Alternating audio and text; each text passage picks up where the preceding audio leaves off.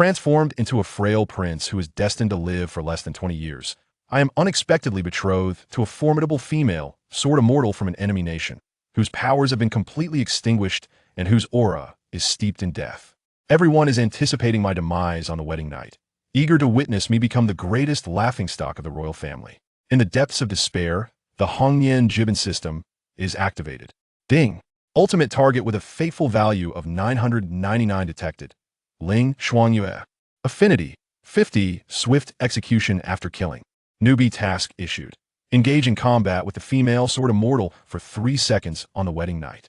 Task reward. Purify the marrow, reshaping the frail body. Unlock exclusive aura. As she grows stronger, so do you. All cultivation will be infused in proportion. Gazing at her icy killing intent, I steel my heart and boldly approached. Fairy, your makeup is askew. Let me assist you. Ding. Task completed. Affinity. 5049. A hint of curiosity generated. Reward successfully granted. Congratulations, host. You have shed your frail physique. When she sensed the miraculous restoration of her powers within, this aloof female, sword immortal, was utterly bewildered. Subsequently, the saintess of the Holy Land, the enchanting demoness of the demonic sect, and the cold imperial empress all sought her out. The saintess implored, Your Highness, please conquer me and help me sever my inner demons. I am willing to offer the entirety of the Holy Land. The demoness said, Little prince, if you would only embrace me, you may take the position of the lord of the demonic sect. The empress declared, Join my harem, and this vast land shall be shared with you. Gu Changsheng lamented, Do not involve me. I am but a useless individual seeking to survive through this system. Chapter 1. The Wedding Night Survival Chronicle. In the dying dynasty, the imperial city, Changsheng Garden. Its name is elegant, yet the place is worse than the cold palace. Gu Changsheng sat on the icy edge of the bed, unable to suppress a couple of coughs, a dull pain radiating from his chest. He had awakened to his memories 3 days prior. In this life, he is the most inconspicuous 7th Prince of Dying, known as Prince Ankang. This noble title is a cruel irony, for he has been declared by the imperial physician to be a frail being destined to live no longer than 20 years, viewed as an ill omen by the emperor. And tonight is supposed to be his joyous occasion. Ah, third brother, you truly are my dear brother. Gu Changsheng mused, his gaze fixed on the figure seated upon the wedding bed. Clad in a red bridal gown, her countenance appeared even colder. Ling Shuangyue. This name is akin to a death sentence to the ears of the dying border army. She is not only a once-in-a-millennium swordsmanship prodigy of the Xia sword sect, but also rumored to be the most beautiful woman of Xia. Regrettably, the soldiers of dying remember not her beauty, but her sword. A sword as cold as frost across 14 provinces. This title was not concocted by literary men, but rather born from the blood and tears of the dying border army. 14 years ago, she wielded her sword alone outside Yinmen Pass, slaying a formidable master of dying. It is said that in that battle, the sword Qi froze the land for 10 miles, exterminating all living beings. Such a woman, who should dwell among the clouds, now finds herself on his wedding bed. From the favored daughter of Xia, she has been reduced to a captive of Beiyin, ultimately treated as mere spoils of war and handed over to dying. Then his ambitious third brother, Prince Gu Changfeng, seized the opportunity. He proposed to their father, who had long secluded himself and could think of nothing but the path to immortality, to bestow this poisoned and deadly sword immortal upon him, a fellow frail being destined for a short life. A brilliant scheme indeed. This not only allows for the humiliation of a former totem of the enemy nation, but also conveniently removes him, the bothersome brother. Their father, perpetually in seclusion, could not entertain any notion of consent. It was merely a matter of his third brother's word. Dubbed a marriage, it was in truth a death sentence.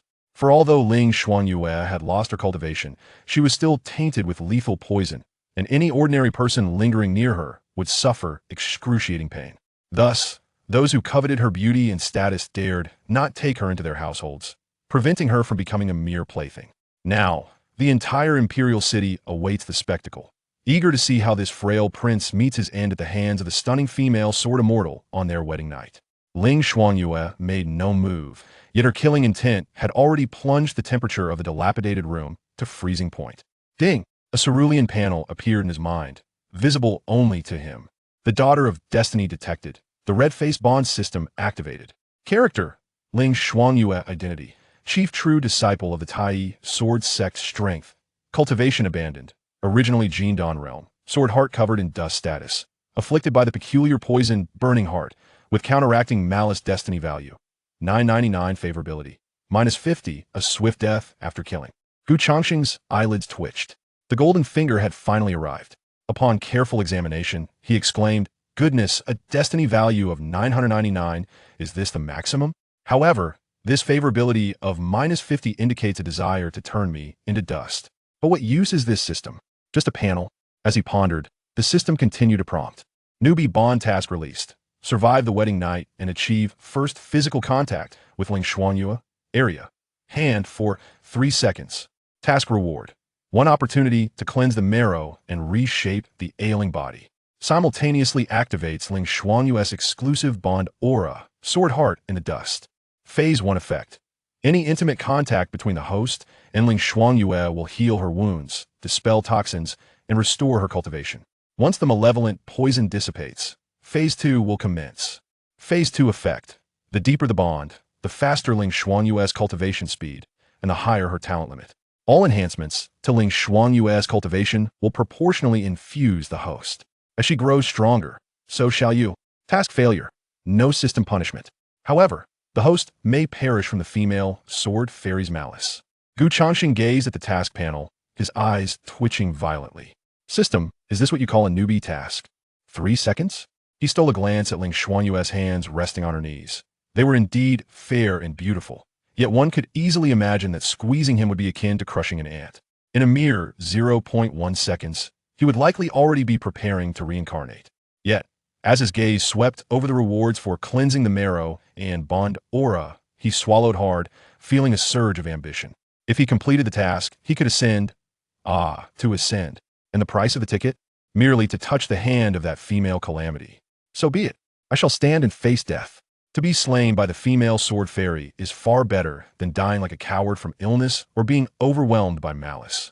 Should I succeed, it would be a tremendous gain.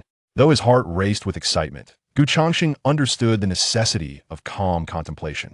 Having traversed to live a second life, I possess life experience. Gu Changsheng encouraged himself. He recognized that conventional methods would not suffice against such a proud and aloof woman, who found herself at the nadir of her existence. If you reason with her, she would deem you tiresome. If you spoke of emotions, she would regard you as laughable. One must utilize magic to conquer magic. Cough, cough. Gu Changsheng burst into a fit of violent coughing, covering his mouth, hunched over as if on the verge of expiring. This was no pretense. This body was indeed in such disrepair.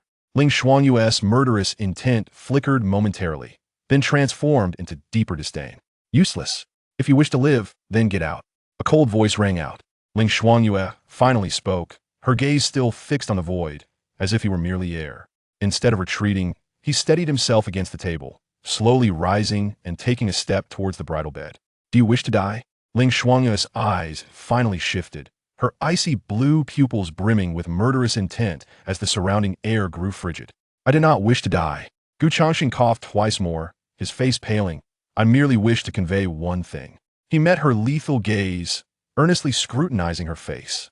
The palace maids had applied their art poorly. Yet, the common cosmetics could not conceal her breathtaking beauty. Her brows resembled distant mountains, her eyes like cold stars, her nose straight, and her lips full. Each feature seemed to be the meticulous handiwork of the heavens. Fairy, your makeup appears slightly asymmetrical. Ling Xuanyue's brow twitched imperceptibly. What is he saying? Makeup? As a sword fairy, had she ever adorned herself? This was merely the clumsy application of palace maids. Gu Changsheng seemed oblivious to her confusion and malice, rising slowly and leisurely approaching her. With each step, he felt the malevolent aura clawing at him like knives, causing agony within. Yet his expression remained calm, even tinged with a hint of regret. Look, the peak of your left eyebrow is slightly higher than the right, and your lip color has strayed beyond your lips. TSK. Such a waste, truly a waste. He spoke while shaking his head, resembling a critical observer. Ling Xuanyue was taken aback. She did not expect him to critique her makeup. This sickly prince, is he mentally unwell? While she was momentarily stunned, Gu Changsheng had reached the edge of the bed, a mere step away from her. The intense malice nearly suffocated him. The immediate death, warning on the system panel blaring bright red. Fairy, do not move. Gu Changsheng suddenly extended his hand, his voice soft. I have obsessive-compulsive disorder. I cannot abide asymmetry. Please bear with me while I make adjustments. His movements were slow, so slow that Ling Xuanyue had countless ways to dispatch him in an instant. Yet she remained still, utterly confounded by Gu Changsheng's bizarre actions. A man on the brink of death, facing one who wished to slay him, concerned not for his life, but for her brow and lips. In her moment of distraction, Gu Changsheng's hand gently rested on her left hand, which lay upon her knee. Her skin was cool to the touch, delicate and smooth, soft, as if lacking bone. Ding! Contact with target character established. Bond countdown begins. 3. Ling Xuanyue shuddered as if stung by a scorpion. Humiliation and fury surged within her. She swiftly raised her gaze, her icy blue eyes ablaze with murderous intent. This lecher. 2. Gu Changsheng's heart raced to the brink of bursting. He could feel Ling Xuanyue's fingers tightening. In the next moment, even if her true energy were depleted, her physical strength alone could crush his bones. Do not move. Gu Changsheng shouted, his other hand darting out like lightning, his index finger pointing toward Ling Xuanyue's brow. Of course, it was a feigned gesture, a mere inch away. Look, when you exert force, your brow furrows, becoming even more asymmetrical. He displayed a face of deep concern. The accumulated malice from Ling Xuanyue instantly faltered. 1 ding. Newbie bond task completed. Reward granted. 1 opportunity to cleanse the marrow. Sword heart in the dust aura activated. It worked. Gu Changsheng felt an ecstatic rush, nearly crying out in triumph. Without hesitation, he released her hand and retreated 3 steps, creating a safe distance. Then, he beamed at Ling Xuanyue, a radiant smile gracing his face. All right, now it's more symmetrical. Ling Xuanyue was ready to retaliate against Gu Changsheng. Suddenly, he rolled his eyes, his body going limp as he fell to the ground with a muffled thud. When faced with uncertainty, he chose to feign death. The bridal chamber descended into an eerie silence. Ling Xuanyue looked down at her left hand, which had been touched, then raised her gaze to the unconscious Gu Changsheng sprawled on the floor. She was filled with confusion. This man, exerting so much effort and risking his life, merely to touch her hand and utter a nonsensical remark? What was his intention? Meanwhile, Gu Changsheng, eyes closed, was perusing the system page. Current favorability, -45, extremely disliked. Yet a spark of curiosity has emerged. Excellent. Gu Changsheng thought with satisfaction. From -50 to -45, though it was merely 5 points, this was a qualitative leap. This life-saving venture had finally made a promising start. Chapter 2. Experimenting with little hands. As the night deepened, Gu Changsheng lay unconscious on the cold floor for nearly half an hour. Suddenly, a question struck him. System, come forth. Hurry. What commands do you have for the host? Explain that sword heart and dustlight halo to me. Are you indicating that I am now merely a walking power bank, specifically for charging Ling Xuanyue? This interpretation is accurate. The halo will continuously provide the binding target, Ling Xuanyue, with the effects of dispelling malevolent toxins, repairing meridians, and stabilizing the sword heart. Gu Changsheng felt a jolt of concern. Wait, this halo? A vivid image flashed in his mind. If he were to encounter another demonic enchantress in the future, would it activate a similar halo for her? Where could one find such a premium humanoid elixir? Sisters, bind him back to the sacred ground and drain him dry. He shivered at the thought. Would he not be carted off to the demon's sex sanctuary, subjected to the relentless siphoning of energy by a queue of enchantresses? Realizing this, Gu Changsheng shuddered. System, you had better tell me this thing can be turned off. Otherwise, I would rather leap from this tranquil courtyard to my demise than grant those demonesses any advantage. The halo can be activated or deactivated at the host's will. Upon hearing this, Gu Changsheng's heart, which had been lodged in his throat, finally settled. Thank goodness. He exhaled deeply, and his mind began to whirl with possibilities. So, I can bring pleasure to whomever I choose, and if I decide against it, I can simply turn it off? Indeed, host. However, please be advised that deactivating the halo may result in a decrease in the target's favorability. Understood. With this newfound clarity, Gu Changsheng continued to feign unconsciousness. Ling Xuanyue's icy gaze, akin to a searchlight, remained fixed upon him, sending chills down his spine. He could sense her scrutinizing eyes scanning him repeatedly, as if attempting to see through him entirely. Does she suspect I am merely pretending? Gu Changsheng mused. It shouldn't be the case. To her, he likely seemed like a madman. After a while, her probing gaze finally shifted away. Gu Changsheng cautiously opened a slit of his eyes. He observed Ling Xuanyue seated cross-legged on the bed, eyes closed in meditation. Though her cultivation had been crippled, the habits of a powerful being remained. It's about time. Changsheng attempted to spring up like a carp, but failed. He had forgotten that he was still in a weakened state. This effort nearly caused him to lose his breath. Grimacing, he slowly clambered to his feet, pretending to just awaken, and staggered toward the screen in the corner of the room. The system's prompt echoed in his mind once more. System notification. The destined daughter is present. To maintain the host's image, the process of cleansing and refining will be completed painlessly and seamlessly, with effects directly stacking. How considerate. Changsheng chuckled, appreciating the system's thoughtfulness. As he activated it, a gentle warmth surged throughout his entire being, akin to a life-giving spring flowing into a parched riverbed. The previously obstructed meridians were instantaneously cleared by a soft yet forceful energy, and his body, long tormented by illness and resembling rotting wood, rejuvenated within mere moments. He clenched his fists, feeling the solid strength coursing through his muscles. This sensation, he glanced at his hands, noticing the once prominent blue veins had faded significantly, replaced by a fair and robust complexion. While he was still far from being a formidable figure, the sense of frailty that had kept him teetering on the brink of death had utterly vanished. The visage he had possessed during his sickly days had been commendable, yet he could not fathom the extent of his current allure. Perhaps only the avid readers from his past life could truly compare. Suppressing his excitement, he hastily washed his face in a nearby basin, adjusted his attire, and stepped out from behind the screen. As he emerged, Ling Shuangyue's eyes shot open, her gaze locking onto him with piercing intensity. This time, alongside confusion, there was a glimmer of suspicion. It was still him, still that face. No, what had once been a handsome visage had transformed into an even more captivating countenance. If the previous Changsheng had been a flickering candle on the verge of extinguishment, the current flame, although still faint, had steadied, no longer wavering. The ominous aura that had clung to him dissipated entirely. "What have you done?" she inquired, bewildered. "Me?" Changsheng replied innocently, spreading his hands as if to say, "What could I possibly do? I just got up from the ground, feeling frigid to the bone, and was merely seeking a cup of hot tea." As he spoke, he made his way to the table, picked up the icy copper kettle, poured himself a cup of equally cold tea, and downed it in one swift motion.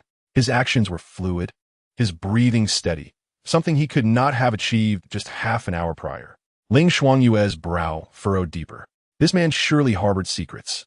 Changsheng shifted the conversation, revealing his intentions. "Earlier, I touched your hand. Now, pay close attention. The malevolent energy that has incessantly tormented you. Has it perhaps eased, even if just a fraction?" Ling Shuangyue instinctively turned her focus inward. She had grown somewhat numb to the agonizing pain that felt like a persistent curse. Yet, Changsheng's reminder jolted her, and she was astounded to realize that the sinister energy perpetually eroding her spirit had indeed diminished, though merely a trivial reduction. Akin to a single drop missing from an ocean, for someone of her caliber, such subtle changes were impossible to overlook. Was it an illusion? No, it was genuine. She abruptly lifted her gaze, fixating intently on Changsheng, her eyes brimming with tempestuous curiosity. "Did you cause this?" "It's a matter of perspective," he replied enigmatically. "One could say yes, but equally, one could say no." Changsheng smiled enigmatically and commenced his core rhetoric. "I possess a unique ability to heal ailments, and you, Ling Shuangyue, are the most afflicted individual I have encountered thus far. We can strike a bargain." He extended a single finger. "I shall assist you in suppressing the toxins, mending your sword body, and restoring you to your former glory. In return," he indicated himself, "you will ensure my survival, allowing me to live peacefully within this cannibalistic palace. What say you?" Ling Shuangyue's heart surged with tumultuous waves. The phrase "return to glory" held an irresistible allure for her. After her incapacitation, she had been reduced to a mere prisoner, enduring humiliation, with her singular desire being revenge. Yet, how could a broken individual seek vengeance? Now an opportunity, seemingly absurd, lay before her. "Why should I trust you?" she rasped. "Do not believe." "We could conduct an experiment," Changsheng replied, observing the tempest of emotions swirling in her eyes. His smile unwavering. "An experiment? How would that unfold?" Ling Shuangyue's voice was laced with caution. Changsheng's smile deepened. "The experiment is quite simple." He took 2 steps towards the bedside, halting 3 feet away from Ling Shuangyue. "You need only grasp my hand." Upon hearing this, The murderous intent in Ling Xuanyue's eyes reignited. Are you seeking death? Ah, you see you're growing anxious. Gu Changsheng shook his head. The esteemed chief disciple of the Tai sword sect possesses such little courage?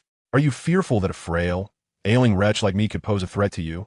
Or are you apprehensive that I might truly heal you?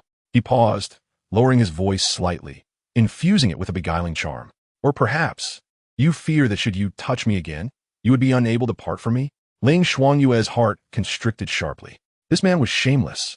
She bit her lip fiercely, her teeth nearly breaking through her pallid skin. Dignity and hope waged a fierce battle within her mind. The temptation of returning to glory blazed like a fire, searing her already frozen heart. Revenge. She yearned for vengeance. Chapter 3. The dominant female, sword immortal? Gu Changsheng made no effort to rush her, leisurely observing her predicament. Internally, he chuckled to himself. Yes, this is the expression. Struggle, be conflicted. Once you experience the sensation of rising from hell to the mortal realm, you will comprehend the meaning of being unable to resist. The system is a veritable top-tier CPU artifact. No, this is mutual pursuit. Time passed languidly. Ultimately, Ling Xuanyue slowly closed her eyes, and when she reopened them, all emotion had dissipated, leaving only tranquility. She extended her right hand. Her fingers were long, and her skin was so pale it seemed almost translucent, devoid of any blemish. These hands were destined to wield a sword.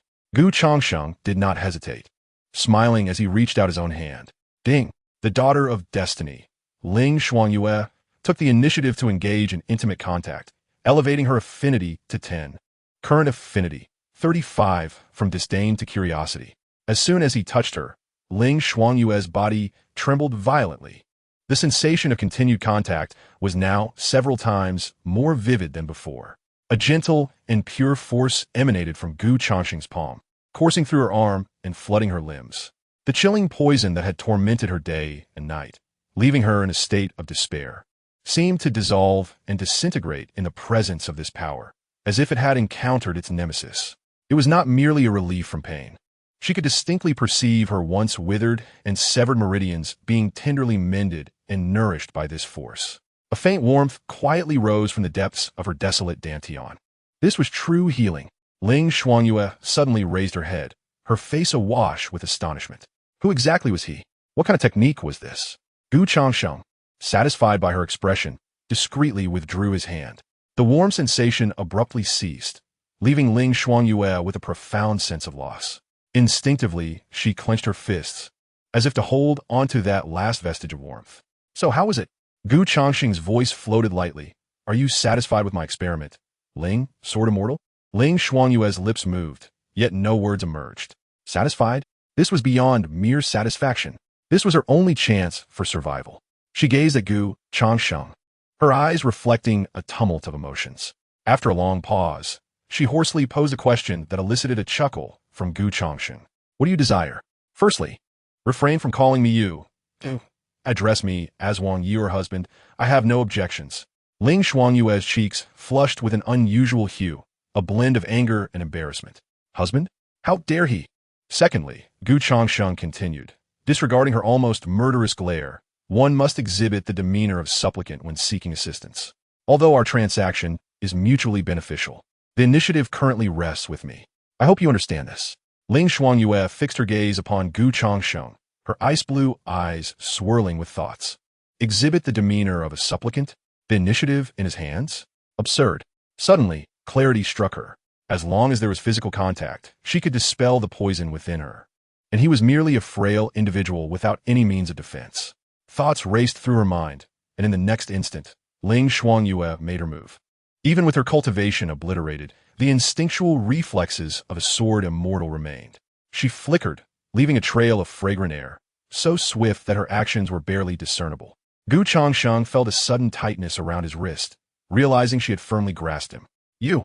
Gu Changsheng's face displayed a perfectly measured panic, reminiscent of a chick ensnared by an eagle. Amused, Gu Changsheng thought to himself, such swift reactions are befitting of the fated daughter, yet alas, she is confronted with a dimensional strike. Ling Xuanyue paid no heed to his cries. She merely closed her eyes, savoring the moment. Indeed, that gentle and pure power surged in her body once more. Moreover, as it was initiated by her own volition, the force seemed to swell even more fiercely.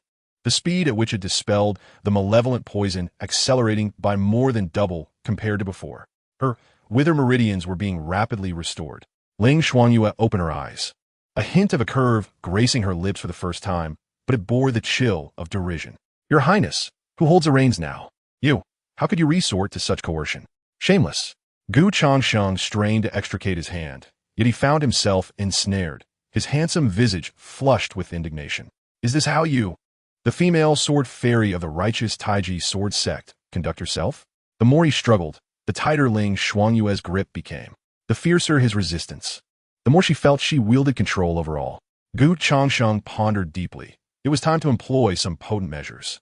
Oof. In a fit of exasperation, he lowered his voice and uttered words devoid of discretion. Consider yourself fortunate, for you remain unaware that the more contact there is, the greater the effect. Otherwise, as the words hung in the air, he abruptly covered his mouth with his other hand, a flash of regret flickering in his eyes. The atmosphere grew palpably still. Ling Xuanyue's grip on his hand stiffened. The more contact, the better the outcome. Her gaze gradually shifted from Gu Changsheng's panicked face to his thin garments and frail form. So that was it. She began to comprehend everything. In the face of the temptation to reclaim her former glory, dignity and pride were rendered worthless. She sought vengeance. Without a trace of hesitation, Ling Xuanyue lunged forward, encircling the still-struggling Gu Changsheng entirely in her embrace. He was yanked forward with a forceful pull, his cheek colliding with a softness. Yet, this woman's form was not merely tender. Where her chest pressed against him, there resided astonishing resilience and rhythm, while the arms encircling his waist emanated an irresistible strength. A cold fragrance enveloped him, not the usual floral scent of a woman, but akin to a solitary plum blossom atop a snow-capped peak, crisp and imbued with an icy aloofness. What are you doing? Let me go. I have been steeped in the teachings of sages since childhood and shall not engage in such acts. Do you not understand the propriety of male-female relations? Gu Changsheng's exclamations rang in Ling Xuanyue's ears, his voice seemingly brimming with indignation, as though he were a virtuous maiden beset upon. Yet in his heart, he mused that this icy sword fairy was rather soft to embrace. As he continued to shout, his body writhed even more vigorously. Ling Xuanyue could hardly afford to dwell on such thoughts. The moment Gu Changsheng's entire being pressed against her, her body quivered violently. If the earlier sensations were akin to a stream, now it felt as if a river had burst its banks. She could even hear the chilling malice within her body. The subtle sounds emitted as this force scorched and evaporated. The ruptured meridians were being forcibly connected and broadened. The silent Dantian, akin to a dormant volcano that had slumbered for millennia, showed its first signs of eruption. This sensation, this feeling of power surging anew within her, made her tremble all over. She was not dreaming. She truly had hope, the hope of returning to her peak, or even surpassing it.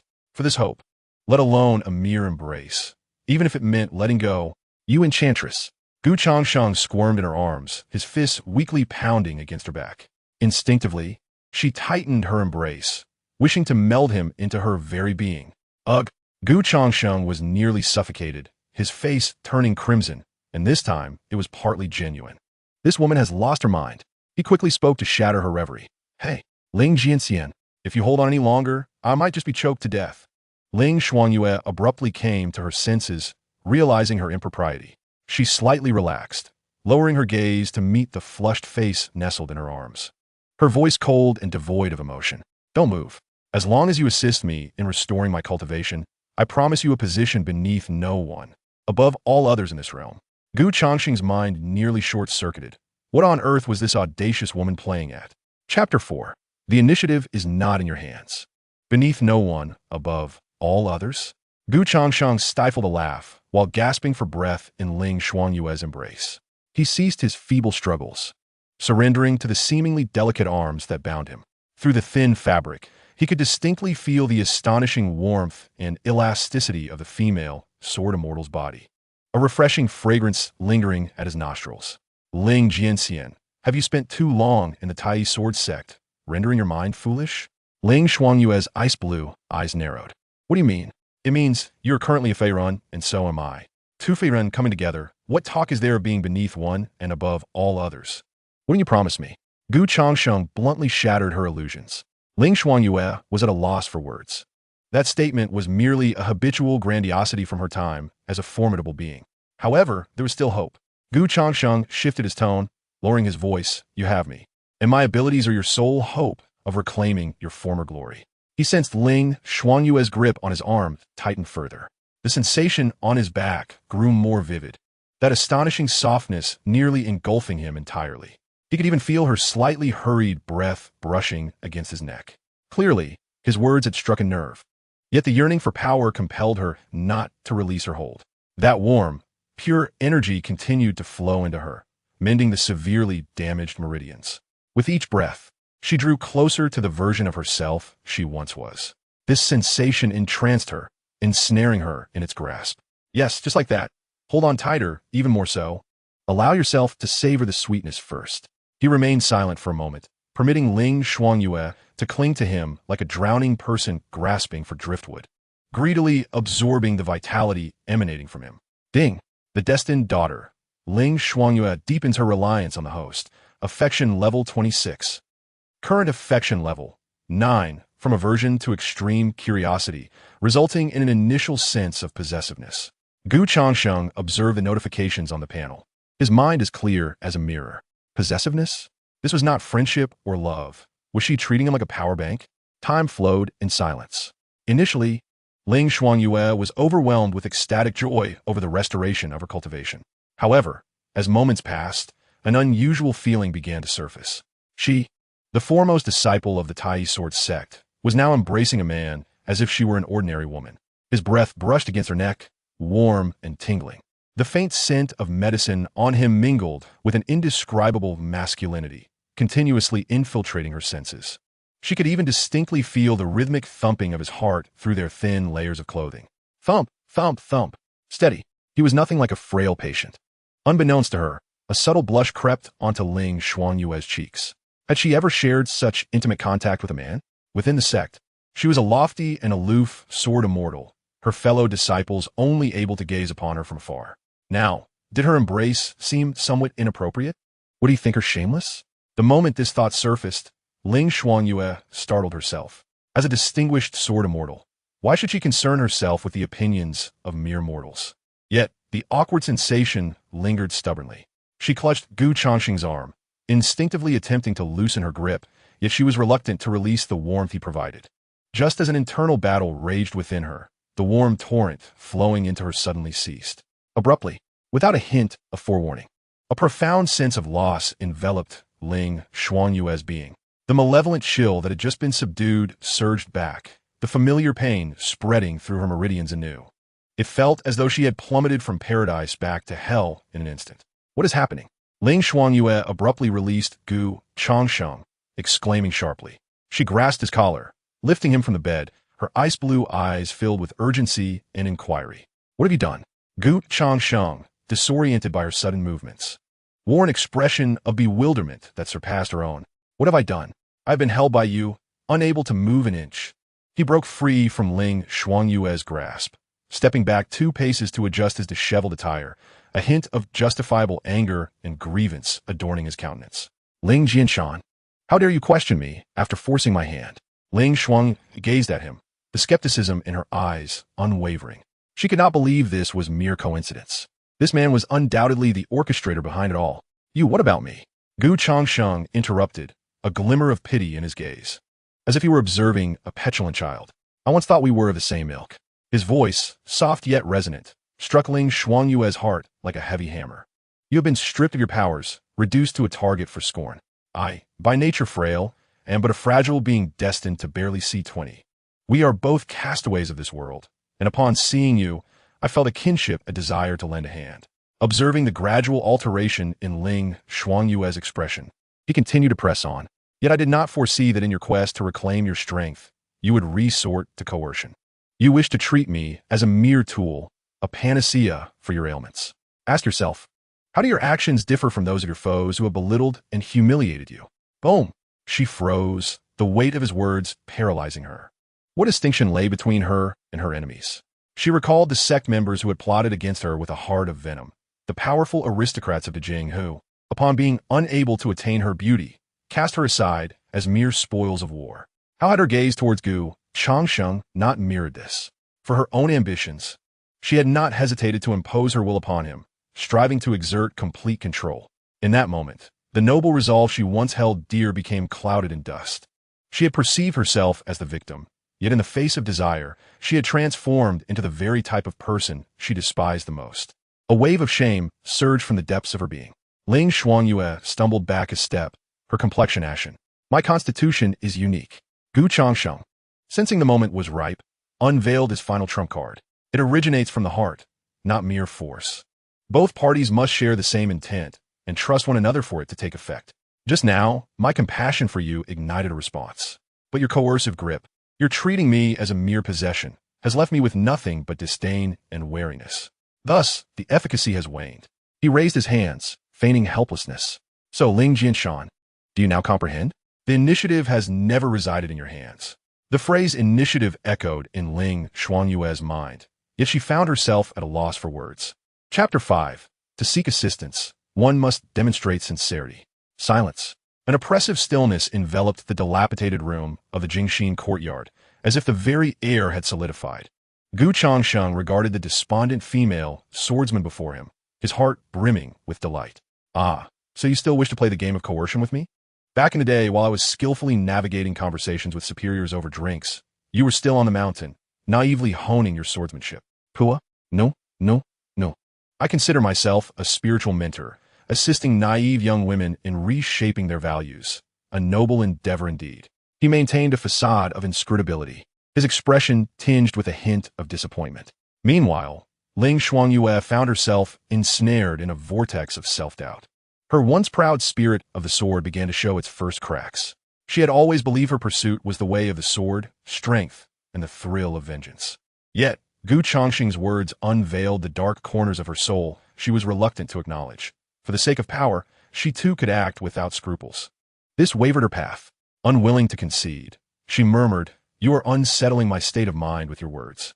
She struggled to reclaim her rhythm, adding, "You merely wish for me to yield to you, to seize the initiative." Indeed, Changsheng admitted candidly, effectively silencing the elaborate retort Ling Xuanyue had prepared. She found herself momentarily choked, caught in a limbo. How could he deviate from the expected script? Was he supposed to defend himself, or ascend to a moral high ground to condemn her? "Of course, I wish to seize the initiative," he said, moving to the table to pour himself a cup of cool tea, savoring a sip. "What else? Shall I wait to be drained and then cast aside?" Ling Jianxian, though my body may be frail, my mind remains sharp. He regarded her with calm eyes. Our arrangement was equitable from the outset. I provide the medicine. You provide the effort.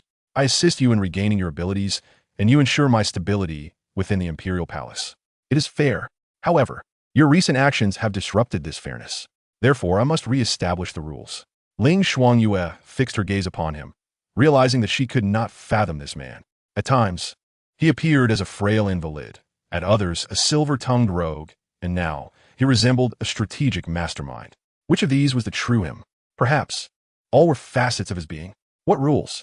Eventually, she was the one to break the silence. The words, once spoken, indicated her tacit acceptance of her prior failures and the new terms proposed by Changsheng. In her quest to reclaim her zenith, she found herself compelled to bow her head. Quite simple. Changsheng set down his cup and extended 2 fingers. "First, from this moment forth, our relationship is one of collaboration. We are allies. Without my consent, you shall not impose any form of coercive physical contact upon me. Otherwise, our cooperation shall cease." Ling Xuanyue bit her lip, remaining silent in acquiescence. "Second," he continued, a slight smile gracing his lips, "when seeking my assistance, one must adopt a demeanor befitting a supplicant. Should you wish for treatment in the future, approach me with respect. Your pleasant demeanor will influence my mood and, consequently, the efficacy of the medicine. Should you present yourself, as you did earlier, wearing a countenance of despair, my mood might falter and the medicine's effect may become erratic." "You." Ling Xuanyue's chest heaved with indignation. "What kind of ridiculous rules are these? Is this not merely an invitation for me to plead with you?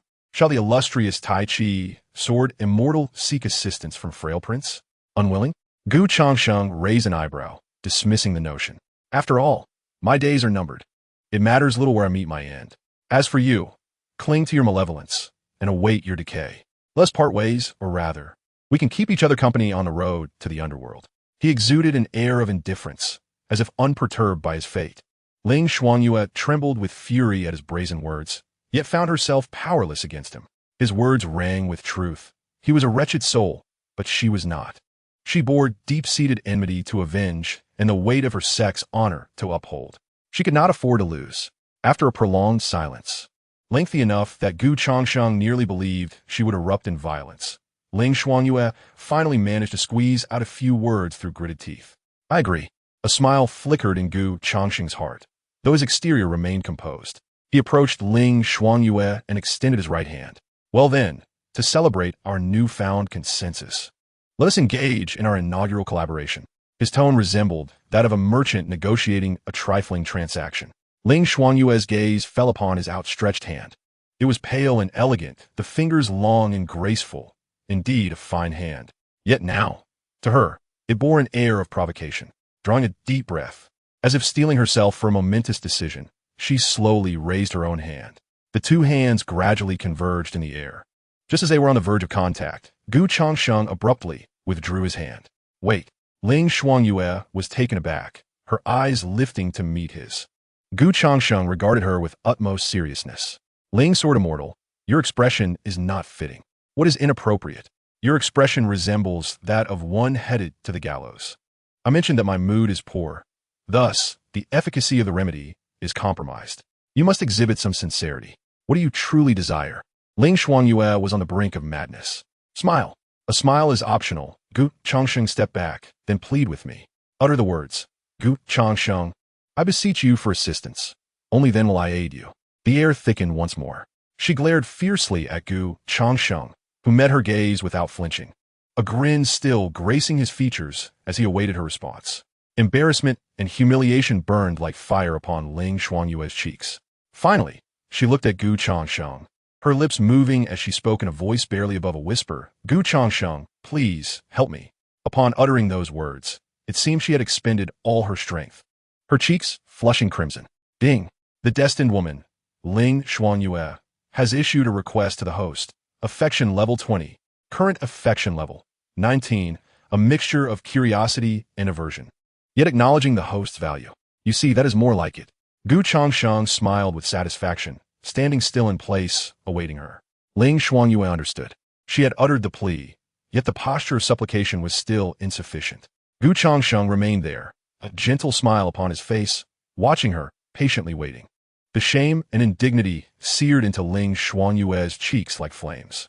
She inhaled deeply, as if resolutely committing to a decision, and slowly raised her right hand. The hand lingered momentarily in the air before ultimately reaching out towards Gu Changsheng. He remained silent, extending his own hand to gently grasp her icy fingertips.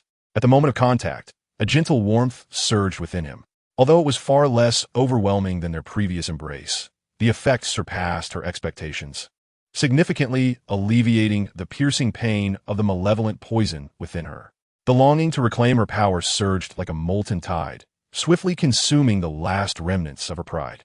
She did not release his hand. Rather, she tightened her grip on Gu Changsheng's hand and leaned closer. Under his astonished gaze, she extended her other arm, wrapping it around his back with an unusual steadiness, gently pulling him into her embrace. A pure, warm current rushed into her limbs. Ling Xuanyue's body trembled violently. She could distinctly feel the stubborn poison being rapidly purified, her withered meridians nourished by an unprecedented strength.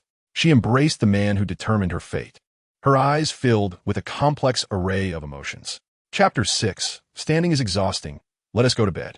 After standing and embracing for 10 minutes, Gu Changsheng began to feel something was amiss. His legs were utterly fatigued. His constitution had always been weak, and while the recent treatment had remedied an old ailment, it had not transformed him into a superhuman. Standing there like a wooden post, he relied solely on sheer willpower to endure. Yet, Ling Xuanyue seemed to have become addicted to the embrace. With her eyes closed and her brow unfurling, a hint of intoxication graced her otherwise frigid countenance.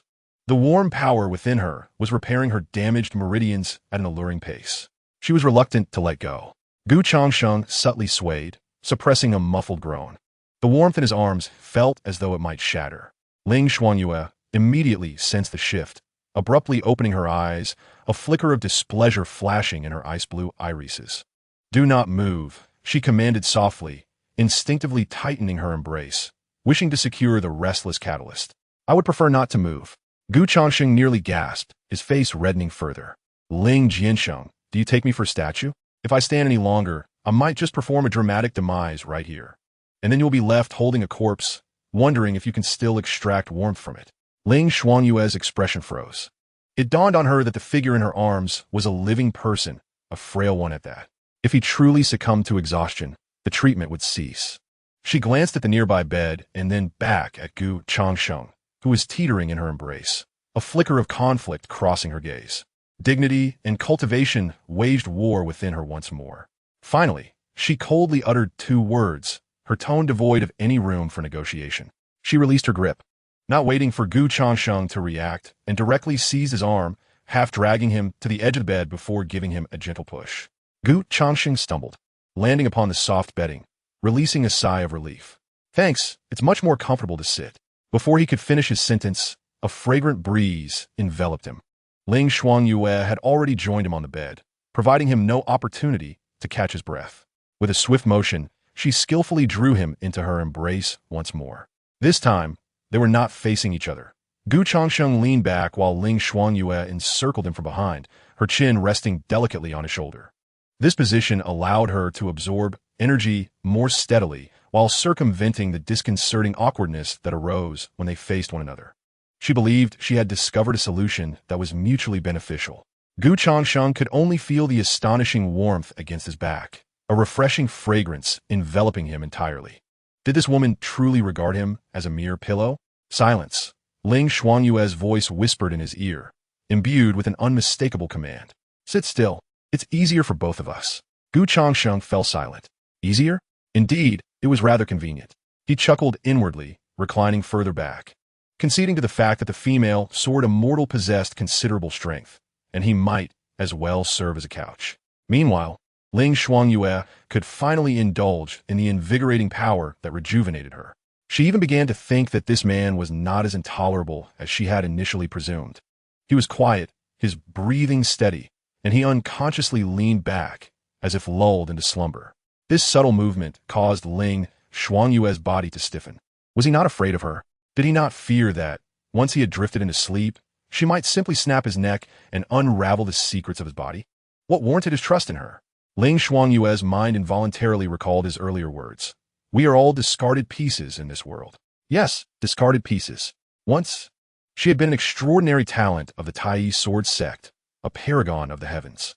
Yet, in a single moment of treachery, her cultivation was shattered, and she was relegated to a captive, treated as spoils of war to be discarded at will. It was a fall from grace into the mire. And what of him? Gu Changsheng. She had gleaned some rumors about his circumstances. From birth, he had existed in the depths of despair. Physically frail, condemned to a life not exceeding 20 years. He was regarded as an ill omen by his own father and a source of amusement and ridicule by his brothers, while she had once basked in glory and reverence. What had he? He possessed nothing but unmasked malice and a body that seemed on the verge of collapse. She had brought disaster upon herself due to her pride, whereas he lacked even the privilege of pride. All he sought was to survive within this predatory palace. Nothing more. Upon this realization, Ling Xuanyue gently embraced his arm, infusing the moment with a touch of tenderness. The person nestled within her grasp was neither a mere tool nor a potent remedy. He was a fellow soul, grappling with despair, perhaps even suffering more acutely than herself, struggling for survival in dire circumstances. Their fates were now intertwined. She suddenly perceived the naivety of her prior assertive demeanor and her attempts to exert control. While she yearned to dominate him, he had consistently sought only an equitable exchange. Even after she had coerced him, he remained willing to tend to her wounds. Throughout their ordeal, he had maintained his principles, while she had been the one to reap the benefits. An indistinct emotion quietly unfurled a fissure in the icy heart of Ling Xuanyue. Perhaps the ally he spoke of was their sole path forward. She lowered her gaze, observing Gu Changsheng's profile resting against her shoulder. It must be said that Gu Changsheng was indeed the most exquisite individual she had ever encountered.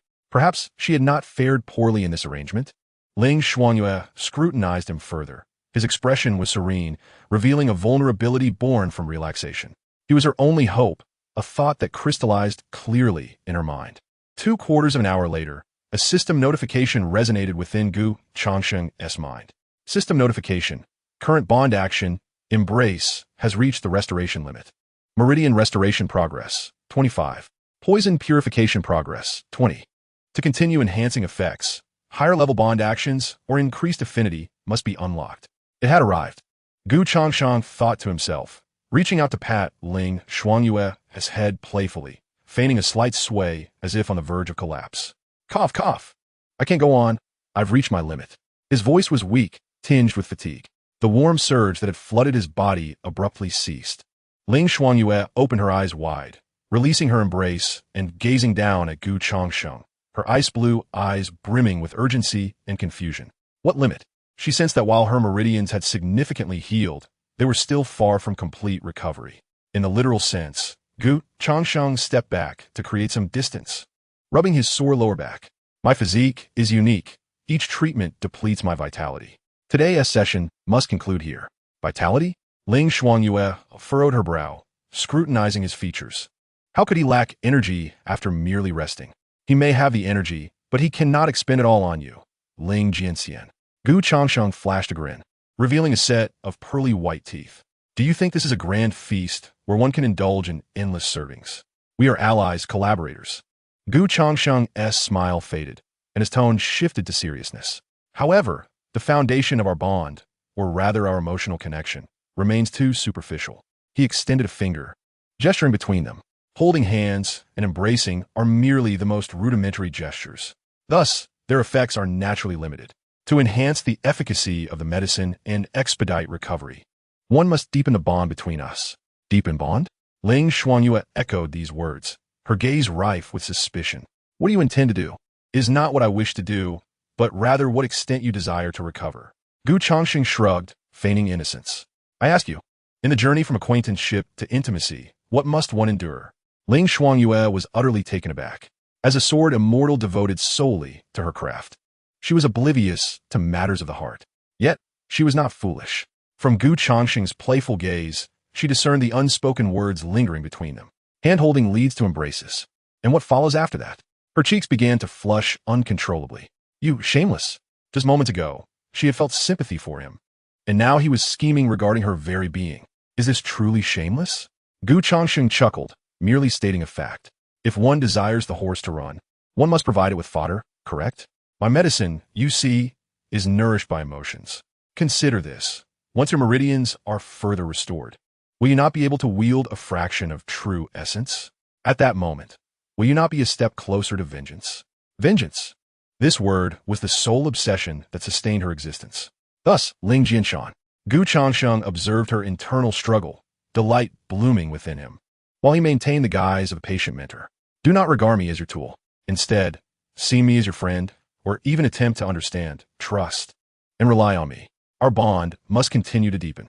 If you can offer your sincerity, Gu Changsheng gazed at her, his voice laced with temptation. Believe it or not, even holding hands could dissipate a significant portion of the poison within you. With that, he yawned and sauntered toward the small couch in the corner, leaving Ling Xuanyue with a captivating silhouette. I am weary and shall rest. Take your time to ponder. Ling Xuanyue stood rooted, gazing at her hand, then at Gu Changsheng's retreating figure, her ice-blue eyes swirling with tumult. This man had painted a grander vision for her, and it seemed she was indeed somewhat famished. The night passed in silence. Though it was the night of newlywed celebrations, the two occupied opposite ends of the room, distinctly separated. Ling Xuanyue sat cross-legged on the bed, meditating throughout the night. Meanwhile, Gu Changsheng lay peacefully on a small couch behind the screen. For him, survival was a victory. Chapter 7. The Provocation of Lackeys. At dawn, just as the first light broke, the dilapidated gate of Changsheng courtyard was forcefully kicked open. A shrill voice followed, dripping with unabashed malice. Oh, Seventh Prince, you're still alive? Gu Changsheng was jolted awake, frowning. Before he could rise, Ling Xuanyue had already opened her eyes, a glimmer of icy menace flashing in her blue gaze. A eunuch clad in the garb of an inner court attendant, with a pallid complexion and devoid of facial hair. entered with a delicate flourish of his fingers and a swaying gait. Two burly guards, their physiques imposing and their expressions menacing, followed closely behind him. This eunuch was none other than Li Gonggong, a sycophant of the third prince, Gu Changfeng, who wielded considerable influence within the palace. Adept at navigating the treacherous waters of courtly politics, ever ready to elevate the favored while disparaging the lowly. Upon entering the chamber, Li Gonggong exaggeratedly fanned his face with his sleeve, exclaiming, "Ah, this Changsheng courtyard is truly suffused with ill fortune. Seventh Prince, I hope your health has not deteriorated in this dismal abode." His triangular eyes scanned the room, ultimately settling with disdain upon Gu Changsheng. When his gaze fell upon Ling Xuanyue, seated regally on the bed, a mocking smile unfurled across his face. Ah, could this be the fabled Tai Chi sword immortal? Indeed, a vision of beauty. Alas, merely a decorative vase now, and a poisonous one at that. The third prince remarked that this is a case of waste matching waste. A match made in heaven. Ha ha ha. His laughter echoed, eliciting raucous chuckles from the guards behind him. Gu Changsheng rose leisurely from the couch, donning his outer garments with a calm demeanor that betrayed no emotion. He was acutely aware that this was merely a hound sent by his brother to gauge the situation, with three objectives in mind. First, to ascertain whether he still drew breath. Second, to humiliate him further, ensuring his status as the royal family's laughingstock spread far and wide. And third, to provoke Ling Xuanyue, the harbinger of misfortune, in hopes that she might succumb to madness and bring about her own demise. The eunuch's early morning ire suggested he had perhaps displeased the third prince the night prior and faced punishment as a result. Gu Changsheng spoke with a nonchalant air, his words abruptly stifling Li Gonggong's laughter. "What nonsense are you spouting?" Li Gonggong's face flushed a deep crimson, his voice rising sharply as he retorted. "I come bearing the third prince's edict to deliver congratulatory gifts to the seventh prince." With a wave of his hand, a guard approached, bearing a wooden box which he placed heavily upon the table. Upon opening the box, instead of gold and jewels, it revealed a collection of paper money, 3 incense sticks, and a small tablet bearing the words for the beloved younger brother, Gu Changsheng. Li Gonggong's voice dripped with sarcasm as he continued, "The third prince, being considerate of your frail constitution, feared you might not withstand the night, and thus had me prepare this complete set of items to spare any confusion when the time comes." Gu Changsheng's gaze hardened as he regarded the tablet. Yet before he could respond, an even colder malevolence, more frigid than the morning air, enveloped the room. It was Ling Xuanyue. She rose slowly from the bed, her crimson wedding gown still unremoved, her hair cascading like a waterfall. She did not glance at the tablet, her calm eyes fixed solely upon Li Gonggong. The eunuch felt a chill in his heart under her unwavering gaze, yet emboldened by the third prince's backing, he mustered his courage to retort, "What is it? The wasteful sword Immortal wishes to practice on me? If you were to stir your energy now, I dare say you would soon find yourself in dire straits." Ling Xuanyue remained silent. She recalled the pact established by Gu Changsheng. As his ally, her duty was to protect him. This was the agreement she had consented to. Despite her current loss of cultivation, she was still Ling Xuanyue. Killing did not necessitate the use of sword energy. Just as Li Gonggong anticipated her to take action and prepared for the guards to subdue her, Ling Xuanyue merely directed her gaze at him and gently flicked her fingers. It was an exceedingly simple motion. Yet, at the moment her fingertip flicked, Li Gonggong suddenly stiffened, his arrogance and mockery frozen on his face. He felt as though an invisible, icy sword tip was pressed against his brow. The piercing intent of murder surged through his mind in an instant, penetrating his very soul. He could almost envision himself being impaled, blood and matter splattering in a gruesome scene. Li Gonggong emitted a sound that resembled a shriek rather than a human cry. His legs weakened, collapsing to the ground. A large stain appeared beneath him. He had been so frightened that he lost control. The two guards turned as pale as death. Although they could not perceive the sword intent as clearly, the overwhelming aura of death that enveloped them caused their legs to tremble, nearly rendering them incapable of holding their weapons. "Incompetent fools." Ling Xuanyue uttered 2 words with indifference, retracting her hand. This is the essence of a sword immortal. Even when a tiger has fallen from its peak, a single roar is sufficient to terrify the timid. "Oh dear, Li Gonggong, what has happened to you?" Gu Changsheng leisurely approached, looking down at the prostrate Li Gonggong with a face full of concern. "My princess has a rather fierce temperament. Look, I didn't even dare to approach her last night. Your unclean words have provoked her. What a predicament this has become. As he spoke, he shook his head and then kicked the wooden box that held the memorial tablet. With a crash, the box and its contents flew out the door, shattering into pieces. Go back and inform third brother. Gu Changsheng's voice, though soft, carried an undeniable authority. I have received his congratulatory gift, and I must say, I'm quite fond of it. Tell him to await my return gift. Now be gone. Li Gonggong scrambled away, the two guards supporting him as they fled the Jingxin garden without looking back. The courtyard returned to its tranquil state. Gu Changsheng turned to Ling Shuangyue, who was gazing at him with a subtle fluctuation in her ice-blue eyes. Weren't you afraid that I would truly kill them and bring you trouble? She inquired. Indeed, I was. Gu Changsheng smiled. Yet I fear even more that you would refrain from acting.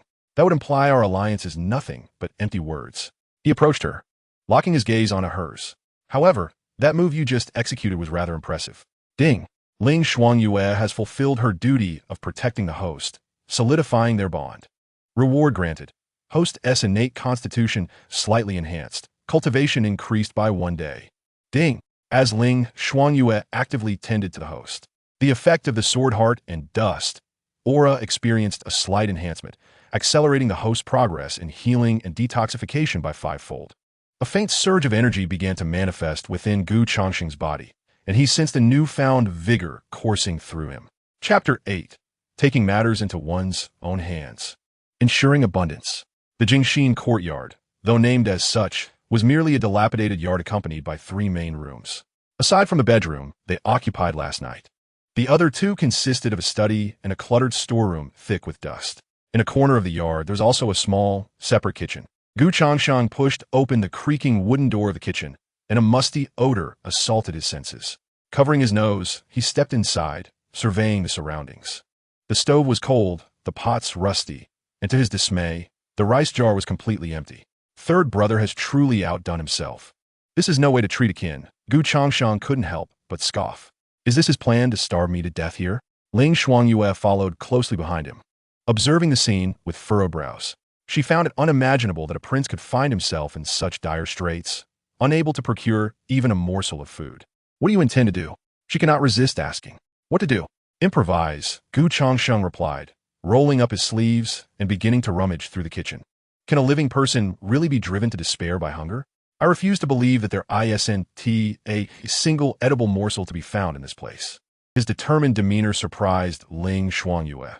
She had expected a pampered prince to either be at a loss or to explode in rage in such circumstances. Before long, Gu Changsheng discovered half a bag of moldy rice in a dusty corner, along with a few shriveled potatoes that resembled stones. Disgusted, he lifted the rice bag to his nose, took a whiff, and promptly discarded it. This is inedible. It could be lethal. Ultimately, his gaze fell upon a small jar of lard sealed with oiled paper and a pinch of salt, the only 2 items in the kitchen that appeared relatively normal. This will do. Gu Changsheng's eyes sparkled with newfound hope as he grabbed the potatoes and exited the kitchen. Ling Shuangyue trailed behind him, watching as he meticulously examined the patch of weeds in the corner of the yard.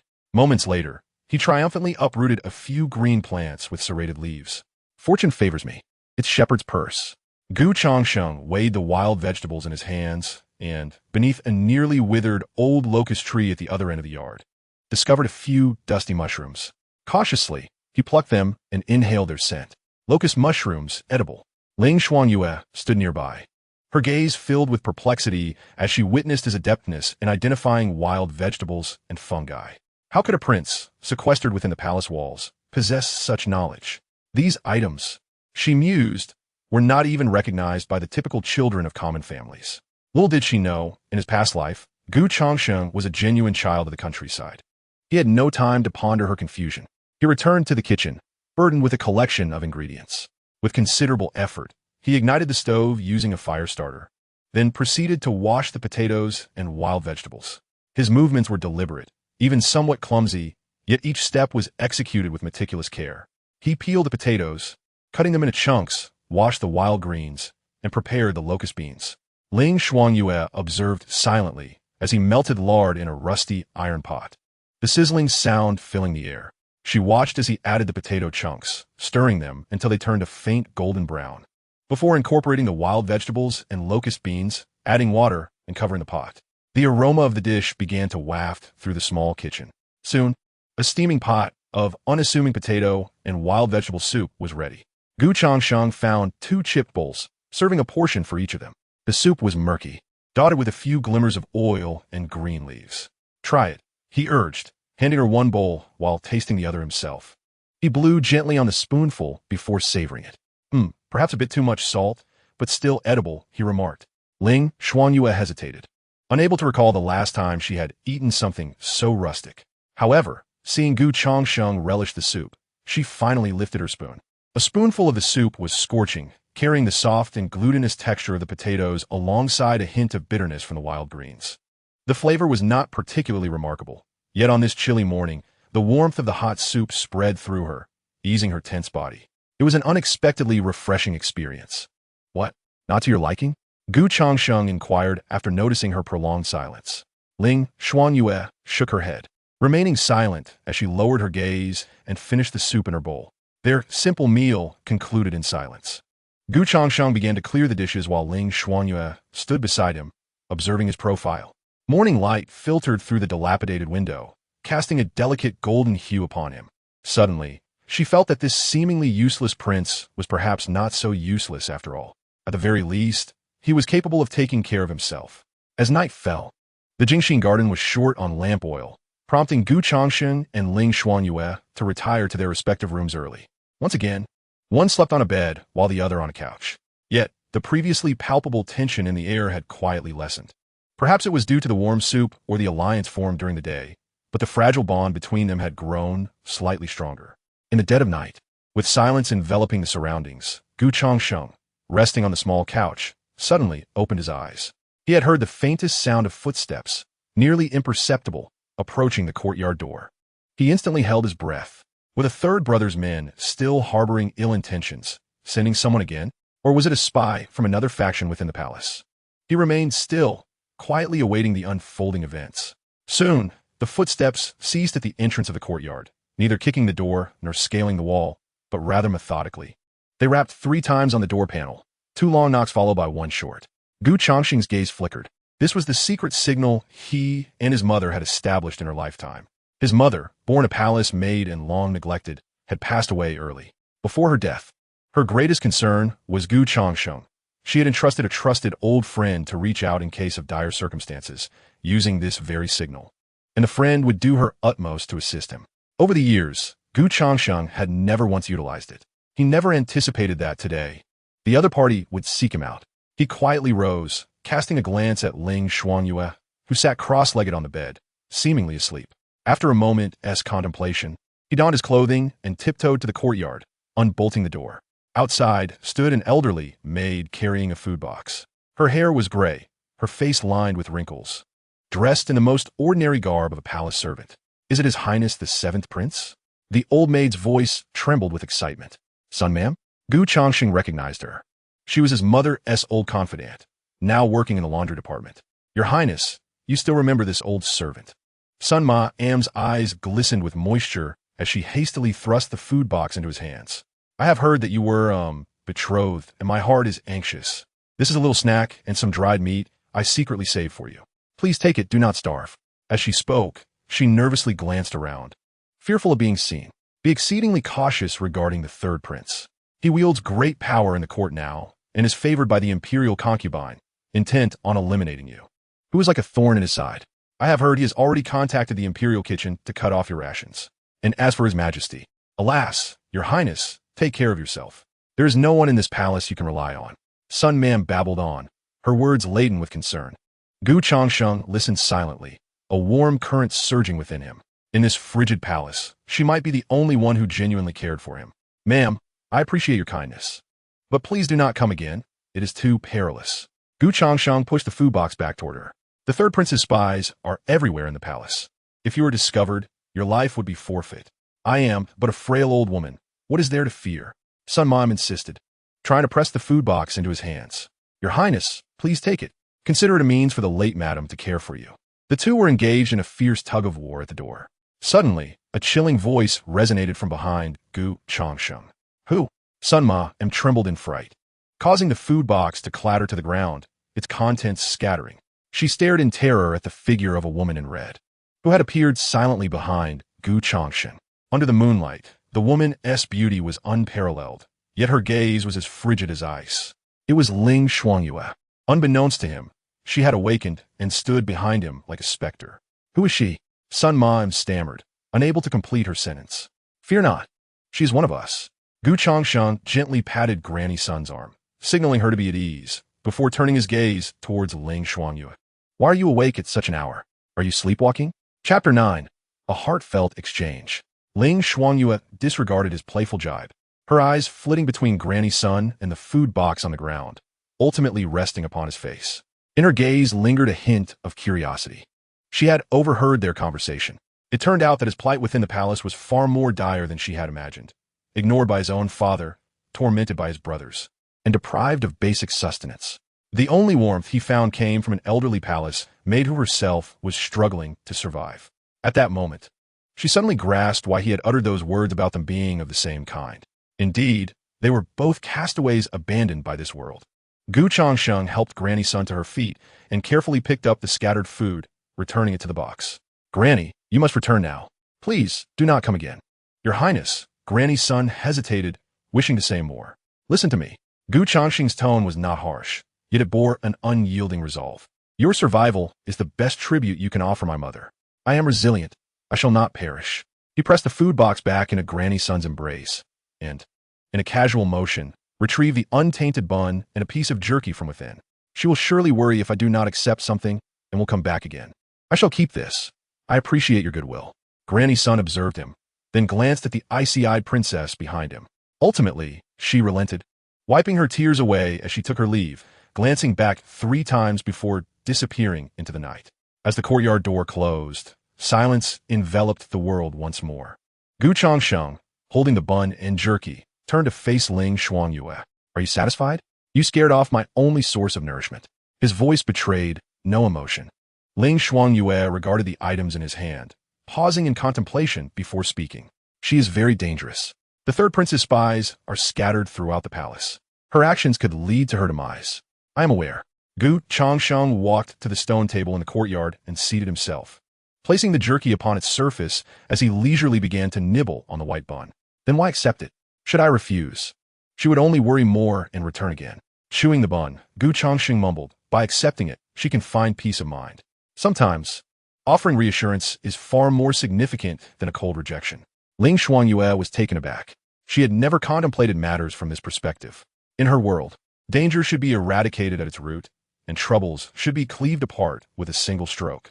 The intricate yet fragile emotions among mortals were beyond her comprehension, and she had little desire to understand them. Yet now, witnessing Gu Changsheng, who was munching on a cold bun beneath the moonlight, she suddenly found her rigid, black-and-white principles to be somewhat absurd. Gome, sit. Gu Changsheng inclined his chin towards her. Ling Shuangyue hesitated for a moment, but then approached and seated herself across from him. Gu Changsheng broke the small piece of jerky in half and pushed a larger portion towards her. Try it. The palace's fare surpasses the wild vegetables we have in our courtyard. Ling Shuangyue gazed at the greasy piece of jerky before her, remaining motionless. What is the matter? Are you repulsed? Gu Changsheng picked up the smaller half and took a bite, savoring the firm texture and savory flavor that flooded his mouth. He squinted his eyes in satisfaction, proclaiming, Let me tell you, this is the sole delight of my day. I'm sharing half with you. How generous is that? Our alliance must have taken a step forward. Wouldn't you agree? Yet in his mind he thought, come. A grand display of generosity. This epic moment of sharing rare resources demands your keen observation, system. If my affinity doesn't increase by at least 10 points, it would be an injustice to my performance worthy of an actor of my caliber. Ling Shuangyue observed his demeanor, and a sudden thought flickered in her mind. It seemed as though he truly considered her an ally, a companion with whom he could share a piece of jerky beneath the moonlight. She extended her hand, took the remaining half, and took a small bite. The flavor was quite salty and somewhat tough. Yet, for some inexplicable reason, she found it more flavorful than the exquisite beast cooked with spiritual spring water in her sect. Ding! The destined daughter, Ling Shuangyue, has accepted the host's kind offering. Feeling the trust and care from an ally, their bond deepens. Affection level, 10. Current affection level, 29. Transitioning from acknowledgement of value to initial recognition. Fostering a sense of companionship. Reward granted. The host's mental strength has slightly increased and the effects of the sword heart and dust aura have been marginally enhanced. Daily passive nourishment efficiency has improved by 1. Success. Gu Changsheng was elated. Indeed, even a most aloof goddess cannot resist the warmth of a late-night snack. Delicious. Isn't it? He attempted to strike up a conversation. Ling Shuangyue ignored him, quietly finishing her meal. Once done, she looked up at Gu Changsheng, her ice-blue eyes shining brilliantly in the night. You said that deepening our bond would enhance the healing effects? Indeed, Gu Changsheng nodded, theoretically speaking. Do we not appear quite harmonious just now? This is what we call a sense of companionship, a form of bond. Ling Shuangyue seemed to wrestle with a difficult decision. Her gaze fixed on Gu Changsheng, revealing her inner turmoil. What if I were to regard you as my only family? Gu Changsheng nearly choked on a morsel of bread. Coughing, he turned crimson, exclaiming, "Goodness, isn't that a bit of a leap? We only met yesterday, and now we're family? Is this what you call deepening a bond?" Ling Shuangyue frowned slightly at his exclamation, but persisted. "I have no family. My master treats me as both teacher and father. But that is different. My peers regard me as either an idol or a rival, which is even more distinct. If I wish to survive and seek vengeance, you're the only one I can rely on now. I consider you the sole entity in this world that I need to nurture and protect. Is such a bond not deep enough?" Gu Changsheng was momentarily at a loss for words as he gazed at her earnest expression. This woman's thought process was indeed unlike that of ordinary people. Her understanding of deepening emotions seemed to hinge on a mere definition, as if that sufficed. I said, "Ling Jinxian." Gu Changsheng rubbed his temples, feeling that communicating with her was more exhausting than engaging in a battle of wits with the third prince. Emotions are not simply present because one perceives them to be. They require interaction. Do you understand? Interaction. Interaction? Ling Shuangyue clearly did not grasp the concept. It entails, for instance, a moment of concern from you to me and reciprocation from me to you. You assist me, and I assist you. Engaging in conversation, sharing our misfortunes, comparing whose plight is worse. The more Gu Changsheng spoke, the more he felt something was amiss. It sounded akin to participating in a lamentation assembly. Clearing his throat, he resolved to articulate it in a manner she would comprehend. Let us put it this way. You may have lost your cultivation, yet your sword heart remains. Your sword heart has been clouded by treachery and is now unstable, correct? Ling Shuangyue nodded. This was indeed the truth. My innate constitution can help you dispel that dust and restore your meridians. However, it does not operate in a vacuum. Gu Changsheng pointed to his own heart and then to hers. It requires a bridge. This bridge is the trust and tacit understanding between us. The more you trust me, the closer our connection becomes, thus fortifying the bridge. The energy I transmit becomes purer and more effective. Conversely, if you regard me merely as a tool, calculating and scheming, an abyss separates us. If I send over 100 points of energy, 99 could be lost in that chasm, leaving you with just one. Wouldn't that be a loss? This semi-true, semi-false theory of energy transfer left Ling Shuangyue bewildered. Though it sounded nonsensical, upon reflection, it seemed to hold some truth. She recalled yesterday, when she had forcefully embraced him. The initial effect was splendid, yet her heart was indeed filled with possessiveness and utilitarian thoughts. Later, when she lowered her guard and accepted a cooperative relationship, the results skyrocketed. Could it be that sincerity begets efficacy? I understand now. Ling Shuangyue nodded earnestly, accepting this premise. So, shall we engage in some interaction now? Gu Changsheng, gazing at her coolly composed face that seemed to suggest, "Let us follow the procedure," nearly burst into laughter. All right. He extended his hand, proposing they start with the most fundamental step. Come, take my hand, and then try to utter a few compliments about me in your heart. Ling Shuangyue's expression darkened. Are you mocking me? No. Gu Changsheng feigned innocence, insisting this was merely the first step to establish positive emotional feedback. If you think kindly of me and develop positive feelings, won't our bridge be fortified? Come on, give it a try. Saying I'm handsome would suffice. Ling Shuangyue glared at him fiercely. She felt her resolve being trampled repeatedly by this scoundrel. Yet, for the sake of her cultivation, she endured, closing her eyes. Her expression akin to one bravely facing a noble sacrifice, she reached out and grasped Gu Changsheng's hand. Then, she began to silently chant. Gu Changsheng is not bad-looking. Gu Changsheng's mind seems quite adept. Gu Changsheng's soup was indeed drinkable. She found herself at a loss for words, struggling to continue. This was far more challenging than deciphering sword techniques. After much contemplation, a thought suddenly emerged. Gu Changsheng, he is a good person. This notion circled within her, leaving her feeling somewhat bewildered. Kindness? She had never considered using such a term to describe anyone, let alone a man she had only known for 2 days, who had made various demands of her. Yet, reflecting on his previous actions, from proactively tending to her wounds to sharing his meager food, and revealing the struggles of Granny's son, he was undeniably more sincere than those hypocritical individuals. At that moment, as this thought surfaced, a surge of warmth, more potent than any she had previously experienced, flowed into her from the clasp of Gu Changsheng's hand. This force transformed from a gentle stream into a torrent, swiftly cleansing her body of lingering malevolent energy and mending her subtle injuries. Ling Xuanyue's body jolted. She abruptly opened her eyes, filled with astonishment. Ding! The destined daughter, Ling Xuanyue, is attempting to establish a positive perception of the host. The effect of Sword Heart in Dust has been amplified. Bonding action, hand-holding, healing capacity increased by 120. She could feel it. What he said was indeed true. Gu Changsheng, observing the astonishment in Ling Xuanyue's eyes, secretly reveled in his success. He was confident that this CPU theory was the most effective approach for someone as singularly focused on cultivation as her. He cleared his throat and withdrew his hand. So how about it? Ling Sword Immortal, was I wrong? With a self-satisfied smile upon his face, Gu Changsheng felt a surge of pride. In that instant, as she gazed at his playful smile, her heart was a tumult of emotions. What exactly is your constitution? Ling Xuanyue's voice was husky as she endeavored to comprehend it all. It comes from the heart, not from force. However, I cannot fully grasp the specifics of the secret. Perhaps you'll understand once you truly become an immortal. I understand now, Ling Xuanyue replied softly, her tone slightly softened, devoid of her previous arrogance. Chapter 10. The female sword immortal covers me with a blanket. After consuming Granny Sun's food, her body felt warmer. Yet the night in the tranquil heart pavilion seemed to grow increasingly cold. The autumn wind whistled through the torn paper of the window, resembling the wails of ghosts.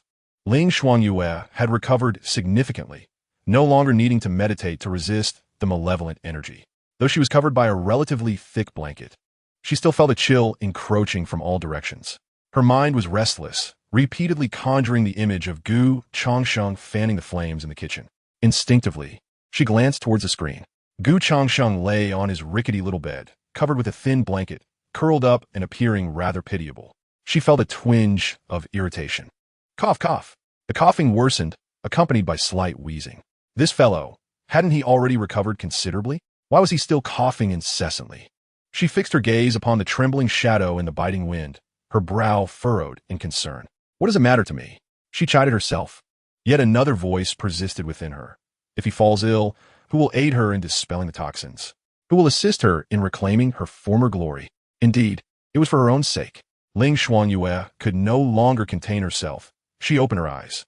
Without uttering a word or rising from her bed, she grasped the thick quilt enveloping her, her arm raised with a flick of practiced finesse, despite the absence of true energy. The quilt traced a graceful arc through the air, landing precisely on Gu Changsheng's small bed, covering him entirely. The sound of coughing ceased. The world fell silent. Ling Xuanyue promptly turned away, closed her eyes, and feigned ignorance. Behind the screen, Gu Changsheng pulled the quilt under his nose, a broad smile illuminating his face. He was, of course, pretending. After his purification, his body was in excellent condition. The chill of the wind had no effect on him whatsoever. He merely wished to see if this ancient ice could emit a hint of warmth. It appeared to be remarkably effective.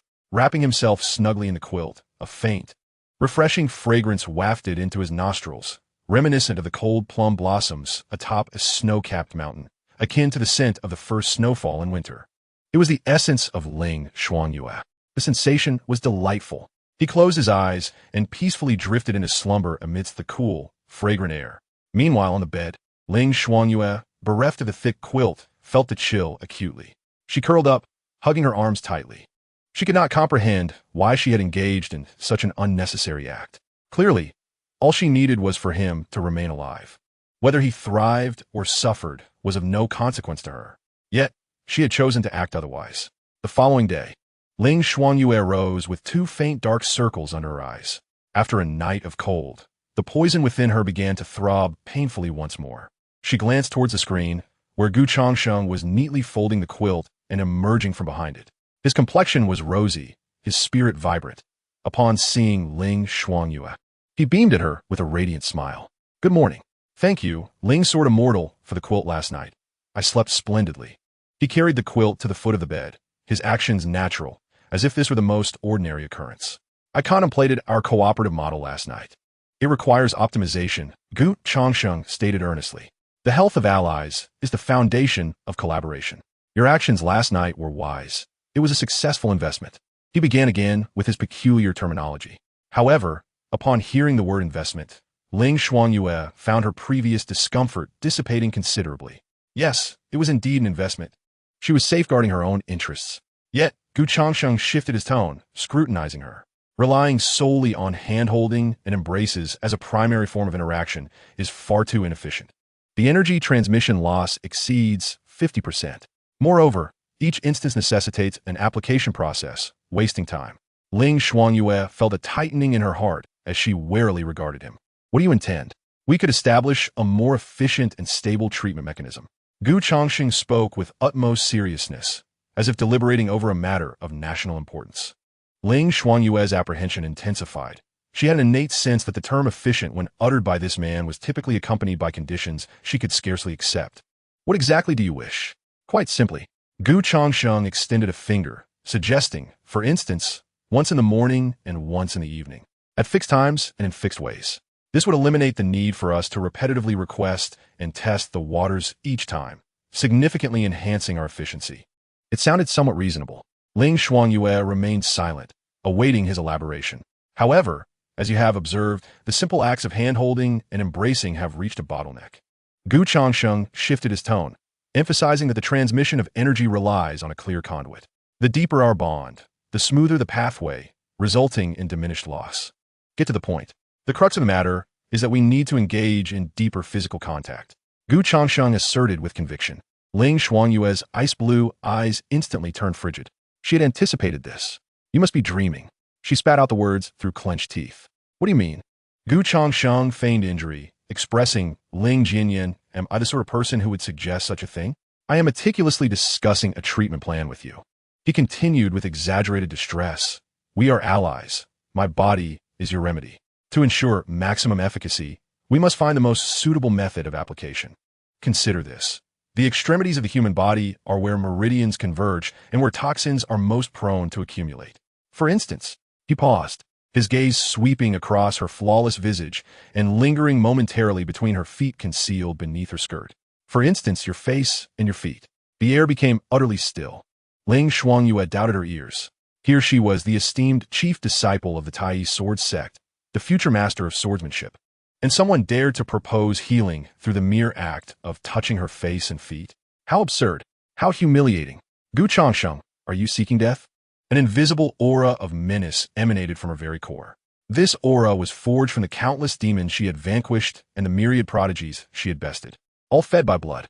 Yet, Changsheng remained unfazed, continuing his analysis. "You see, washing your face can help relax your spirit, promoting the upward flow of vital energy and purifying the toxins within your divine center. Washing your feet can more directly clear the meridians in your lower body through the acupoints at the soles.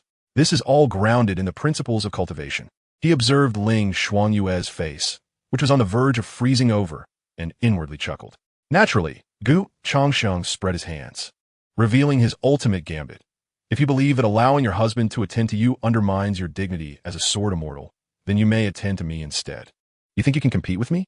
He knew that, for someone of Ling Xuanyue's stature, compelling her to serve another would be more difficult than slaying her outright. However, conversely, allowing her to passively accept servitude, though equally humiliating, at least provides her with a semblance of superiority in her psyche. The reasoning remains unchanged. As long as this interaction persists, the bond between us will deepen. The choice is yours. Ling Xuanyue was utterly rendered speechless. Choice. Is there truly a choice? One path leads her to serve this scoundrel, while the other sees the scoundrel serving her. In comparison, being served by him, though still a profound disgrace, at least maintains the order of superiority. She fixed her gaze on Changsheng, her eyes seething with a fury that, if transformed into blades, would have pierced him through and through. Yet, this man wore a sincere expression, as if everything he did was for her benefit, leaving her breathless with indignation. Ling Jianxian, you must think carefully. Gu Changsheng began to intensify his persuasion. The sooner you recover, the sooner you can exact your revenge. Your enemies still remain oblivious to your identity, do they not? They might currently be hosting a celebratory feast within their sect, rejoicing over the fall of a genius like you. Revenge. These two words struck Ling Shuangyue's heart like a dagger. A tide of hatred instantly eclipsed the humiliation she felt. Power. She craved power at any cost. Chapter 11. Washing the face of the female sword immortal. She struggled to articulate, her voice hoarse. How can I ascertain the truth of your words? Why not test it and see? Gu Changsheng replied with a smile. Practice is the only standard for verifying truth.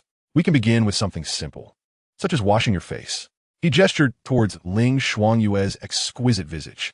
Ling Shuangyue fell silent. After a long pause, she closed her eyes, and when she reopened them, the turmoil within had transformed into tranquility. All right, this single word seemed to drain the last vestige of her strength. Ding. The destined daughter Ling Shuangyue agrees to engage in a higher-level bonding act. The host receives a reward. Reward issued. The host's innate potential significantly enhanced. Cultivation period reduced by 10 days.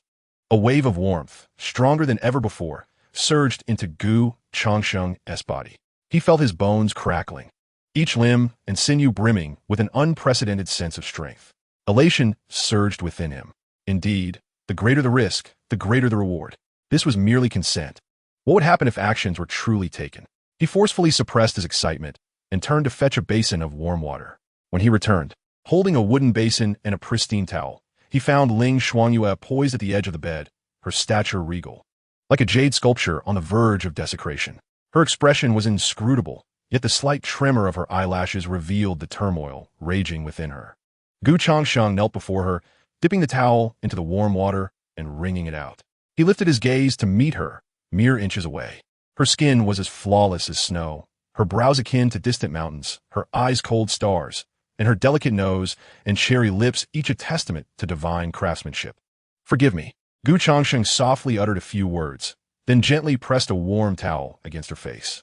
Ling Shuangyue's body instantly stiffened.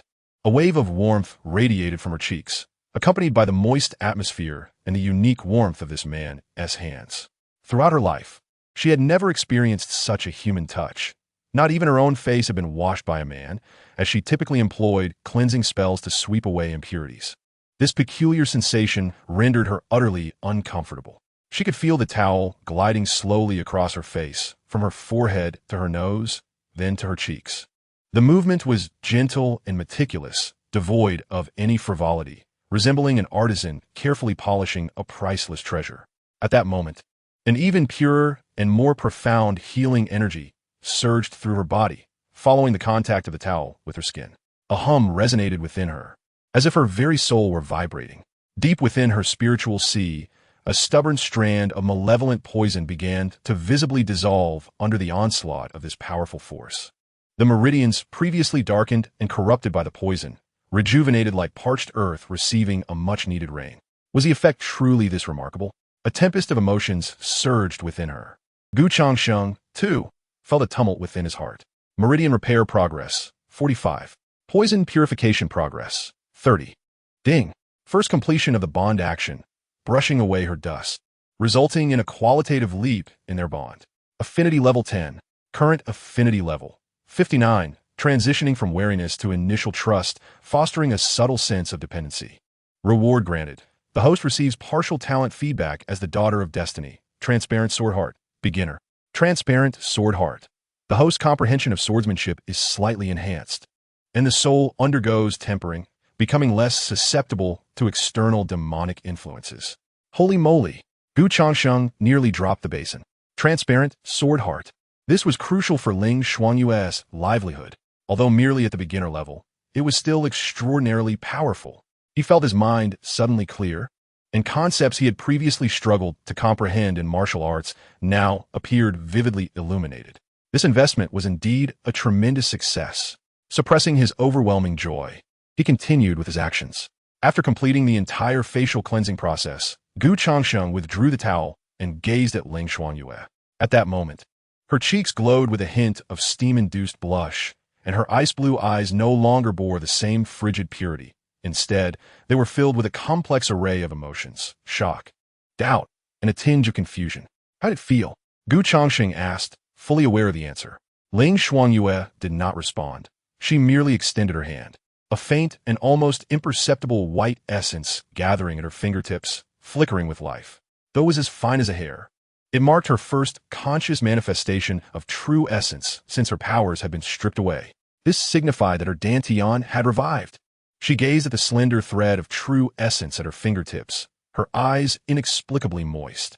Raising her head, she regarded the man before her, crouched down with a gentle smile on his face, with a complex expression. This man, whom she had considered a prisoner, a mere tool, and a scoundrel, had indeed bestowed upon her the hope of returning to her zenith. So you believe now? Gu Changsheng placed the wooden basin aside. Ling Xuanyue fell silent for a moment before nodding slightly. Then, Gu Changsheng smiled, his gaze descending to her feet clad in cloud-patterned soft boots. Shall we arrange for the next treatment? Ling Xuanyue's face paled instantaneously. The fleeting joy brought by the restoration of her true essence was swiftly overshadowed by an overwhelming wave of embarrassment. The minuscule thread of true essence she had painstakingly gathered nearly dissipated due to her tumultuous emotions. Washing her face, she could endure. After all, one's visage must be presentable. Though humiliating, she could barely convince herself with the notion of healing. However, washing her feet, she was Ling Xuanyue, the Taiji sword immortal who soared on flying swords and gazed over mountains and rivers. To remove her shoes in front of a man, to expose her feet for him to cleanse, how could that be? Unwilling? Gu Changsheng observed the turmoil on her face, his understanding as clear as day. He did not rush her, instead watching her with leisurely patience, placing the choice back in her hands.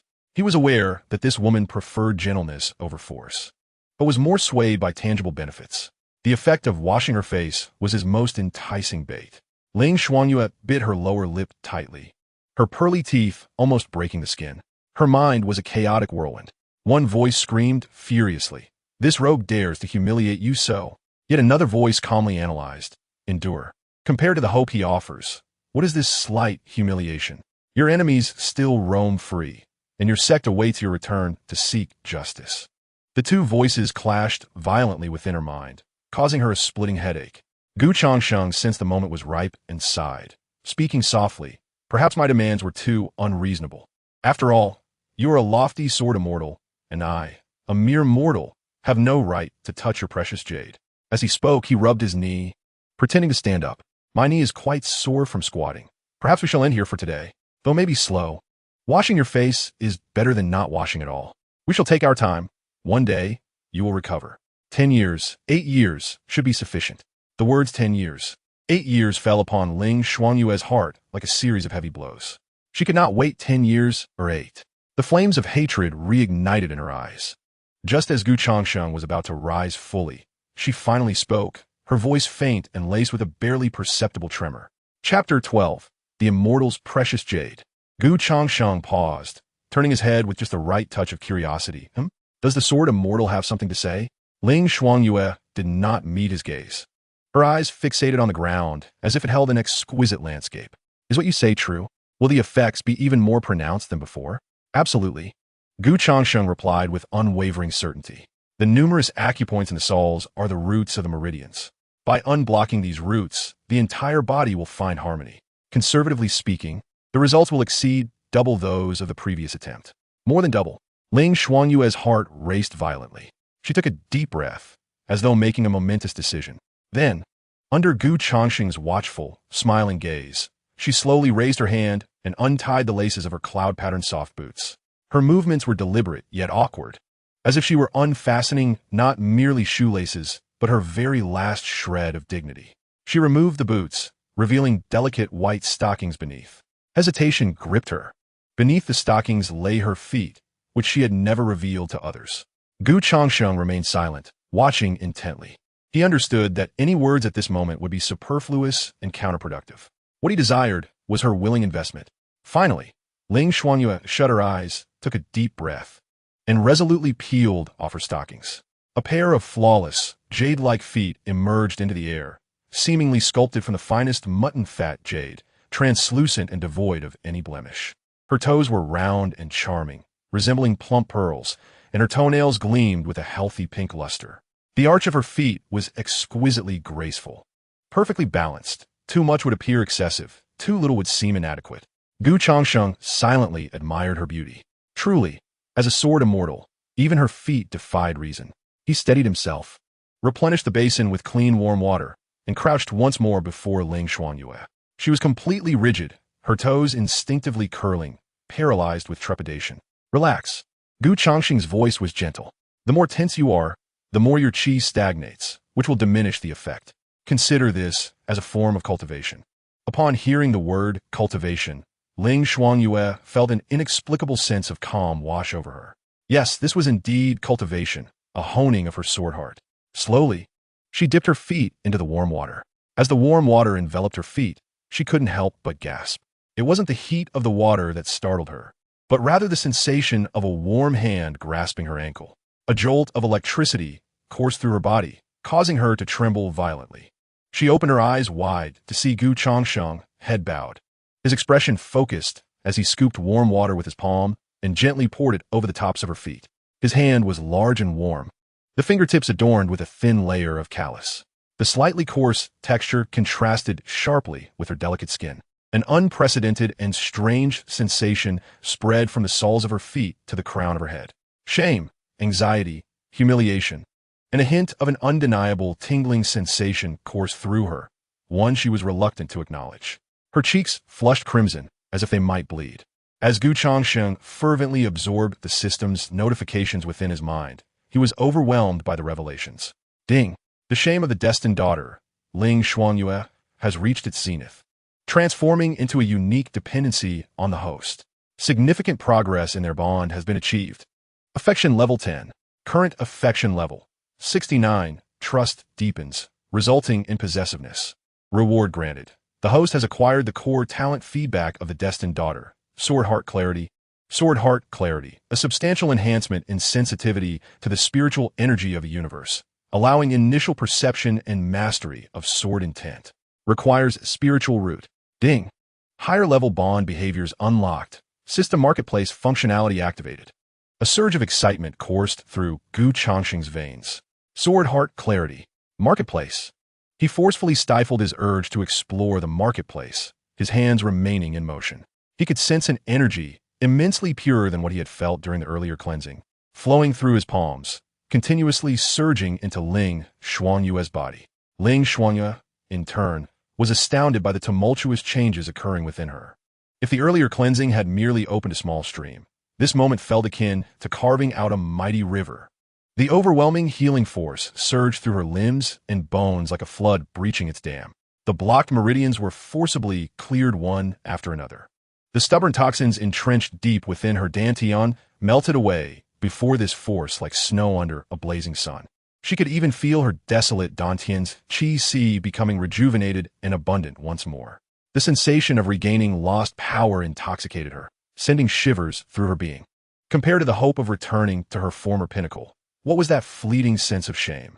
In that moment, she gazed at the man before her, who was diligently washing her feet with his head bowed, and her expression grew extraordinarily intricate. Perhaps he was not a tormentor of her soul, but rather her unparalleled fortune. Just as the atmosphere in the dilapidated meditation hall turned subtle and enchanting, the creaking of the worn gate interrupted the serenity. With a push from the outside, the door swung open, revealing a voice that bore the weight of age yet resonated with vigor. Seventh Prince. Her Majesty the Empress has summoned you and the princess consort to the palace immediately. The voice, though soft, struck like thunder within the room. Ling Xuanyue froze at once, instinctively attempting to withdraw her foot from the water. Changsheng reacted swiftly, grasping her ankle to prevent her movement. He lifted his gaze toward the doorway, where an elderly eunuch clad in deep brown attire stood, his hair grizzled and expression solemn. Behind him trailed 2 rows of young eunuchs wielding feather dusters, creating quite the spectacle. This was Eunuch Chun, the chief steward who had served beside the empress for decades. His gaze traversed the courtyard, landing upon the scene within the room. He beheld it all. He witnessed the 7th prince of the Jing dynasty, squatting upon the ground. He beheld the renowned sword immortal, Ling Xuanyue, seated by the bedside. He also witnessed the seventh prince's hand, resting in the basin of foot-soaking water, cradling her foot, which was as delicate as white jade. The entire quietude courtyard was abruptly engulfed in an eerie silence. Even the expressionless visage of eunuch Chun revealed a crack of astonishment. Having served the empress for a lifetime, he had encountered countless intrigues and romantic escapades within the palace. Yet the scene before him transcended his comprehension. Silence enveloped the air. It felt as though time had frozen, and even the mournful whispers of the wind outside ceased. Eunuch Chun and the other eunuchs behind him stood like puppets ensnared by an enchantment, their minds blank as they stared in disbelief at the spectacle unfolding within the room. A prince washing the feet of a princess? What an extraordinary and scandalous sight. Not even the wealthiest scions of the capital would dare to engage in such an act. What a breach of decorum. Ling Shuangyue's mind buzzed, overwhelmed with emptiness. In that moment, her pride lay shattered by the intrusion of others. Overcome with shame and indignation, she abruptly withdrew her foot from the basin, splashing water onto Changsheng's face. Her foot retreated beneath the covers, and she shrank back into the bed, wishing fervently to vanish or eliminate everyone at the door. Chapter 13. The Empress Dowager Summons. In that critical moment, Changsheng stirred. He lifted his head, allowing the droplets of water to trail down his cheek, and gazed at Eunuch Chun at the doorway, mustering a smile. Eunuch Chun, what brings you here? Please come in. Do come in, he said, his tone imbued with utmost humility. Following this, he hastily wiped his face with his sleeve, brushed his hands on his clothing, and clumsily rose to his feet. Oh dear, look at me, he exclaimed, his expression a portrait of embarrassment. The princess, she is unwell, having caught a chill last night. Her feet are rather cold. I thought to warm them with hot water to invigorate her circulation. His performance was nothing short of masterful, embodying the persona of a frail, lowly prince, terrified of offending the princess. Observing his demeanor, Eunuch Chin's shock gradually dissipated, replaced by a flicker of understanding and pity. So that is how it is. It is said that the seventh prince is weak and inept, and it seems the rumors hold some truth. Glancing at the figure by the bed, he noted that Ling Shuangyue was bowing her head, her long hair cascading down to conceal her face. Yet, the tension in her form and the whiteness of her clenched fists revealed her profound embarrassment and fury. To Eunuch Chun, this was the manifestation of a once mighty sword immortal, now enraged by the shattering of her dignity. A timid prince and an overbearing princess, it all made sense. Eunuch Chun steadied his thoughts, reining in his emotions to restore his usual stoic demeanor. Your Highness shows great consideration, he remarked calmly, offering a subtle means of retreat. Then, he cleared his throat, raised his voice, and once again proclaimed, Her Majesty the Empress Dowager's decree summons His Highness the Seventh Prince and Princess Ankang to the palace immediately to pay their respects at Sinang Palace. The Empress Dowager? A chill ran through Changsheng's heart. This formidable figure of the Jing dynasty was no ordinary individual. She was not the biological mother of the reigning emperor, but rather the empress of the late emperor. Her familial influence had played a significant role in the ascension of the current sovereign. Therefore, even though the emperor outwardly must show her utmost respect, her status within the harem was transcendent. What could be the purpose of her summoning him and Ling Shuangyue at this moment? Was it a blessing or a curse? Thoughts raced through Changsheng's mind, yet he dared not reveal a hint of emotion on his face. He simply bowed respectfully and stated, Yes, I shall obey the decree. Please, esteemed eunuch, allow me a moment to change with the princess before we enter the palace. Your Highness, please proceed. Eunuch Chin nodded and retreated to the courtyard, granting them some privacy. The room fell silent once more. Ling Shuangyue slowly lifted her head, her exquisite face now etched with frost. Were you deliberately holding on? She questioned, gazing intently at Changsheng, enunciating each word. What do you mean? Changsheng replied, feigning confusion. Was I intentionally allowing others to witness you wash your feet? Ling Jiuxian. What benefit would that bring me? You. Ling Shuangyue was momentarily at a loss for words. Indeed, this bore no advantage for Changsheng. It would only further entrench his reputation as a coward. Enough of overthinking, Changsheng said as he approached her, whispering, Hurry and put on your shoes. The Empress Dowager is not someone we can afford to offend. As he spoke, he crouched down, lifting the basin of foot-washing water as if to spill it outside. Ling Shuangyue watched his retreating figure, her gaze filled with a complex array of emotions. Yet this man, in an instant, had preserved her dignity through a self-deprecating act. albeit at the cost of his own reputation. She suddenly felt that her previous judgments of him might have been overly one-sided. Was he truly the ineffectual coward she believed him to be? No, a genuine wastrel would not possess such quick wit and temperament. He was performing, putting on a show for all to witness. He was concealing his true capabilities. The thought startled Ling Xuanyue. Suddenly, everything clicked into place. Gu Changsheng's ability to heal others was far too extraordinary. Once exposed, even with mutual cooperation, it would be difficult to prevent those ancient beings from seizing him, imprisoning him like a precious elixir for research. Thus, he had a masquerade as someone whom no one would respect. And this monumental secret, in all the world, was known only to her. With this realization, an exhilarating sense of possession surged from the depths of her heart. She was the sole keeper of this secret, and the only beneficiary. The two soon changed into their garments. Gu Changsheng still wore a simple royal attire, albeit somewhat faded, which accentuated his pale and ailing countenance. Ling Xuanyue exchanged her resplendent red wedding gown for a simple yet elegant white dress, which happened to be one of the most unassuming pieces in her limited wardrobe. Nevertheless, her ethereal and cool demeanor transformed her into a snow lotus amidst the mundane world, a beauty so striking that it rendered one hesitant to gaze directly upon her. The two walked side by side out of the tranquil heart courtyard. Upon seeing them, Eunuch Chen merely nodded before turning to lead the way ahead. Along the route, the palace attendants beheld this peculiar pair, casting curious and inquisitive glances their way. Look, there goes the seventh prince and that useless sword immortal. I heard that during their wedding night, the seventh prince nearly succumbed to the woman's lethal aura. TSK, what a match. Various whispers, unabashedly audible, reached the ears of the two. The idle chatter was unabashed. Gu Changsheng regarded it as mere background noise, even mentally grading the performance. Quite commendable. The supporting cast has truly immersed themselves in the atmosphere. He even coughed softly a couple of times, striving for perfection. However, Ling Xuanyue was not so indifferent. Her brows knitted together in displeasure. Once upon a time, who would dare show her disrespect at the Tai Sword sect? Now, reduced to the status of a captive from a rival nation, even servants dared to gossip about her.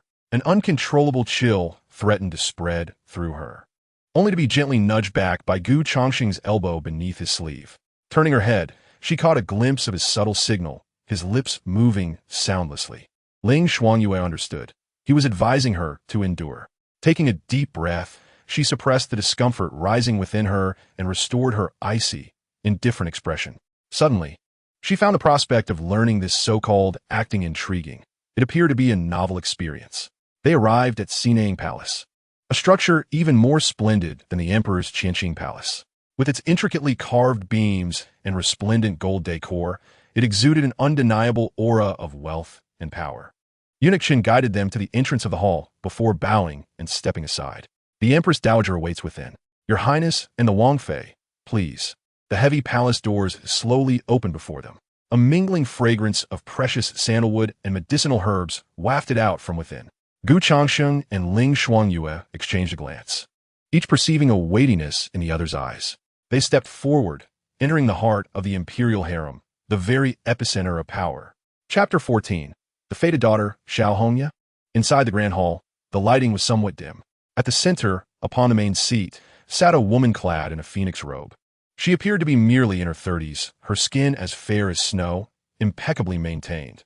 The passage of time seemed to have only added to her allure, leaving no trace behind. A golden phoenix hairpin, clutching a pearl, was elegantly inserted into her lustrous black hair, exuding opulence without a hint of aging. She was none other than the Empress Dowager of Dying, Xiao Hongya. The Empress Dowager did not look at them. Instead, she lowered her head, meticulously pruning a pot of exquisite orchids with a small golden pair of scissors. Gu Changsheng and Ling Xuanyue dared not be negligent, walking into the hall and bowing respectfully. Grandson Gu Changsheng pays his respects to the Empress Dowager. Granddaughter-in-law Ling Xuanyue pays her respects to Her Majesty the Empress. The hall is enveloped in an unsettling silence, punctuated solely by the crisp sound of golden scissors trimming flower branches. As the Empress does not summon them, they must remain bowed in deference. This is a display of authority. Gu Changsheng internally laments. His slight frame cannot endure this posture much longer without risking a herniated disc. Ding. Detected the destined woman. Xiao Hongya. Name, Xiao Hongya. Identity, Empress Dowager of the Jing dynasty. Strength, mid-foundation establishment realm.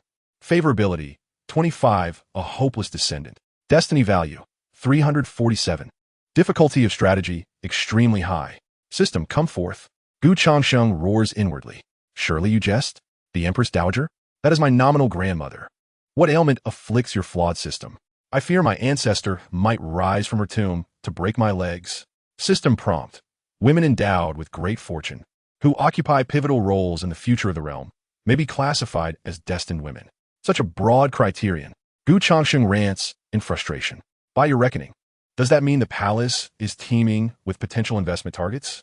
Should I even cast a glance at the passing maidens, assessing if one might become a future consort? The host need not fret. Only those destined women with a destiny value exceeding 900 possess the qualification to form a system aura. However, should the trajectory of a destined woman's fate alter, it may lead to fluctuations in her destiny value. The system aura represents the ultimate bond between the host and a destined woman, allowing for the sharing of talents, fortunes, and even life force. This is the core function of this system. The host must choose investment targets judiciously to maximize benefits. Sharing talents, fortunes, life force. Gu Changsheng's heart surges with tumultuous waves. This is the true power of the system. He hastily glances at Xiao Hongya's panel. Her destiny value barely surpasses 300, so there's indeed a threshold for entry. Gu Changsheng quickly comprehends. For someone like Xiao Hongya, whose destiny value falls short of 900, even if he succeeds in winning her over, it would only yield a mere side quest with modest favorability rewards. Unlike Ling Xuanyue, who could directly grant him a core talent like sword intent manifestation. This is more reassuring. He breathes a sigh of relief. Otherwise, he might truly suspect that this flawed system harbors peculiar quirks. Just as he engages in this mental tussle with the system, his body begins to tremble slightly, appearing on the verge of collapse. At the main seat, a languid voice finally breaks the silence. You may rise. Thank you, Empress Dowager. Gu Changsheng straightens up, secretly inhaling a breath of relief. Lift your head, so I may have a good look at you. The two raise their gazes. The Empress Dowager finally sets down the golden scissors, her phoenix-like eyes sharp as blades, sweeping over them both with keen scrutiny. Her gaze lingered on Gu Changsheng for a brief moment, the scrutiny swiftly transforming into unabashed disappointment and disdain. Subsequently, her eyes fell upon Ling Xuanyue. Upon perceiving Ling Xuanyue's beauty, even the Empress, accustomed to the sight of exquisite maidens, could not suppress a flicker of astonishment. Yet, this fleeting admiration quickly morphed into scrutiny. You are Ling Xuanyue of the Tai Sword sect. Indeed, Ling Xuanyue replied, neither humble nor arrogant. It is said that you were a once-in-a-millennium prodigy of swordsmanship, poised to ascend to the realm of terrestrial immortals before the age of 100. Merely an empty reputation, she responded. What a pity, the Empress shook her head, her tone inscrutable, veering between regret and mockery. Such a celestial being, now stripped of her cultivation, reduced to a mere shell, and afflicted by a peculiar poison. Fate can indeed be cruel. She paused, then shifted her focus. I have heard that last night, you nearly caused the death of my seventh prince? A sudden tension gripped Gu Changsheng's heart. Just as Ling Xuanyue was about to speak, the Empress waved her hand, redirecting her gaze to Gu Changsheng. Changsheng, you speak. Gu Changsheng promptly bowed. Your imperial grandmother, there is no such matter. Xuanyue is well, and so am I. Oh. The Empress raised an eyebrow. Yet I have heard that last night, in Jingxin courtyard, the malevolent energy was overwhelming, and you narrowly escaped death? Gu Changsheng felt a weight in his heart. The Empress's network of spies was pervasive throughout the palace. She likely knew every detail of what transpired in Jingxin courtyard, including the incident involving the foot washing. He pondered how to respond without leaving any gaps. Suddenly, the Empress laughed, a smile laden with meaning. Enough, I shall not meddle in the youthful antics of you two. She lifted her teacup, gently blowing upon it. I summoned you today for but one matter. I have heard that you two slept apart last night. The Empress's words, slept apart, pricked the most sensitive nerves of the couple in Jingxin courtyard like a needle. The air in the grand hall grew frigid, despite the lingering scent of sandalwood. Gu Changsheng bent lower, wishing he could bury his head in the cracks of the floor tiles, overwhelmed with embarrassment. Internally, he was furiously lamenting, goodness, this old lady is well informed. With third brother spies, eunuch Chen's informants, and now even the Empress's people keeping watch over our humble abode. Is Changsheng courtyard destined to become a trendy hotspot? Moreover, at her advanced age, shouldn't she be preoccupied with balancing court affairs and managing state matters rather than concerning herself with whether her young couple sleeps in one bed or two? How idle is this harem? Ling Xuanyue too was momentarily frozen. She could disregard the palace maid's gossip and ignore the humiliation from the third prince. But before this powerful empress, even her resolute heart felt the pressure. Admitting to sleeping apart would equate to acknowledging their false union, a facade of a marriage. In this mortal court, their situation would only deteriorate. Yet if they did not concede, she, Ling Xuanyue, devoted her entire life to the art of swordsmanship, embodying unwavering sincerity in her heart and speech. Has she ever uttered a falsehood? Such an action may jeopardize the purity of her sword spirit. At the moment of her inner turmoil, Changsheng hastily interjected, his voice tinged with a feeble fragility and a hint of appropriately measured trepidation. To answer the grandmother empress, is indeed my own inadequacy that is to blame. Xuanyue, she shows me compassion. My constitution is far too frail. If I were to engage in that activity once more, I fear my life would be at stake. Therefore, he stammered for a long while, failing to reach a conclusion, appearing rather tongue-tied. This discourse entangled him in a mire of awkwardness, while simultaneously elevating Ling Xuanyue to a pedestal of virtue and thoughtfulness. The fingers of Ling Xuanyue, resting at her side, twitched slightly. Out of the corner of her eye, she cast a glance at this nominal husband of hers. What substance is his skin made of? Is it forged from a millennium of dark iron or the hide of an ancient divine beast? How could he utter such words before the empress with an unflinching countenance and a steady heart? The empress's keen gaze swept over Changsheng, revealing no discernible emotion. Oh, is that so? She then redirected her attention to Ling Xuanyue. Following the steps Changsheng had laid out, Ling Xuanyue lowered her head slightly, her voice cold and composed. My husband is frail. I dare not burden him. The term husband caused Changsheng's heart to bloom with joy. Well done, Xuanyue. You played your part well.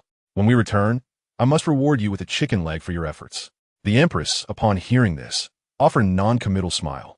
She certainly did not believe these fanciful words. Having lived a full life, she had encountered all manner of people.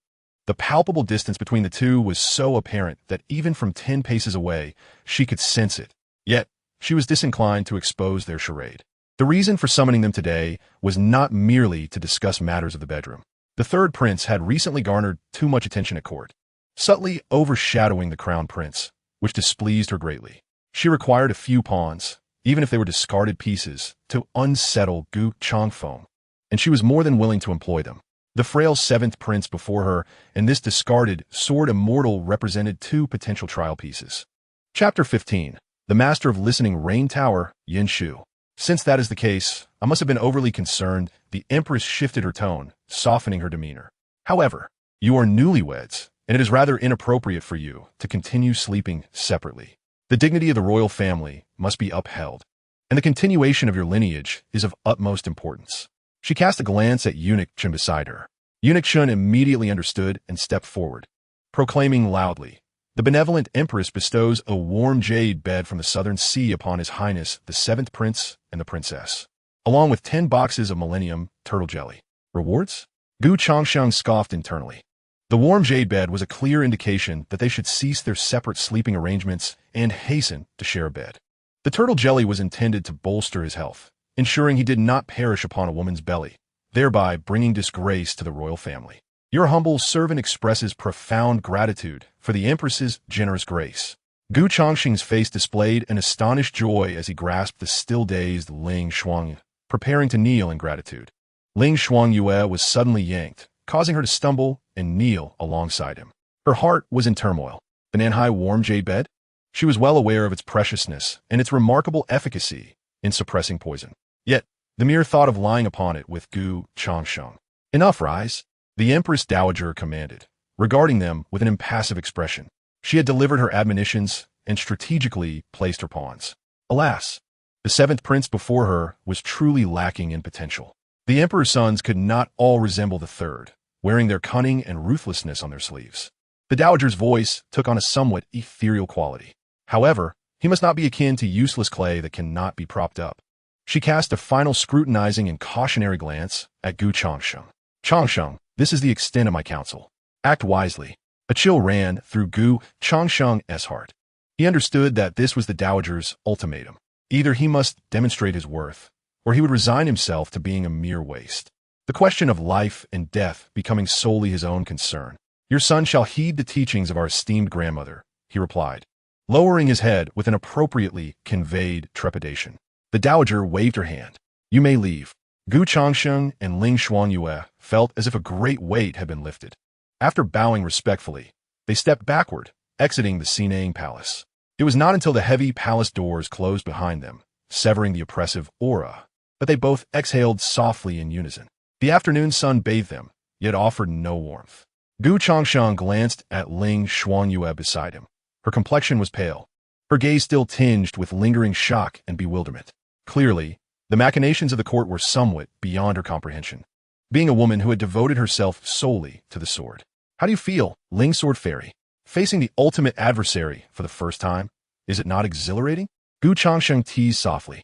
Ling Xuanyue furrowed her brow, unable to grasp his peculiar words, and shook her head. I do not like this place.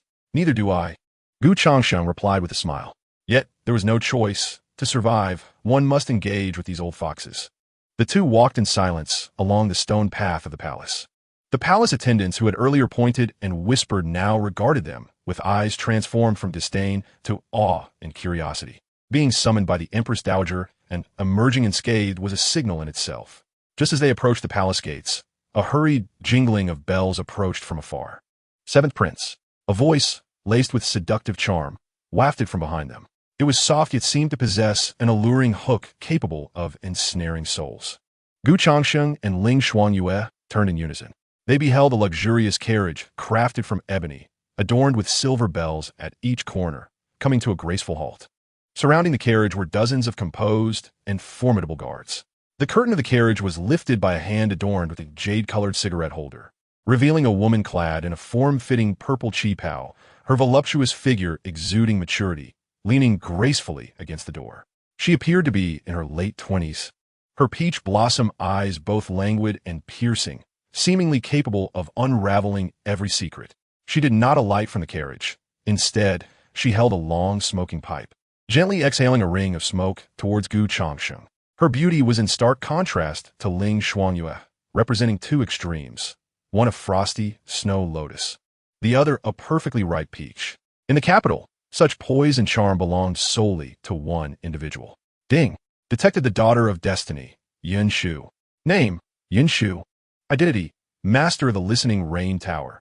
Strength, mid-stage foundation establishment. Favorability, 15, an intriguing investment. Destiny value, 554. Strategy difficulty, extremely high.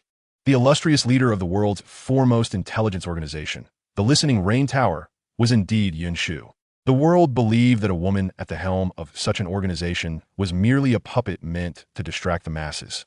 Yet, Gu Changsheng's system revealed that the truth lay within the enigma itself. Her identity was unequivocally that of the master of the listening rain tower. Yin Shu's gaze first roamed with keen interest over Ling Xuanyue, assessing her with a hint of playful scrutiny before finally settling upon Gu Changsheng. In that instant, the sharpness and languor in her eyes transformed into just the right measure of concern. Your Highness has faced tumultuous times of late. I came to visit out of worry. You appear quite pitiable. She extended her hand, and a maid promptly presented a snow-white fox fur cloak. As the weather turns cooler, Your Highness, being of frail constitution, must guard against the chill. Should you encounter any difficulties, the listening rain tower is always at your service. Yin Shu's voice, neither too loud nor too soft, resonated clearly among the surrounding palace attendants. Her words struck like a stone cast into a tranquil lake, creating ripples of immense significance.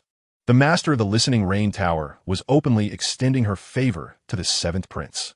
The glances of the previously observant palace attendants towards Gu Changsheng shifted dramatically.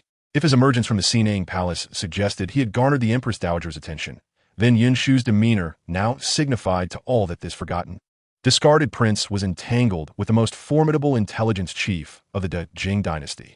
Gu Changsheng understood the implications clearly. This master was no innocent soul. The favorability was unmistakable, yet her description as an intriguing investment was spot on. Nevertheless, He feigned a visage of heartfelt gratitude, his eyes glistening with emotion. Master Yinyu, you have come personally. His voice trembled, akin to a pitiful creature who, having endured much suffering, finally encountered a formidable ally. Observing his demeanor, Yun Shu's concern deepened. She descended from the carriage and personally draped the warm fox fur cloak over Gu Changsheng's shoulders. Your Highness jested. To alleviate your burdens is a privilege I cherish. She began, poised to express further sentiments when another melodious chime of jade bangles interrupted her. The sound of urgent hoofbeats approached, and a splendid carriage made of golden Nanmu would came to an abrupt halt at the palace gates, the embroidered curtain depicting 100 birds greeting the phoenix swaying slightly. When did it become the concern of outsiders to fret over my brother? A voice, both dignified and tinged with urgency, rang out. Chapter 16. The Grand Princess Gu Changsheng of the Great Jing Dynasty. The carriage curtain was flung open with vigor, and a regal woman swiftly descended. She was the Grand Princess of the Great Jing Dynasty, second among her siblings, having resided in her fief for an extended period. Upon hearing the news of her seventh brother's betrothal, she hurried back under the cover of night, her luxurious palace gown still bearing traces of travel's dust. Her phoenix-like eyes, fierce and commanding, cast a cold glance at Yin Shu, but when they settled upon Gu Changsheng, the sternness transformed into unabashed concern. Seventh brother, Gu Changsheng rushed towards him, her hand reaching to caress his cheek, her fingertips chilled from the journey. My royal sister just returned from her fief, and here's you have endured such grievances. Look at your face, it's grown so thin. Those servants in the palace should be punished. Her care was immediate and fervent, a stark contrast to Yun Shu's demeanor. Ding! Detected a new destined daughter, Gu Changsheng. Name, Gu Changsheng. Identity, Grand Princess of the Great Jing Dynasty. Strength, pinnacle of foundation establishment. Affinity, 80 of blood relation, genuine affection. Destiny value, 794. Strategy difficulty, kinship, no strategy required. Gu Changsheng felt a warmth in his heart upon seeing the impressively high affinity level of 80. This was one of the rare moments of warmth he had experienced since arriving in this world. He instinctively adopted a more pitiful expression, tears nearly brimming in his eyes. Royal sister. Yin Shu stood to the side, observing the deep bond between the siblings with a languid smile gracing her lips. She inclined her head slightly towards Gu Changsheng. I've had the honor of meeting Her Highness, the Grand Princess. My concern for the safety of the seventh prince compelled me to intrude. Oh, Gu Changsheng finally acknowledged her presence, casting a glance in her direction. The master of Yunlu is indeed well informed. However, do not trouble yourself regarding our royal matters. This statement was a clear dismissal. Yin Shu, unfazed, smiled even more alluringly. Your Highness is being overly modest. Since you have arrived, the seventh prince will undoubtedly receive the best care, which puts my mind at ease. Please accept this fox fur as a token of my goodwill towards the seventh prince. Having said this, she gracefully turned and ascended into her carriage, departing with her entourage in a grand procession. She understood that, with the Grand Princess present today, any further action on her part would be superfluous. Timing is of the essence in placing bets. One must not be hasty. Gu Changsheng watched Yin Shu's retreating figure, letting out a cold huff.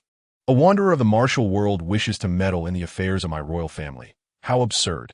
She turned her head, grasping Gu Changsheng's hand, her tone softening. Seventh brother, do not fear. With your elder sister here, none dare to bully you again. Come, I shall escort you back to the manor. She cast another glance at the silently observant Ling Shuang, her gaze intricate. This must be Princess Kong. Then, let us board the carriage together. Ling Shuangyuan nodded quietly. She observed Gu Changsheng holding Gu Changsheng's hand and glanced at the snow-white fox fur draped over him. One genuinely cherishes, while the other harbors ulterior motives.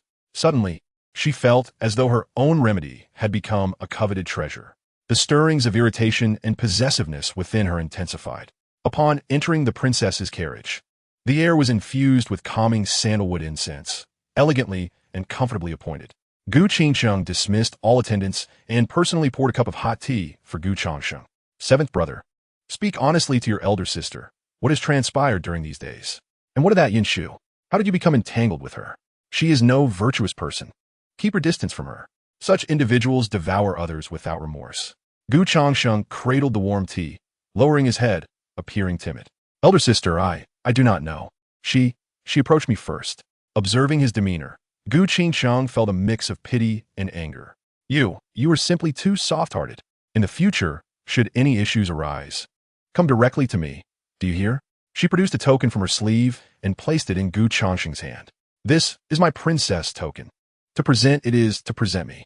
Neither within nor beyond the palace shall anyone dare impede you. Should anyone bully you again, use this to strike them. With that, her gaze shifted to the quietly seated Ling Shuangyue, her expression scrutinizing. You're Ling Shuangyue of the Tai Sword sect? I have heard that your meridians have been severed, rendering you a cripple. Ling Shuangyue's body tensed, her fingers tightening at her side. Gu Qingqing's voice bore no hint of courtesy. My brother is frail. He needs someone capable of protecting him by his side, not an additional burden. However, since you have married into the Gu family, you are now one of us, and we do not support the useless. Her tone shifted, adopting an authoritative command. This palace will dispatch individuals to scour the realm. Even if it means turning the Apothecary Valley upside down, we shall find a spiritual medicine capable of restoring your meridians. No need for that, elder sister. Gu Changsheng interjected suddenly, interrupting her. Gu Qingchang furrowed her brow at him. What do you understand? The more strength she regains, the more safety you will have within the palace. I said it is unnecessary. Gu Changsheng raised his head, for the first time looking at her without the guise of timidity. Xuanyue's injuries cannot be healed by ordinary remedies. I have my own methods for her matters. He gazed intently at Gu Qingcheng, enunciating each word. She is mine, and I shall take responsibility. Ling Xuanyue abruptly lifted her gaze to Gu Changsheng. Gu Qingcheng was momentarily taken aback by his sudden assertiveness, but upon seeing the determination in his eyes, she felt a surge of comfort within her heart. At long last, this lad has begun to exhibit some semblance of manliness. She refrained from saying more, calculating in her mind, though she kept silent, she would still investigate discreetly. The carriage soon arrived at the tranquil Heart courtyard. Upon the sight of the dilapidated gate, Gu Qingqing's expression turned ashen. How outrageous! Is this the residence of a prince? Enraged, she declared, I shall go to my father and demand he relocate you. No, your highness. Gu Changsheng urgently restrained her. I have grown accustomed to this place. It is peaceful. He understood that it was not yet time to leave the tranquil Heart courtyard. Here, he had the perfect cover. Gu Qingcheng regarded him, ultimately exhaling a sigh. She chose not to persist, merely maintaining a stern visage as she commanded the head, maid behind her, Go, bring the finest items from my treasury.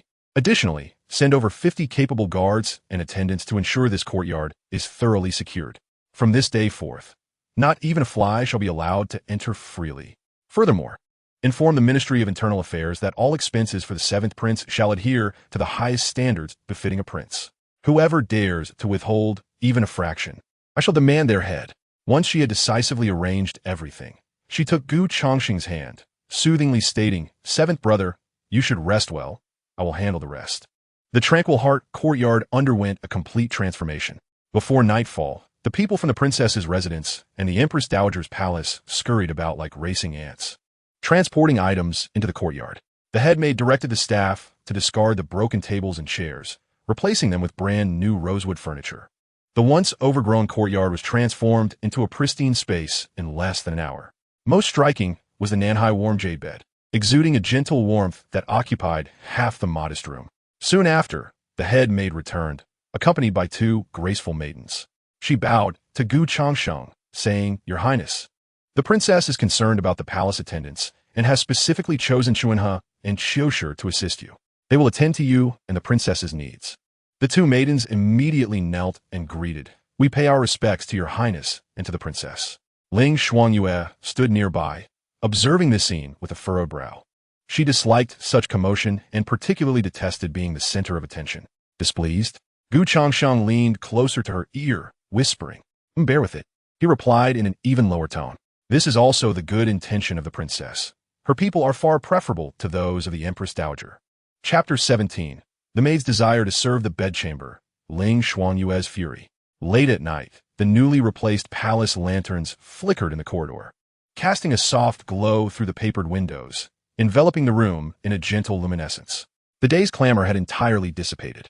The brand new furniture still carried a faint scent of wood, mingling with the coolness emanating from the Nanhai warm jade bed, rendering the room both unfamiliar and opulent. Ling Xuanyue stood by the bedside, gazing at the massive bed that almost consumed half the chamber, feeling somewhat at a loss. Chuanha and Xiushi, two young maids, entered quietly with water basins in hand, gently placing them down. "Your Highness, Your Grace, the night is deepening," Chuanha said, bowing respectfully. "The hot water is prepared. Would you like us to assist you both with bathing and rest?" Changsheng was inspecting the new furnishings in the room when he gestured dismissively. "Just leave it. You may go." The two maids exchanged glances but remained still. Xiushi, evidently bolder than her companion, stepped forward, lowering her head while speaking clearly. "Your Highness, the princess has instructed us. You are in delicate health and require proper care. Your Grace, as a member of the sect, may not fully understand the proper etiquette of service." She paused, her insinuation becoming more pronounced. "We are the princess's personal attendants, both pure and innocent.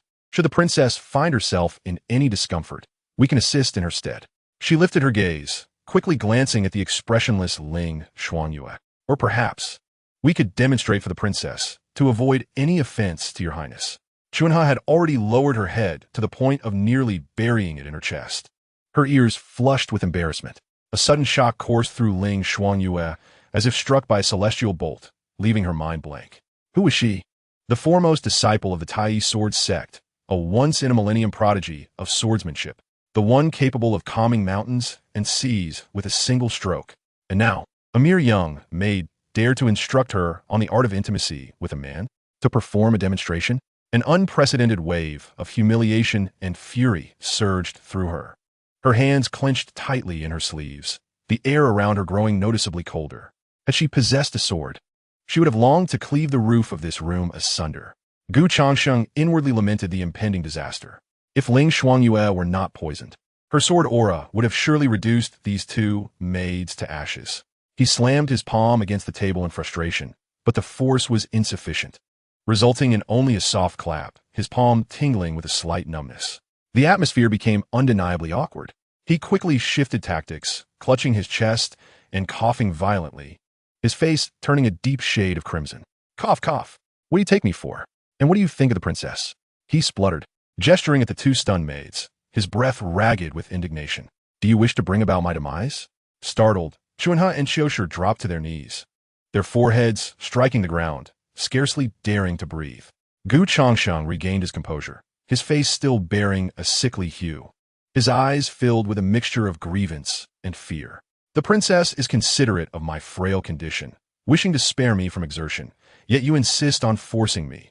Cough, cough, to meet my end upon this bed tonight." He emphasized the word death with particular weight. "The princess sent you to attend to me, not to hasten my demise. If this were to spread, that Changsheng perished due to the coercion of two maids, do you think the princess would reward you? Or would she have you fed to the dogs?"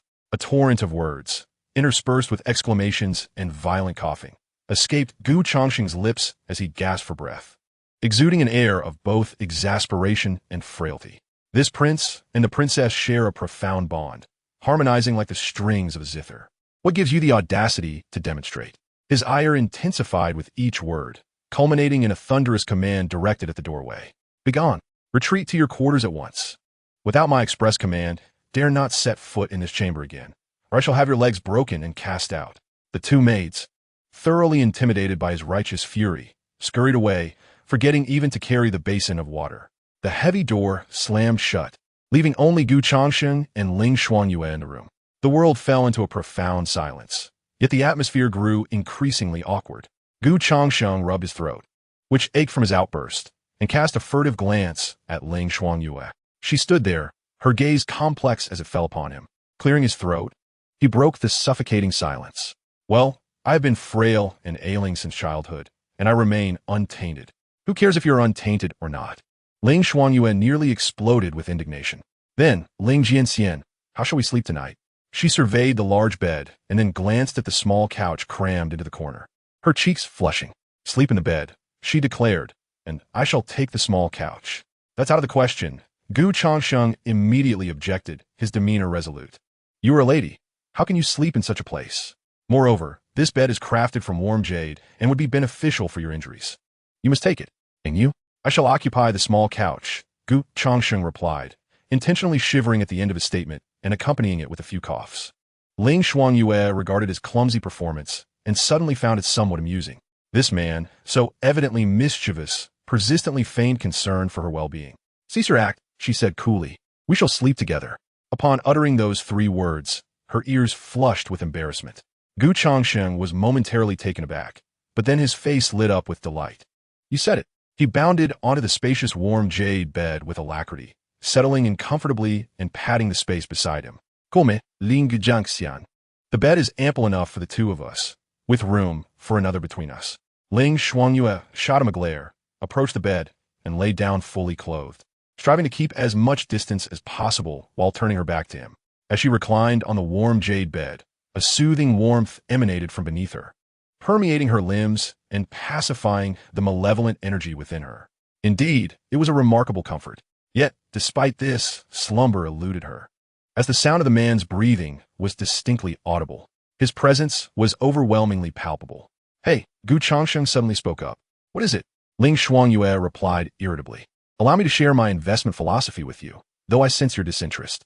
"No, you are indeed intrigued," Changsheng remarked to himself. "As an exceptional investor, one must first possess the acumen to evaluate assets." He turned over, facing Ling Shuangyue. "Undoubtedly, each of us is both an investor and an asset in our own right." Ling Shuangyue listened to his seemingly nonsensical words. Although much of it eluded her understanding, she grasped the general idea. Unable to restrain herself, she interjected. "And what of Yinshu from listening Rain Tower and your royal sister? How do you assess them?" Changsheng's interest was piqued. "Yinshu, she represents a venture investment. Armed with substantial capital, namely information, and possessing a sharp eye, her dealings are shrouded in secrecy, not meant for public scrutiny. To monetize her influence, she requires a vehicle for a reverse merger." Ling Shuangyue furrowed her brow, her ice blue eyes filled with confusion. "A reverse merger? What sorcery is this?" Changsheng nearly chuckled at the thought of discussing finance with a cultivator. Clearing his throat, he rephrased, "Let me put this way. Yinshu is a fox, adept in her craft, seeking to conduct business under the guise of a tiger's skin. My royal brothers are true tigers. Should she dare approach them, her bones would surely be crushed. Only I, appearing as a feeble, dying paper tiger, does she dare to invest in, believing she can manage me." This time, Ling Shuangyue understood. The world she perceived in stark black and white was far more convoluted than she had imagined. Human nature was infinitely more intricate. "And what of the princess?" she inquired further. "Ah, my royal sister is different." Changsheng's tone softened. "She is not an investment.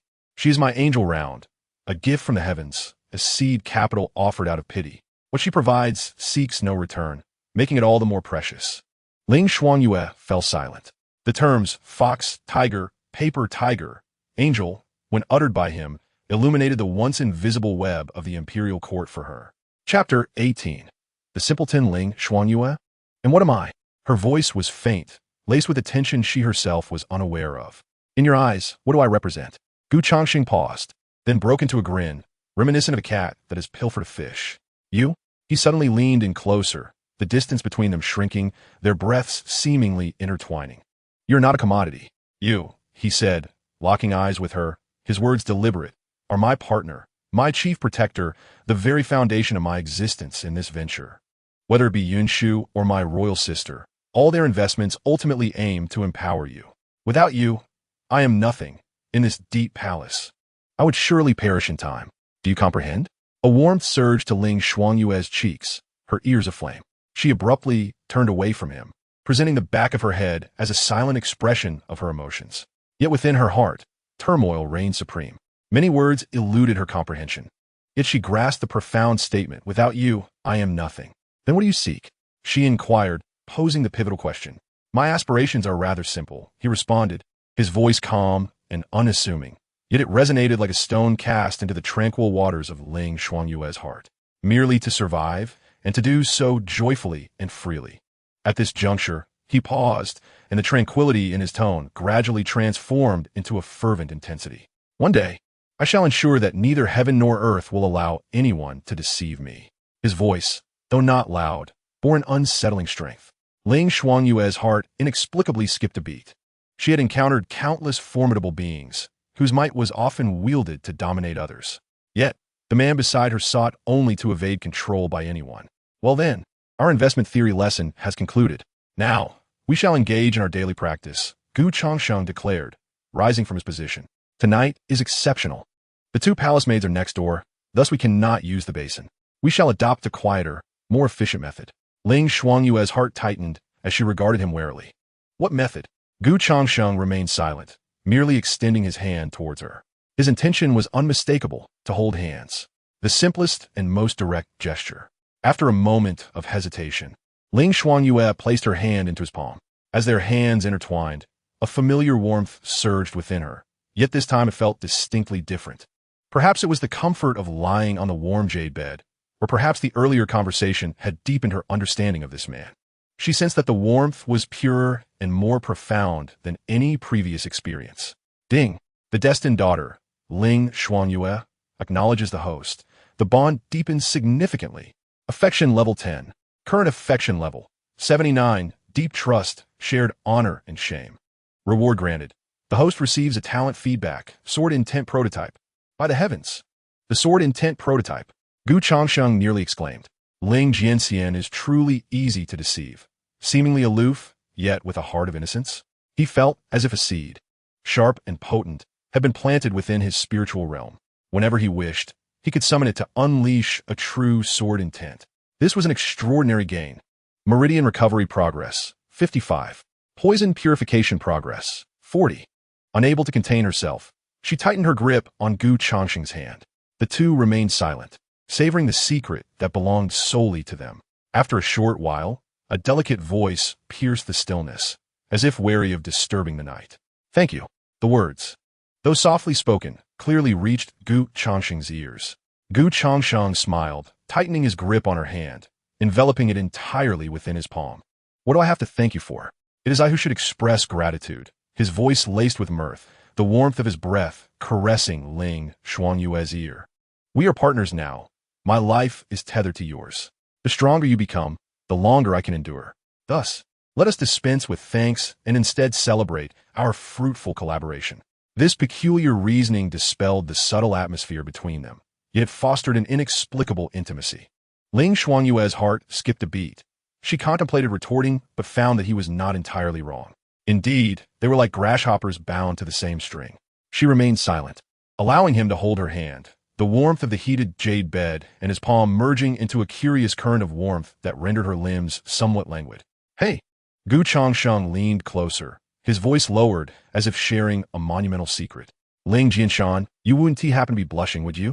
Ling Shuangyue stiffened, a wave of heat rushing from her neck to her ears. Nonsense.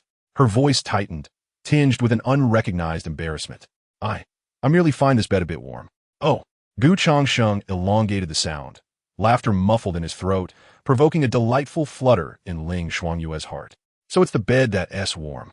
I thought perhaps it was my irresistible charm that melted the millennium ice of our Tai sword sect. You are insufferable. Ling Shuangyue, flustered, tightened her grip on him. Yet her other hand swiftly pulled the blanket over her head. Out of sight, out of mind. Observing the little mound beneath the blanket, Gu Changsheng could no longer suppress his smile. This woman was truly endearing and amusing. Time passed unmeasured, and beside him came the sound of steady, elongated breaths. The small mound beneath the blanket unmoving. Gu Changsheng felt the hand he held relax completely, soft and yielding. The comforting warmth of the jade bed, combined with the soothing aura he exuded, finally lulled this externally cold, yet internally warm sword immortal into a peaceful slumber. Gently, Gu Changsheng pulled the blanket away from her head, ensuring her comfort. Now, he finally had the time to thoroughly explore the marketplace. A thought crossed his mind, and his consciousness sank into his mind. System, open the marketplace. System marketplace unlocked, initiating access. A radiant golden interface unfolded in his mind. A dazzling array of goods, nearly blinding him. Divine elephant suppression technique. Transformation of the free-flowing method. Heaven-devouring demon art. Each title exuded a commanding presence, and the lengthy strings of zeros that followed made him gasp in disbelief. Too expensive. Next, he shifted his gaze to the elixir section. 9 turns rebirth pill. Price 88. 888 bond points. Effect: revives the deceased, restores flesh to bones. Dragon God bloodline transformation liquid. Price 666. 666 bond points. Effect: bestow upon you the true dragon bloodline. Gu Changsheng's eyelids twitched involuntarily as he noticed the balance in the upper right corner of his screen. Current bond value, 79. Am I being toyed with? The system promptly clarified the rules. The currency is the bond value, derived from interactions with the unlocked Destiny Maiden, which automatically accrues bond value based on her current affinity every day. The remainder must be acquired through various interactions, yielding an unpredictable amount of bond value. In essence, as long as Ling Xuanyue's affinity remains stable, he could effortlessly accumulate 79 points of bond value daily without any exertion. This is a long-term ticket for sustenance. With a newfound calmness, Gu Changsheng surveyed the exorbitantly priced items. One must eat a meal bite by bite and tread the path step by step. He decisively selected to arrange the items by price from low to high. As the golden light dissipated, the list refreshed. Mighty Pill, priced at 10 bond value. Effect, grants you the strength to till 3 acres of land within the duration of a single incense stick. Truth Charm, priced at 50 bond value. Effect, when affixed to a person, compels them to utter a single truth, effective solely on mortals. Foundation Fortifying Pill, priced at 100 bond value. Effect, produced by the system, can be stacked infinitely. Solidifies the host's foundation, making your physical form increasingly robust until it reaches perfection. Note, a good horse deserves a good saddle. No matter how strong the soul, the body is still a vessel. If the vessel leaks, drowning is inevitable. His gaze firmly settled on the final item. This is the one. His current soul harbored the essences of sword heart clarity and sword intent embryo, yet this body remained merely a block of mundane iron. Without undergoing rigorous tempering, how could it bear the might of a divine weapon? Forcing it would only result in the destruction of the embryo and the dispersal of its spirit. The reverse heavenly endowment he acquired from Ling Xuanyue was merely a beginning. He required a physique equally extraordinary to accommodate the myriad possibilities of the future.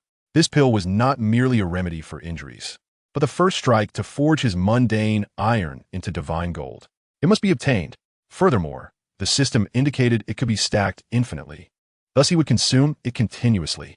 Gu Changsheng's gaze inadvertently fell upon the slumbering Ling Xuanyue beside him. His partner, the beautiful bodyguard, the cornerstone of his future endeavors, and, of course, the source of his daily earnings. Tomorrow, he would interact with her again and collect his wages. As he contemplated, another thought struck him. The crown princess Gu Changsheng. Her affinity was an impressive 80, rooted in pure familial love, unwavering in its stability. If he could unlock her aura, wouldn't his daily income double? He immediately summoned Gu Changsheng's character panel. Name, Gu Changsheng. Affinity, 80, blood-linked, sincerely cherished. Destiny value, 794. System aura, not activated, activation condition. Destiny value must reach 900 points. Gu Changsheng furrowed his brow. There exists such a perspective. Without sufficient destiny value, no matter how high the affinity, one cannot become his source of energy. With 794 points, there remains over 100 to reach the required 900. How might one elevate another's destiny value? Gu Changsheng gazed at the 3 unactivated gray characters, lost in contemplation. It appears that to glean benefits from the crown princess, he must first extend her hand. This presents an intriguing shift, transforming emotional investment into a strategic investment in capability. A plan began to form in his mind, sweeping away the fatigue of the night, leaving only a clear vision for the future. First, to set a modest goal. Tomorrow, he would seek to accumulate 21 points of bond value from Ling Xuanyue in exchange for the UNG Pegu Dan. That night, within the tranquil courtyard, some dreamt peacefully while others were restless. In the residence of the third prince, Gu Changfeng, the study was ablaze with light. He listened quietly to his subordinates' reports, idly toying with a cold white jade chess piece. Oh, the Empress Dowager has summoned him, and the crown princess has returned in haste? A look of keen interest replaced any trace of anger on Gu Changfeng's face. He delicately placed the chess piece in an inconspicuous corner of the board. The Empress Dowager's summons, the crown princess's return to the capital, and even Yunshu from Tingyu Tower sending a fox fur. There was no trace of ire on his face, only a hint of amusement. He tapped the chess piece against the board, producing a crisp sound. They believe my game is progressing too smoothly and wish to introduce a pawn to disrupt it? He raised his gaze to the trembling spy before him, his voice flat. The Empress Dowager seeks balance. The crown princess safeguards familial ties. Both are reasonable. Yet what is unreasonable is why they would stake their fortunes on a man widely regarded as ineffectual. Gu Changfeng's fingers glided slowly across the chessboard. To eliminate a worthless piece is both too simple and foolish. To act against him now would be to openly declare one's insecurity.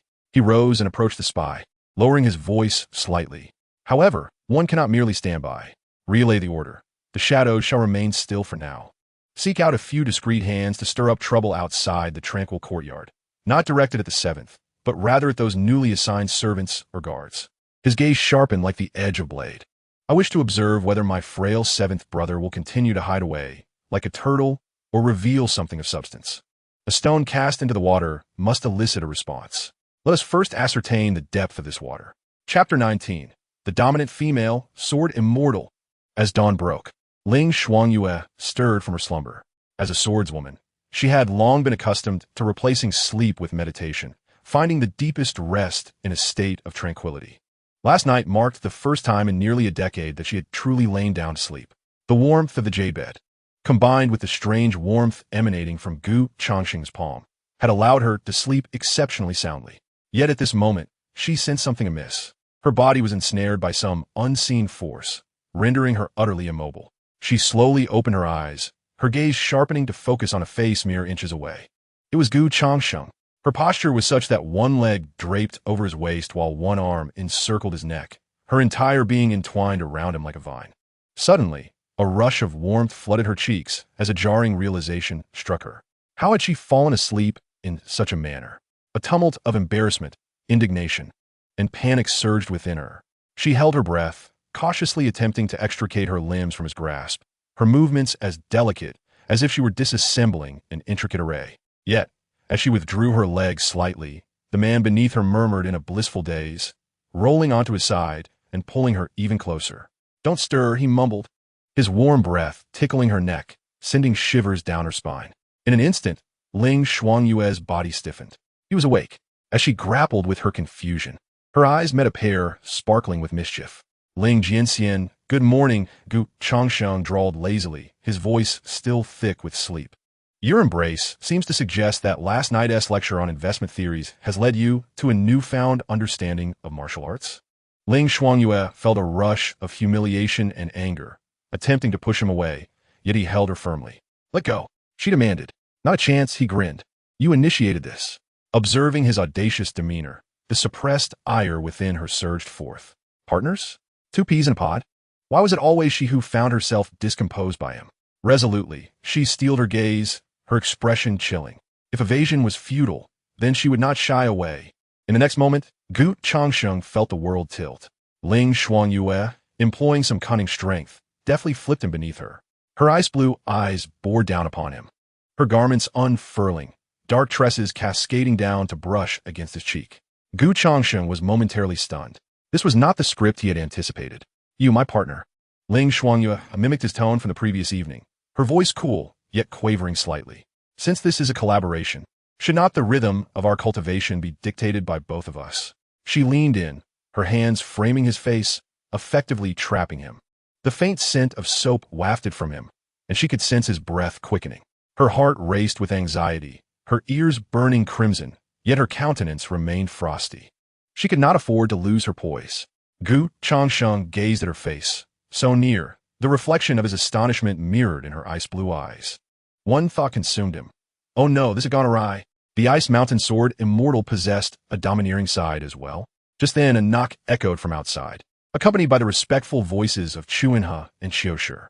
"Your Highness, the princess, Dawn has arrived. The maids have come to assist you both in your morning ablutions." Changsheng felt a surge of anxiety. He could feign incompetence, but as a man, being witnessed in such a compromising position by two young maids was a matter of dignity. This was not merely a breach of character. It was a question of manhood.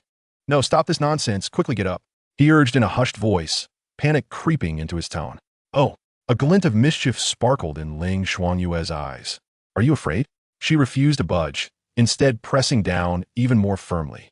Creaking, the door swung open. Chuinhe and Xiushi entered, carrying basins of water and cloths. Their heads bowed. When they lifted their eyes and beheld the scene before them, the copper basins clattered to the floor in unison. There lay their ethereal princess, imposing in her demeanor, pinning the ailing prince firmly to the bed. The prince appeared utterly helpless. Changsheng's mind raced, and he blurted out, "We're playing a game." "Yes." a game that promotes health and vitality. The two maids stood frozen, clearly unconvinced. Ling Shuangyue cast a cold glance at them, slowly rising from Gu Changsheng and adjusting her slightly disheveled attire. She approached the maids, her voice calm and devoid of emotion. There is no need for alarm. The Duke of Hong Kong was under my care last night. I may have overexerted him, and now he is unable to rise. It is my fault for not maintaining proper restraint. With that, she paid no heed to their petrified expressions, walking instead to the window, leaving behind an aloof and dignified silhouette. Yet, the flush of her ears betrayed her inner turmoil. The room fell into an eerie silence. Gu Changsheng lay beneath the covers, concealing his face. The master of emotional investments had been outmaneuvered by his own investment. Chuanhe and Qiushi exchanged glances, and then their eyes ignited with ecstatic realization. So that was it. In a single night, the frail prince had been thoroughly exhausted. It was well known that the prince's reputation was dismal. His frail constitution had led to whispers of his inclinations towards men, even accusations of impotence. All unfounded nonsense. Just look at the present situation. With a mere display of prowess from the princess, the prince couldn't even rise from the bed. Today, the rumors could be dispelled. What immense power this was. A momentous announcement indeed. They must report this to Her Highness at once. The two quickly tidied up the chaotic scene, bowing deeply towards Gu Changsheng on the bed, their voices brimming with repressed joy and reverence. Congratulations, Your Highness. Best wishes, Your Highness. Qiushi boldly added, the princess is magnificent. With that, they bolted from a room as if fleeing for their lives, likely to share the joyous news with the Grand Princess. Gu Changsheng slowly lowered the covers, gazing at Ling Shuangyue's feigned composure, utterly bemused. His persona of a useless individual seems to have taken a rather peculiar turn. Ding. The destined woman, Ling Shuangyue, has actively initiated intimate behavior towards the host. Affection level 6. Current affection level, 85. Intense possessiveness. Ding. Morning interaction with the destined woman, Ling Shuangyue, has deepened the bond. Bond value, 85. Current bond value balance, 164. Detected significant emotional fluctuations in the host. A special warm reminder. Congratulations, host. You have taken a substantial step on the path of enjoying the benefits of another's labor. All right, esteemed sword Immortal Ling, have you finished showcasing your grandeur? Gu Changsheng emerged from beneath the covers. He realized that this woman was far from a mere iceberg. She harbored a veritable volcano within, which had finally erupted today. Ling Shuangyue stood with her back to him, her posture upright, but the slight trembling of her fingertips and a lingering blush on her ears betrayed her inner turmoil. Umph. She let out a soft huff through her nose, her voice steady enough. This was merely the beginning. No sooner had she spoken than a respectful announcement echoed from outside the door, as several previously unseen servants entered in succession, each bearing an array of food boxes. Soon, an 8 immortals table was laden with a sumptuous breakfast feast. Chapter 20. The Repugnant Third Prince. Crab roe soup dumplings, thin-skinned and generously filled, swayed with the essence of broth. Crystal shrimp dumplings, translucent, with pink shrimp peeking through. There was also a bowl of golden, thick congee, adorned with a few red dates. Clearly the result of rare spiritual birds and premium spiritual rice simmered gently overnight. The aroma instantly enveloped the entire room. Gu Changsheng's eyes widened in delight. Ever since he had been inadvertently confined in the Tranquil Heart courtyard waiting for the female sword immortal, he had not enjoyed a proper meal. Cold buns, thin porridge, and the occasional morsel of minced meat were considered a feast. This treatment was nothing short of a world apart. He sprang from the bed, disregarding any lingering annoyance towards Ling Shuangyue, and dashed to the table, snatching a soup dumpling and shoving it into his mouth. Delicious. The savory broth burst forth in his mouth, nearly bringing him to tears of joy. Is this the taste of power? No. It is the fragrance of enjoying the fruits of another's labor. Ling Shuangyue observed him, resembling a starving ghost reborn, and her lips involuntarily curled into a smile. Though she quickly regained her icy demeanor, she approached as well, gracefully picking up a pair of chopsticks to delicately sample a shrimp dumpling. The two relished their meal, thoroughly satisfied. Taking advantage of Ling Shuangyue's momentary sip of congee, Gu Changsheng silently murmured, System, open the shop. Current bond value, 164. Upon seeing this number, Gu Changsheng's heart soared with joy. Enough. Without hesitation, he sought out the elixir he had longed for. Foundation Strengthening Pill, price 100 bond value. Purchase. Ding. The purchase was successful, costing 100 bond points, leaving him with 64. The item has been allocated to the system's space. Will you use it? Yes. The medicinal pill dissolved instantly upon entry. An extraordinary force surged through his limbs and bones, filling every inch of flesh and every sinew, solidifying his very essence. Changsheng calmly set down his teacup and clenched his fist. Though the increase in strength was minimal, he understood that the very nature of his body had undergone a profound transformation. His foundation was being reformed. Changsheng silently pondered system. What exactly are the effects of this pill? Surely, there must be a way to observe the specific changes? Perhaps a properties panel or something of the sort. It was merely a casual inquiry. The host may silently call upon their personal data panel at any time. The system's response was succinct and straightforward. Changsheng nearly choked in disbelief. Why didn't you mention this sooner? He raged internally.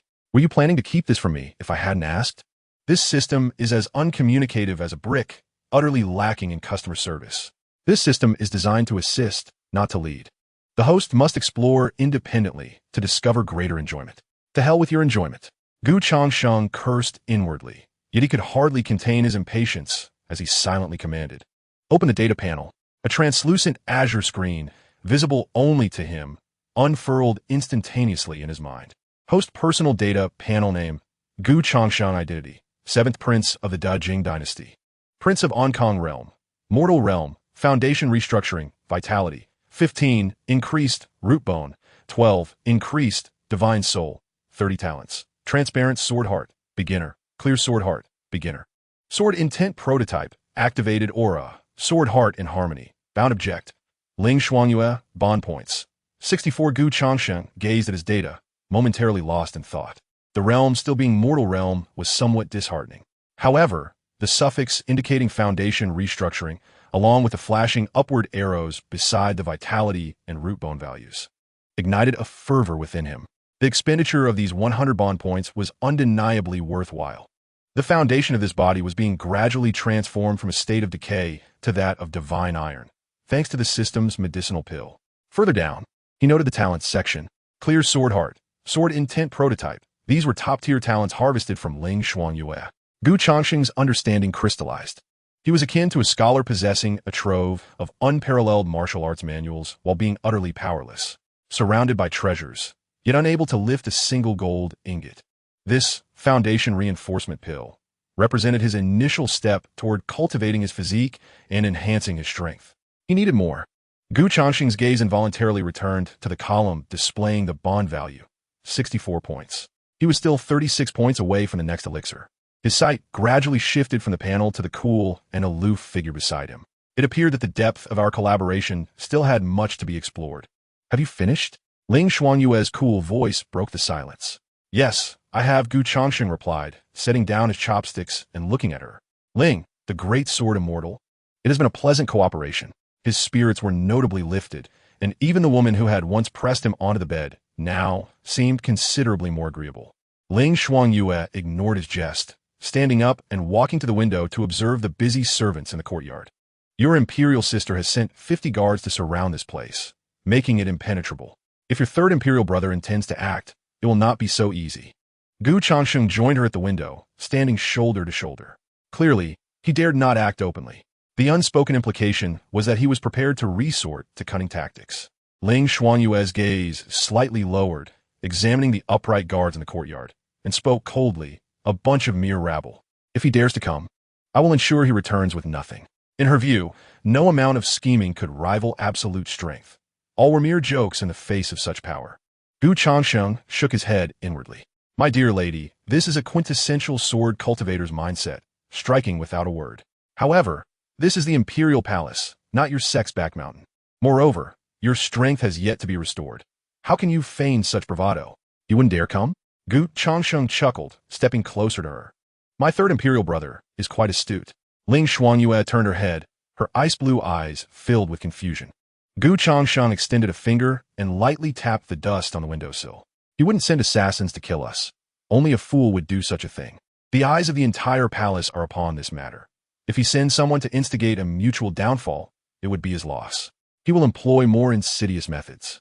Changsheng observed the straight-backed, spirited guards in the courtyard, his tone unruffled. For instance, he might spread rumors that you, the sword immortal of the great Xia Tai sword sect, have now become the princess of the great Jing. What do you think those old foxes in court would surmise? That I conspired with the remnants of an enemy nation, plotting treachery? Once the rumors are established, the stage will be set. He would recruit a few desperate individuals to create a scene at our doorstep, pointing fingers at me and hurling accusations. He knows you are a sword cultivator with pride. He bets you will retaliate. If a great Xia sword immortal injures someone in the capital, even if it is a rogue, the charge would suffice to tarnish my reputation. At that point, I would no longer be a mere failure, but a treacherous minister harboring dangerous weapons. The most ruthless tactic would be to besmirch your name. He would send individuals to investigate your background, fabricating a tale of how you betrayed the great Xia, and then find witnesses to lament your callousness in taverns and tea houses. By then, what would you be? A traitor of cold disposition, and I am the fool who wed the traitor, or perhaps an accomplice. With each possibility articulated by Gu Changsheng, Ling Xuanyue's brows knitted tighter. She realized that none of these matters could be resolved with her sword. The methods employed were insidious and vile, yet left her feeling powerless. Such is the nature of political intrigue. Gu Changsheng shrugged, a peculiar expression gracing his features, reminiscent of mockery and lamentation. To be honest, I hold a certain disdain for my third imperial brother, he silently added. What kind of world is this? Everyone is capable of cultivating immortality, reaching profound heights, cleaving mountains with a sword, and treading oceans with a fist. Yet here you are a prince, preoccupied not with soaring through the heavens or achieving eternal life, but rather scheming on how to sabotage your political adversaries. Do you grasp the concept of vision? Such a narrow outlook. Isn't this a sheer waste of a well-crafted world? What difference is there between this and two department managers from a previous life undermining each other for year-end bonuses? Pathetic, utterly pathetic. Ling Xuanyue regarded him, perceiving a trace of disdain in his eyes. What then? For the first time, she proactively sought his counsel on matters beyond the sword. It's quite simple. Gu Changsheng reined in his thoughts, stating, "We make our moves, and they respond. But if they strike with cotton, we must respond with cotton as well. If they seek to disgust us, we shall outdo them in repugnance." He cleared his throat, adopting a feeble demeanor, hand resting against his chest, and coughed lightly. Alas, engaging in this contest of wits is truly exhausting. I feel rather dizzy. Ling Xuanyue observed his instantly altered expression, her lips twitching slightly. This fellow has begun his theatrics once more. Yet, for reasons unknown, she felt no aversion as before. Rather, she stepped forward and offered her support. Shall we return to bed for a while? Chapter 21. The Chess Sage Ling Xuanyue. After breakfast, tranquility returned to the courtyard. The newly arrived palace attendants and guards, under the strict tutelage of the matron in charge of the princess's estate, conducted their tasks with a cautious efficiency, daring not to make an excessive noise. Gu Changsheng arranged two small tables beneath the ancient locust tree in the yard. Ling Xuanyue stood nearby, arms crossed, watching him draw a precise grid in the clean sandy ground with a twig. "What is this for?" she inquired. "Since we have time to spare, I shall teach you a game." Gu Changsheng collected a pile of black and white stones, sorting them meticulously. "I have no interest," Ling Xuanyue replied flatly. "Do not be so hasty to refuse." Gu Changsheng looked up at her, a mischievous smile playing on his lips. "Let's add a wager. If I lose, you may choose the timing and method of your treatment today, without any objections from me." Ling Xuanyue's eyes sparkled momentarily. This meant she could seize complete control over her treatment, no longer beholden to his whims or convoluted investment theories. "And if I were to lose?" she asked. "If you were to lose?" Gu Changsheng chuckled. "Then I shall impose a penalty. Allow me to hold your delicate hand." Ling Xuanyue fixed her gaze upon him, her expression revealing that his intentions were all too clear. Regardless of victory or defeat, he always seemed to gain an advantage. This fellow truly embodied the essence of shamelessness. Yet in Gu Changsheng's mind, he was contemplating a different matter. This was merely a strategy for risk hedging. No matter how the market fluctuated, as an investor, I would never incur a loss. "What say you, Ling the Great Sword Immortal? Are you afraid?" Gu Changsheng employed a provocation. "This was far simpler than your sword techniques. Align 5 stones in a row, and victory is yours." What kind of person was Ling Xuanyue? A rare prodigy not seen in the Tai sword sect for millennia. Her pride ran deep within her bones. Would she fear a mere game of chance? "Gome." She uttered a single word before seating herself at the opposite side of the table, her expression focused as if she were not facing a board, but a formidable enemy. Gu Changsheng secretly smiled. He relished Ling Xuanyue's indomitable spirit. The rules were simple. The black stones move first, alternating turns, and the first to align 5 in any direction wins. As he explained, he placed the first black stone at the center of the board. Without hesitation, Ling Xuanyue positioned a white stone beside his. The outcome of the first round was a foregone conclusion. Gu Changsheng exploited the classic loophole of the 3-3 rule, creating 2 live 3s simultaneously on the board. When Ling Xuanyue blocked one, the other immediately connected to 5. "I win," Gu Changsheng proclaimed. Ling Xuanyue gazed at the board, a flicker of confusion and frustration passing through her icy blue eyes. She had meticulously calculated each move. How could she have lost? Gu Changsheng remained silent, merely extending his hand. Ling Xuanyue hesitated for a moment before reluctantly offering her hand. He clasped it in his palm, delicate, warm, yet bearing a hint of the coolness characteristic of a sword cultivator. He had long since turned off the aura of sword heart in the dust. After all, if she found pleasure in this, what kind of punishment would it be? The spoils of victory, naturally, belonged to the victor to savor. He caressed her boneless fingers, feeling the calluses left by years of swordplay, and experienced a profound sense of satisfaction. "Letting you dominate me in the morning, flaunting your prowess. Now you must obediently extend your hand, don't you?" Ling Xuanyue frowned slightly. Her hand held within his conveyed an unfamiliar warmth, yet that was all it was. She waited for a moment, expecting a warm current that would cleanse her meridians and suppress any malevolent energy, but nothing came. It was merely the sensation of a man holding her hand. An awkward silence enveloped the air. Doubt flickered in her icy blue gaze as she looked at Gu Changsheng. "Why is there no effect?" Her voice was soft, yet laced with a hint of inquiry. According to his previous assertions, as long as 2 individuals share a mutual understanding and establish trust, their interactions can yield therapeutic effects. Has he already begun to distrust me? I knew it. Gu Changsheng wore an expression of confirmation as he released her hand. He pointed to the area above Ling Xuanyue's heart, his demeanor grave. "The issue does not lie with me, but with you." Ling Xuanyue was taken aback. "Me? Yes, indeed, you." Gu Changsheng began his earnest performance. "What does our healing rely upon? It is the sincerity of the heart and the bridge of trust. But look at your current state of mind. Where is the sincerity in that?" He leaned in closer, lowering his voice. "Are you not preoccupied with thoughts of how you misstepped in the previous game and how to reclaim victory in the next?" Ling Xuanyue felt as though he had laid bare her innermost thoughts. Her breath momentarily stilled. She was indeed replaying the game in her mind, contemplating how to thwart his moves in the next round. You lost the game and feel a sense of indignation within. This feeling of discontent is like a boulder that has completely obstructed the stream of trust between us. The energy cannot flow, do you understand? Gu Changsheng spread his hands, a look of helplessness upon his face. "It is not that I do not wish to heal you. Rather, it is you who have closed the door." This convoluted reasoning left Ling Xuanyue at a loss for words. For the underlying logic of this theory was constructed solely by Gu Changsheng, and she had already accepted it. So it is my fault? Is it because of my competitive spirit that I have jeopardized the trust between us? A wave of intense frustration and unwillingness surged within her. How could she, the esteemed chief of the Tai Sword sect, allow such mundane desires for victory to affect her path and healing endeavors? Such disgrace. Ding. Bond interaction completed with the destined woman. Ling Xuanyue, bond value 5. Gu Changsheng felt a surge of delight within. Yet he remarked, "You see, it's quite simple. ISNT it? Let us go again." In the second round, Gu Changsheng employed a different strategy, utilizing the 4-4 forbidden hand method to effortlessly secure victory once more. "I have won again." This time, Ling Xuanyue remained silent, simply extending her hand once more.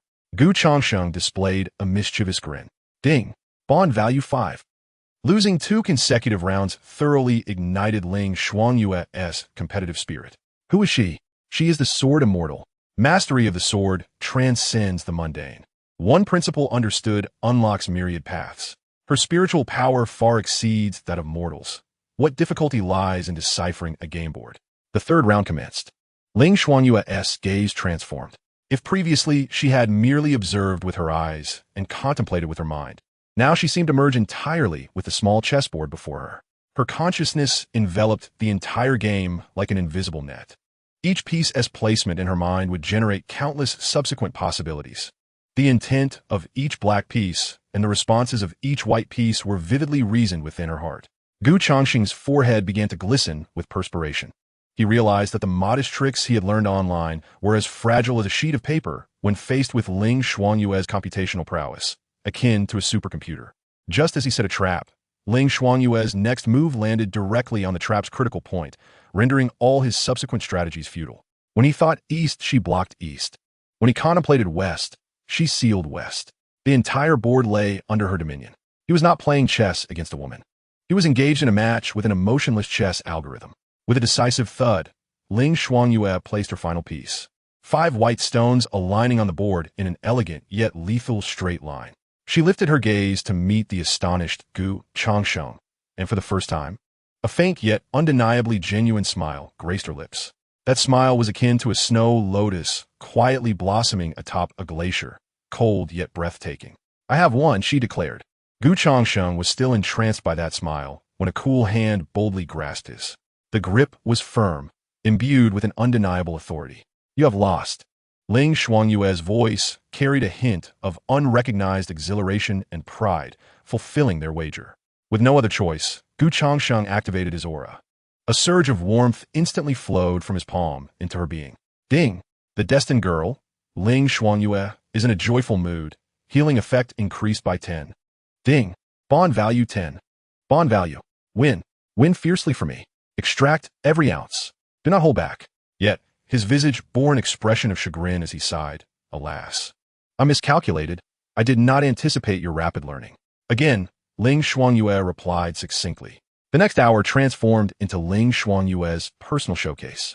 She triumphed in over a dozen games. Each victory executed with precision.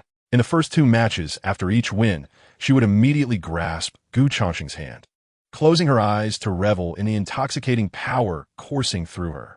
Eventually, she simply settled beside him, intertwining her fingers with his, utilizing her other hand to play. The frost upon her face gradually melted away. The bitterness stemming from her desire for revenge was significantly alleviated by her burgeoning competitive spirit and the joy of victory. She even began to actively study the strategies, murmuring to herself, "This move appears to form a living 3, but in reality, it is a dead stone. Here, you should seal my 4 instead of pursuing your futile sleeping 3.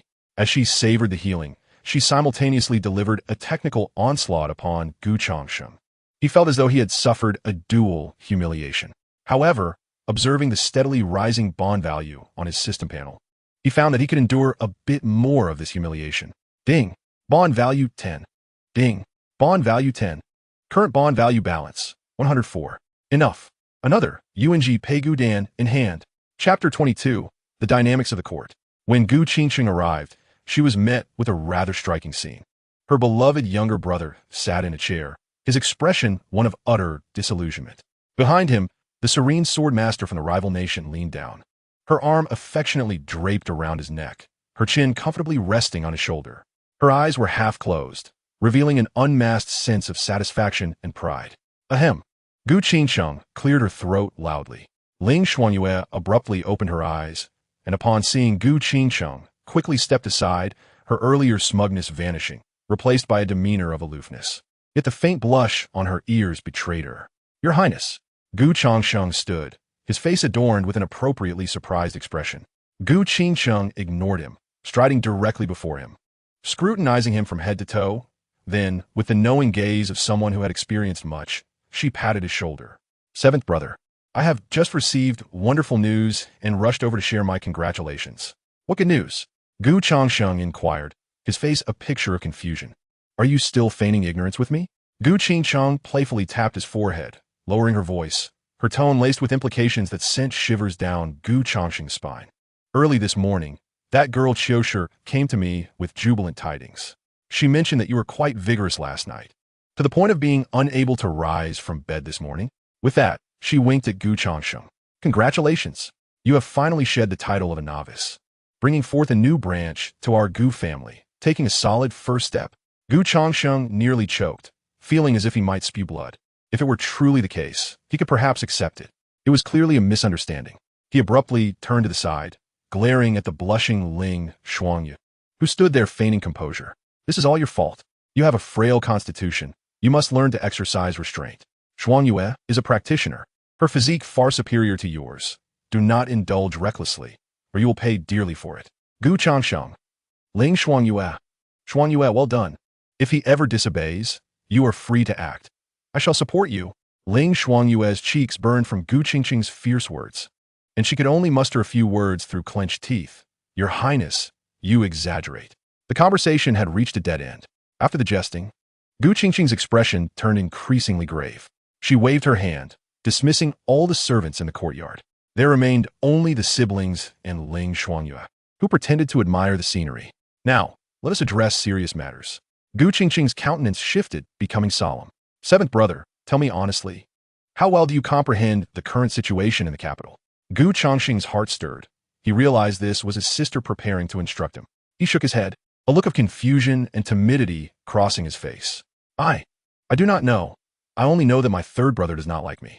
It was more than mere dislike. Gu Qingqing let out a cold laugh. He wishes for your demise. She pulled Gu Changsheng down to sit on a stone bench. Her tone heavy. You have long resided in the tranquil heart courtyard, oblivious to worldly affairs, and there are many truths you remain unaware of. It is time you learn. Father Emperor has been in seclusion for years, pursuing the elusive path of immortality, neglecting the matters of the court for quite some time. Gu Changsheng's heart stirred, prompting him to ask the crucial question. Sister, why do it seem that among our siblings in the capital, only we few remain? Gu Qingsheng chuckled self-deprecatingly. In our generation, there are 7 princes and princesses, and you are the youngest. Her tone was flat, as though discussing a matter unrelated to herself. Your fourth brother, Gu Changyuan, possesses a natural spirit bone, and at the tender age of 13, he was chosen by an elder of the Zhixiao sword sect as a closed-door disciple. Now, 2 decades have passed, and he has become a true heir of the sect, rumored to be in seclusion, striving for the Yuaning path. He is wholly devoted to the way, indifferent to the mundane, even sending gifts for Father Emperor's birthday through a messenger. Gu Changfeng, no matter how arrogant, would not dare provoke the Zhixiao sword sect. Gu Changsheng's heart skipped a beat. Yuan Ying, a legendary realm, signifies a formidable figure in any domain. As for the crown prince, Gu Changming, Gu Qingqing spoke the name with a hint of undeniable fatigue and disdain. He is simple-hearted, or rather cowardly. Orphaned at a young age, he was raised by our grandmother and educated with the teachings of sages. Yet he understands nothing of the complexities of ruling. Gu Changsheng understood the implications clearly. What a revelation. The crown prince is but a puppet, nurtured as such by the dowager. Regarding the remaining siblings, Gu Qingqing's tone was imbued with helplessness and a touch of envy. The fifth sister, Gu Linglong, is only interested in flowers and poetry. Today, she may be enraptured by the verses of the capital's foremost talent, and tomorrow, she could squander a fortune on a handsome musician.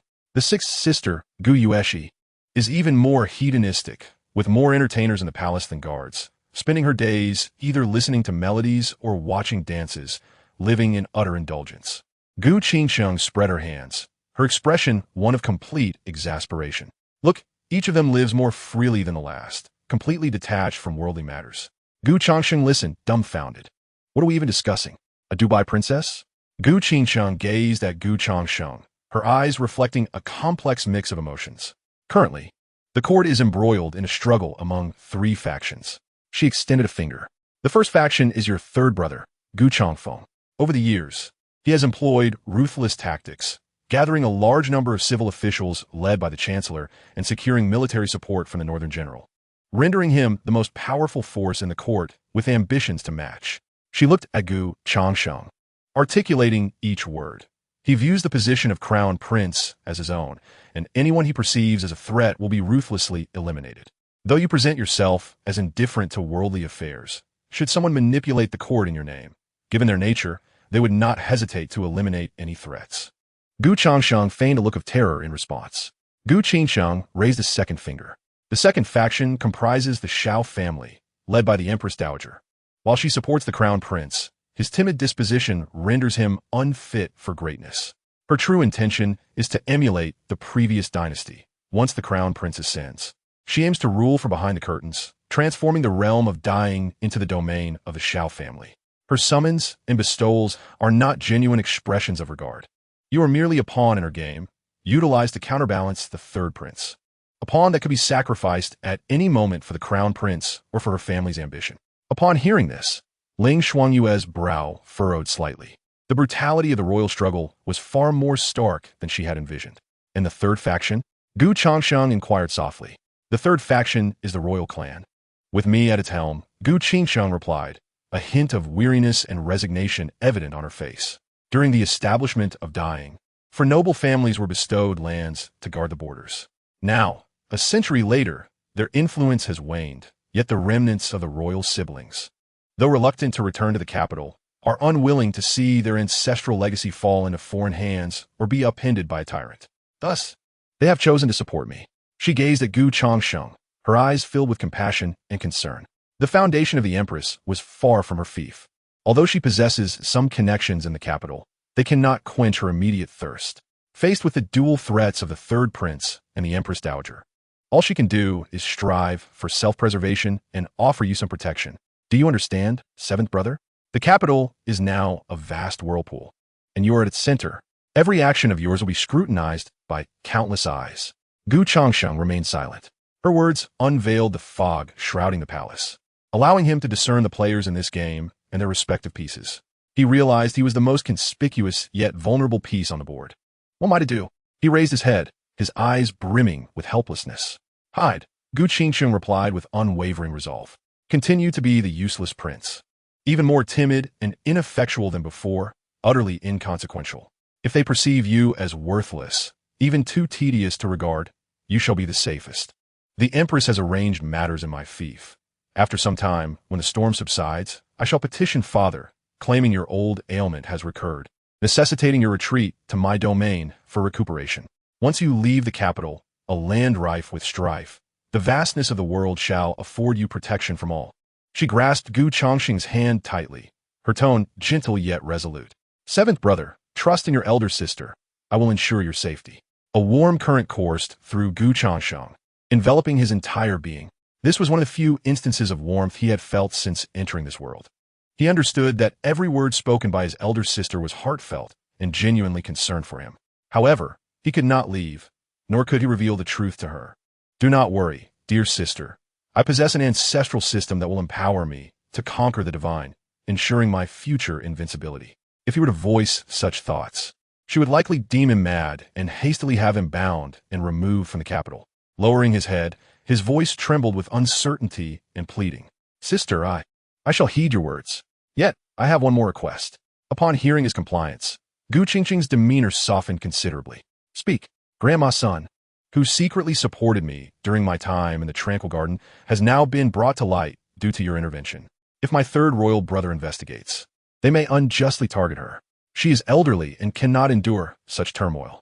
Gu Changsheng raised his gaze, genuine concern evident in his eyes. Sister, can you devise a means to escort her out of the palace to a peaceful place where she may live her remaining years in tranquility? Gu Changsheng paused, her expression deepening with compassion. Her brother, even while facing peril, still held concern for an old servant's kindness. Very well, she nodded, her tone resolute. This matter shall be settled by me. Not only will I facilitate her departure from the palace, but I will also procure a residence for her outside the city, ensuring she is attended to and free from want for the remainder of her life. Thank you, sister, Gu Changsheng murmured, his voice thick with emotion. Observing his state, Gu Changsheng felt both comforted and pained. As long as he was willing to obey and conceal himself, there remained a chance for redemption. She proceeded to impart further advice on navigating the world, namely, to venture out less, display vulnerability, and never seek to outshine others. Before departing, she glanced once more at the ever-silent Ling Shuangyue beside her. Shuangyue, I sense signs of your recovery. My brother's safety now rests with you. Should you protect him well, I promise to ensure the legacy of the sword sect endures. This was a pledge. Ling Shuangyue lifted her gaze, briefly meeting Gu Changsheng's eyes before glancing at Gu Changsheng. She remained silent, but nodded gently. After bidding farewell to Gu Changsheng, tranquility returned to the courtyard. Gu Changsheng sat on the stone bench, motionless for an extended period. Your elder sister is a good person, Ling Shuangyue suddenly spoke. Indeed, Gu Changsheng replied with a faint smile. She is one of the few in this palace who still regards me as a human being. Ling Shuangyue looked at him, a flicker of complex emotions passing through her ice-blue eyes. Do you truly intend to heed her advice and leave the capital? Gu Changsheng raised his gaze to her, posing a counter-question. What do you think? Ling Xuanyue fell silent. Given her understanding of Gu Changsheng, she knew that beneath his surface lay deeper calculations than those of the third prince, as well as greater ambitions than her own. How could he possibly resign himself to a life of retreat? What then is your path? She inquired. My path.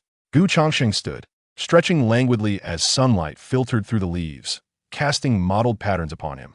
My path is to transform all those who wish to use me as a mere pawn into my own pieces on the chessboard of life. He flashed a grin, revealing a set of pearly white teeth. However, before embarking on this endeavor, I must first solidify my foundation. A thought crossed his mind. System, purchase foundation reinforcement pill. Use. Ding. Purchase successful. Spent 100 bond points, remaining 4 bond points. A pill materialized quietly within his system space, immediately commencing the fortification of his physique. Chapter 23. The Lackey Provokes Again. The afternoon passed without a ripple. Gu Changsheng refrained from engaging Ling Xuanyue in a game of chess, understanding the principle of moderation. He had already extracted nearly all the bond points available for today. Continuing would only serve to irritate Ling Xuanyue. A savvy investor knows the value of steady, gradual gains. Yet, while he sought tranquility, others were intent on disturbing it. As dusk approached, a guard responsible for the front courtyard burst in, battered and bruised. This guard hailed from the princess's residence, possessing foundational cultivation, making him a competent figure even within the palace. Your Highness. The guard knelt on one knee, his face a canvas of humiliation and fury. A steward named Wang from the third prince's residence blocked our brothers during their shift change, claiming our manner of walking offended their eyes. They sought trouble and injured 2 of us.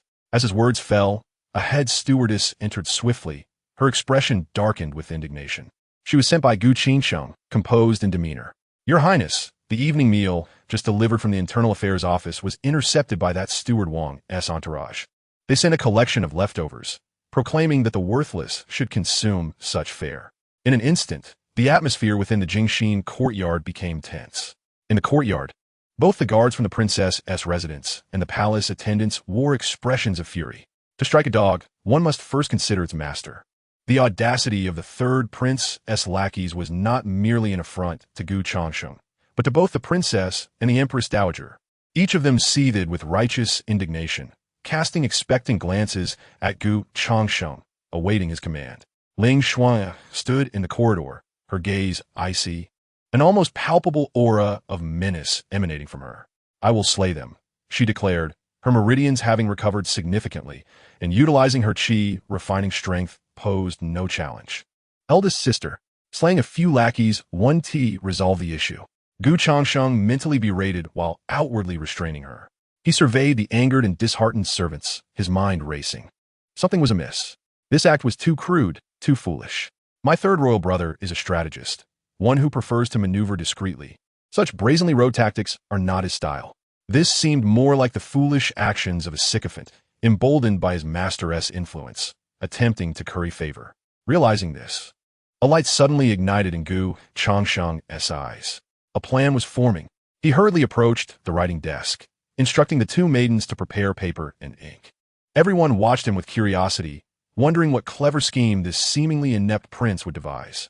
Taking a deep breath, Gu Changsheng grasped the brush, dipped it in ink, and elegantly inscribed a grand line of characters on a large sheet of rice paper. As the crowd gathered to witness, they were left utterly astonished. The paper bore the inscription, I express my heartfelt gratitude to my esteemed third brother for his kindness, sending esteemed individuals to hone the martial prowess of my household, to aid in its transformation into unyielding steel. Fearing my delicate constitution, I am also graciously gifted with light congee and simple dishes for nourishment. Such fraternal affection leaves me deeply moved, and I bow in reverence. The courtyard fell into a profound silence. Everyone regarded Gu Changsheng with a bewildered gaze one might reserve for a madman. What sort of maneuvering was this? To be humiliated by another's dog, to have one's meal stolen, yet feel no shame, but rather pride, and to express gratitude to the master? Bring forth. Gu Changsheng declared, thoroughly pleased with his creation. Frame this expression of thanks and fashion it into a grand plaque. He gestured towards the beaten guard and the remnants of a stolen meal. You shall carry this plaque, accompanied by gongs and drums, to the residence of the third prince and deliver it. The guards were taken aback. Your Highness, Does this not bring greater shame? Shame? Gu Changsheng chuckled, his smile reminiscent of a cunning fox. No, this is a matter of psychological warfare. He approached the guard, placing a reassuring hand on his shoulder, lowering his voice. When you go, do not exhibit anger or grievance. Smile, genuinely smile, so that all within the palace may see how grateful you are for the third prince's benevolence. Simply state that your humble brother, unable to repay such kindness, offers this plaque as a token of gratitude for his brother's guidance over his servants, wishing him health and a prosperous future. Though the guards still harbored doubts, they found themselves nodding in agreement, entranced by the glimmer of mischief in Gu Changsheng's eyes. Half an hour later, an extraordinarily peculiar procession set forth. Several guards bore a massive plaque covered in crimson cloth at the front, followed by palace attendants carrying the leftover food. Alongside, a designated individual was tasked with striking the gong. Ding, ding, ding. The seventh prince expresses his gratitude for the third prince's affection with this plaque. May the third prince enjoy fortunes as vast as the eastern sea and a lifespan as enduring as the southern mountain. The procession swaggered from Changsheng courtyard, boldly traversing the palace pathways, making its way to the residence of the third prince. Onlookers, including palace maids, eunuchs, and guards, stood agape at this spectacle. News of the event spread throughout the palace like wildfire. By the time the procession reached the third prince's gate, a crowd had gathered, encircling the entrance in layers. The steward of the third prince stood at the threshold, his face ashen and trembling with rage as he beheld the approaching party. What do you intend to do? The leading guard, remembering Gu Changsheng's instructions, wore a genuine smile on his face. Your Excellency has misunderstood. We are here on the orders of His Highness the seventh prince to express our gratitude to His Highness the third prince. As he spoke, he waved his hand, and the guards behind him abruptly tore down the red cloth from the plaque. The dazzling golden plaque, along with the excessively flattering inscription and the uniquely unattractive smiling face, was instantly revealed to all. A wave of suppressed laughter erupted from the crowd. The steward of the third prince's residence turned pale. He wished to retaliate, but the other party's constant expressions of gratitude and humble demeanor made it difficult for him to act. If he did, it would confirm his household's reputation for bullying others, even neglecting his frail brother. Yet, if he refused to accept it, it would be a slight against the seventh prince and disregard for familial bonds. The plaque had become a proverbial hot potato. Neither accepting nor rejecting was a viable option. He could only watch helplessly as the guards respectfully placed the humiliating plaque beside the entrance of the third prince's residence. After completing this act, the guards cupped their fists towards the steward. The delivery is complete. We shall take our leave. Please convey to His Highness the third prince that the seventh prince has stated he will personally come to express his thanks at a later date. With that, the group struck a gong, laughing heartily as they departed. Chapter 24. The Malicious Third Prince. In the study of the third prince's residence, a solitary lamp illuminated the room, with sandalwood incense wafting through the air. The plaque inscribed with "Brothers in Harmony" was meticulously placed in a corner of the writing desk, the ink appearing particularly glaring in the lamplight. Third Prince Gu Changfeng was engrossed in a book. His aide, Li Wenbo, entered silently and stood beside him, too timid to speak. Wenbo, Gu Changfeng said without raising his gaze, his tone steady, "My younger brother has indeed surprised me recently." Li Wenbo replied softly, "Your Highness, this act is akin to a petty provocation. It surely has the support of the eldest princess behind him. I know all too well what kind of person the seventh prince is, timid and lacking in intellect. Presenting him with a plaque will only make him tremble in his room or run to the eldest princess to complain." Yet what did he do? Gu Changfeng turned, his eyes gleaming with curiosity. He returned it with great fanfare. This tactic may lack dignity and even border on the despicable, yet it is effective. This is not at all in line with my elder sister's usual style, nor could it have been conceived by Gu Changsheng. His gaze deepened, as if seeking to penetrate the night and gaze into the depths of the tranquil heart courtyard. The issue lies with that woman. Li Wenbo was taken aback. Ling Xuanyue?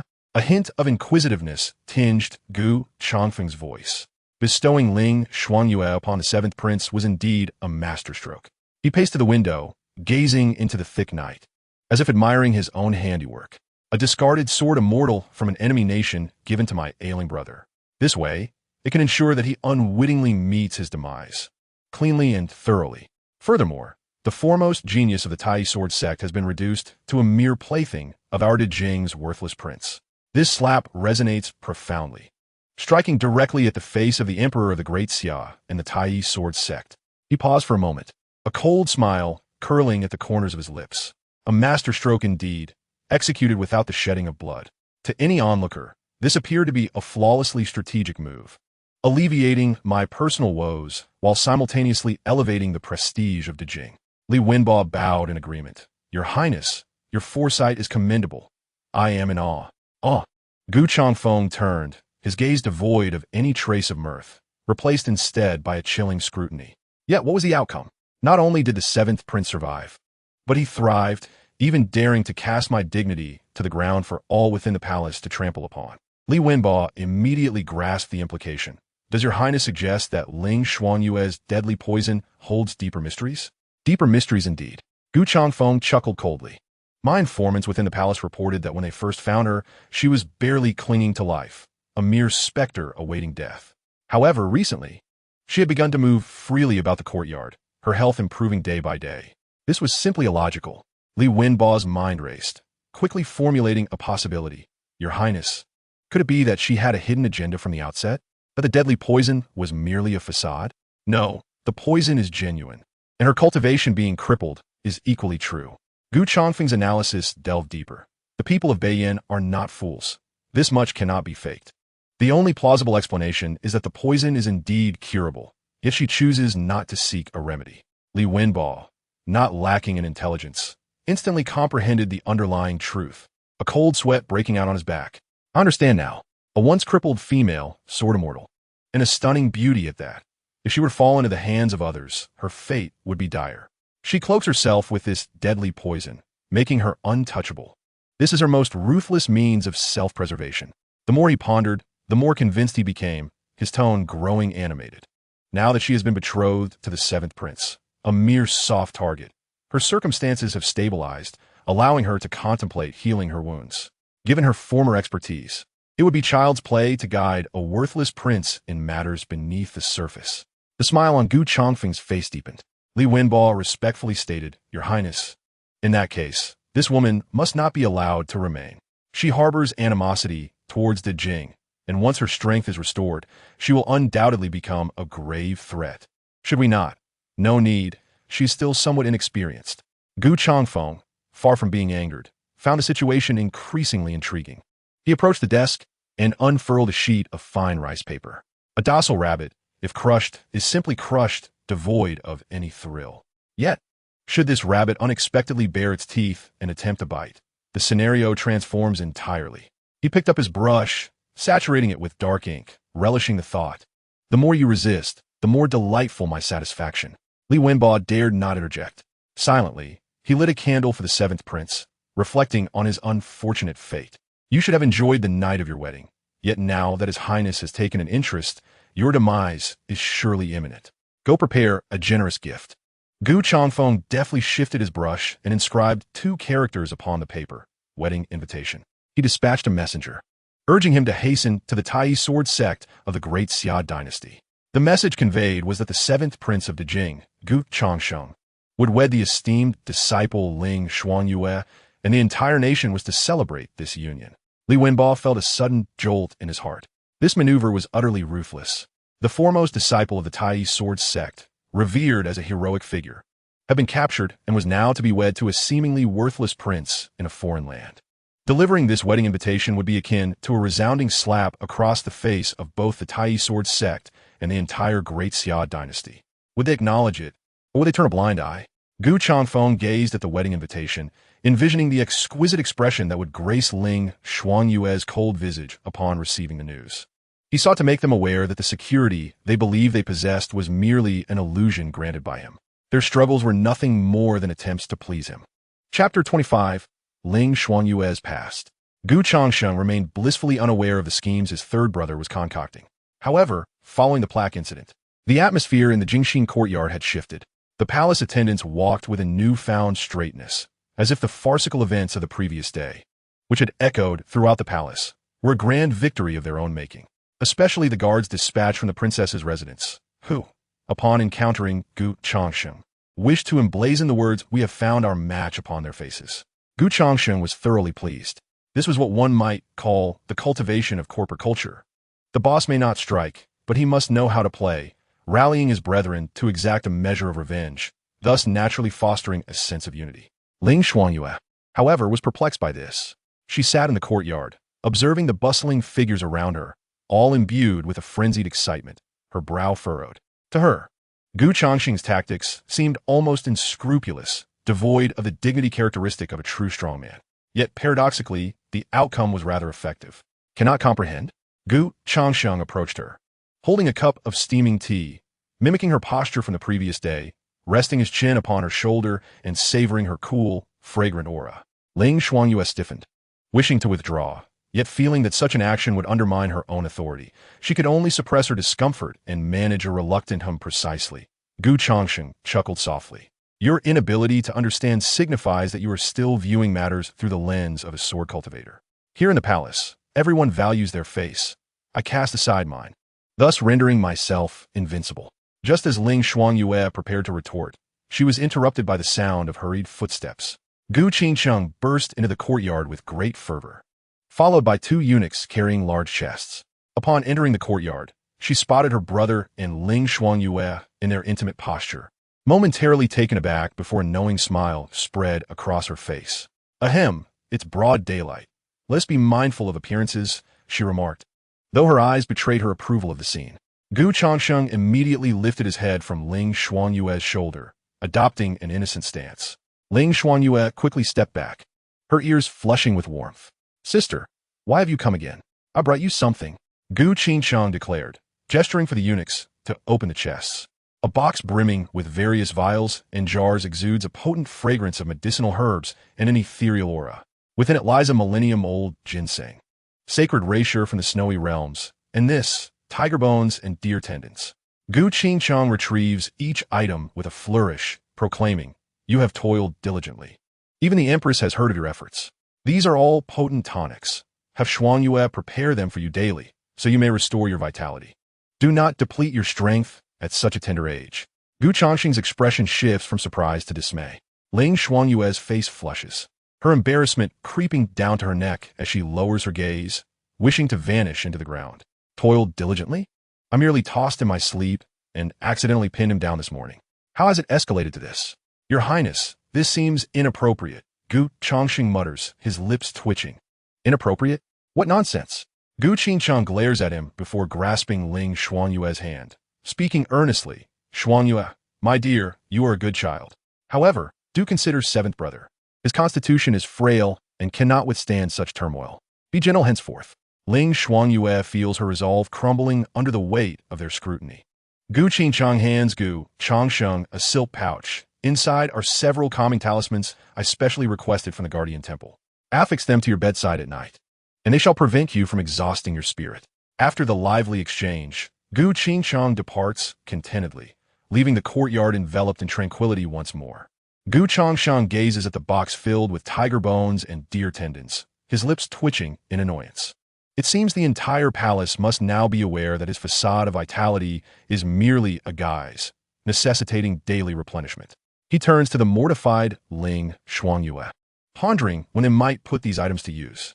As daylight wanes and the evening deepens, the commotion brought by his sister dissipates.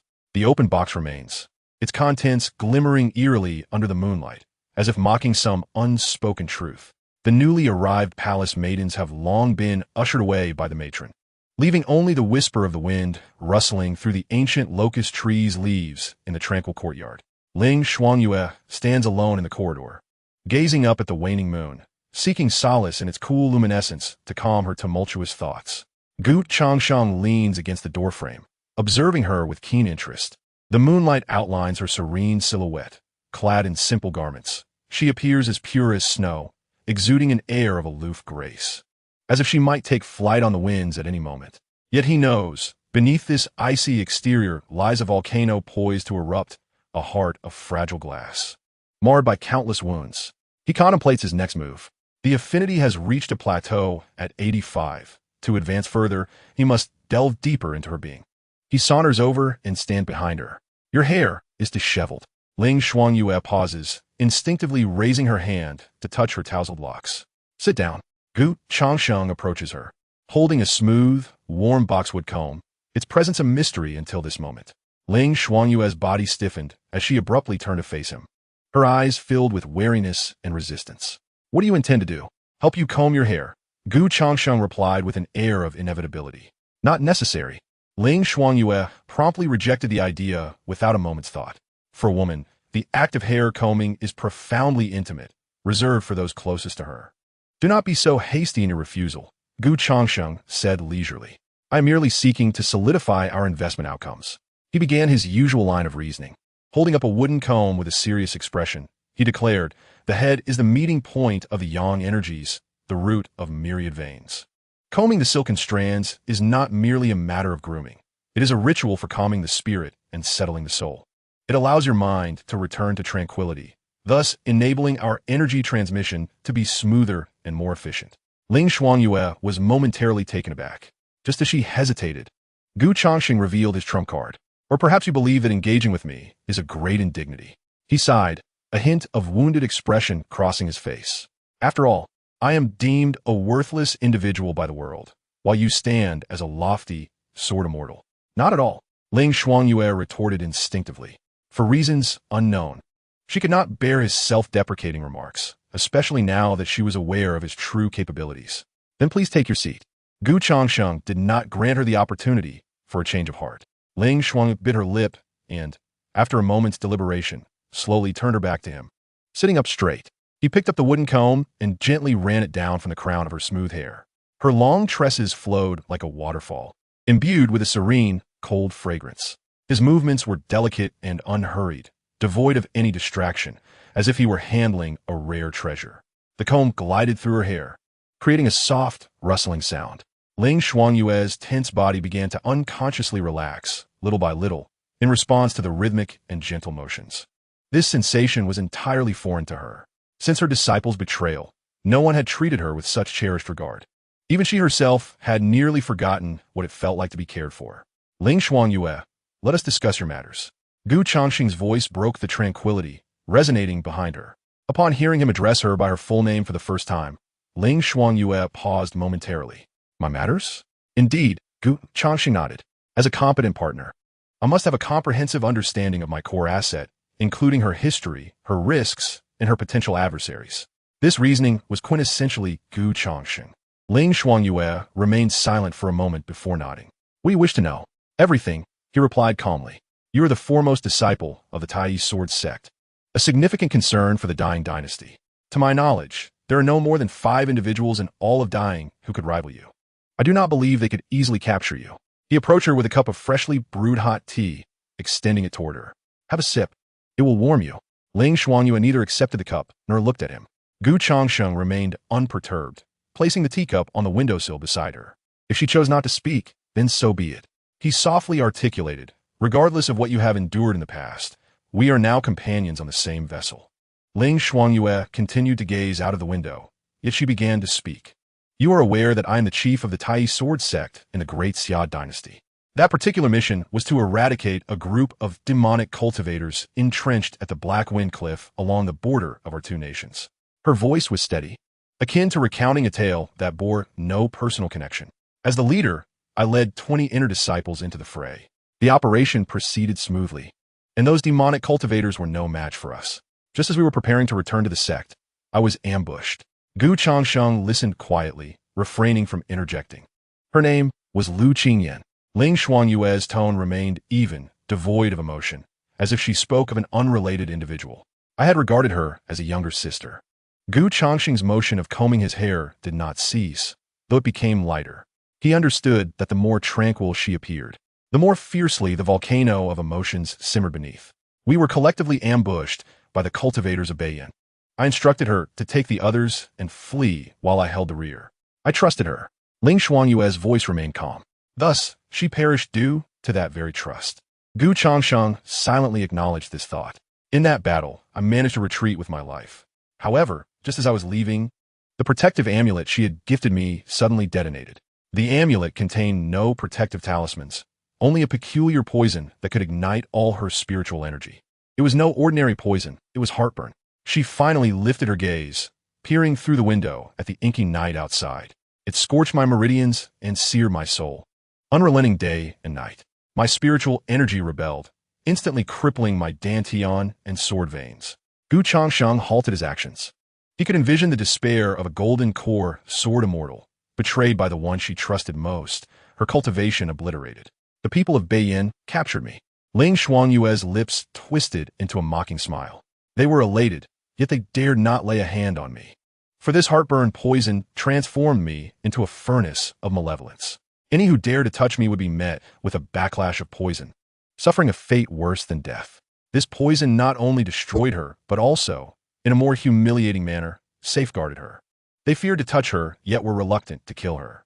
A living, yet crippled chief of the Tai sect became the finest trophy to humiliate the Tai sword sect.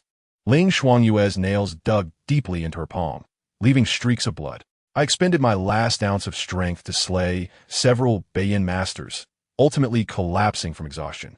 The final scene I beheld before losing consciousness was Lu Qingyin smiling at those Beiyin cultivators. Chapter 26, Gu Changsheng's Promise. The room fell into a profound silence. Gu Changsheng could sense the palpable sorrow and murderous intent emanating from her, almost solid in its presence. He approached her, extending his hand, gently prying open her tightly clenched fist, one finger at a time.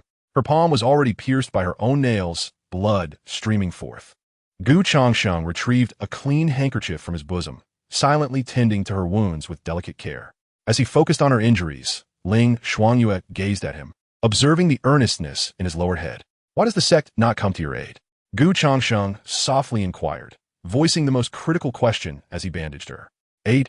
The emptiness in Ling Xuanyue's voice was heart-wrenching, suggesting that, in their eyes, she might already be dead in battle.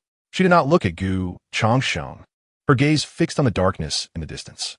The narrative brought back by Lu Qingyin must have been flawless, a chief disciple who fought valiantly to cover her companion's retreat, ultimately captured with her fate unknown. What a perfect tale. Gu Changsheng frowned. Even so, that is merely a narrative. Surely your master. He understood well that in such tales, the master often played a pivotal role. Master. Ling Xuanyue closed her eyes, the icy hatred on her face suddenly transforming into a deeper weariness and pain. If he knew I were alive, he would certainly come to rescue me. Her voice was soft, yet carried an undeniable conviction. Yet the northern Yin imperial capital had likely already set a trap, waiting for him to stumble in. If he acted, it would mean war between the two nations, the sect's downfall. Thus he could not move. Gu Changsheng comprehended.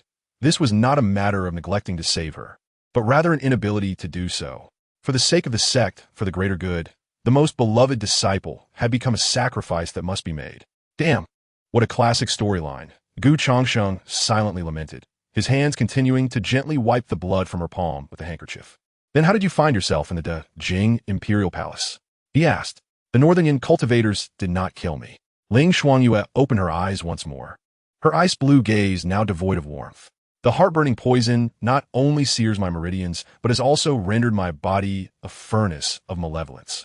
Anyone who dares to touch me will be met with the backlash of this poison, suffering a fate worse than death. They dare not lay a finger on me, nor could they bring themselves to kill me.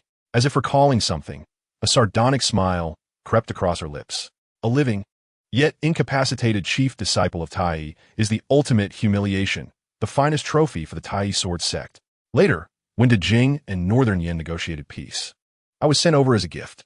A gift? Gu Changsheng's motions momentarily halted. He could envision the feelings of a once proud woman upon being referred to as a mere gift.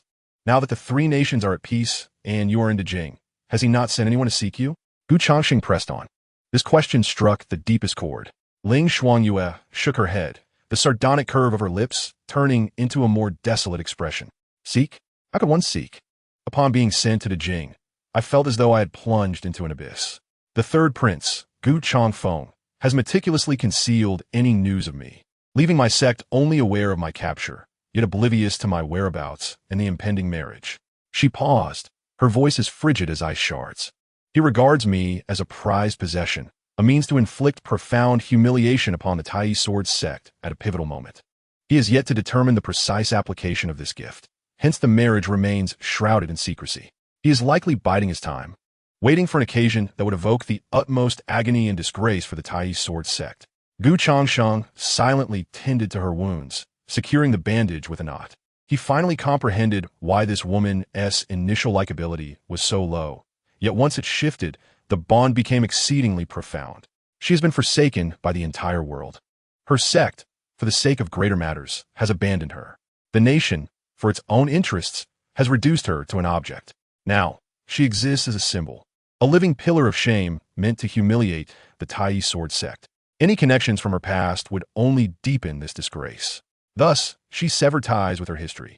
As the sole individual who could assist her, untainted by her past, I became her only lifeline. They presented me to the Emperor of Dejing, intending to utterly disgrace the Tai Sword sect and render my existence a living hell. The humiliation contained within this act could shatter any proud heart. Yet, she has endured until now. Gu Changsheng observed her and suddenly smiled. Ling Xuanyue regarded him with confusion. Your junior sister, her name is Lu Qingyan, is it not? Gu Changsheng inquired. Ling Xuanyue nodded, a fleeting glimmer of murderous intent flashing in her eyes. She is now the new chief disciple of the Tai Sword sect, is she not?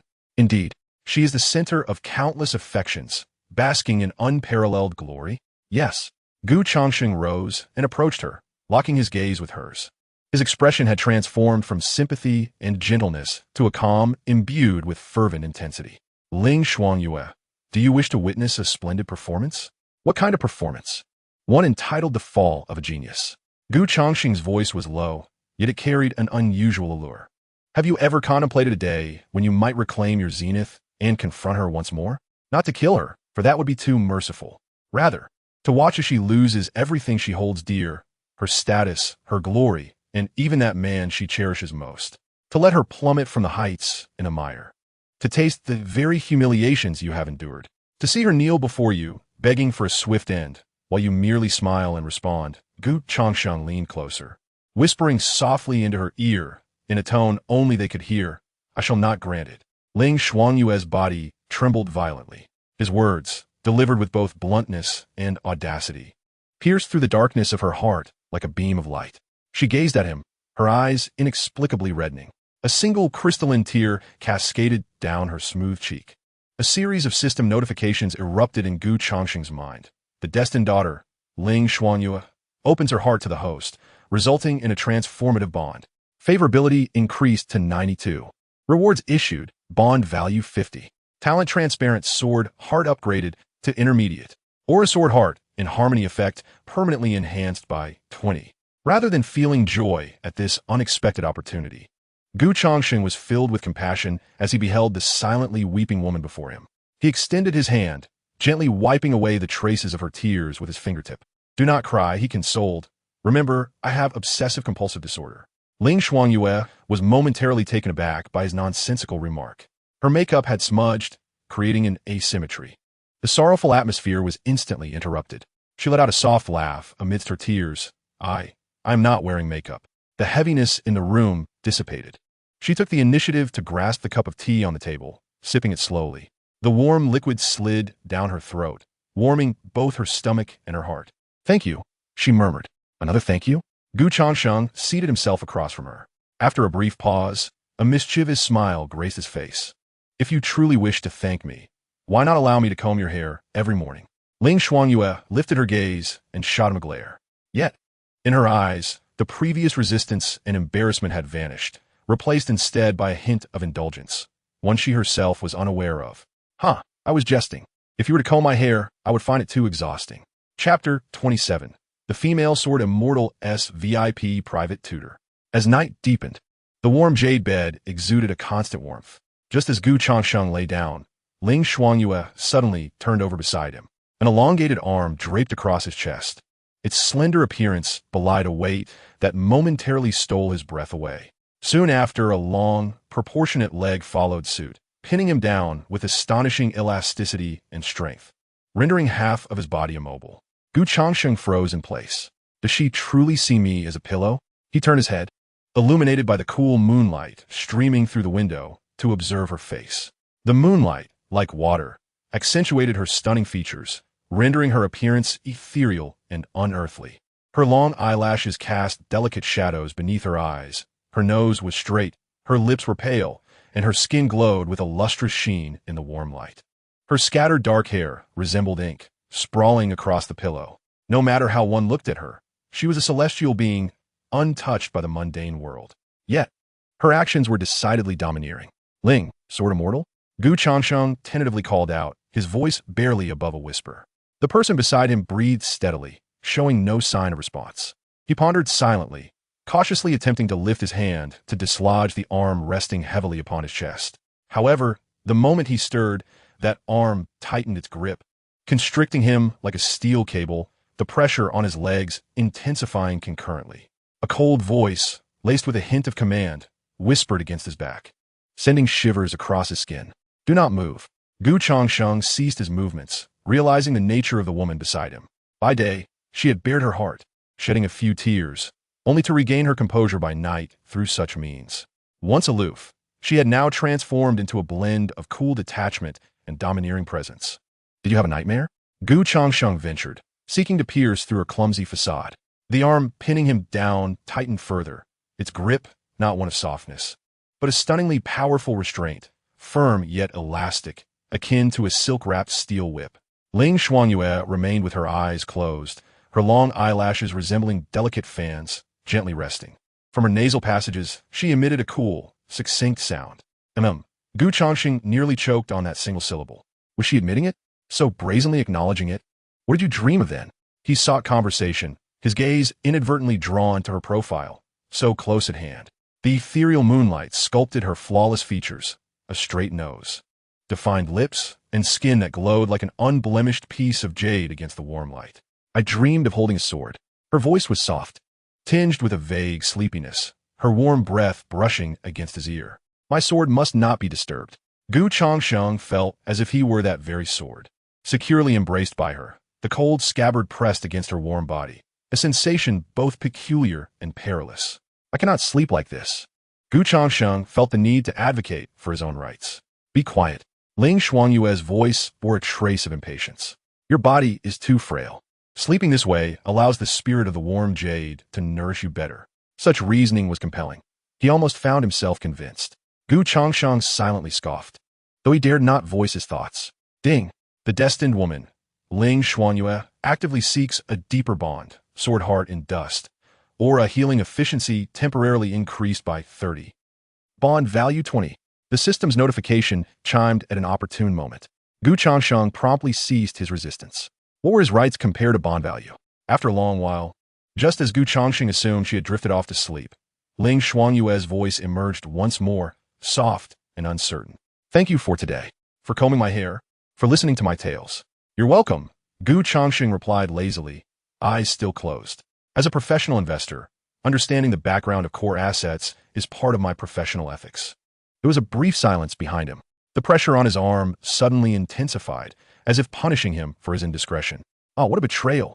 If you keep blabbering, I might just twist your arm off. All right, I concede. Gu Changsheng immediately begged for mercy, proposing that as compensation.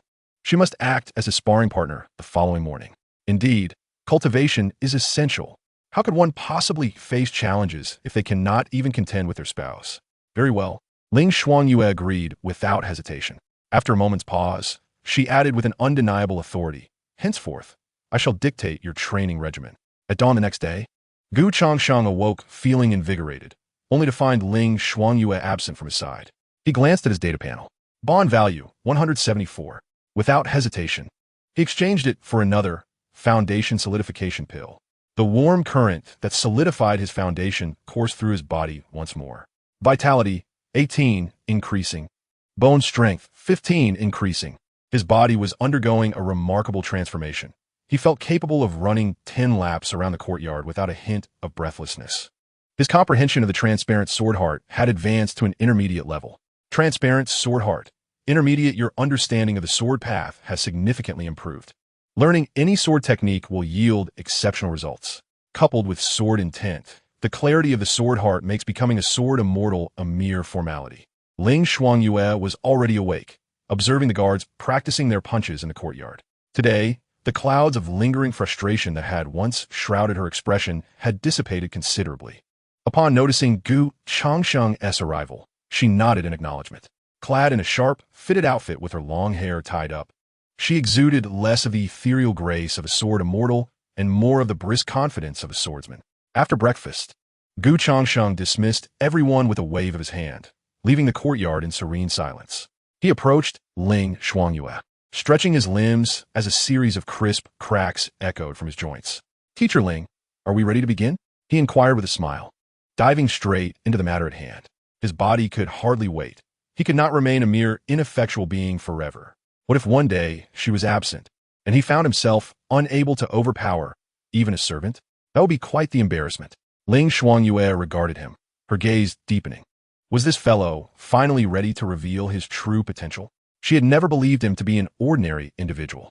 That mysterious power capable of purifying malevolent forces far exceeded her understanding of the cultivation framework. He lacked spiritual roots and could not channel energy into his body. This was a dead end on the path of cultivation. There must be undisclosed circumstances at play here. Ling Shuangyue's thoughts raced. His strength might well stem from a path entirely distinct from conventional spiritual energy cultivation. With this realization, she ceased to hesitate. Very well, she nodded. However, without spiritual roots, you cannot channel energy into your body. This is the first threshold of cultivation. Upon hearing this, Gu Changsheng felt a flicker of doubt within. He silently called out, "System, is there a way to acquire a spiritual root? Please don't tell me it requires some miraculous artifact to defy fate. With my current bond value, I doubt I could even afford the packaging of such a divine item." Ding. Host permissions confirmed. Answer. The spiritual root is not an external entity.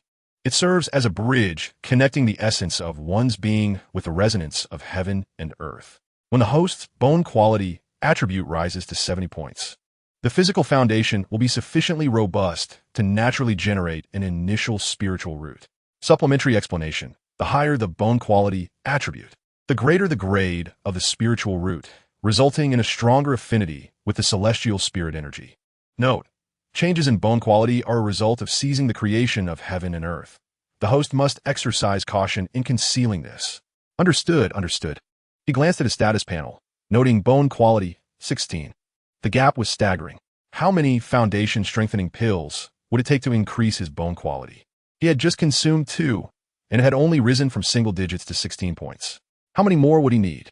How much bond value would that require? Subconsciously, he cast a glance at Ling Shuangyue beside him, his eyes filled with a yearning for bond value. Ling Shuangyue, sensing his gaze, felt a bit uneasy, assuming he was troubled by matters concerning the spiritual root. She spoke to comfort him. "You need not feel disheartened. Your path is unlike that of ordinary individuals, perhaps. You need not concern yourself with that." Gu Changsheng replied with a mysterious smile. "Just tell me, can you teach me? As for the issue of the spiritual root, it will resolve itself in due time. Let us first practice sword techniques. With sufficient vitality, I can still defeat someone with a single stroke." What he lacked was a top-tier mentor to guide him into the realm of mastery, and this woman before him was undeniably the finest instructor in the world. Ling Shuangyue observed his unwavering confidence, further affirming her suspicions about his unique journey. "What do you wish to learn?" she inquired. "The sword," Gu Changsheng replied without hesitation. "Very well," Ling Shuangyue agreed readily. "I shall teach you." She led Gu Changsheng to a secluded corner of the courtyard. The supervising female officer, noticing from afar, quickly understood and gestured for all servants and guards to retreat to the opposite side of the yard, ensuring no one would interrupt. To refine the sword, one must first cultivate the heart, Ling Shuangyue stated, her demeanor turning solemn. When the heart is righteous, the sword is righteous. When the heart is sincere, the sword is sincere. Your disposition is rather erratic, which is a major impediment to sword practice. Gu Changsheng listened attentively, observing her demeanor. "However, you possess one commendable trait," Ling Shuangyue continued, shifting her tone. "What trait?" "Your thick skin, understanding the times, knowing when to flee if you cannot win, and when to kneel if you cannot escape. Such a mindset will allow you to outlive those so-called geniuses on the path of cultivation." Gu Changsheng thought, "It seems that doesn't sound like praise. Today, I will first teach you the fundamentals, standing post and breath regulation," Ling Shuangyue stated, "as these are the foundations of all cultivation." As soon as she finished speaking, she gracefully stepped back. Her feet were shoulder-width apart, and she raised her delicate hands, forming a circle in front of her. Her movements fluid and devoid of any earthly distraction. What was merely a simple initiation, when executed by her, exuded an ineffable beauty and an essence of Tao. She stood there, as if seamlessly merging with the surrounding world, embodying both profound depth and majestic presence. Changsheng attempted to mimic her posture. Yet the moment he did so, an overwhelming awkwardness engulfed him. His limbs felt as rigid as wood, swaying precariously, almost toppling over. "Relax," Ling Xuanyue instructed, stepping behind him and placing her hand, through his clothing, on his lower back, guiding his energy to settle in the dantian, focusing on the mysterious gateway within. What was the dantian? And what was this enigmatic gateway? Changsheng appeared utterly bewildered. "Teacher Ling, could you perhaps articulate something I can comprehend?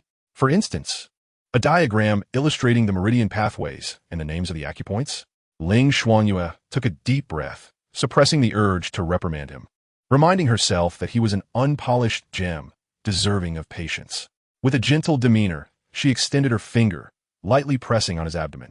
"This is the dantian." Her fingertip, through the fabric, transmitted a cool sensation. In truth, he merely sought an excuse to foster more interactive teaching. Oh, this is the dantian." He feigned a sudden realization. Ling Xuanyue paid him no heed and began to correct his posture. With unwavering patience, she moved to his back, placing both hands on his shoulders. A chill emanated through the thin fabric, yet the pressure was undeniable. He could even catch a whiff of the unique, refreshing fragrance that drifted from her hair. "Shoulders should drop." Her voice whispered near his ear, her breath brushing against it, sending a shiver down his spine. Her hands glided down his arms, steadying his elbows. Elbows should fall. Finally, she positioned herself in front of him, facing him directly, taking his encircled hands into her own. Her hands were cool yet soft, her fingers intertwining with his, adjusting his grip to the most precise position. They stood in close proximity, allowing him to clearly see her long eyelashes and the reflection of his own slightly foolish visage mirrored in her ice blue eyes. "Mine should be tranquil." Her voice, now commanding yet subtly earnest, resonated closely. What a delightful experience this was. An intimate, one-on-one private lesson from a female, sword immortal. Ding. Under the personal guidance of the destined daughter, Ling Xuanyue, your training commences, deepening your bond. Reward granted. Bond value 10. Marvelous. He endeavored to steady himself and, following Ling Xuanyue's teachings, began to practice breathing techniques. Inhale, exhale. Gradually, he felt a change. Within his mental realm, the seed of sword intent began to pulse gently with his breaths. A faint, elusive sharpness began to circulate within him. Though weak, it was undeniably real. Ling Xuanyue sensed it too.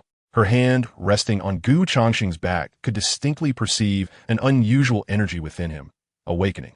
The energy was pure and sharp, imbued with a piercing intensity that made her heart race. It was the essence of sword intent. This mere mortal, devoid of any innate sense of energy, had astonishingly manifested sword intent directly. A tempest of astonishment surged within Ling Xuanyue. As she gazed upon Changsheng's enchanting profile, her eyes grew increasingly complex. Who exactly was this individual? She dismissed all her prior conjectures. He was a true, undiscovered natural sword seed. His extraordinary talent had been obscured by his frail physique. How fortunate she was to be the first to discover and refine this raw gem. With this thought, she devoted herself to teaching him even more earnestly. An hour later, Changsheng was drenched in sweat, his legs trembling, on the verge of collapsing. Yet, an exhilarated light shone upon his face. Personal data panel. Name, Changsheng. Realm, Mortal Realm, Sword Intent Awakening. Vitality, 19. Root Bone, 16. Spirit, 30. Talent, Transparent Sword Heart, Intermediate, Illuminated Sword Heart, Beginner, Seed of Sword Intent. Activated Aura, Sword Heart in Harmony, Bound Object, Ling Xuanyue. Bond Value, 74. The Realm section now included the phrase Sword Intent Awakening. This was a monumental breakthrough. That will be all for today, Ling Xuanyue said, retracting her hand with a calm tone. Your physical foundation is too weak. Moderation is key. She glanced at Changsheng and added, however, you possess remarkable talent. This was her first genuine compliment to him. Changsheng wiped the sweat from his brow and grinned, indifferent to the source of his praise. This flattery was perfectly timed. The corners of Ling Xuanyue's mouth subtly lifted. Chapter 28, Muscle Massage Service. The mornings at the Tranquil Heart Pavilion were always accompanied by Changsheng's weary groans. After a session of standing meditation, every joint in his body felt as though it was filled with scalding sand, both sore and numb. Sweat soaked through his thin clothing, making him resemble someone just pulled from water. He leaned on his knees, gasping for breath, feeling as if his lungs might burst. Ling Shuangyue stood a short distance away, hands clasped behind her back, her expression as perpetually frosty as ever. Observing Gu Changsheng's precarious state, her brows furrowed ever so slightly. These past few days, he had indeed been pushing himself, from a frail being who could barely walk to someone capable of maintaining a complete hour of standing meditation. Such tenacity was not characteristic of a pampered prince. Once he regained his composure, Gu Changsheng plopped down onto the ground, entirely lacking in decorum. Teacher Ling, can we call it a day? If I continue practicing, I fear I may meet an untimely demise. Ling Shuangyue remained silent, merely approaching him. Gu Changsheng instinctively shrank back, bracing himself for yet another reprimand. Unexpectedly, Ling Shuangyue halted before him, retrieving a pristine white handkerchief from her sleeve. She bent down, somewhat awkwardly dabbing his forehead. Her movements bore a hint of unaccustomed stiffness, as if she were engaged in an act she had never performed and found utterly foreign. Gu Changsheng was taken aback. The handkerchief carried her distinct, cool fragrance, brushing against his skin. Ling Shuangyue seemed startled by her own actions, pausing momentarily before swiftly retracting her hand and turning away, leaving him with a straightened back. Today's training concluded here. Her voice remained unvaried, yet Gu Changsheng observed a faint blush blooming on her porcelain-like earlobes. How intriguing. A smile crept into Gu Changsheng's heart, though he feigned discomfort, groaning, "Oh dear, my back, my legs." While lamenting, he silently chanted in his mind. Accessing his personal data panel.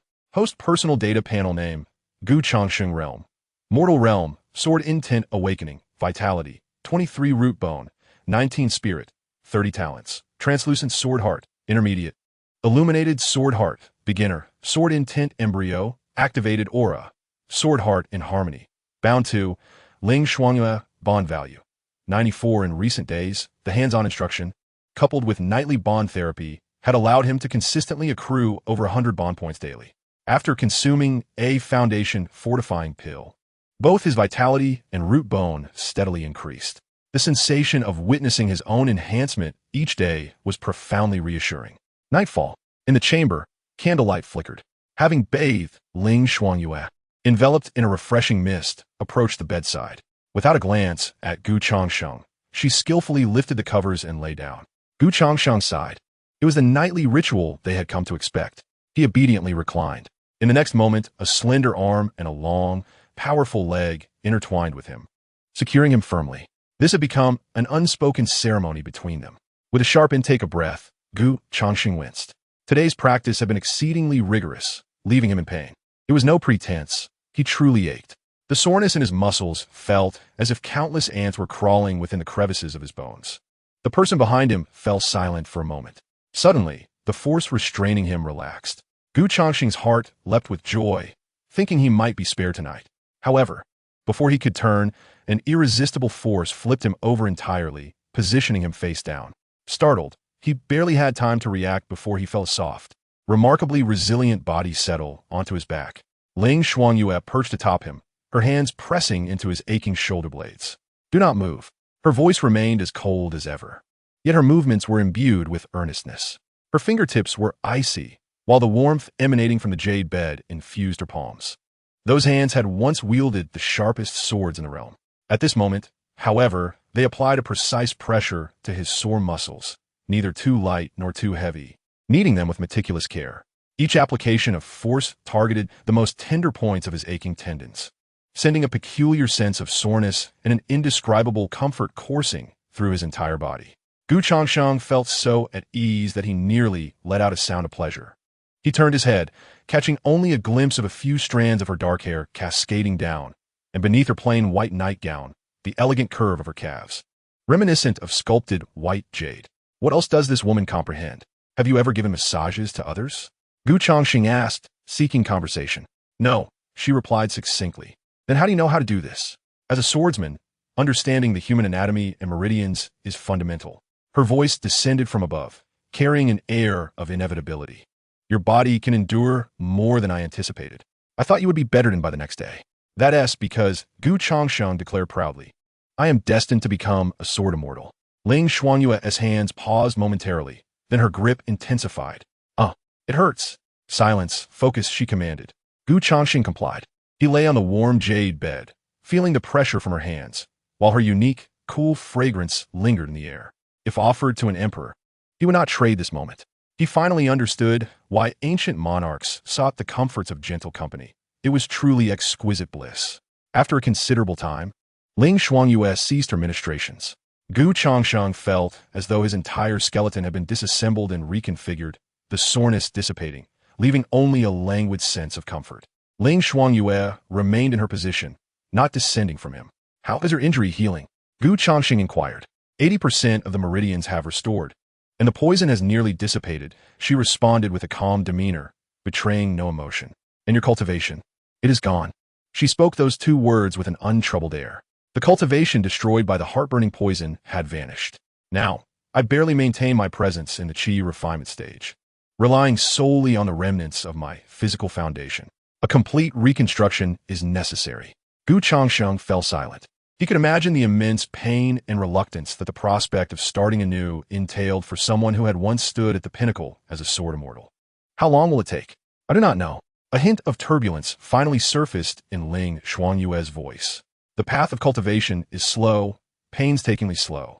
I have missed the prime of my youth, and my foundation has suffered severe damage. To return to the peak is as difficult as ascending to the heavens.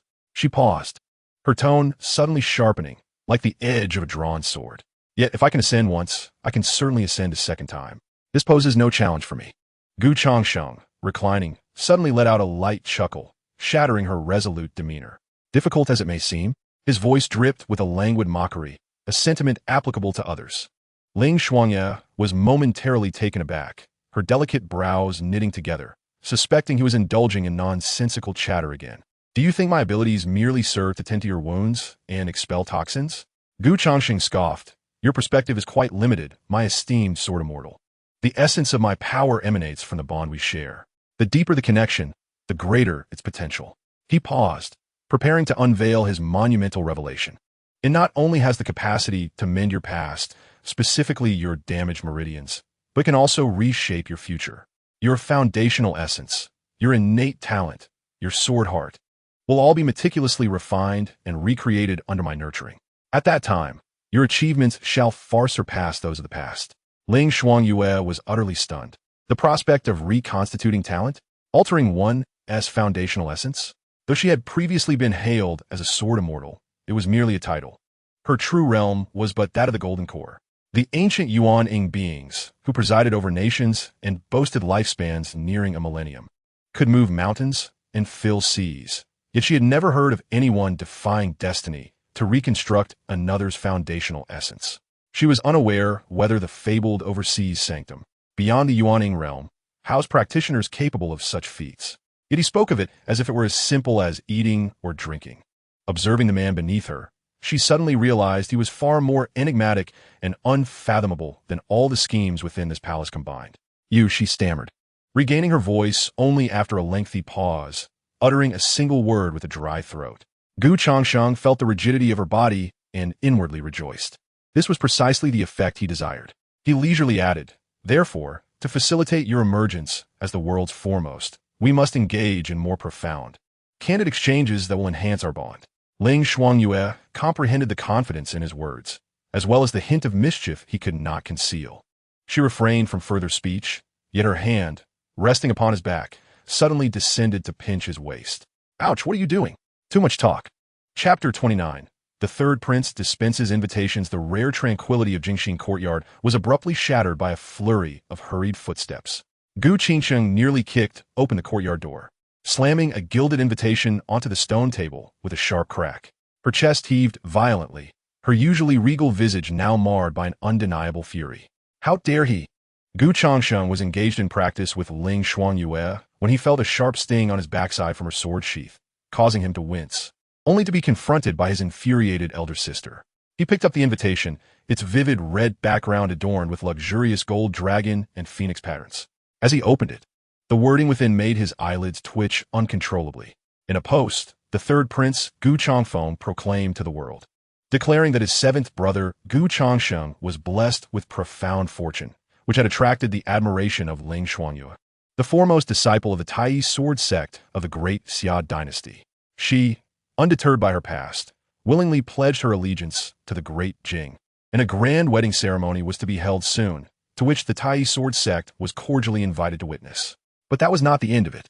The latter part of the announcement was rife with insidious insinuations, suggesting that the virtuous Ling had, in gratitude for the imperial grace, offered the supreme martial arts of the Tai sword sect as a testament to her sincerity. Upon reading this, Gu Changsheng's mind was consumed by a singular thought. This ploy of the third brother was indeed venomous. It was not merely an affront. It aimed to brand Ling Xuanyue as a traitor, nailing her to the pillar of shame for eternity, leaving her with no chance of redemption. He lifted his gaze to Ling Xuanyue, who approached and took the invitation from his hands. She read it swiftly. Upon finishing, her expression bore no anger or sorrow, only a chilling, deathly silence that sent shivers down one's spine. Her face, which had regained some color from days of diligent practice, instantly drained to a pallid hue, stark as parchment. Gu Changsheng, witnessing her state, felt a surge of anguish and fury. This news had already spread throughout the capital.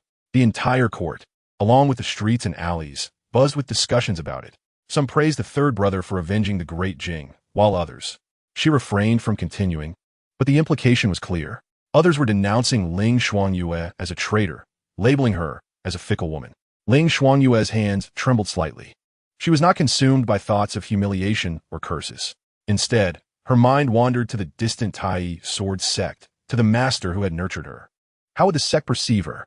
Would her master believe the accusations?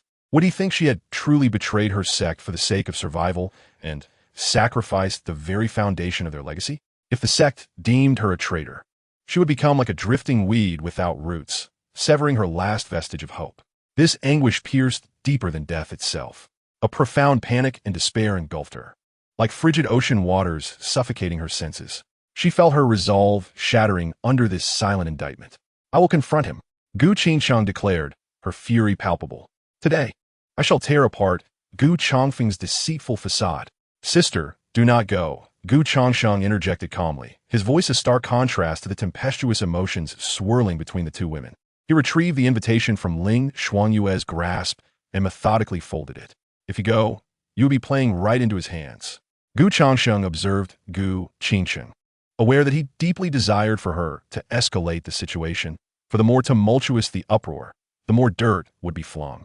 In the end, she might find momentary satisfaction, but who would be left to clean up the mess? Gu Changsheng paused, enlightened by his words, though still trembling with rage. Then what shall we do? Should we allow him to defame Xuanyue without resistance? She glanced at the distraught Ling Xuanyue. We could issue a statement to clarify that this invitation is a forgery. Clarify? Gu Changsheng smiled, pondering how to clarify the situation. Should he assert that Ling Xuanyue was not acting of her own volition, but rather was coerced? Wouldn't that merely cement the notion that our Jing royal family had forcibly seized the sword immortal of an enemy nation? This course of action was untenable, as was any other. Was it truly to be left unresolved? Gu Changsheng was in a state of frantic agitation. Gu Changsheng, however, paid her no heed and approached Ling Xuanyue. At that moment, she resembled a fragile ice sculpture on the verge of shattering, her eyes vacant, as if her very soul had fled. Gu Changsheng extended his hand, grasping her cold, trembling fingers. Look at me, he commanded softly, yet with an undeniable force. Ling Xuanyue slowly lifted her gaze. Her ice-blue eyes were filled with shattered despair and confusion. What they cared about was the reputation of the Tai sword sect and that of the Great Xia dynasty. Gu Changsheng met her gaze directly, asserting that for the sake of this, they would sacrifice her once, and could easily do so a second time. If your sect and your master lack even this modicum of trust, are they truly worthy of your sorrow? His words struck like a blade, slicing through the bloody reality before her. Yet they also served as a stabilizing anchor, forcibly inserting themselves into her chaotic, crumbling psyche. Indeed, they had forsaken her once before. What more could she possibly hope for? Gu Changsheng sighed inwardly. Ah, third brother, what you have delivered is no mere blade. It is clearly a propelling force. He tightened his grip on Ling Xuanyue's hand and turned to Gu Changsheng, saying, Sister, leave this matter to me. Gu Changsheng observed her brother's calm demeanor, then glanced at Ling Xuanyue, who had placed all her hopes upon him, ultimately nodding in agreement. Very well, she said through clenched teeth, but remember, under no circumstances must Shuangyue suffer any indignities.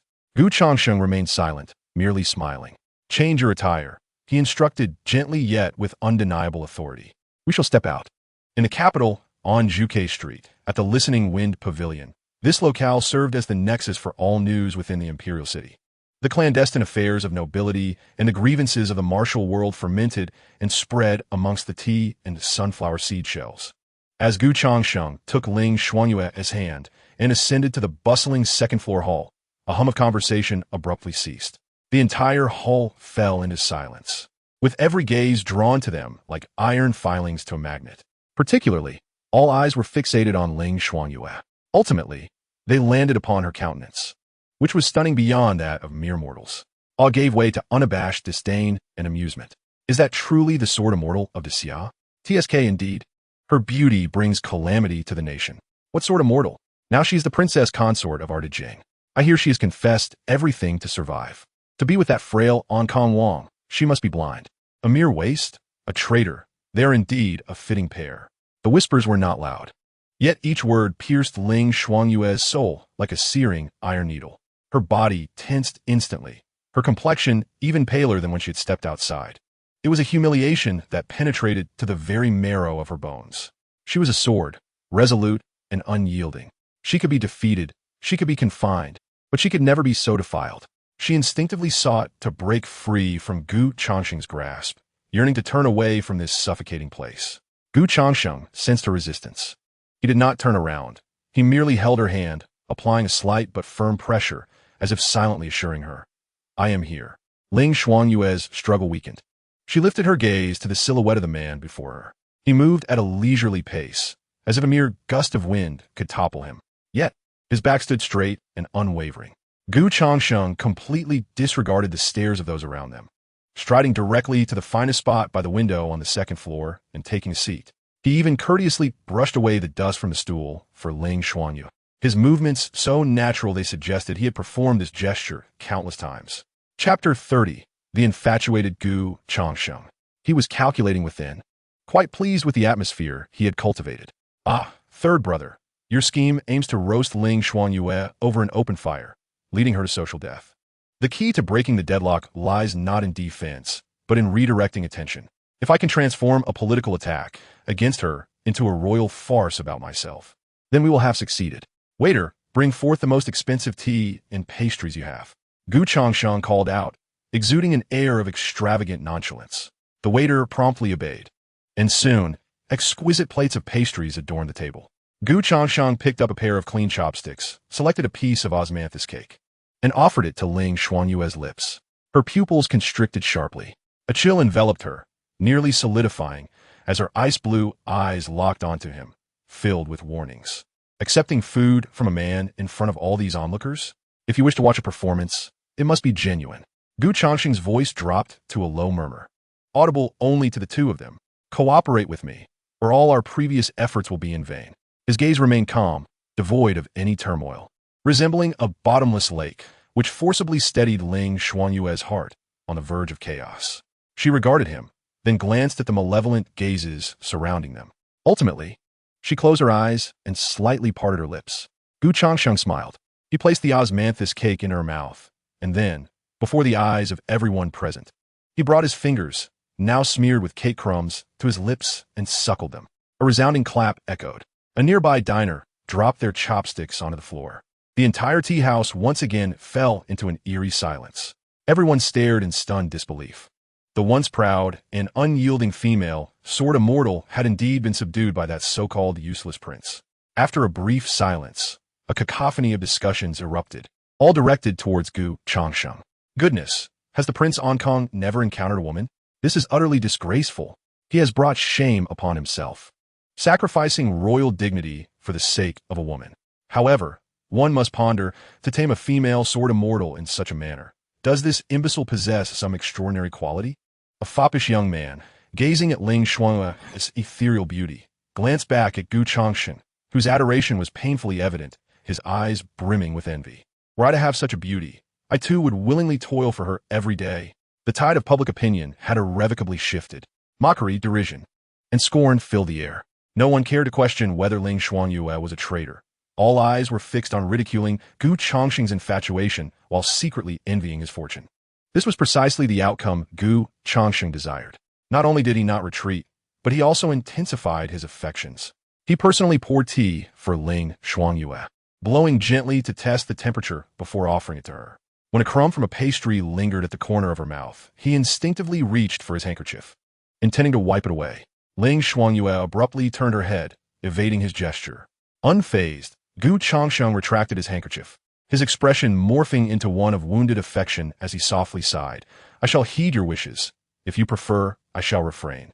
This obsequious display was unmistakably clear to those around him. The gazes directed at him transformed from that of a mere inept fool to one of an irredeemable simpleton, utterly bewitched by beauty. Meanwhile, the glances towards Ling Xuanyue shifted from disdain to a subtle jealousy understood by all men. To manipulate a prince in such a fashion. This woman possesses formidable skills. Ling Xuanyue bowed her head in silence, acutely aware of the piercing stares around her, which now bore a nuanced change. Suddenly, she comprehended his intentions. He was utilizing his own reputation to pave a path for her, employing the most disreputable yet effective means. He willingly immersed himself in the mire, allowing himself to be sullied, solely to convey to everyone that she, Ling Xuanyue, was no dangerous traitor, but merely a woman capable of enthralling him. A prince, a royal, casually cast aside his face and dignity, allowing them to be trampled upon, all for her. At that moment, Gu Changsheng rose to his feet. He surveyed the crowd, wearing a foolish yet contented smile. "Esteemed guests," he proclaimed loudly, instantly capturing everyone's attention.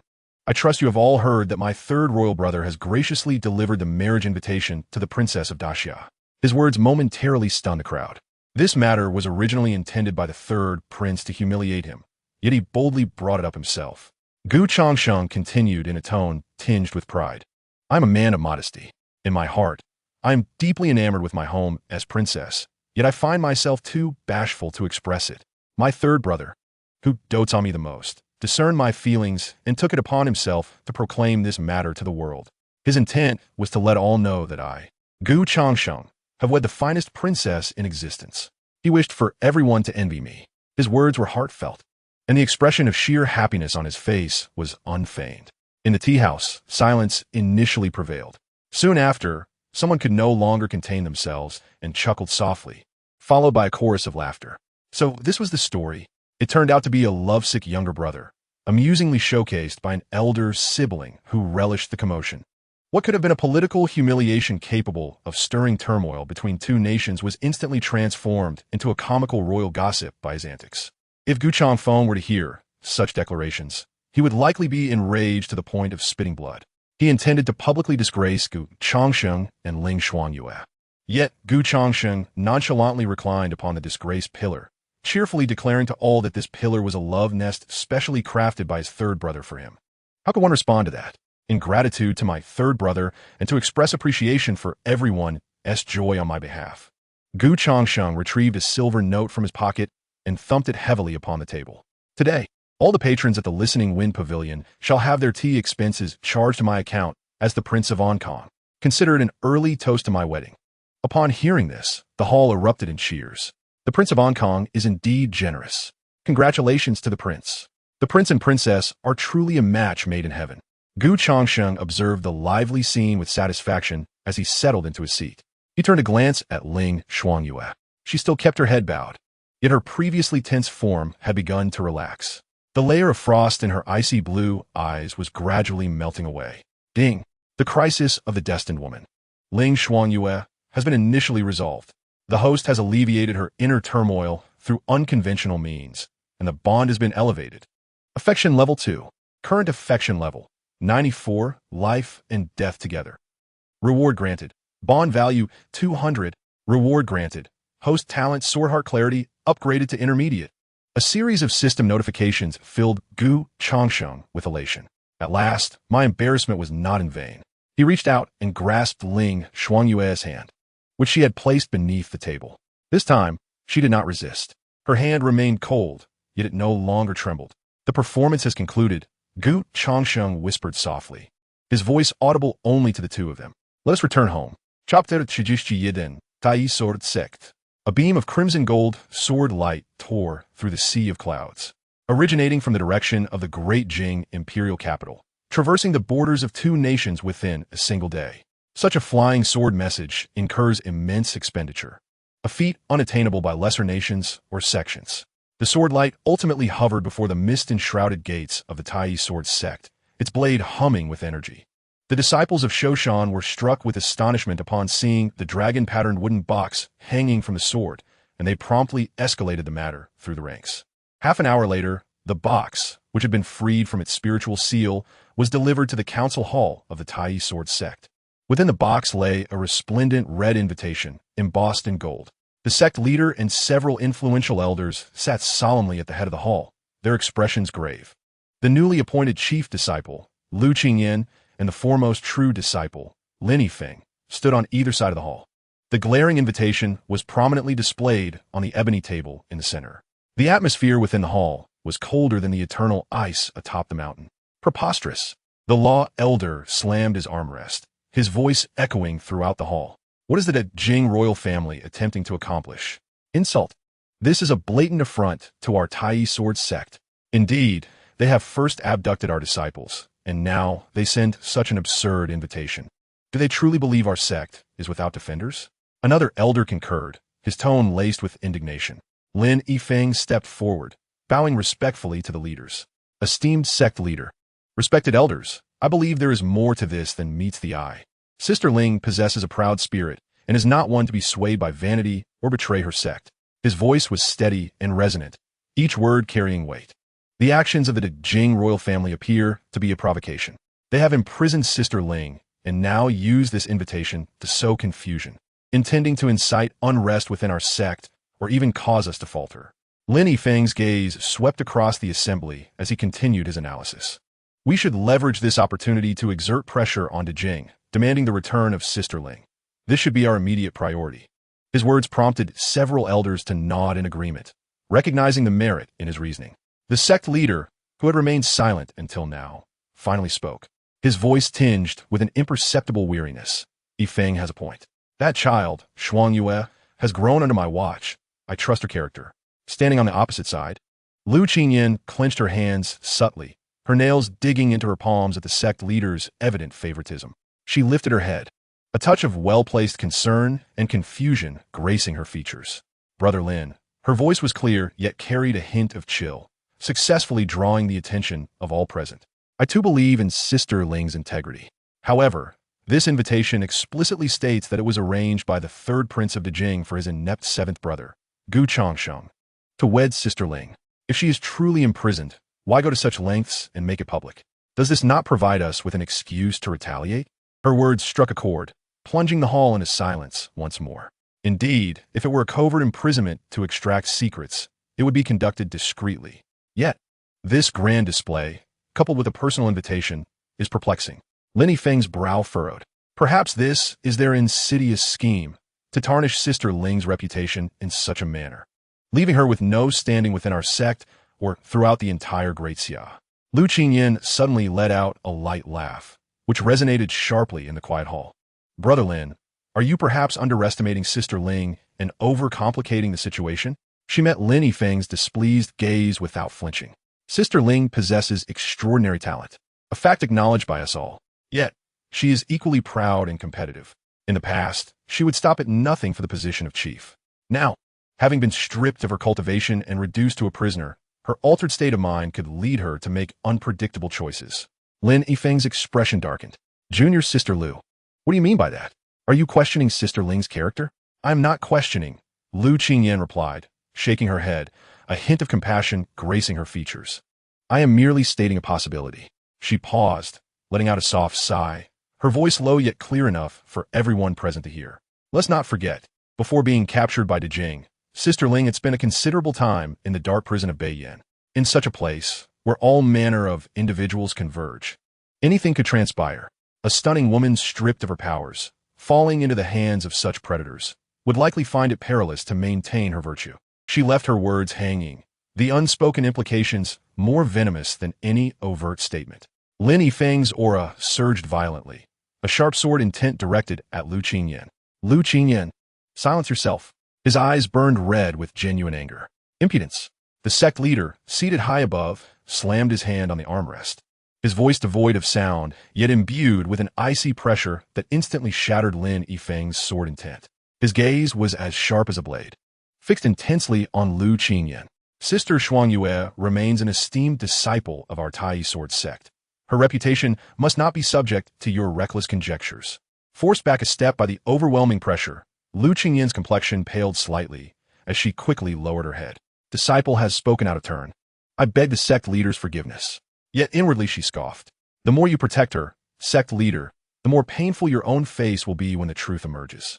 At that moment, a disciple hurriedly rushed in from outside the hall, bearing a peculiar expression, reporting to the sect leader and esteemed elders. We have just received the latest news from Dejing. What is it? The news states that the 7th prince of Dejing, Gu Changsheng, dotes on Sister Ling, on Princess Kong, to an extreme degree.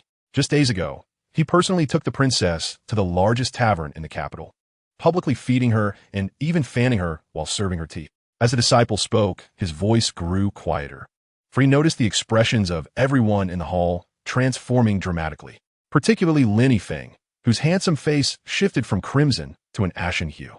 Meanwhile, the sect leader's hand, which had just slammed on the armrest, clenched tightly. Feeding her in public? That Ling Shuangyue, who values her dignity above her life, would allow a man to do such a thing to her? If the news is true, it can only mean one thing. She has changed, completely transformed. In Lu Qingyan's eyes, a flicker of uncontrollable ecstasy passed. Truly, heaven has favored me. She immediately stepped forward, her voice filled with heartfelt anguish as she declared, Master, esteemed elders, now we possess both witnesses and evidence. Ling Shuangyue has utterly fallen from grace. In her pursuit of wealth and the desire to cling to life, she has completely forsaken the dignity of a disciple of the Tai sword sect. This woman is a profound disgrace to our sect. I implore the master to decree her expulsion from the sect and issue a bounty for her capture to cleanse our ranks. Her words rang with fervor and righteousness. The elders, who had previously hesitated, found themselves swayed. The situation had escalated to such an extent that the Tai sword sect's reputation was at stake. Should they fail to adopt a resolute stance, they risked becoming a laughingstock within the entire realm of cultivation. This cannot be. Lin Yifeng spoke again, his voice hoarse. The matter remains uninvestigated. How can we condemn our junior sister based solely on mere rumors from streets? Master, you have watched her grow. You know her character best. There must be a conspiracy at play. That 7th prince must have employed some means to control junior sister Ling. Lu Qingyan scoffed. Lin Shixiao, how long will you continue to deceive yourself? What means could a useless, frail individual employ to control a former sword immortal? Is it his affection? You. The two faced off once more, the hall echoing with their heated exchange. On one side stood those advocating for rescue, deeming it the sect's responsibility. On the other, those insisting on severance, prioritizing the sect's honor. After a lengthy pause, the master finally intervened, silencing the discord. His voice bore no trace of emotion, only an oppressive stillness. His profound gaze swept over all present, ultimately settling. The date inscribed on the invitation is next month. Since they have extended an invitation, we shall attend. He turned to Lu Qingyan and Lin Yifeng. Lu Qingyan, Lin Yifeng, disciple is here, they responded in unison. You two shall lead a team of elite disciples as emissaries of the Tai sword sect to Dejing to partake in this grand wedding ceremony. The master's voice remained calm and unruffled. Once there, adapt as needed. Discern whether Ling Shuangyue has willingly succumbed to degradation or if she is a victim of circumstance. If there is hope for her redemption, devise a means to bring her back. The master paused, closing his eyes as if expending every ounce of his strength. If she is truly beyond saving, then cleanse her, no, return her to the sect for judgment according to our regulations. Yet, he ultimately could not utter those 4 words. The phrase cleanse the sect lodged in his throat like a heavy stone. He closed his eyes and waved his hand. Weariness etched across his features. Everyone withdraw. We shall depart in 3 days. Chapter 32. Lu Qingyan's jealousy. The oppressive atmosphere within the hall eased. Lin Yifeng's tightly clenched fists nearly embedded his nails into his flesh. He wished to argue further, but upon seeing the 10 years of aging etched upon the Grandmaster's face, all words were swallowed back. The Grandmaster's decision represented the will of the Tai sword sect. Lu Qingyan respectfully bowed, disciple obeys. with her head bowed. The smile that tugged at her lips was perfectly concealed by her long hair. The elders departed in small groups, whispering amongst themselves, their words laced with undisguised disdain for Ling Xuanyue and concern for the sect's reputation. Soon, the vast hall was left with only Lin Yifeng and Lu Qingyan. Lin Yifeng abruptly turned, his gaze sharp as a blade, piercing through Lu Qingyan. "Are you satisfied?" His voice was low, suppressing a simmering fury. Lu Qingyan lifted her head, her expression one of innocence and serenity. "Senior brother Lin, I do not comprehend your meaning. Everything I have done is for the honor of our sect." "Honor?" Lin Yifeng scoffed, stepping forward. "Is your notion of honor to push a fellow sister towards ruin? To wield the most venomous words against one who has bled for our sect?" Lu Qingyan met his gaze unwaveringly, though her eyes began to redden. "A meritorious one? A meritorious one who has turned our sect into a laughingstock?" Her voice quivered with rising emotions, filled with grievance. "Lin Yifeng, open your eyes.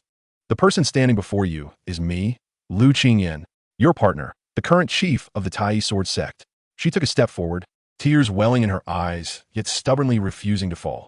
"I know you once admired Ling Xuanyue, but have you forgotten her fate? While you drowned your sorrows in drink, who stayed by your side to help you emerge from the abyss? It was I. Which of my words is not the truth?" Her voice grew increasingly fervent, tinged with a trembling sob. She was the one captured by Bei Yin, then taken by dying. She is now entangled with a worthless prince who will not live past 20. She publicly accepted food from that man. The last words were nearly spat out, her face contorted with disgust. "How do you expect me to feel? What do you think the sect will think? What will the entire world of cultivators think of the Tai Sword sect? They will say that the former chief disciple has become a plaything of the dying royal family, a traitor who has lost all dignity." She stared intently at Lin Yifeng, as if trying to see into his very soul. "You only mourn for your Ling sister. Have you ever considered the immense pressure I bear? Others claim that I, the new chief, have merely picked up the scraps Ling Xuanyue discarded. And now, you, her partner, question me on her behalf. Lin Yifeng, in your heart, what do I truly mean to you?" Each word dripped with sorrow, as if she bore an unbearable grievance. Lin Yifeng gazed at her, the fury within him doused by a bucket of cold water, leaving only helplessness and irritation. He understood that, from a certain perspective, her words held merit. The sect's reputation had indeed suffered greatly. Yet, he could not accept that such words came from Lu Qingyan. "Qingyan," Lin Yifeng's voice softened, tinged with weariness. "It is not that I do not trust you. I merely sense that matters are not so straightforward. Xuanyue, she is not that kind of person. People can change." Lu Qingyan interjected, her gaze resolute, especially after enduring the despair of having their cultivation destroyed, reduced to a mere prisoner. In the struggle for survival, for vengeance, one can resort to any means necessary. She regarded Lin Yifeng intently, her tone somber. "Senior brother, I recognize your deep sense of loyalty. However, on this journey to dying, I implore you to see the truth clearly, lest the bonds of the past cloud your judgment. If she has indeed betrayed us, we must make a decisive choice. Otherwise, Tai Sword sect shall know no peace." With those words, she turned away from Lin Yifeng, striding towards the hall's exit. Lin Yifeng remained rooted in place, his heart a tumult of confusion as he watched her retreating figure. Memories of his once cheerful and charming junior sister surfaced, alongside visions of Ling Xuanyue, who had soared through the realm of swordsmanship, proud as a phoenix. How had she come to this? The answer eluded him, perhaps hidden within the imperial capital of dying. As Lu Qingyan made her way back to her dwelling, the mountain breeze lifted her skirts, the sorrow and grievance etched on her face having vanished. Her demeanor had turned frigid. Ling Xuanyue. It was always about Ling Xuanyue. Each time she was involved, Lin Yifeng lost his customary composure and wisdom. That wretched woman, now discarded and reduced to a plaything, why did she still tug at his heartstrings? Within Lu Qingyan, it felt as though countless venomous serpents were gnawing at her insides. Yet perhaps this was for the best. A cold smirk graced her lips. Let him witness for himself how the once pure Ling Xuanyue humbles herself before a fallen prince, seeking favor and groveling for affection. Such a scene would undoubtedly be captivating. She even anticipated the expression of heartbreak and despair that would mar Lin Yifeng's usually serene visage. In that moment, he would comprehend who truly deserved his cherishment. As for Ling Xuanyue, a glint of malice flickered in Lu Qingyan's eyes. The sect leader had commanded her to bring back evidence, to be dealt with according to sect rules. Yet, The journey from dying to Tai's sword sect spanned countless miles. It would not be unusual for unforeseen incidents to occur along the way. The accidental demise of a self-degrading traitor on their return journey would raise no eyebrows. For Lin Yifeng, this expedition to dying was a quest for answers. For Lu Qingyan, it was the final farewell to Ling Xuanyue, the woman she had envied her entire life.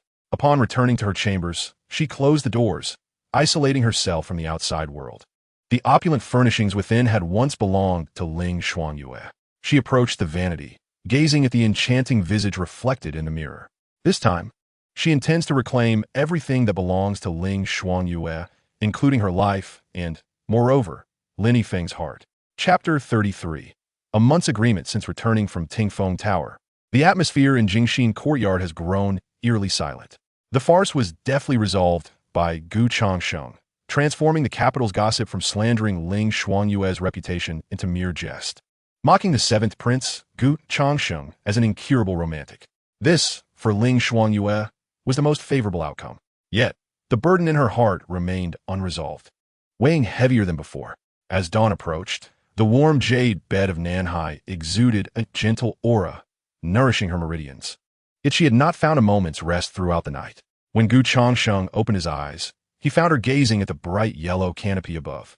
Lost in her thoughts, her breath was steady, but Gu Changsheng sensed it was a tranquility born of deliberate restraint, reminiscent of a silent sea before a tempest. "Are you contemplating matters concerning the sect?" Gu Changsheng spoke, his voice still husky from sleep. Ling Xuanyue's body stiffened imperceptibly for a moment before she relaxed. She did not turn to him, merely responding with a soft hum. "Do you fear they would not believe you?" Gu Changsheng inquired.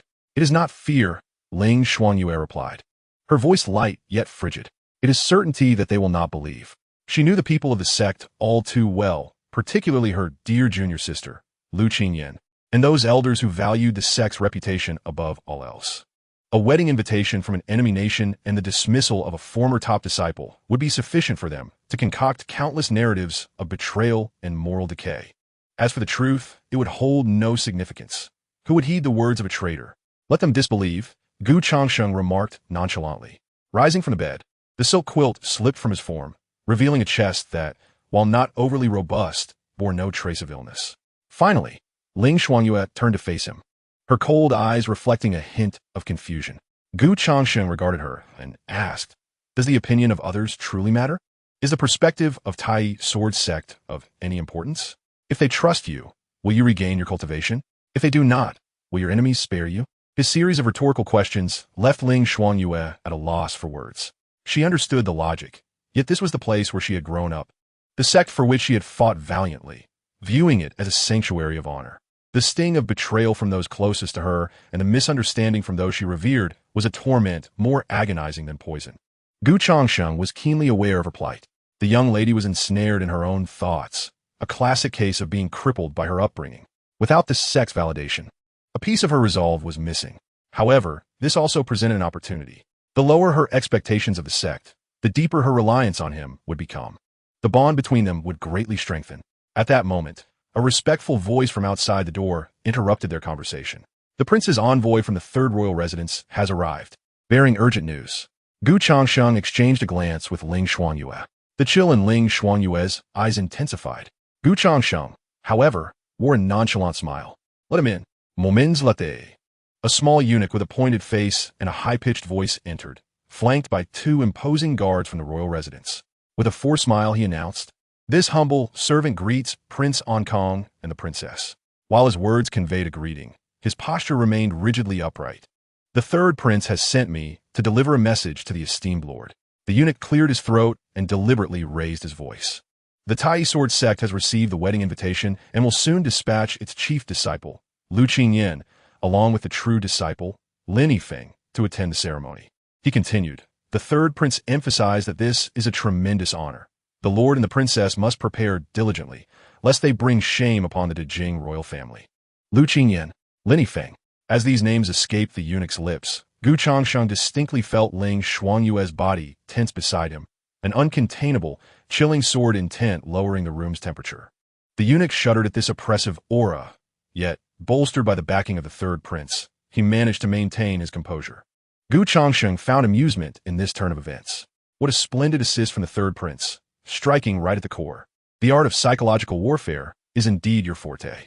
His expression remained neutral as he cast a fleeting glance at the eunuch. Understood. The eunuch was momentarily taken aback. He had anticipated an outburst of fury from Gu Changsheng or a loss of composure from Ling Xuanyue, but he did not expect such a calm reaction. This rendered the taunts he had prepared stuck in his throat. He waved his hand dismissively. Show him out. The eunuch, wishing to say more, found himself unnerved under Gu Changsheng's unwavering gaze. He opened his mouth, but ultimately, with a disgruntled flick of his feather duster, he turned and exited. As the door closed, the room's atmosphere plummeted to a frigid state. Ling Xuanyue's complexion was paler than the morning frost outside. Her hands, resting on the blanket, were clenched tightly, her knuckles turning an ashen hue from strain. They sent Lu Qingyan and Lin Yifei. Her voice trembled, not from fear, but from indignation. This was a spectacle crafted to mock her, a public trial designed to nail her to the pillar of shame. Quite well, Gu Changsheng remarked. Ling Xuanyue whipped her head around. Quite well? Indeed, quite well. Gu Changsheng shifted, settling beside her, and took her cold, rigid hand in his. The warmth from his palm provided a slight easing to her tense frame. Their presence is preferable to their absence. Gu Changsheng gazed into her eyes, articulating each word with clarity. They do not come. How will you allow your esteemed junior sister to witness just how well you are faring? They do not come. How will the entire Tai sword sect come to know what an unparalleled genius they have forsaken? The anger in Ling Xuanyue's eyes had not dissipated. Instead, it was now infused with an additional element, an indomitable will to fight the flames of vengeance. Gu Changsheng continued to elaborate. The envoy's journey via land from the Tai sword sect to the capital of Dying would take at least a month. A month's time is ample enough. It is sufficient for you to rise anew before them. Ling Xuanyue abruptly lifted her head, her breath quickening. She comprehended Gu Changsheng's intent. A month. Within this month, she must strive to regain as much strength as possible. I understand. Ling Xuanyue's voice regained its usual chill. Yet beneath that coldness lay an unquenchable desire, a yearning for the restoration of her powers. Chapter 34. Ling Xuanyue's errant thoughts. Morning had arrived, the time to rise. Yet Ling Xuanyue remained in her slumber. The scene at the Listening Wind Tower replayed vividly in her mind. He had assumed a posture almost humble, drawing all the ridicule upon himself, erecting a barrier for her. An ally? A protector? Such justifications appeared feeble and insipid. A prince, the seventh prince of Dying. Why would he go to such lengths for a discarded individual from an enemy nation? It defied logic. In the realm of cultivators, where interests reign supreme and the weak are devoured by the strong, she understood this better than anyone. Yet, Gu Changsheng's actions transcended the realm of mere self-interest. This left her in a state of unprecedented confusion, even a hint of panic. She required a reason, a rationale that could allow her battle-hardened heart, tempered by betrayal, to accept it all. Investment. This was the only plausible explanation she could conceive. She, Ling Xuanyue, once the foremost of the Tai sword sect, the most illustrious female sword immortal of the great Xia. Even though her cultivation lay in ruins and she was afflicted by a peculiar poison, her value remained intact. Her insights into swordsmanship, her training experiences, the countless secret techniques etched in her mind, and her innate talent as a top genius were invaluable treasures. Gu Changsheng was engaging in a grand gamble concerning her future. Everything he sacrificed now, those seemingly humiliating gestures of appeasement, those exhausting efforts to safeguard her, constituted the costs of his investment. He wagered on her recovery. Once she regained her strength, even if it were only half of her former prowess, it would suffice to become the sharpest sword and the sturdiest shield for this frail prince. Yes, precisely so. Ling Xuanyue, in the darkness, slowly and methodically inhaled, attempting to persuade her tumultuous heart with this logic. It all aligned with what a cunning prince might do for self-preservation and the pursuit of a future. Yet, why did her heart still feel so constricted? In the past few days, scenes have replayed in her mind, lingering incessantly. Within the Tai Chi sword sect, rivalry and competition flourish among peers. The elders value one's innate talent and the glory one can bestow upon the sect. Even Lin Yifeng's affection for her is intertwined with a recognition of strength. His sentiments bear a price. She recalls Lu Qingyan, the ever-enthusiastic junior who always affectionately addressed her as senior sister. Yet, at the most critical moment, she concealed the heart-burning poison within a protective talisman meant for her. This feigned intimacy is a deadly guise. Those individuals speak of loyalty, of the grand path, of the sect, but their eyes and actions reveal nothing but cold calculation. As for Changsheng, this man has unequivocally communicated from the outset that their relationship is a transaction. He requires her as a bodyguard, and she desires him as an antidote.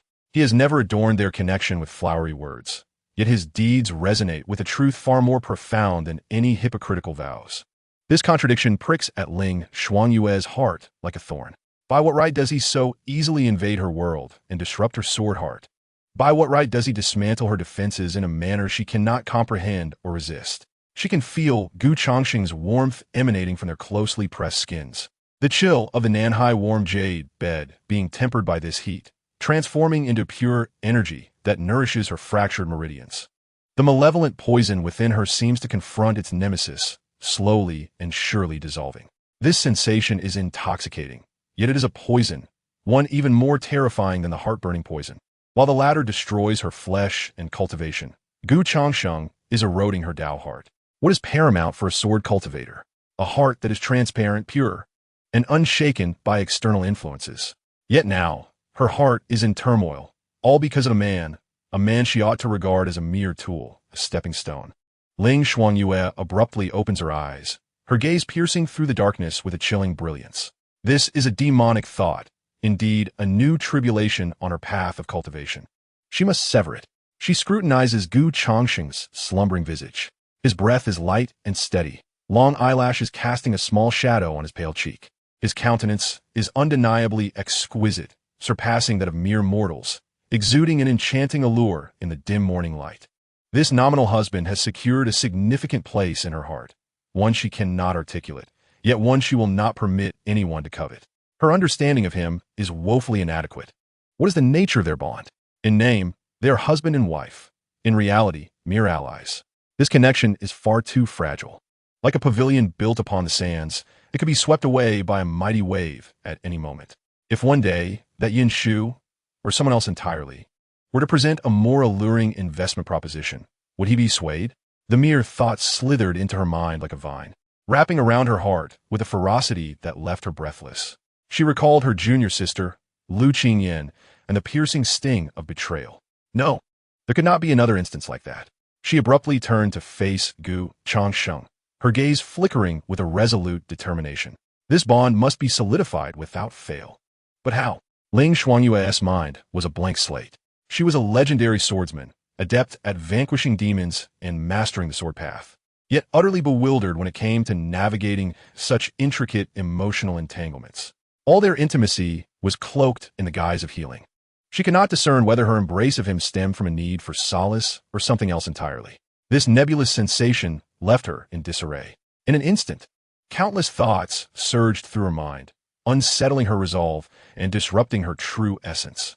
An icy sword intent uncontrollably leaked from her body, causing the room's temperature to plummet. Beside her, Changsheng stirred in a daze, bemused by her fluctuating warmth, oscillating between a frigid block of ice and a blazing furnace. What a stark contrast. He turned over, mumbling, instinctively inching closer to her. Had he lost his senses? Surely, her emotional guidance had been sufficient. Chapter 35. Ling Xuanyue confronts her inner demons. His warm body pressed against hers, the heat instantly soothing her tumultuous essence. Ling Xuanyue stiffened, gazing at his sleeping visage mere inches away. The tangled thoughts in her mind were suddenly cleaved apart by a bolt of clarity. What are the principles of a sword cultivator? Swift, precise, and ruthless. A single strike shatters myriad laws. Any hesitation or doubt is an affront to the sword. Since clarity eluded her, she would sever it in the most direct manner possible, by integrating him into herself, making him an inseparable part of her being. At that point, what of Yin Shu or Changsheng? They would be mere jesters. Ling Xuanyue's eyes gradually brightened, her resolve solidifying, imbued with an undeniable possessiveness. This was her path. This was the way of Ling Xuanyue. Her icy fingertips, trembling imperceptibly, gently brushed against Changsheng's cheek, tracing from his brow to his nose and finally to his lips. This man was hers. From this moment forth, he would belong solely to her. Those who dared to covet him would first have to contend with her sword. In the next moment, She cast aside all hesitation. Her arms encircled him, securing that source of warmth. The man who had disturbed her heart's equilibrium, tightly, leaving no gap between them. This was not a tender embrace, but rather a declaration, a mark of significance. She buried her face in the crook of his neck, her nose enveloped by the faint, pleasant scent that lingered on him. In that fleeting moment, the restlessness and anxiety that had persisted for days dissipated like mist. Her heart was, for the first time, strikingly clear. Thus, this was the sensation of severing one's inner demons. Ling Shuangyue closed her eyes and fell into a deep, tranquil slumber. Meanwhile, Gu Changsheng's mind was a tempest. A barrage of system notifications erupted in his consciousness, akin to the cacophony of firecrackers during a festival. Ding! Detected the destined daughter Ling Shuangyue unraveling her inner demons, her heart unified. Ling Shuangyue's favorability level, 1. Current level, 95. Reward, 500 bond points. System notification. From a favorability level of 95, each point will require immense effort from a host, while the rewards will be increasingly astounding. What was happening? Unraveling her inner demons? Gu Changsheng's thoughts were a chaotic swirl. Just yesterday, this woman had appeared as if the sky were falling, bearing the weight of profound grievances as she lamented her abandonment by the sect. He had merely offered a few platitudes, and the results were so immediate? Or perhaps the thought processes of cultivators were indeed so peculiar, with enlightenment as simple as eating or drinking. He was utterly perplexed. However, he soon ceased his musings. If it was beyond comprehension, then let it be. This was his life philosophy. The journey mattered not. The outcome was paramount. With favorability reaching 95, and the system indicating that further increases would be arduous, he might need to devise some strategies. 500 bond points constituted a fortune, enough for him to exchange for 5 foundation-strengthening pills, regardless of what inner demons she had unraveled, as long as the bond points were forthcoming. Her revelations regarding the mysteries of the universe were of no concern to him. Just as he prepared to access the shop in his consciousness for a spree of passionate spending, he sensed something amiss. A warm presence pressed against him. No, it was as if he were being drawn by an unseen force. A cool, soft body nestled closely against his back. Almost immediately, a pair of delicate arms encircled him, slipping beneath his armpits and intertwining across his chest. It felt like a gentle embrace, yet also a binding, a declaration. The pressure was not great, but it carried an undeniable sense of inevitability. Gu Changsheng found himself immobile. He could feel Ling Shuangyue bury her face in his neck. Her cool strands of hair brushed against his skin, provoking a subtle tickle. Her breath, steady and prolonged, carried the scent of fresh grass after rain, gently caressing his neck. She had fallen asleep, clinging to him. Gu Changsheng's fleeting impulse for consumption was instantly swept away by this unexpected turn of events. Previously, in her quest for healing, she would bind him with one arm and secure him beneath a long leg, akin to a vice, ensuring that this catalyst could not escape. Yet now, this embrace is different, an assertion of possession, accompanied by a tranquil release of defenses. Gu Changsheng remains utterly still, even moderating his breath.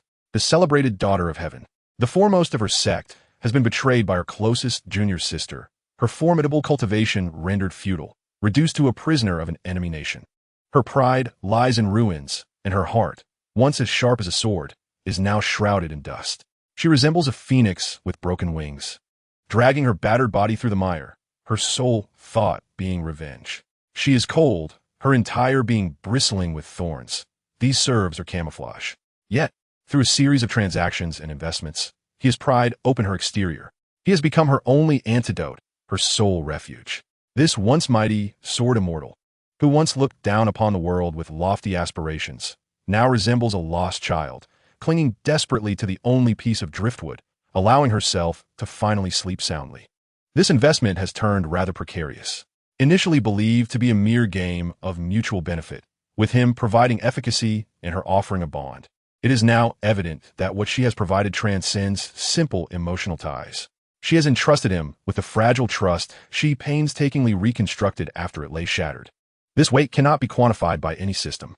Gu Changsheng turned his head, catching a glimpse of her lustrous black hair cascading over his shoulder, illuminated by the faint moonlight seeping through the window.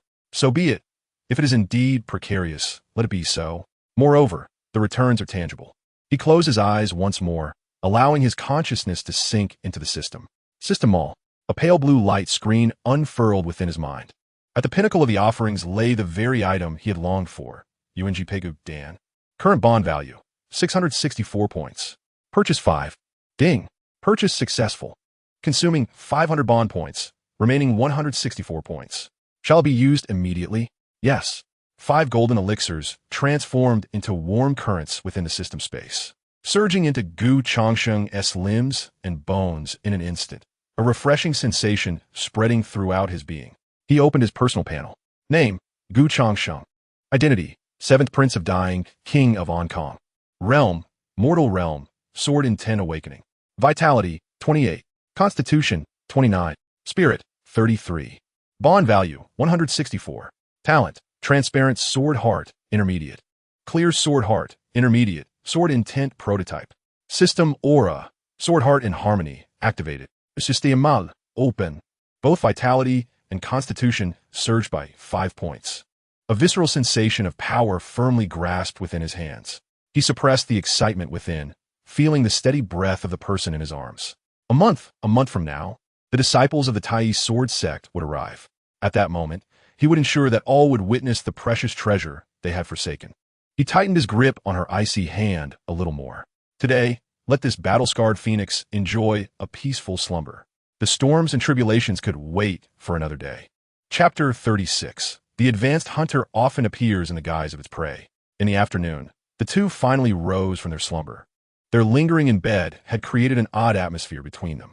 In the courtyard, Gu Changsheng held a wooden sword, assuming the most fundamental sword stance. Days of training had allowed him to become quite adept. Ling Shuangyue stood before him, silent. She elevated her wrist slightly. As her words fell, she closed the distance. A pair of cool hands rested upon Gu Changsheng's wrist, her fingertips trembling imperceptibly, gently lifting the wooden sword. At the moment their skin touched, warmth surged through his wrist like a subtle electric current, causing her fingertips to tremble ever so slightly. Anger welled within her. As a sword cultivator, she should be able to control her own hands. She forcefully suppressed that peculiar feeling, concentrating her attention on the sword. Her movements were gentle as she lifted the wooden sword, yet her fingertips lingered on his skin for a moment longer. A faint blush tinted her fair earlobes. A delicate fragrance wafted into his nostrils, unique to her, reminiscent of a pine forest after a snowfall. Something felt amiss, Gu Changsheng mused. What inner demons did this ice princess confront last night? Today, she seemed like a different person altogether. He sensed that Ling Shuangyue's hand did not immediately withdraw. Instead, it glided along his arm, gently caressing it. In that instant, she felt the tension in his muscles, his mind disordered. This restored a semblance of control for her. Your breath is in disarray. Her voice whispered near his ear, laced with an undeniable command, as if she sought to mask her own discomfort with this icy tone. Focus. Your sword intent must align entirely with my guidance, devoid of any distractions. Gu Changsheng, understanding the gravity of the moment, remained silent, obediently adjusting his breath, adopting a demeanor of earnestness. Ling Shuangyue felt a sense of satisfaction with his compliance. This feeling was invigorating. Everything about him lay within her grasp. She did not retreat, but instead circled behind him, her hands resting on his shoulders, correcting his posture. This position enveloped him almost entirely in her embrace. Engage your core. Do not rely solely on the brute strength of your arms. Her voice remained steady, yet only she knew the immense effort it took to maintain that calm while suppressing her unfamiliar stirring. Her body pressed against his back, betraying a hint of subtle rigidity. She too was grappling with her own discomfort, having discerned the demons of her heart last night and resolved to completely master this man, transforming him into her possession. She should have felt an innate sense of control over him, as he was now her sword, her sheath, an extension of her very being. She ought to command him as effortlessly as she would her own arm.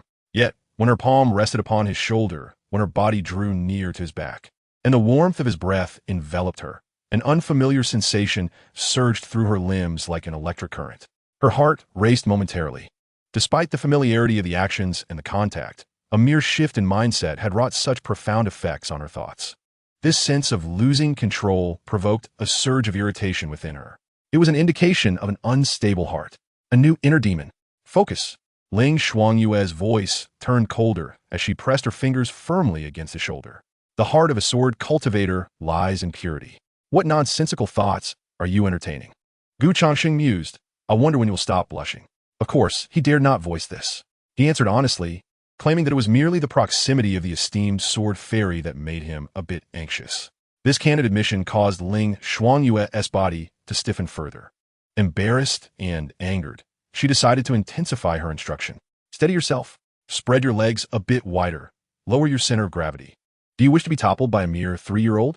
Gu Changsheng understood perfectly, yet maintained a composed demeanor, feigning the look of a dim-witted student seeking guidance from his teacher. The more obedient he appeared, the more unsettled Ling Xuanyue felt. It was akin to striking a fist against cotton, ineffectual. She had intended to assert her absolute ownership over him through the control of his body. Yet his willingness to be at her mercy only made her feel like an unreasonable, petulant girl. Breathe from your dantian. I instructed you to breathe from your dantian, not to hold your breath. She extended her finger and unapologetically poked his abdomen.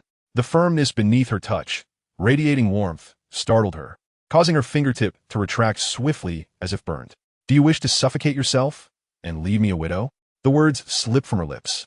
The air in the courtyard fell abruptly silent. The wind ceased and the birds fell mute. Gu Changsheng maintained his ludicrous stance, slowly turning his head to regard her with an innocent gaze. Ling Xuanyue was momentarily taken aback. What had she just said? Widow? Those two words echoed in her mind like thunder, igniting an unusual flush upon her usually frosty visage, spreading from her cheeks to her alabaster neck. She gazed at Gu Changsheng's face and his eyes, which seemed to question what she had just uttered. A wave of unprecedented embarrassment and fury surged within her. I meant to say. She wished to elucidate her thoughts, yet found her mind a blank slate, unable to articulate a single word. You should continue practicing. She nearly bit out, casting the words aside as she turned to leave, her steps betraying a hint of urgency, as if a ferocious beast were pursuing her. Gu Changsheng seemed to grasp the situation. The previous day, this woman had unraveled some inner turmoil, resolutely determined to transform him into her ally. Today, she sought to seize control of the situation, only to discover that her body was more honest than her words, leading to a disarray of emotions. When her heart became chaotic, she instinctively resorted to reprimands and coldness to mask her own flustered state. A classic case of a hardened exterior concealing a tender heart. A textbook example of tsundere behavior.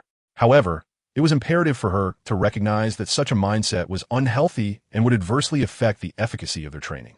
Suddenly, the wooden sword in his grasp felt heavier, as if it had lost its strength, slipping from his hold. A suppressed groan escaped his throat as he raised a hand to clutch his chest, his complexion paling further, beads of sweat forming on his forehead. This abrupt turn of events shattered the tumultuous thoughts in Ling Xuanyue's mind. She hurriedly turned and rushed over, instinctively supporting his arm. Her tone urgent, yet laced with an unacknowledged tension. What's wrong? Did I exert too much force just now? Gu Changsheng shook his head, leaning weakly against her arm, his weight resting heavily upon her. After catching his breath, he lifted his gaze to meet hers, his expression one of confusion and innocence. No, it's just that when you reprimanded me earlier, I felt as if my heart was pricked by a needle. He gestured toward his heart. It seems as though the bond between us has severed. Ling Xuanyue stiffened at his words. Severed? She recalled Gu Changsheng's earlier theory that sincerity begets power. This was unacceptable. The past month had been invaluable. Every moment counted, observing the fluctuating expressions on her face. Gu Changsheng sensed the moment was ripe and unleashed his trump card. He deliberately withdrew from her support, taking a step back, an apologetic expression gracing his features, his voice imbued with understanding. Ling Jianxian, perhaps we should conclude our practice for today. It's my fault for being so foolish and upsetting you. Whenever your mood improves, we can resume. Your recovery is paramount. I wouldn't want to impede your progress. Having said this, he prepared to turn away, adopting an air of consideration, determined not to be a burden. This strategic retreat ensnared Ling Xuanyue. The crux of the matter was no longer whether she wished to teach, but rather that she needed to demonstrate her composure, that she was not upset, and that their connection remained unbroken. Otherwise, their training for the day would be in vain. Stop, Ling Xuanyue blurted out. She quickly stepped forward, grasping Gu Changsheng's wrist. Her tone remained firm, yet the substance softened. Who said I was angry? She inhaled deeply, as if making a momentous decision, grasping Gu Changsheng's hand and leading him back to the center of the courtyard. "Stand still," she commanded, her voice now devoid of its earlier sharpness. She moved behind him and extended her arms once more. This time, her gesture was not one of resting her hands on his shoulders, but rather encircling his waist from behind. The motion was somewhat awkward. Subsequently, she gently pressed her cheek against his back. Gu Changsheng stiffened momentarily. Is this for real? He could feel that although the body behind him was cool, it possessed an astonishing softness. Well then, her voice came muffled from behind him, laced with a hint of anxiety she was unaware of. Is it connected now? Gu Changsheng felt a bit bewildered. Is it connected now? Do you think this is connecting wires? But he understood that it was time to solidify their progress. Clearing his throat, he replied in a tone that carried a hint of satisfaction, drawing out a long It's smooth now, he stated succinctly. Any additional word could shatter this hard-won atmosphere. Upon receiving his affirmative response, Ling Xuanyue seemed to exhale in relief. The arms encircling his waist steadied their grip. She closed her eyes, ceasing to speak, wholly immersed in the healing bond emanating from him, capable of mending all her pains. In the courtyard, the only sound was the steady rhythm of their breathing. Gu Changsheng relished this rare, intimate lesson, contemplating how to incorporate the embrace technique into his daily cultivation regimen. Chapter 37. A return visit from Yinshu. Just then, a respectful announcement echoed from the courtyard entrance. Your Highness, Master Yin from the Listening Rain Pavilion has come to visit, stating that there are important matters to discuss. Yinshu. Before Gu Changsheng could respond, he felt the arms around his waist tighten suddenly. The force was so great it nearly took his breath away. Behind him, Ling Xuanyue raised her head. Without even turning around, Gu Changsheng could sense the chill emanating from her. Ling Xuanyue's icy voice rang out. Not seeing her, the two words left no room for negotiation. The female official outside the courtyard was momentarily taken aback, clearly unprepared for such a direct refusal, and found herself at a loss for how to reply. Ling Xuanyue's voice came again, colder than before, tinged with impatience. Tell her to leave.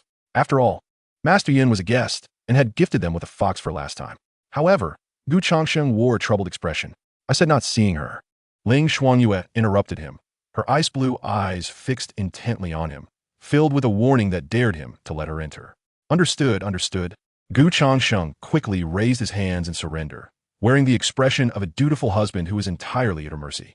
As he was about to instruct the lady-in-waiting to respond, a voice imbued with mirth wafted in from outside the courtyard. Is the princess unwelcoming to Yinshu? How disheartening. Before the words had fully settled, Yinshu entered with two handmaidens, exuding grace. Clad in a delicate lavender gown, her figure was enchanting, a perfectly poised smile gracing her visage. Seemingly oblivious to Ling Xuanyue's earlier cold dismissal, her gaze swept across the two figures in the courtyard, a flicker of barely perceptible surprise glinting in her eyes. Yet her smile remained steadfast.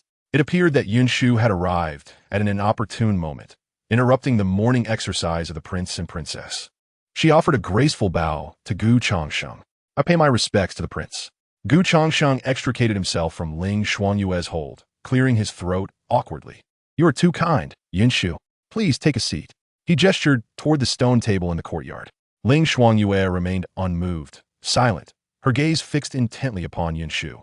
That look, akin to a drawn sword, held no malice but radiated a chilling intensity.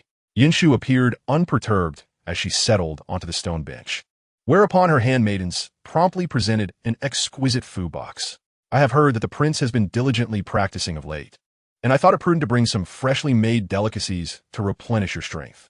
With graceful finesse, she opened the food box and arranged the delicate pastries upon the table, her movements flawless. As a member of the royal family, now assisted by such a celestial figure as the princess, your future is indeed boundless, yet your health must be your priority. I am burdened with endless affairs. I toil over state matters. All day, I either stand or recline on my bed. Gu Changsheng's mind swirled with incredulous thoughts. This woman exuded the essence of a top-tier green tea. Yet, he maintained a facade of astonished gratitude. I appreciate your concern, Yinshu. She chuckled softly, covering her mouth. You flatter me, my prince. It is well known in the capital that you are deeply devoted to the princess, a rare romantic. As a woman herself, Yinshu could not help but envy the princess. She shifted the conversation, as if casually mentioning, by the way, several grain shops in the southern part of the city have been inflating prices, supported by unseen forces, inciting public discontent. The prince, being concerned for the populace, might wish to voice a word on their behalf. The citizens would surely be grateful for your benevolence. Here it comes. The fox's tail has been revealed. She seeks to use him as a pawn, pushing this ineffectual royal son to confront the powers behind the grain shops. The scheme was astutely calculated. Changsheng was poised to employ his usual refrain of ignorance, deferring to the princess's wisdom to navigate the situation. Just then, Ling Shuangyue, who had remained silent, suddenly moved. She approached Changsheng, disregarding Yunshu entirely, and directly retrieved the wooden sword from the stone table, thrusting it back into his hands. Continue your practice. This abrupt action rendered the atmosphere taut. The smile on Yunshu's face dimmed slightly as she regarded Ling Shuangyue, letting out a soft sigh, filled with concern. What is the purpose of the princess, my sister? The prince is already frail, and in matters of cultivation, one must avoid impatience above all else. By pressing him so, are you not risking his very foundation? Her words were imbued with genuine concern, as though she truly cared for Changsheng's well-being. Ling Shuangyue seemed oblivious to Yunshu's remarks, merely stepping forward to delicately place her cool fingertips upon the back of his hand, gently adjusting the slightly misaligned wooden sword. Her movements were soft, her voice even softer, akin to a whisper in his ear. I have previously stated that when practicing swordsmanship, one must not harbor distractions. Her ice-blue gaze was fixed upon him. Your heart is in turmoil. Ding! It has been detected that Ling Shuangyue, due to external interference, has actively claimed her sovereignty. With a bond value of 10. Delightful. He offered Yunshu an apologetic smile. Thank you for your concern, Master Yin. However, the princess is correct. It is indeed my distraction. Her admonitions are for my own benefit. This statement was tantamount to publicly admitting he was wholly under the thumb of his wife. The smile on Yunshu's face gradually faded. She believed she had discerned Changsheng, a wasteful man blinded by beauty, a foolish romantic with a modicum of cleverness. It now appeared she had only grasped half the truth. This man was not merely infatuated. He was contemptible, a kind of wretch who, like mud that cannot be lifted, willingly allowed himself to be trampled by a woman. Such a person held no value for exploitation. Investing in a man devoid of ambition was akin to casting gold into a mire, yielding no sound in return. She rose, preparing to depart. Remaining in this tranquil garden even a moment longer felt suffocating. She glanced at Ling Shuangyue, whose cold eyes were fixed upon her. Yunshu scoffed inwardly. She fancied herself a sword immortal, yet clung to a frail prince for survival, truly deluding herself. Upon reaching the gate, she hesitated. A flicker of doubt crossed her mind. Something was amiss. The portrayal was exaggerated. A proud swordsman from an enemy nation, even if rendered powerless, should not willingly debase themselves for a sickly prince. Everything felt discordant. There was undoubtedly something she had failed to perceive. She resolved to probe once more, employing a different approach. Yunshu turned, readorned with a smile that felt like a gentle spring breeze, though this time it did not reach her eyes. She sauntered back to the stone table, her gaze drifting past Ling Shuangyue, landing squarely on Changsheng. My prince. Her voice was considerably softer than before. Surely, the princess possesses good intentions, albeit somewhat hasty. Changsheng's mind began to scheme. The A plan had failed. The B plan would swiftly follow. This woman was adept in her dealings, seamlessly executing one strategy after another. Was she now attempting to take the path of the confidant, seeking to rescue me from the clutches of the fierce Ling Shuangyue? I have already devised a script for you. A hint of bitterness delicately graced his features, and his gaze faltered, avoiding both Yunshu and Ling Shuangyue. She disregarded the palpable chill emanating from Ling Shuangyue and continued in a gentle tone. Your Highness's constitution is unlike that of ordinary folk. The path of cultivation requires a balance between effort and relaxation. Solely pursuing arduous training may prove counterproductive. Yunshu merely thought that, being of noble lineage, the prince ought to cherish himself all the more. She leaned slightly forward, a faint fragrance wafting toward Changsheng. Yunshu was aware of a splendid place, known as the drunken Immortal Pavilion. The wine there, aged for 3 centuries, could warm one to the very core with a single sip. The maidens, carefully selected from the picturesque Jiang and waterside, were all skilled in song and dance, possessing the ability to empathize and understand one's heart. The melodies performed there were nothing short of enchanting. With each word she uttered, Changsheng's eyes sparkled brighter, and his throat involuntarily bobbed. As a modern wage slave, he had never encountered such delights. Yet, as a seemingly ineffectual prince. Harboring a yearning for such worldly pleasures was a fundamental aspect of his character. Ling Xuanyue's expression could hardly be described as merely displeased. It was dark and brooding. Were gazes capable of inflicting harm, Yinshu would have found herself riddled with countless wounds. Gu Changsheng sensed Ling Xuanyue's grip on his hand tightening, and he could even hear a faint cracking sound. "Sister, if you apply any more pressure, my wrist shall soon meet its glorious end." Observing Gu Changsheng's expression of longing mixed with trepidation, Yinshu cast out a true temptation. "Do not assume, Your Highness, that the drunken immortal pavilion is merely a place for frivolity." Her voice dropped to a conspiratorial whisper, imbued with an air of intimacy. "More importantly, several prominent merchants from the South Seas will be in attendance tonight, possessing a lucrative business concerning sea salt." Sea salt. Gu Changsheng's heart stirred.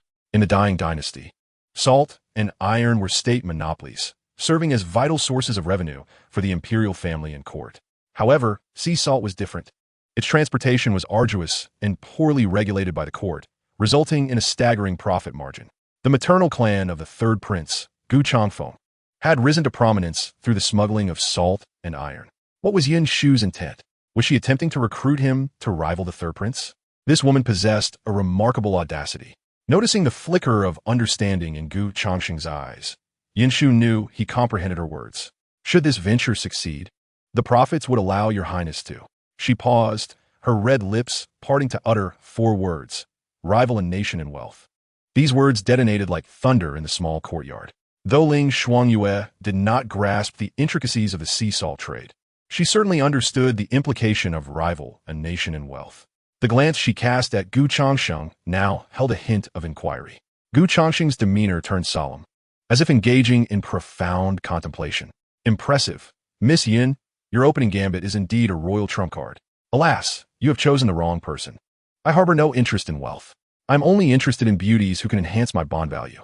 However, is there a fated maiden within the drunken immortal pavilion? Perhaps we should pay a visit." Yin Shu retrieved a dark golden card from her sleeve, upon which a single character, Yun, was inscribed in vermilion. "This serves as a VIP pass for the drunken immortal pavilion. At the third watch of the night, room 1, the heaven suite awaits." She placed the card on the stone table, sliding it toward Gu Changsheng. "I shall be there, preparing fine wine, awaiting your esteemed presence, Your Highness." Standing upright, her gaze flitted between Gu Changsheng and Ling Xuanyue, a meaningful smile gracing her lips. "We shall discuss not only love and romance, but also wealth and prosperity. Your Highness, do you dare come?" The last 3 words were spoken softly, yet carried great weight. It was a provocation. She was certain that no man could resist such temptation. Power, wealth, beauty. She did not believe Gu Changsheng could withstand it. Should he dare to arrive tonight, it would signify his lingering ambition and dissatisfaction, marking him as a piece worthy of investment. If he should choose not to come, it was of little consequence. She would merely consider it an entertaining farce, and a chance to thoroughly vex the insufferable Ling Xuanyue. With that, Yin Shu made no further delay. She offered a graceful bow to Gu Changsheng, then turned, accompanied by 2 maidservants, departing with an elegant sway. The courtyard returned to silence, leaving only Gu Changsheng, Ling Xuanyue, and the faintly glowing golden card upon the stone table. The air felt as if it had solidified. Chapter 38. The Great Bodyguard, Ling Jianxian. Yin Shu had departed. The atmosphere in the courtyard felt as though it had been drained of life, leaving a suffocating stillness. The dark golden card lay quietly on the stone table, reflecting an ominous sheen. Gu Changsheng remained still, letting out a sigh inwardly. The sea salt trade was immensely lucrative. The bait thrown by Yin Shu was indeed substantial.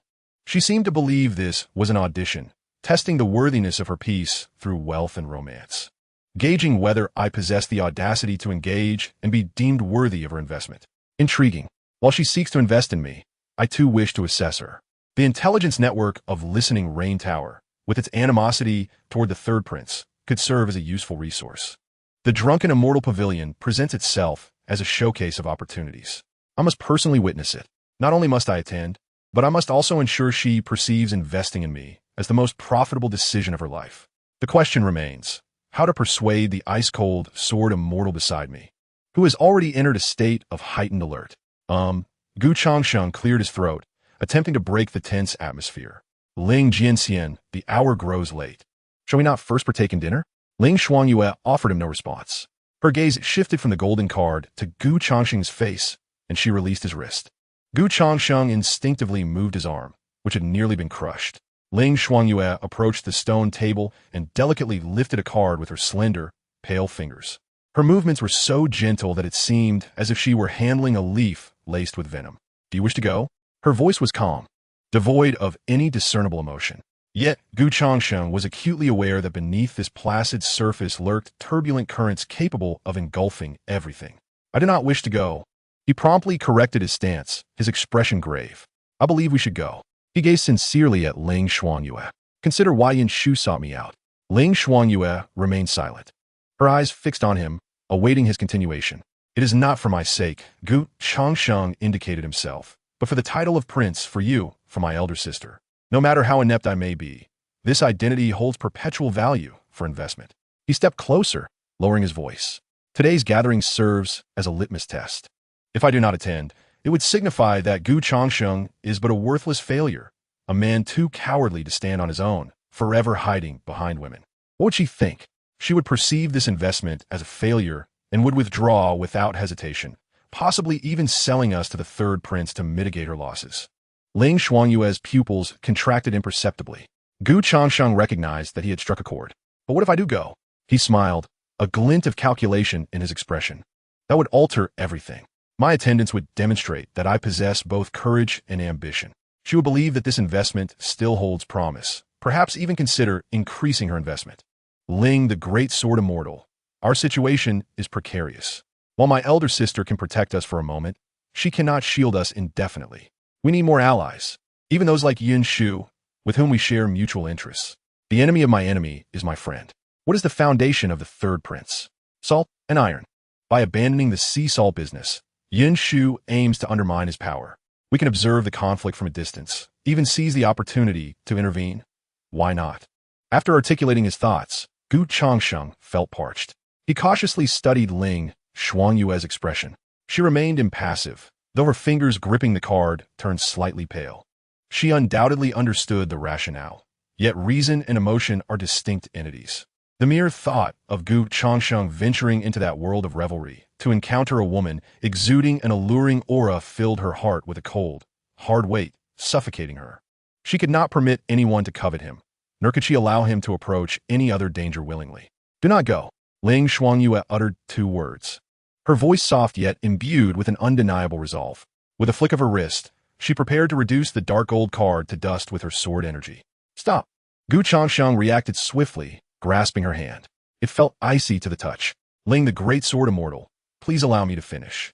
Gu Changsheng clasped her hand, his tone softening. I understand your concerns. He gazed deeply into her eyes, articulating each word with precision. The drunken immortal pavilion is a den of danger, and Yin Shu is a cunning fox. Yet, it is precisely for this reason that I must venture forth, to discern how many dragons lurk in this abyss, and which fierce tiger stands behind that fox.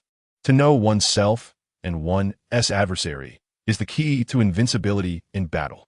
Your enemies are soon to arrive in the capital, and we remain oblivious to the current situation, which places us in a precarious position. The listening rain tower of Yin Shu is renowned for its exceptional intelligence. I go not for romance or riches, but solely for information. He tightened his grip on her hand slightly. For you, and for myself. Ling Shuangyue felt her body stiffen. For her, she sensed the warmth radiating from his palm, gradually dispelling the chill from her fingertips. Reason dictated that Gu Changsheng was right. This was indeed the most prudent choice at present. Observing her shifting expression, Gu Changsheng recognized the moment was ripe and decided to deliver a more potent suggestion. He stepped back, slumping into his chair, shaking his head in self-deprecation. Forget it. You are correct. I was merely indulging in fanciful thoughts. That place is fraught with peril. Your strength has yet to fully recover, and I am but a powerless fool. If we go, we will undoubtedly be consumed, leaving not even a remnant behind. He bowed his head, his voice heavy with disappointment and resignation. At worst, we could remain here in the tranquil heart pavilion, waiting for the storm to pass, and then beseech the princess to take us to her fief. We could find a serene place, free from turmoil, and live out our days in peace.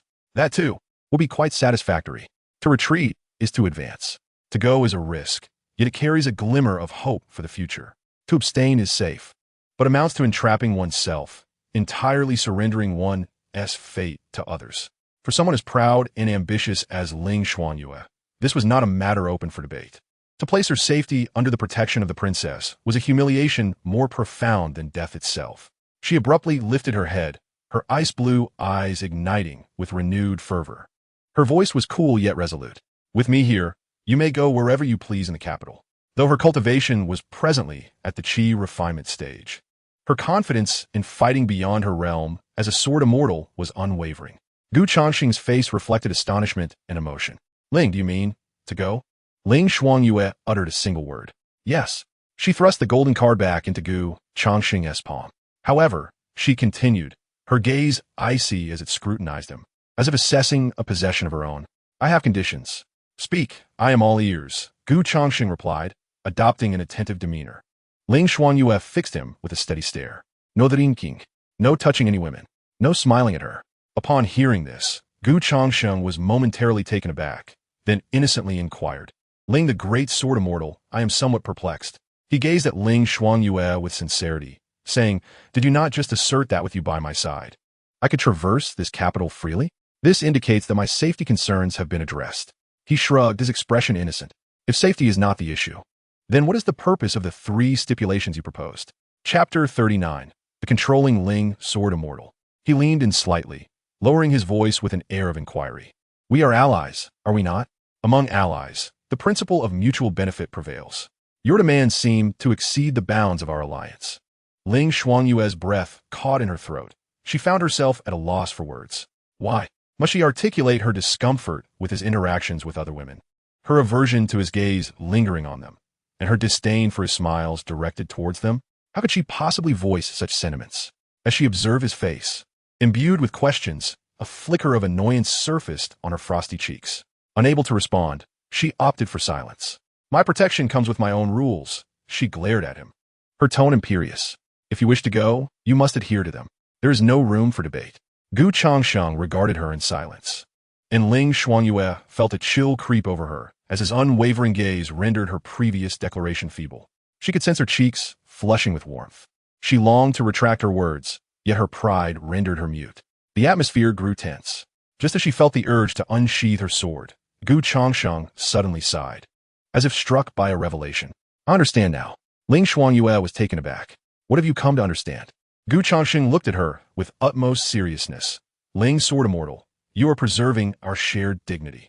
He stepped closer, lowering his voice as if discussing a matter of utmost confidentiality. Consider your current status, the princess consort of Hong Kong, and I, the prince of Hong Kong. We are bound together in this endeavor. Our fortunes rise and fall in tandem.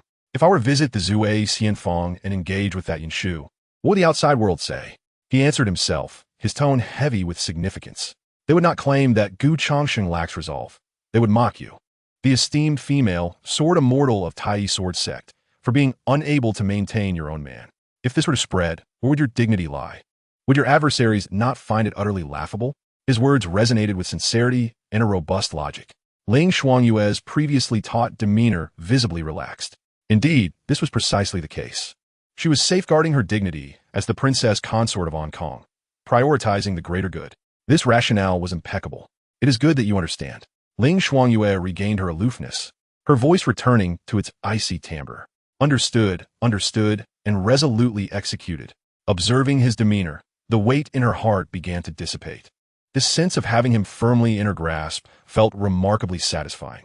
She nodded with satisfaction and turned to head back inside. Came Gu Changsheng's feeble voice from behind. Ling Xuanyue paused in her steps and glanced back at him. There stood Gu Changsheng, holding that golden card, a look of innocent confusion etched upon his face. Ling Dejiangxian. What if I do not approach them, yet they insist on approaching me? What should I do? I am so weak, I cannot fight them off. As soon as he finished speaking, he felt a sudden blur before his eyes. A wave of cold fragrance, mingled with the crisp scent of cedar, enveloped him. Before he could react, a tall figure had already blocked the light before him. Ling Xuanyue leaned against the column behind him, casting him entirely within her shadow. The proximity was overwhelming. He could sense the cool fragrance of her hair and see her flawless face, each eyelash resembling delicate ice crystals. In her icy blue eyes, His own innocent visage was distinctly reflected. "Repeat that," she commanded softly, yet her voice chilled the very air around them. Changsheng blinked, gazing at her with a look of bewilderment, as if he truly did not comprehend what he had said wrong. Ling Xuanyue felt a surge of frustration rise within her. This man was undoubtedly doing this on purpose. She extended her other hand, two slender, cool fingers pinching his chin. The moment their skin touched, a wave of cold radiated from the contact point. The pressure was gentle, yet it rendered him unable to move, forcing him to tilt his head back and meet her sharp gaze. Changsheng, listen well. She articulated each word with precision, her voice low and edged like a blade. When you arrive there, should any woman dare to approach within 3 feet of you, invoke my name. If they do not heed your warning. Ling Xuanyue's gaze darkened, a flash of murderous intent flickering across her features. Then you simply stand still and watch as I sever their hands. Changsheng recoiled slightly. How fierce!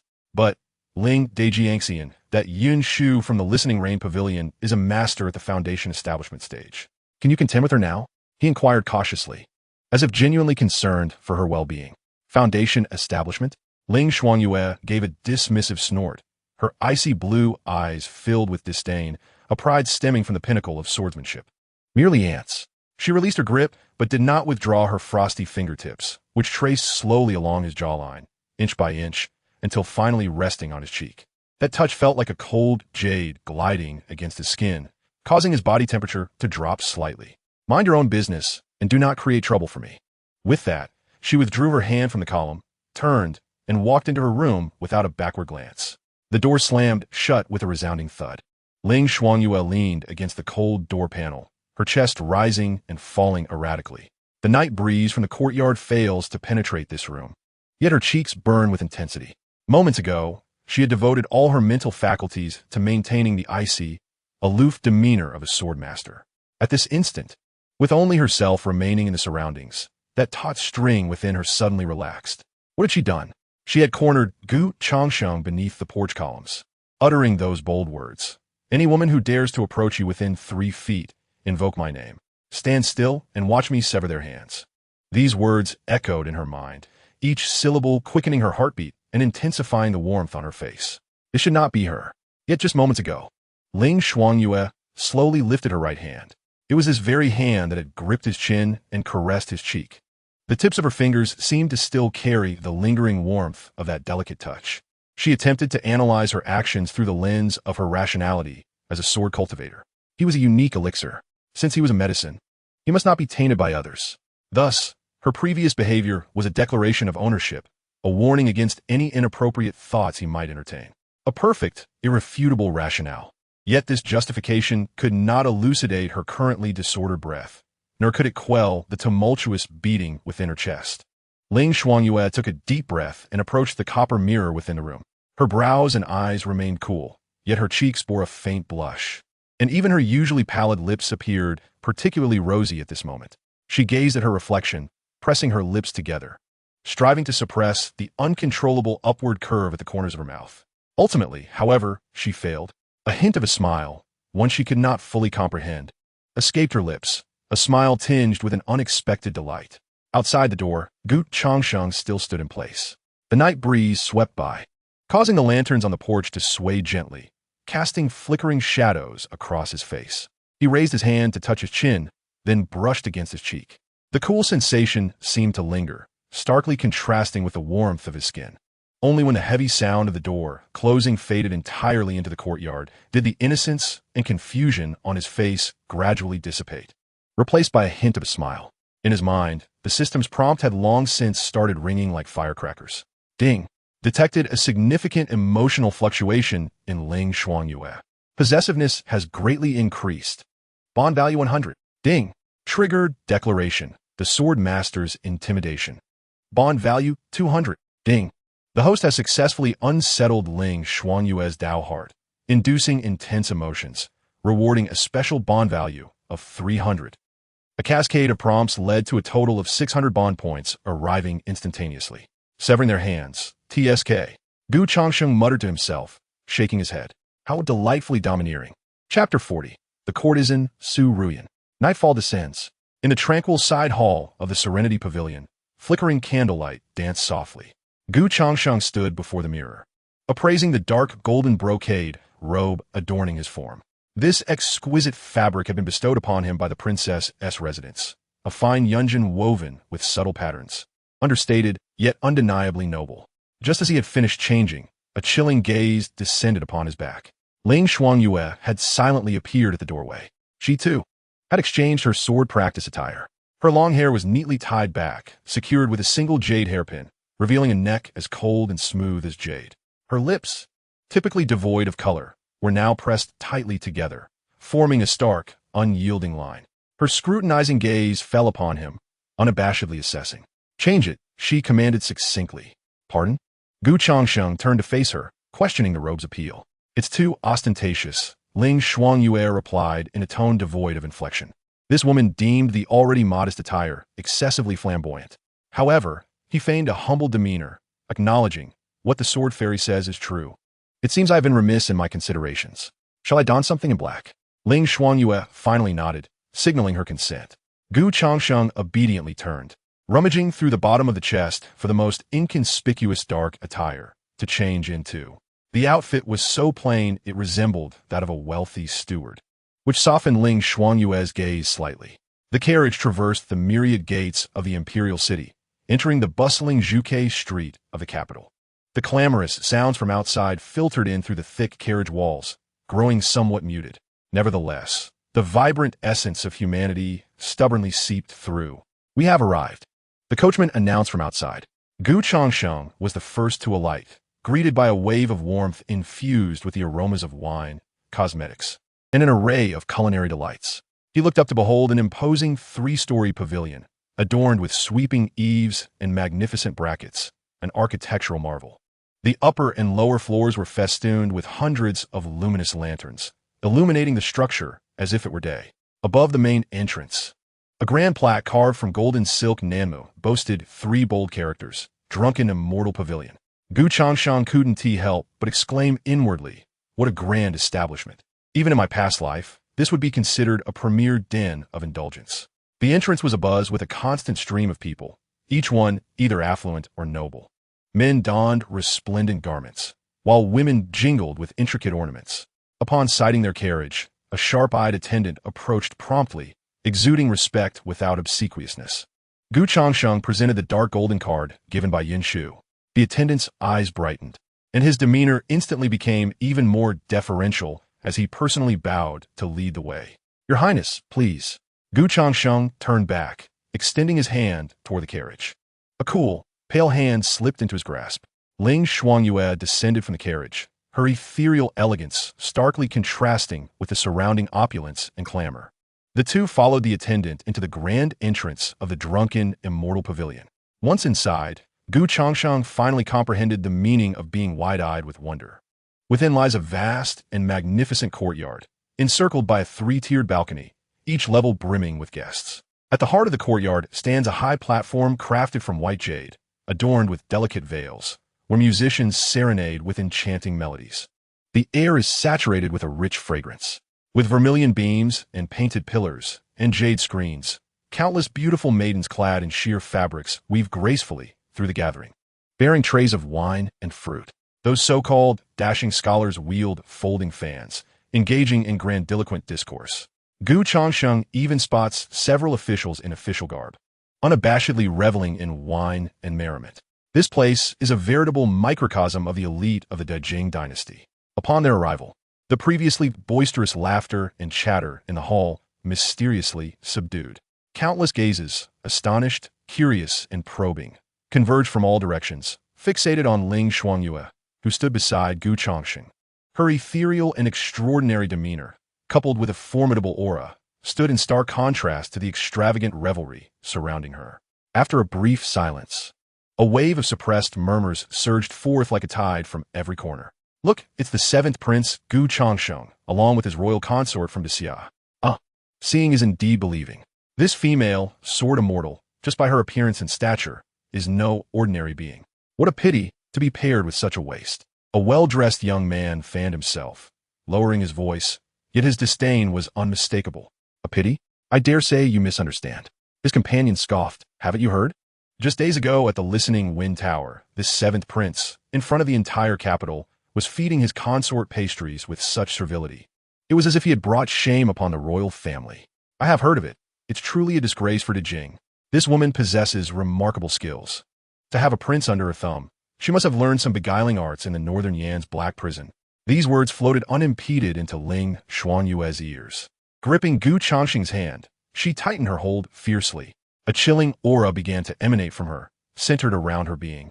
Gu Changsheng sensed the intensity of her grip and the fleeting glimmer of murderous intent within her.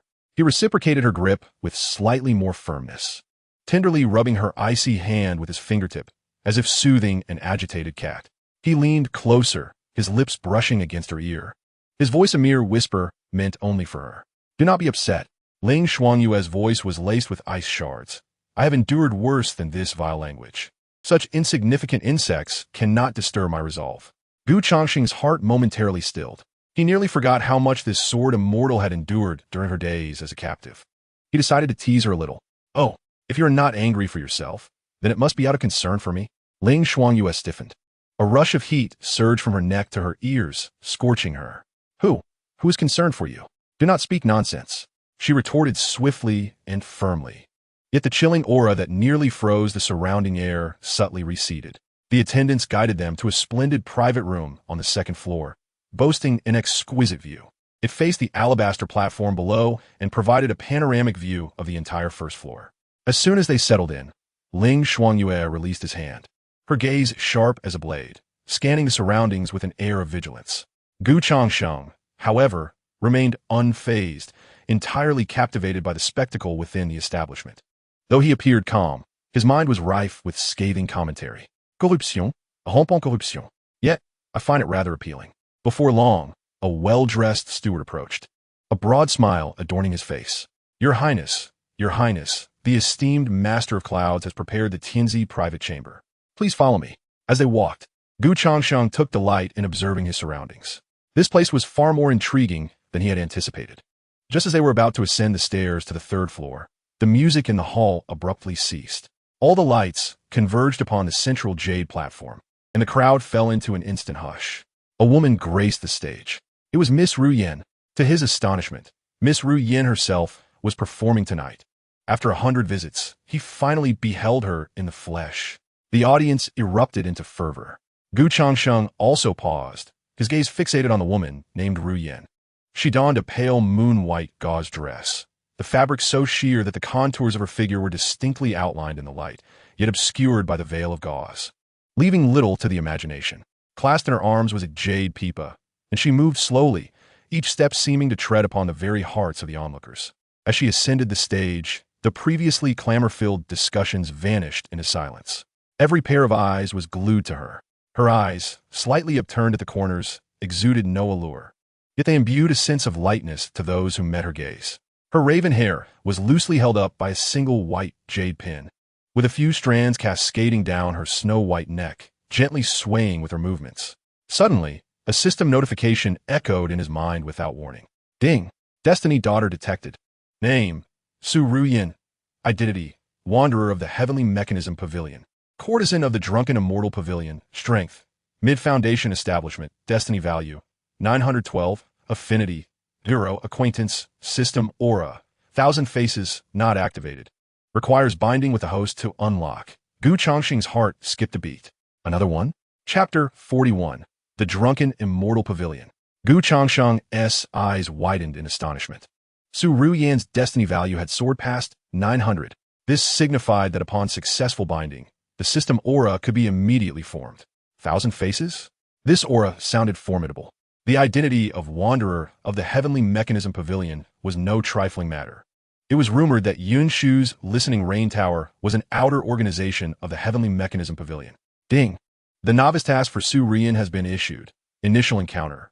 Task objective. Elevate Su Rian's favorability towards you to 20, friendly.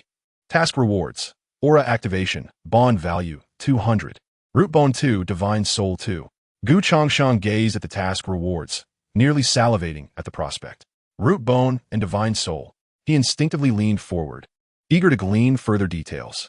At that moment, a chilling aura of hostility emanated from beside him. Gu Changsheng, without needing to turn around, already knew who it was. Is it beautiful? Ling Xuanyue's voice was soft, drifting into his ears, yet it sent a shiver down his spine.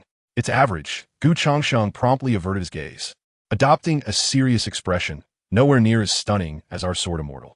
Yet internally, he was fervently lamenting. I merely wish to take a glance. The system task has arrived, and I must familiarize myself with the target, right? This is a high-quality prize with a fate value exceeding 900. Where else would I find such a catch if I let it slip by? Ling Xuanyue paid no heed to his flattery.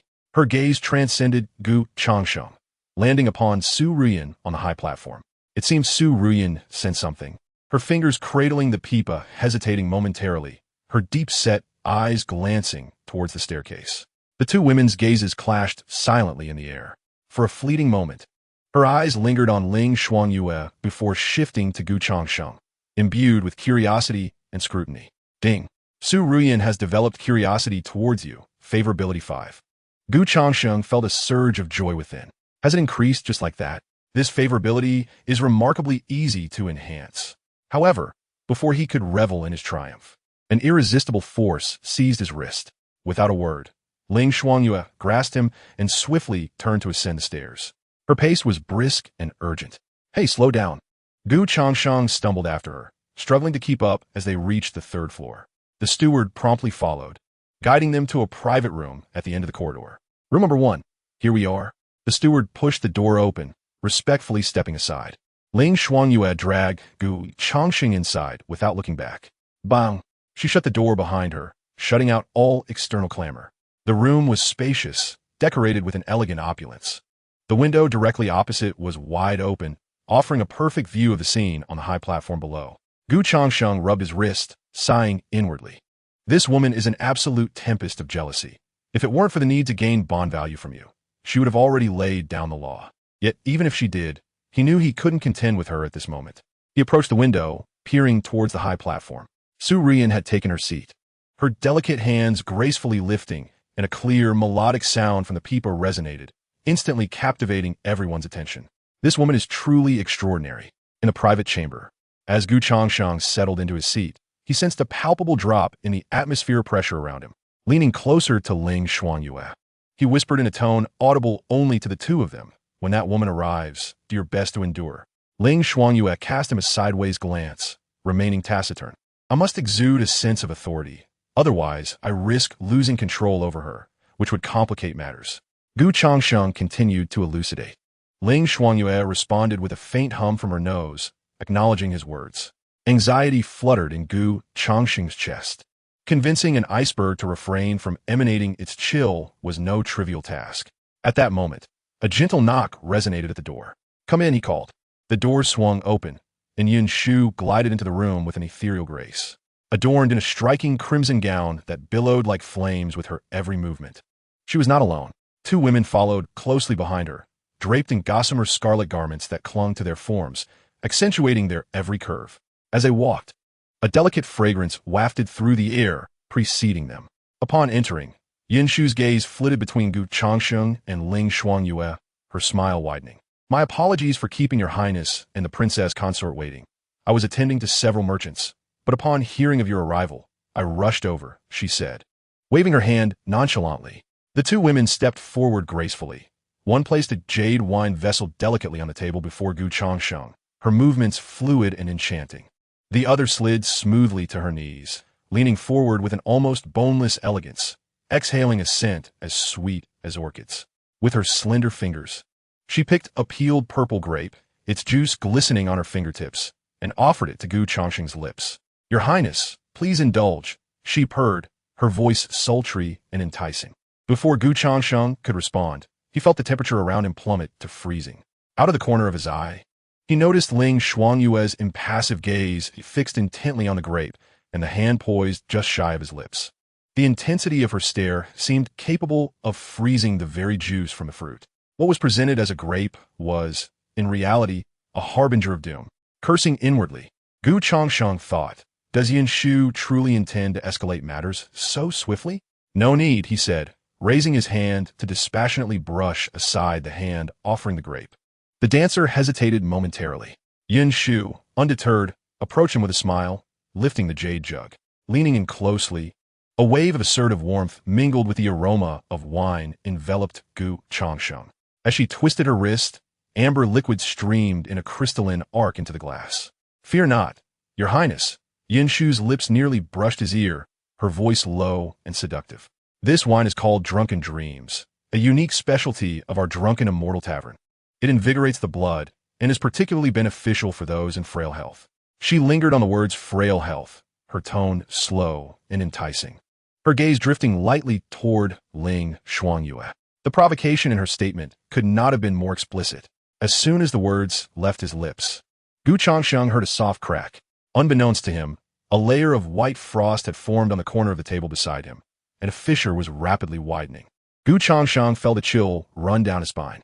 If she continued to provoke, this table would likely not withstand the strain. Yin Luzhu had certainly put thought into this. With a facade of polite laughter gracing his face, Gu Changsheng repeatedly waved his hand, explaining that he was unwell and that the imperial physician had advised against alcohol consumption. Furthermore, he shifted his gaze toward Ling Shuang, his tone laced with an undertone of fear. "The princess consort does not appreciate the scent of liquor on me." He extended his hand and gently pushed the cup of intoxicating wine back. "You may all take your leave now," he instructed the two courtesans. Upon receiving a nod from Yin Shu, the two courtesans bowed and withdrew. The chill emanating from Ling Shuangyue began to subside somewhat. She regarded Gu Changsheng. Although her gaze remained icy, beneath the veneer of frost, there seemed to flicker a hint of satisfaction. Chapter 42. Ambitious Declarations. Gu Changsheng. Yun Shu feigned surprise. Covering her lips with a light laugh, her enchanting eyes flitting between the two. It was well known that the Onkong prince's residence was under the dominion of the princess consort, and indeed, it was no empty reputation. The princess consort certainly maintains a tight rein. She shifted her focus back to Gu Changsheng, her gaze imbued with a playful intrigue. "However, my lord, a man must not forsake his own pleasures entirely. Do you not see that young lady Su Ruyan downstairs? She is no ordinary musician." Yin Shu's tone became languorous, tinged with an alluring quality. Her pipa can render one's bones weak with a single melody or shatter one's heart with another. Throughout the capital, the sons of nobility would lavish gold to merely receive a glance from her, yet she plays solely for those she deems worthy. She paused, her eyes sweeping over Gu Changsheng's handsome yet somewhat frail visage, and added pointedly, "It is said that she holds the greatest admiration for men of character and resolve. My lord, do you not wish to descend and forge an acquaintance with her? Perhaps her melodies would invigorate your spirit far more than this intoxicating wine." Gu Changsheng chuckled coldly within. This woman's every utterance was a fatal proposition. Before he could respond, Ling Shuangyue spoke first. "Yin Luzhu." Her voice was calm, yet carried an undeniable weight. "Let us speak plainly. If there is no matter at hand, we should return to the estate." Yin Shu's smile faltered for a moment before quickly regaining its composure. "The princess consort is indeed forthright. It is I who have been presumptuous." Yin Shu straightened her posture, shedding her languid demeanor, her entire aura shifting. "In that case, I shall be direct. Sea salt." She softly uttered the two words. Gu Changsheng's expression sharpened. In the Daijing dynasty, salt and iron were state monopolies, one of the most significant sources of revenue for the treasury. Yin Shu continued. "The third prince has recently been quite active. He seeks to extend his influence into the salt administration. The Minister of Revenue, Zhang Chengyan, is one of his men. Once he gains the upper hand, it not only severs the treasury's financial lifeline, but also enables him to seize the pulse of the realm." She gazed intently at Gu Changsheng. "I wish to invite the prince into this venture, to collaborate with me in jointly managing the salt trade of Jiangnan." Gu Changsheng did not respond immediately. He was deep in thought. This presented a tremendous opportunity, yet was also a perilous trap. "Me?" Gu Changsheng chuckled self-deprecatingly. "You think too highly of me, esteemed Miss Yin. As a powerless and idle prince, what right have I to enter your scheme? Simply because you're a prince." Yin Shu articulated deliberately. "The salt merchants of Jiangnan do not lack for money or channels. What they truly lack is a formidable backing, a name that can stand against the third prince. Although the Grand Princess wields considerable power, her rigid principles prevent her from mingling with merchants. And you, Prince Onkong, are the most suitable candidate." Gu Changsheng understood. Yin Shu required a royal banner to serve as a tiger's skin, and he, seemingly the most ineffectual and harmless prince, was indeed the most fitting choice. "Shall I provide the name while you offer connections?" In channels? Gu Changsheng inquired. Precisely, she affirmed. But how shall we divide the profits? That is the crux of the matter. Yin Shu extended 2 slender fingers. You shall receive 2 parts, and I shall take 8. Gu Changsheng laughed. Miss Yun, are you attempting to send a beggar away? Leaning back in his chair, crossing his legs, the earlier appearance of a henpecked husband faded, replaced by the sharpness typical of a businessman. My name carries more weight than merely 2 portions. If the third prince intends to intervene in the salt administration, he will not be content with just Jiangnan. He seeks control over the entirety of Dejing's salt. Should I raise the banner of defiance against him? Have you considered the pressure I would endure, Miss Yin? I demand 50%. Gu Changsheng stated firmly. Yin Shu raised an eyebrow. Your appetite is rather substantial. Not too large. Gu Changsheng shook his head. The risks must always be proportionate to the rewards. You seem to wish to snatch a fortune with empty hands, and your calculations are too precise. Ling Shuangya listened quietly from the side, refraining from interjecting. Observing Gu Changsheng in this moment, a flicker of intrigue danced in her eyes. This man possessed a brilliance she had never witnessed before when confronting serious matters. Yin Shu pondered for a moment. 40%. That is my bottom line, she stated. Though you carry the title of prince, you must also possess the strength to uphold it. In my eyes, you currently appear to be nothing more than an empty shell. Then it shall be 40%. Gu Changsheng unexpectedly acquiesced. He understood that this was not the moment for haggling. Securing even 2 additional portions from Yin Shu was already a victory. What he sought was the opportunity to enter this venture. May our collaboration be fruitful. Yin Shu lifted her teacup, substituting tea for wine. Gu Changsheng mirrored her gesture, lightly clinking his cup against hers. However, Yin Shu set her cup down and shifted the conversation. Merely expressing an intention to collaborate is insufficient. I wish to see your sincerity and strength. She leaned slightly forward, her penetrating gaze fixed upon Gu Changsheng, as if she intended to dissect him from the inside out. Collaboration hinges upon the notion of social standing and compatibility. The prince possesses prominence, while I have access to vital channels. However, should the prince's grand facade falter, my enterprise could suffer irreparable losses. Gu Changsheng comprehended that he was being summoned to pledge his allegiance. This woman, indeed, is driven by profit. How does the master of Yin Tower wish to proceed? He inquired with an impassive demeanor. Yin Shu extracted a slender scroll from her sleeve and placed it before Gu Changsheng on the table. The name she uttered, Qian Kun, the deputy of the Ministry of Revenue, was devoid of inflection, yet it fell upon the table like a shard of ice. An associate of the third prince. He oversees the financial accounts of salt taxes in Jiangnan. Over the years, he has funneled no less than 300,000 taels of silver from the national treasury into the private coffers of the third prince. Within the scroll lay records of his embezzlement and the address of his mistress residing outside the city. Gu Changsheng refrained from touching the scroll, merely observing Yin Shu while his mind raced through calculations. A deputy of the Ministry of Revenue may not hold a high rank, yet his position is pivotal. To act against him would be akin to severing a crucial thread in the third prince's purse. This pledge of allegiance bears significant weight. The intelligence from Yin Tower is indeed impeccable. Gu Changsheng spoke, his tone inscrutable. I only engage in ventures that guarantee success. Yin Shu chuckled lightly, asserting that the prince need only casually deliver this information to the censorate or to Qian Kun's notoriously jealous wife, and he would be rendered powerless. While she presented the matter with nonchalance, Gu Changsheng understood the perilous stakes involved. A discarded prince, banished to obscurity, presenting undeniable proof of corruption against a deputy minister. Who would believe him? All eyes would turn to the forces backing him, be they the eldest princess or Ling Xuanyue, both thrust into the spotlight of scrutiny. This woman wielded his blade, testing its sharpness and subtlety. Throughout the exchange, Ling Xuanyue remained silent. Yet Gu Changsheng sensed her hand resting upon her lap, subtly gripping the hilt of her sword. With a mere glance, she would cleave this loquacious woman in two without hesitation. This undertaking is too coarse. Ultimately, Gu Changsheng reached for the scroll, only to weigh it delicately upon his fingertips before returning it to the table. Yin Shu's eyes narrowed slightly. Discarding the evidence outright would merely alert the third prince, prompting him to seek scapegoats and sever all connections. While Qian Kun may fall, the third prince could swiftly replace him with another, be it of a surname, Li or Wang. It addresses the symptom, not the root cause. Gu Changsheng reclined against the chair, adopting a languid posture. Master of Yin Tower, you wish for me to remove a mere weed, Yet my intention is to excavate the entire field. The smile faded from Yunshu's face. She straightened, her eyes, often tinged with allure, now brimming with astonishment as she reassessed the man before her. To her surprise, he deemed her plan too modest. What grander insight does the prince possess? What significance lies in toppling a mere Qiankuan? Gu Changsheng spoke softly, expressing his desire for the individual to emerge on their own and confront their master behind them. He wished for the third prince, driven by the need to protect or silence, to personally engage and sully his hands. He sought for him to face utter ruin. Instantly, a chilling silence enveloped the room.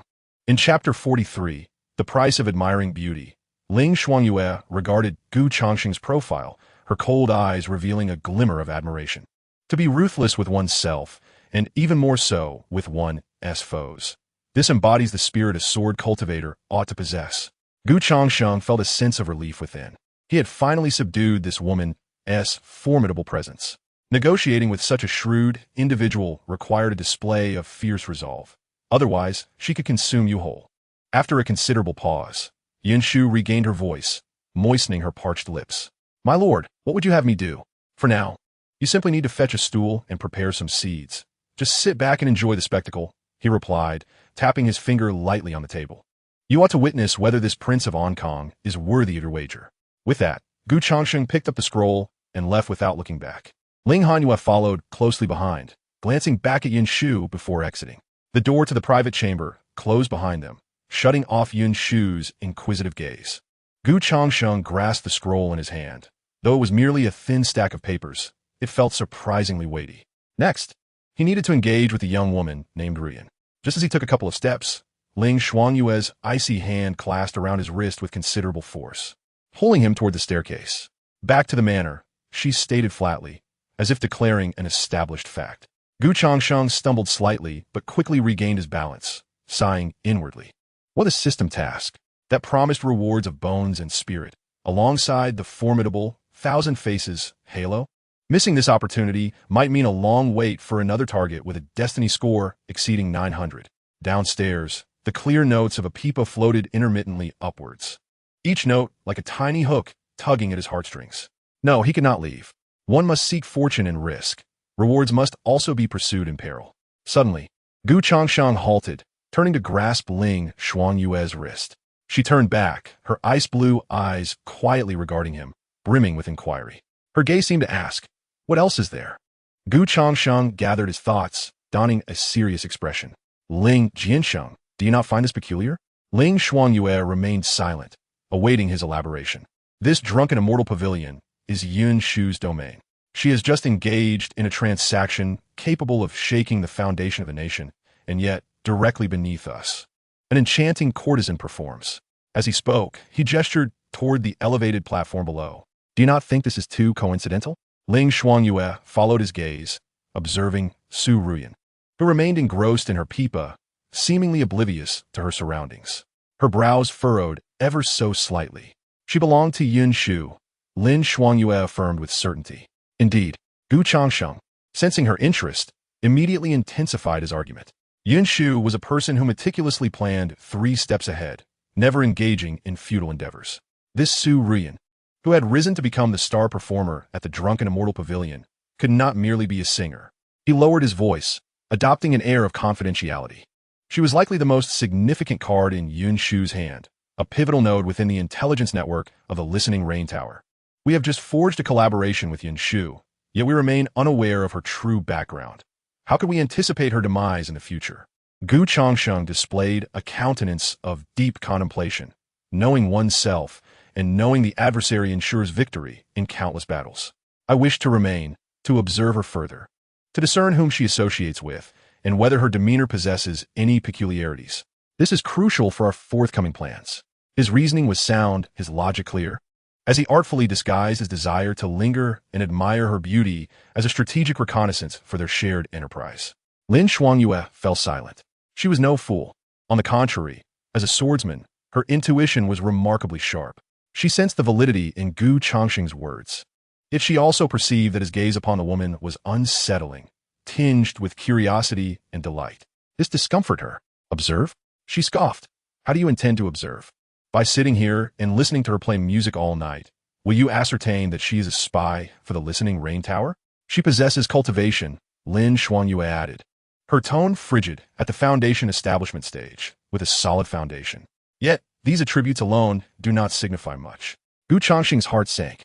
However, he maintained an impassive demeanor, allowing a trace of helplessness and disappointment to surface. Lin Jiansan, I believe we were allies, partners. Every decision I make is for our collective future. Toppling a Qian Kuan is merely an appetizer. To contend with the third prince and the forces of the entire court, we must possess more information than they do. This Su Ruyan is also a potential breakthrough. Gu Changsheng's tone grew grave. If you cannot trust my judgment on this matter, then what significance does our recent discussion with Yin Shu hold? It would be mere idle chatter. He gazed at her, his expression unyielding. Or do you harbor concerns of another nature? Are you afraid I might be captivated by her? Her body stiffened abruptly. What nonsense! She retorted sharply, her voice notably more piercing than usual. Am I worried about you? Absurd.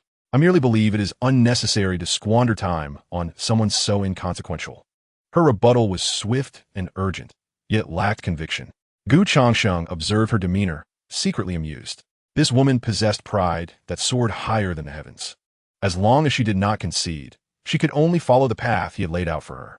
Since you're not concerned for me, it affirms your trust in my judgment. Gu Changsheng promptly seized the opportunity, stepping forward once more, his tone softening. Let us linger for just half an hour, observing before we depart, without overstaying our welcome. He extended his hand, tentatively reaching for hers. Ling Xuanyue did not withdraw. Her hand remained icy, yet the palm conveyed a hint of warmth. After a prolonged silence, one so lengthy that Gu Changsheng believed she might retract her consent, she finally uttered a few words through clenched teeth. All right. Gu Changsheng's heart leapt with joy. However, Ling Xuanyue lifted her gaze, her ice-blue eyes fixed intently upon him, forbidding him to gaze upon her. What? Gu Changsheng was taken aback. If I am not permitted to look, how can I observe? You sit, and I shall watch. Ling Xuanyue's tone brooked no argument. I will meticulously record all her movements and relay them to you upon our return. Gu Changsheng thought to himself, goodness, is she planning to provide me with a live report along with closed-circuit surveillance? He glanced at Ling Xuanyue's expression, which was etched with a challenge, and could only nod resignedly. Very well, I shall heed your wishes. Yet, he was frantically devising a plan in his mind. Once seated, he would surely find a way to see. The two found a secluded corner in the corridor to sit. The view here was equally expansive, allowing a clear overlook of the high platform. True to her word, Ling Xuanyue positioned Gu Changsheng to face the corridor, with his back to the high platform. She, on the other hand, sat opposite him like a sentinel, her gaze piercing as she monitored both Su Ruyan below and Gu Changsheng's every move. Gu Changsheng sat obediently, lifting his teacup to feign sipping tea, while his ears were filled with the enchanting sound of Su Ruyan's pipa. At times, it resembled pearls falling upon jade, crisp and melodious. At other moments, it evoked the image of iron steeds crossing icy rivers, imbued with a palpable sense of menace. This woman's pipa skills transcended the mundane, infused with a touch of ethereal elegance. Ding! Due to the presence of the fated maiden Su Ruyan in the same vicinity, and you're listening to her celestial melodies. Affection level increased by 2. Current affection level, 7. Slight impression. Gu Changsheng felt a stir within. Is this possible? It seems this affection level does not necessarily require flirtatious exchanges to be enhanced. With newfound confidence, he began to ponder how he might catch a glimpse of her. Turning directly would not suffice, for Ling Xuanyue's sword intent would instantaneously lock onto him. An idea sparked in his mind as he deftly swayed the teacup in his hand. Oh dear! A full cup of tea spilled entirely upon him, soaking his dark attire and deepening its hue. What happened? Ling Xuanyue immediately withdrew her gaze from the platform. Turning to him, my hand slipped, Gu Changsheng replied innocently, standing beside the table to pat the dampness from his trousers. As he did so, he naturally turned around. At last, his gaze fell unobstructed upon the moon-white figure below. Chapter 44. Drawing the sword in anger for a beloved. It seemed Su Ruyan sensed something amiss on the high platform, her fingers momentarily pausing in their melodic dance. She lifted her gaze, those penetrating eyes capable of discerning the depths of one's soul, cutting through the clamor of the crowd, and landing precisely in the corner of the third floor. Her glance swept momentarily over Gu Changsheng before lingering on his thoroughly soaked trousers, a smirk playing on her lips, tinged with a hint of condescension. Ding. Su Rian has discerned your predicament and developed a keen interest in you. Affection level 3. Current affection level 10. Intrigued. Just as Gu Changsheng felt a sense of relief, the crowd below, drawn by Su Rian's gaze, turned their attention towards him. Isn't that the 7th prince? Why are his trousers wet? He looks pale and unsteady on his feet. Could it be? Amidst the murmurs, a young aristocrat clad in lavish brocade, exuding an air of arrogance, rose to his feet. He was Qian Wei, the only son of Qian Kuan, the Minister of Revenue. Qian Wei, accustomed to leveraging his father's influence, had long harbored disdain for Gu Changsheng, the so-called waste of a prince who occupied the title of the first beauty among the swordsmen of the Great Xia. Recalling the 3rd prince's apparent disdain for this prince, he seized the opportunity to strike. With exaggerated gestures, he pointed at Gu Changsheng and laughed uproariously. Haha, look everyone, our esteemed Onkong Wang of Dejing. Upon hearing Miss Ruyan's rendition of breaking the formation, was so frightened that he wet his pants. This proclamation riveted the attention of all present at the drunken Immortal Pavilion. Laughter erupted, echoing through the air. A waste is indeed a waste, unworthy of the spotlight. He has brought shame upon the royal family. The smile on Su Rian's face vanished in an instant. Her melody was one of elegance, a sublime invocation of emotions. It had been sullied by the likes of Qian Wei, reduced to a tool of mockery. Her fingers, poised above the strings of her pipa, stilled, and the atmosphere on the stage grew somber. A wave of murderous intent surged beside Gu Changsheng, igniting a furious flame within Ling Shuangyue, consuming the last vestiges of her rationality. That mortal below was courting death. All she could think was to silence him, to ensure he would never speak again. The extraordinary skill she practiced was the Yin sword from the Tai sword sect's ultimate technique, Tai Yin Yang sword. Its sword energy was as chilling as the depths of the 9 hells. She had once wielded this sword to freeze a disrespectful sect's young master and his 10-odd guards into ice sculptures, preserved for a century. Though her cultivation was now merely at the chi refinement stage, eliminating that mundane insect below did not require the use of true essence. A white shadow had already swept past him, silently descending from the railing of the 3rd floor. He reached out to grasp her, but found only emptiness. Gu Changsheng cursed inwardly. This woman was far too impulsive. Her movements were as swift as an illusion, her form ascending gracefully through the air, her garments billowing as if she merely strolled down from a height. The raucous crowd below had yet to register the shift, only feeling an inexplicable chill at the nape of their necks, akin to being brushed by a block of ice, laughter caught in their throats. Ling Shuangyue landed soundlessly, her hand already resting on the hilt of her sword, as she advanced step by step towards the still-laughing Qian Wei. Wherever she tread, a visible layer of frost crystallized upon the polished ground. The surrounding air temperature plummeted, causing the nearby patrons to feel as though the very blood coursing through their veins had slowed to a crawl, just as she was about to draw her sword. Gu Changsheng swiftly grasped the railing and called out to Qian Wei, whose complexion had begun to shift. "My good fellow, you possess keen eyesight." This exclamation successfully redirected the attention of all present, firmly affixing their gaze upon him once more. Ling Shuangyue halted, her steps arrested. She lifted her chin, her frigid gaze piercing through the crowd, locking onto Gu Changsheng, as if awaiting an explanation. Seeing her pause, Gu Changsheng exhaled in relief and, maintaining his composure, continued. "I was so enraptured by Miss Rian's melody that I became overwhelmed with emotion, causing me to spill my tea." He paused, then shifted his focus to Su Rian on the high platform, raising his voice further. "A single performance by Miss Rian can leave me utterly entranced. Such artistry is truly remarkable. Reward her. Someone, bestow upon Miss Rian 100 taels of gold."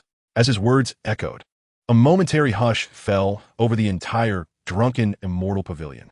All eyes shifted from Gu Changsheng's damp trousers to his unperturbed visage, which bore a hint of admiration. 100 taels of gold. Such a sum was not insignificant.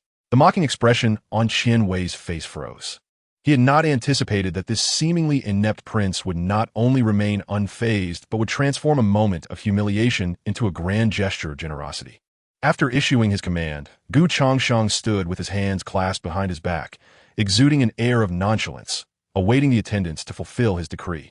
However, Gu Changsheng had entered with only a countenance and a voice. Not a single coin, not even a copper, was in his possession.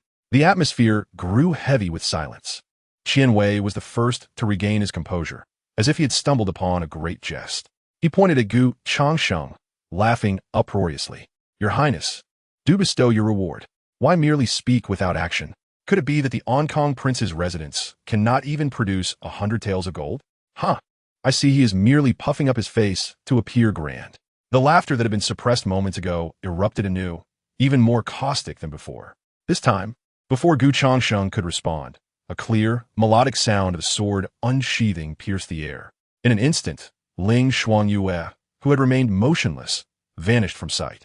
When she reappeared, she stood behind Qian Wei, a glimmering long sword poised at his throat, its chilling edge a mere inch from severing his windpipe.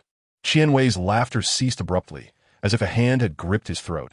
He froze in place, beads of cold sweat rolling down his forehead, acutely aware of the icy menace at his neck. The hall plunged once more into an oppressive silence. After a brief pause, it erupted with suppressed gasps and exclamations of horror. Murder! Quickly! Protect the courtyard!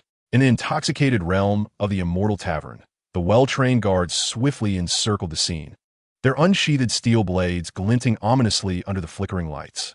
Yet, confronted by Ling Xuanyue's expressionless visage and the frigid aura she exuded, none dared to advance. Gu Changsheng felt a tightening in his chest. At that moment, as tensions escalated, a languid female voice wafted down from the staircase on the third floor. Though her tone was soft, it effortlessly cut through the surrounding clamor. Your Highness, what exquisite taste you have. The crowd turned toward the source of the voice, revealing Yun Shu gracefully descending while leaning against the mahogany railing. A perfectly measured smile adorned her face as her gaze swept across the assembly, eventually resting upon Gu Changsheng. She then waved her hand dismissively at the guards below, her tone laced with displeasure. This is Princess Onkong. Put away your blades and behave appropriately. The guards, as if granted a reprieve, promptly sheathed their swords and retreated, their movements synchronized. Yin Shu continued to regard Gu Changsheng, as if the earlier altercation was merely a trivial interlude at the banquet. His Royal Highness Onkong appreciates Miss Rian's performance and is willing to lavish gold upon her. Such as a matter of elegance. She paused, her gaze leisurely shifting to the pallid face of Qian Wei.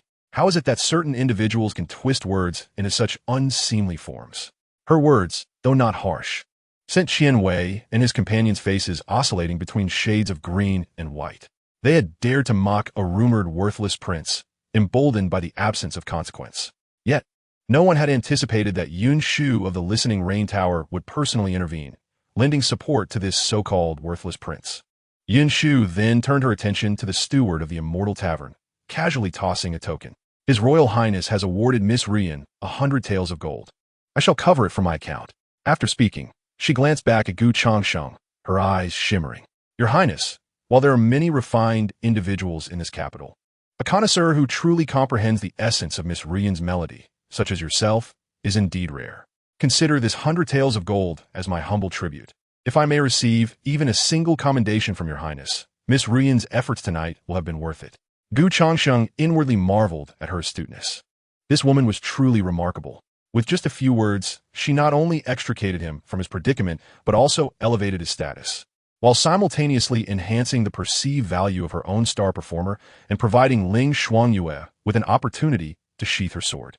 The execution of her strategy was flawless, leaving no room for error. Gu Changsheng sighed internally, realizing that his partner was anything but emotionally stable. He descended the staircase and approached Ling Xuanyue directly. Leaning close to her ear, he spoke in a voice audible only to the two of them. Calm down. Put away your extraordinary skills for now. Feeling her taut form relax slightly, he gently squeezed her hand. It would be beneath us to engage with such trifles. Ling Xuanyue's icy gaze swept over the crumpled Qian Wei, her murderous intent not entirely extinguished. Reluctantly, she flicked her wrist, and with a resounding clang, her long sword returned to its sheath. The surrounding chill gradually began to dissipate. Qian Wei's legs suddenly weakened, and he collapsed onto the ground. On the elevated platform, Su Ruyan, who had remained silent until now, rose gracefully while cradling her pipa and inclined her body towards Gu Changsheng. Chapter 45. Ling Xuanyue feeds grapes. Yun Shu approached, her face adorned with a captivating smile, yet her gaze flitted between Gu Changsheng and Ling Xuanyue, brimming with curiosity. She had witnessed everything that transpired downstairs with utmost clarity. The swiftness of their reactions to humiliation and the finesse of their methods elevated her opinion of Gu Changsheng once more. Gu Changsheng released Ling Xuanyu's hand and offered a smile to Yin Shu. The master of Yin Lu had executed a splendid maneuver by borrowing flowers to offer to the Buddha. With a smile on his face, his tone revealing neither joy nor anger, he had not only extricated himself from a predicament, but also preserved the dignity of Zue Xianfang, achieving two objectives with one action. He understood that this woman was using 100 taels of gold to procure an opportunity to discern his true intentions. Yin Shu chuckled softly, her eyes curving into crescent moons. Your Highness jest, as a distinguished guest of Zue Xianfang. I cannot allow you to be wronged on my premises. Her tone shifted, her gaze shimmering. However, Your Highness is now indebted to me for a significant favor tonight. Well said, well said, Gu Changsheng replied with a chuckle, internally cursing her as a cunning vixen. Qianwei, aren't you going to apologize to His Highness in Kong? A powerful rebuke suddenly rang out. Everyone turned to see a middle-aged man in a crimson official robe striding out from a private chamber. It was Qianwei's father, Qian Kuan, the assistant minister of the Ministry of Revenue. Qian Kuan's face was flushed with anger as he swiftly approached Qianwei and raised his hand to deliver a resounding slap. The sound echoed sharply. Qianwei covered his face, eyes wide with disbelief. Father, you hit me? Unruly scoundrel. Qian Kuan trembled with rage. The prince is your elder, a sovereign, and you are his subject. How dare you publicly malign a royal? Do you wish to perish and drag the entire Qian family down with you? He kicked Qianwei's knee, causing him to fall to the ground. Turning to the direction of the third floor, he bowed deeply. Your Highness, it is my failure as a parent that has offended you. I beseech your forgiveness. Gu Changsheng observed the dramatic exchange between the father and son with clarity. Qian Kuan was evidently fearful that this incident would reach the Grand Princess, branding him with the charge of failing to discipline his child and showing great disrespect. Minister Qian, since you have expressed this, what further grievances could I possibly hold? Gu Changsheng leaned against the railing, his voice low. It was merely a jest among the young. I have not taken it to heart. He turned his gaze towards the kneeling Qianwei. Rise. In the future, do not act so recklessly. The more magnanimous he appeared, the more anxious Qian Kuan became. This indifferent demeanor rendered him inscrutable. Thank you, Your Highness, for your generosity. Qian Kuan bowed once more before pulling Qianwei away, retreating in a state of disgrace. Thus, the farce came to an end. Yet, the atmosphere in Zue Xianfang grew somewhat delicate. No longer does anyone dare to regard Gu Changsheng with disdainful eyes. This frail seventh prince appears, it seems, to be less pitiable than rumored. At the very least, the female sword immortal by his side is not the discarded figure of lore, but rather one who would indeed slay for him. Upon the high platform, Su Ruyan once more plucked the strings of her pipa. The melody transformed, no longer the clangor of battle, but instead became gentle and lingering, like a spring breeze caressing the face, ushering in tranquility of mind. Her gaze, subtle yet perceptive, briefly flickered towards Gu Changsheng. Ding! Su Ruyan has developed an appreciation for your approach to matters. Affection level 8. Current affection level 18. As the piece concluded, its lingering notes still resonating, Gu Changsheng rose, lifting the teacup before him in a vague gesture toward the high platform. He mused, 18 points, quite commendable. If he lingered any longer, the ice-cold demeanor of the companion by his side would surely freeze the entire Zue Xianfang. After all, he would have to return to this establishment to engage with Yin Shu in the future.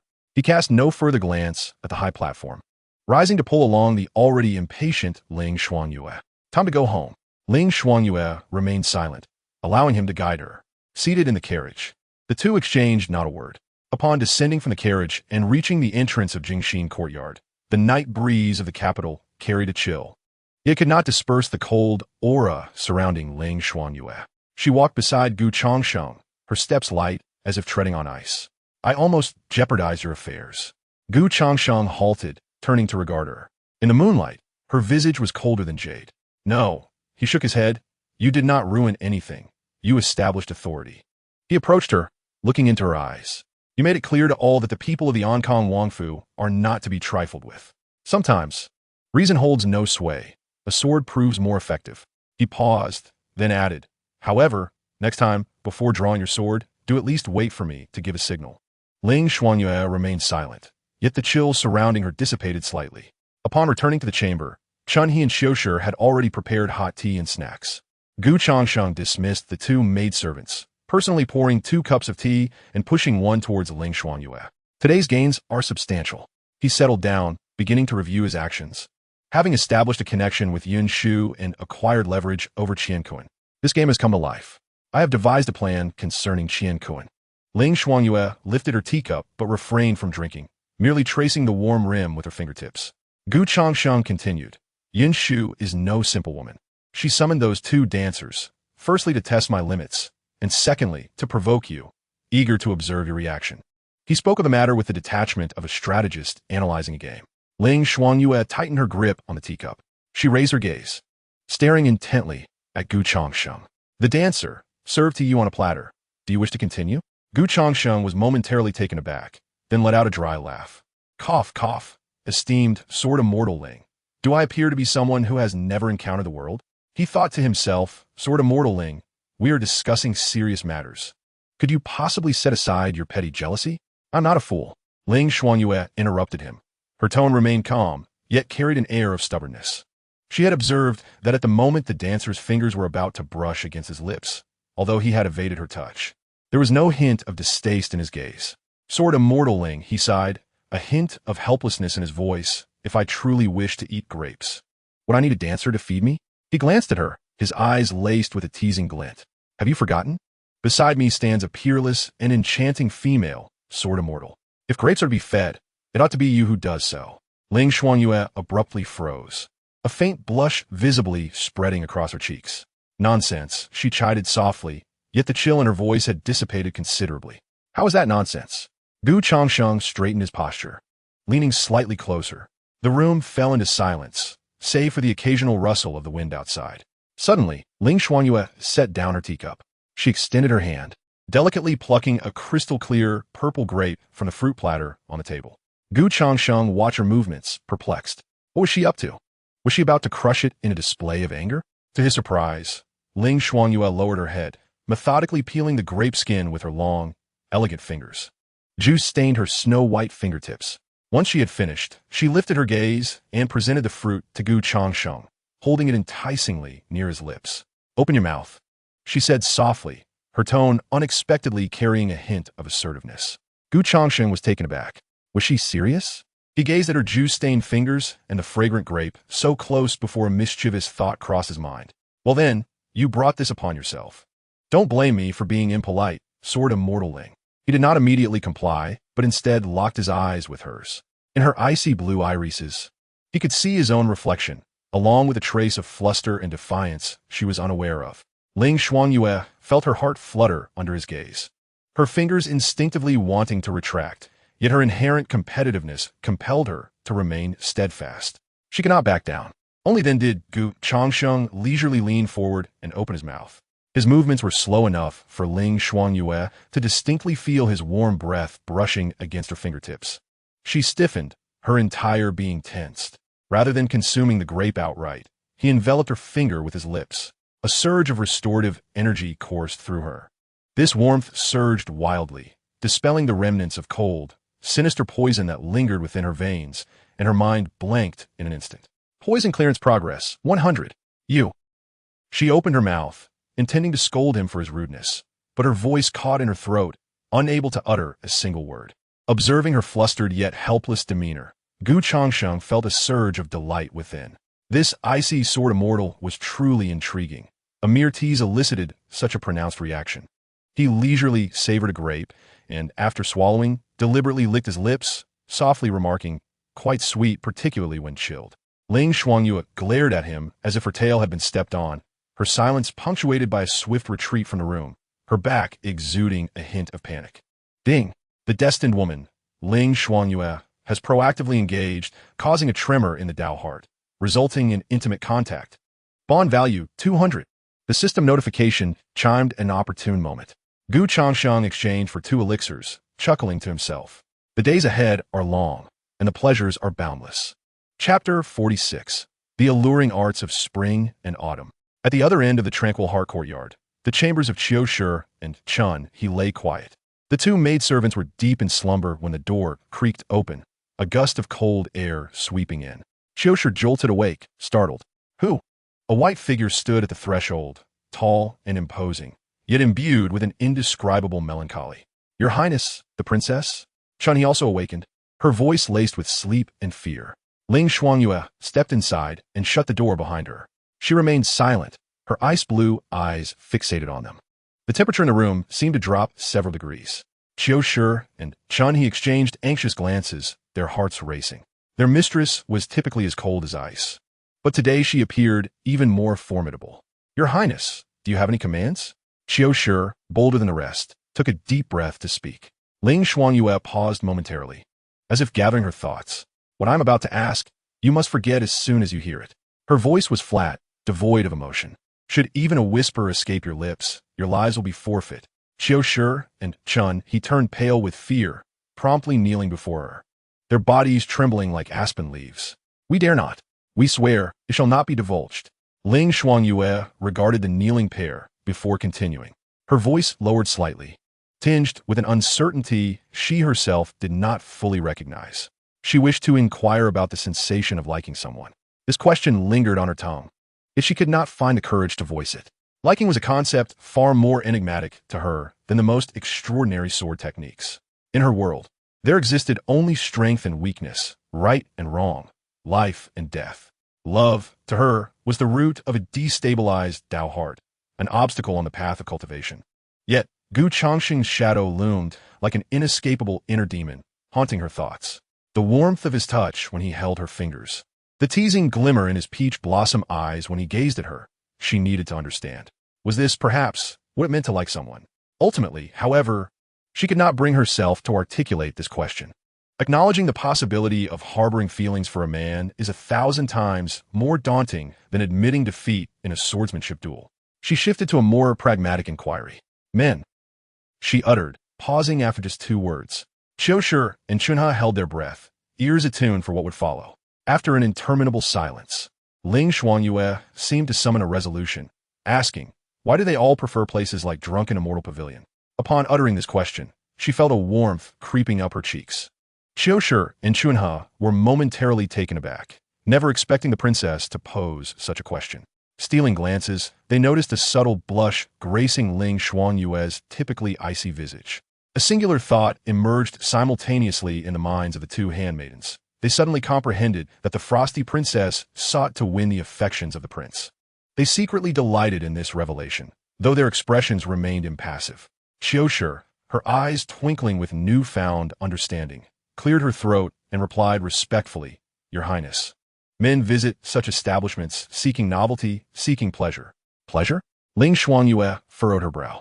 Indeed, Changsheng boldly elaborated, the women there cater to them, knowing precisely how to bring joy to a man. They possess supple forms, sweet voices, and are adept at uttering flattering words. Flattering words? Ling Shuangyue questioned further, perplexed.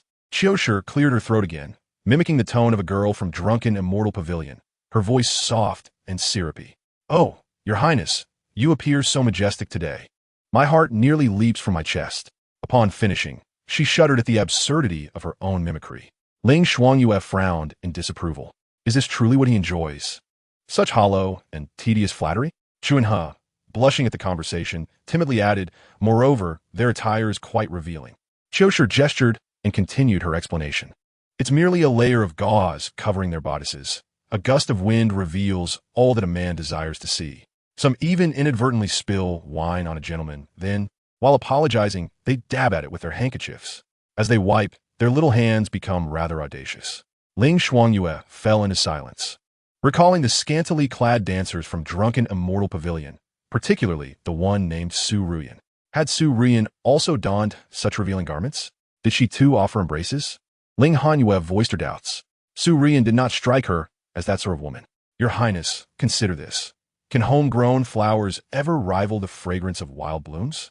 Yet, if wildflowers are too easily plucked, their allure diminishes. Miss Su Ruyan is akin to a flower blossoming on a precipice, appearing distant and aloof. Yet she carries a hint of a smile for all, a smile that may not penetrate the depths of one's heart, but inspires the notion that with just a bit more effort, she could be within reach. Chunha nodded in agreement. Indeed, though she exudes coldness, it is a gentle chill. She gazes at you, making you feel as though she comprehends your innermost thoughts. In the capital, the young masters are captivated by this notion. They believe that as long as they invest enough silver and earnest effort, there will come a day when they can indulge in the sweetness of romance. This belief bestows upon them a glimmer of hope. Listening to this, Ling Shuangyue felt a sharp pang in her heart. Hope? What she had offered Gu Changsheng seemed to be nothing but a cold demeanor and the chill of her sword. How, then, could she attract a man? This question weighed heavier on her tongue than the last. At this moment, Qiu Shi and Chunha could no longer contain themselves, their smiles nearly reaching the heavens. Yet they stifled their laughter. Qiu Shi was the first to speak, her words growing bolder. Your Highness, there are myriad ways to approach this. Firstly, you must let him see your virtues. With your beauty, you are akin to a celestial being, yet your attire of white garments, while ethereal, keeps you at a distance. You should adorn yourself in brighter colors, softer fabrics that accentuate your figure. Men are visual creatures. Your current attire is far too austere. You must allow him to see you, but not entirely. That is what intrigues. Moreover, you should carry a fragrance, not the overpowering kind, but a subtle aroma that lingers after a bath, emanating from your very essence.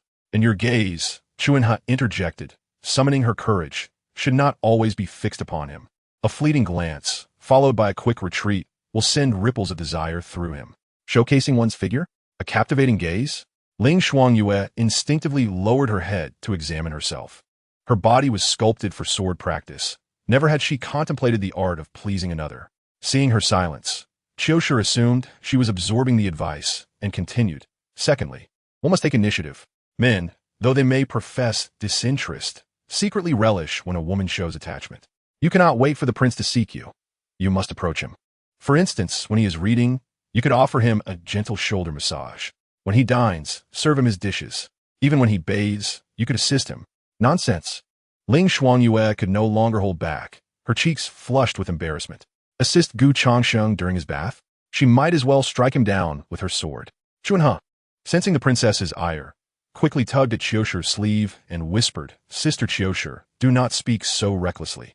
After pondering for a moment, she added in a voice barely above a whisper, Your Highness, I believe it need not be so elaborate. Simply displaying a hint of vulnerability before the prince would suffice. Vulnerability? This term felt utterly foreign to Ling Shuangyue. Indeed, Chunha nodded, men are drawn to protect the delicate. Your strength may overshadow the prince, leaving him feeling ineffectual. A casual admission of dizziness or a feigned stumble into his arms would surely evoke his concern. Qiu Shi clapped her thighs in agreement precisely. Chunha's suggestion is splendid. She further elaborated, and regarding your gaze, when you look at the prince, it must not resemble a glance at a sword. It should be soft, alluring, imbued with a hint of seduction to ensnare him. And your voice, one should not speak in a rigid manner. Rather, elongating the sounds with a hint of nasal tone can render one's words irresistibly enchanting.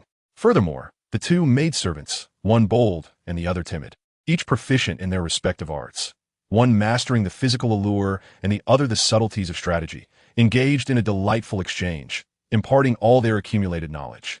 What they conveyed was the training befitting a concubine-s maid, how to discern emotions, how to cater to desires, and how to entice a man's heart with mere gestures. Ling Shuangyue stood there, transitioning from initial embarrassment to astonishment, and finally to a state of numbness. She felt as though a gateway to an entirely new world had swung open before her. It dawned upon her that there existed a plethora of untold nuances and methods between men and women. What does it mean when a gaze is described as having hooks? What does it signify when a voice renders one's bones weak? She had only known that the aura of a sword could shatter bones. As she absorbed these unfathomable tactics, her mind became a chaotic whirlpool, and her exquisite face flushed to the point of resembling a ripe fruit. Gu Changsheng waited for an extended duration, long enough to have settled down for sleep when she finally returned. The room remained unlit, with only the moonlight filtering through the window, casting a silvery frost upon the floor.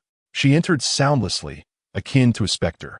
Gu Changsheng, lying in bed, could sense the chilling, nocturnal moisture she brought back with her. She did not glance at him, but proceeded directly to the other side of the bed. Lying down, fully clothed, her body taut like a drawn bow. A mere foot separated them, and within that small space, The air grew heavy with tension. Neither spoke a word. That night was so quiet that they could hear each other's breath. Changsheng turned over, pondering. What was the intent behind this? Had he truly provoked such a strong reaction? Yet, today she did not cling to him, which felt oddly liberating, yet somewhat disconcerting. Chapter 47. The great sword Immortal Ling launched her assault. The rooster crowed for the second time, and the dawn was still shrouded in gray. Changsheng, deep in slumber, felt the warmth of his blankets, the residual effects of the elixir still coursing through his body. Suddenly, a cold hand yanked back the covers, dragging him up from his bed. Changsheng jolted awake, all drowsiness vanishing. Upon opening his eyes, he beheld Ling Xuanyue, now clad in a sleek white training outfit. Gazing down at him with an imposing demeanor, her face remained inscrutable, yet her eyes danced with uncertainty, avoiding his direct gaze. It's not even dawn yet. What are you doing? Changsheng yawned. Practicing swordplay, she replied curtly. Why? It's still dark outside. There could be ghosts lurking about. Changsheng yawned again, attempting to retreat under the covers. Practicing swordplay, Ling Xuanyue reiterated, adding, You are too weak. You must train.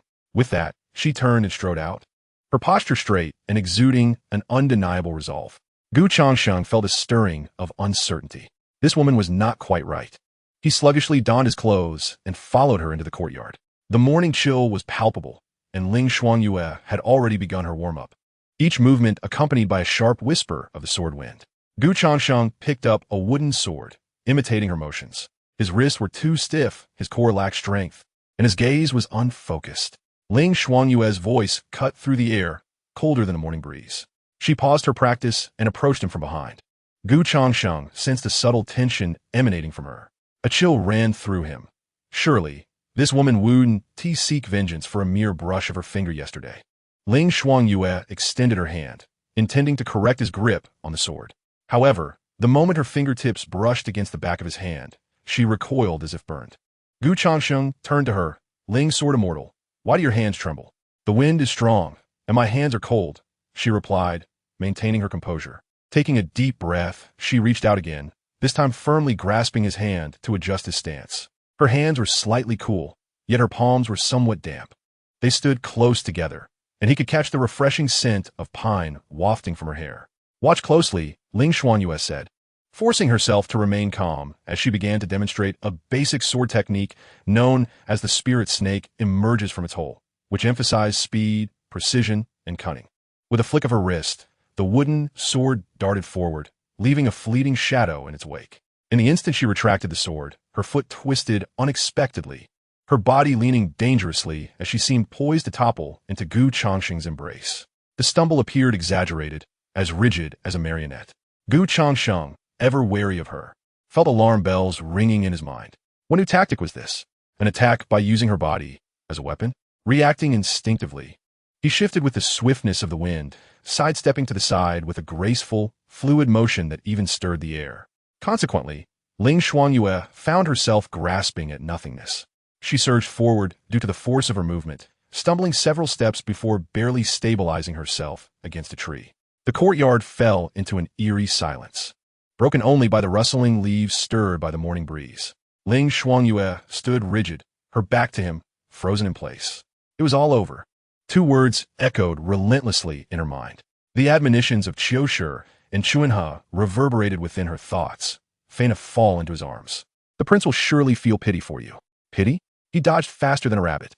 Changsheng watched her silhouette, barely containing his laughter, thinking she believed him to be an easy target for her ambush. Yet, his face wore an expression of concern and confusion.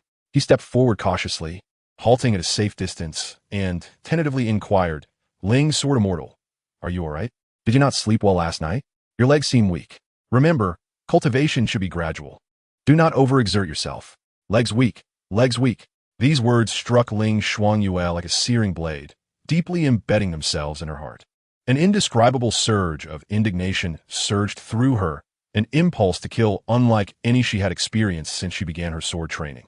Slowly, she turned around and lifted her gaze sharply, her icy blue eyes ablaze with two fiery flames of anger, fixating intently on Changsheng's innocent visage. The wooden sword in her grasp emitted a strained hum under the pressure. Yet, the concern etched on Changsheng's face remained unwavering. He even took a step closer, his tone laced with sincerity. Are you truly all right? If not, we could forego today's practice and rest instead. I understand the toll of pushing oneself when unwell. It is detrimental to cultivation. His empathy bore the weight of experience, but to Ling Xuanyue, it rendered her a complete fool. She inhaled deeply, her chest rising and falling violently, forcibly repressing the overwhelming indignation. Memories of Qiushi and Chuanhe's words echoed in her mind. Feign a fall into his embrace. Men are drawn to protect the vulnerable. Her initial failure had stemmed from his evasion. Surely, she had not articulated her intentions clearly enough. Leaving him to believe, she sought to mock him. A stubborn resolve ignited within her.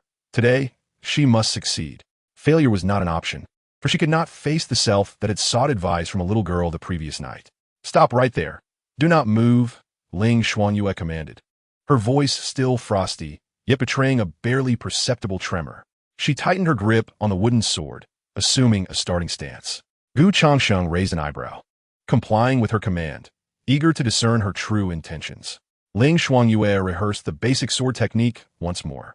This time, her movements were noticeably slower, as if she were in search of the perfect moment. When she executed the maneuver of the serpent emerging from its den again, she employed the same tactic.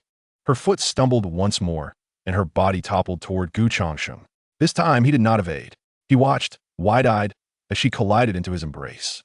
The warmth and softness of her form enveloped him. Her body remained taut, tinged with a coolness, yet far from the iron-like hardness he had anticipated. Through layers of fabric, he could sense her softness and tremors.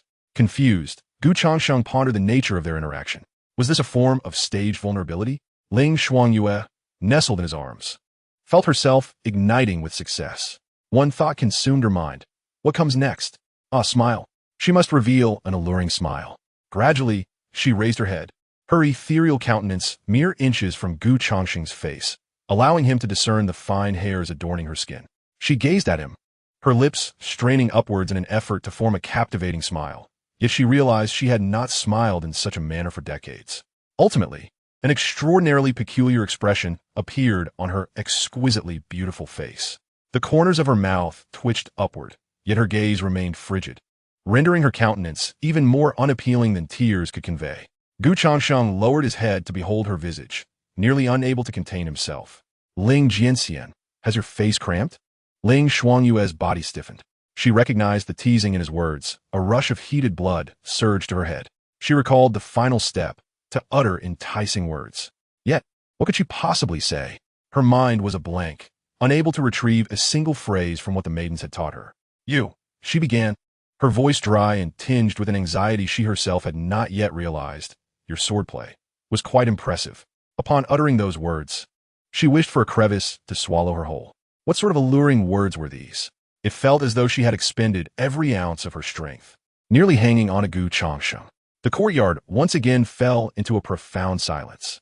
Observing her flushed cheeks and the glimmer of effort in her eyes, Changsheng suddenly comprehended. This woman was not orchestrating some form of ambush or revenge. Rather, she was clumsily attempting to bridge their relationship. A once lofty sword immortal, who regarded mortals as mere ants, was now resorting to the very tactics she had scorned, all for the sake of the trust-building method she had concocted for him. Reflecting on his previous antics, he deemed them somewhat unkind in comparison to her earnest demeanor. Very well, he would play along and grant her some peace of mind. With a shift in thought, Changsheng instinctively tightened his embrace around her, only to release it as if scalded. He did not retreat, but his gaze shifted from her face to the trunk of a nearby tree. His Adam's apple moved slightly, his voice deeper than usual.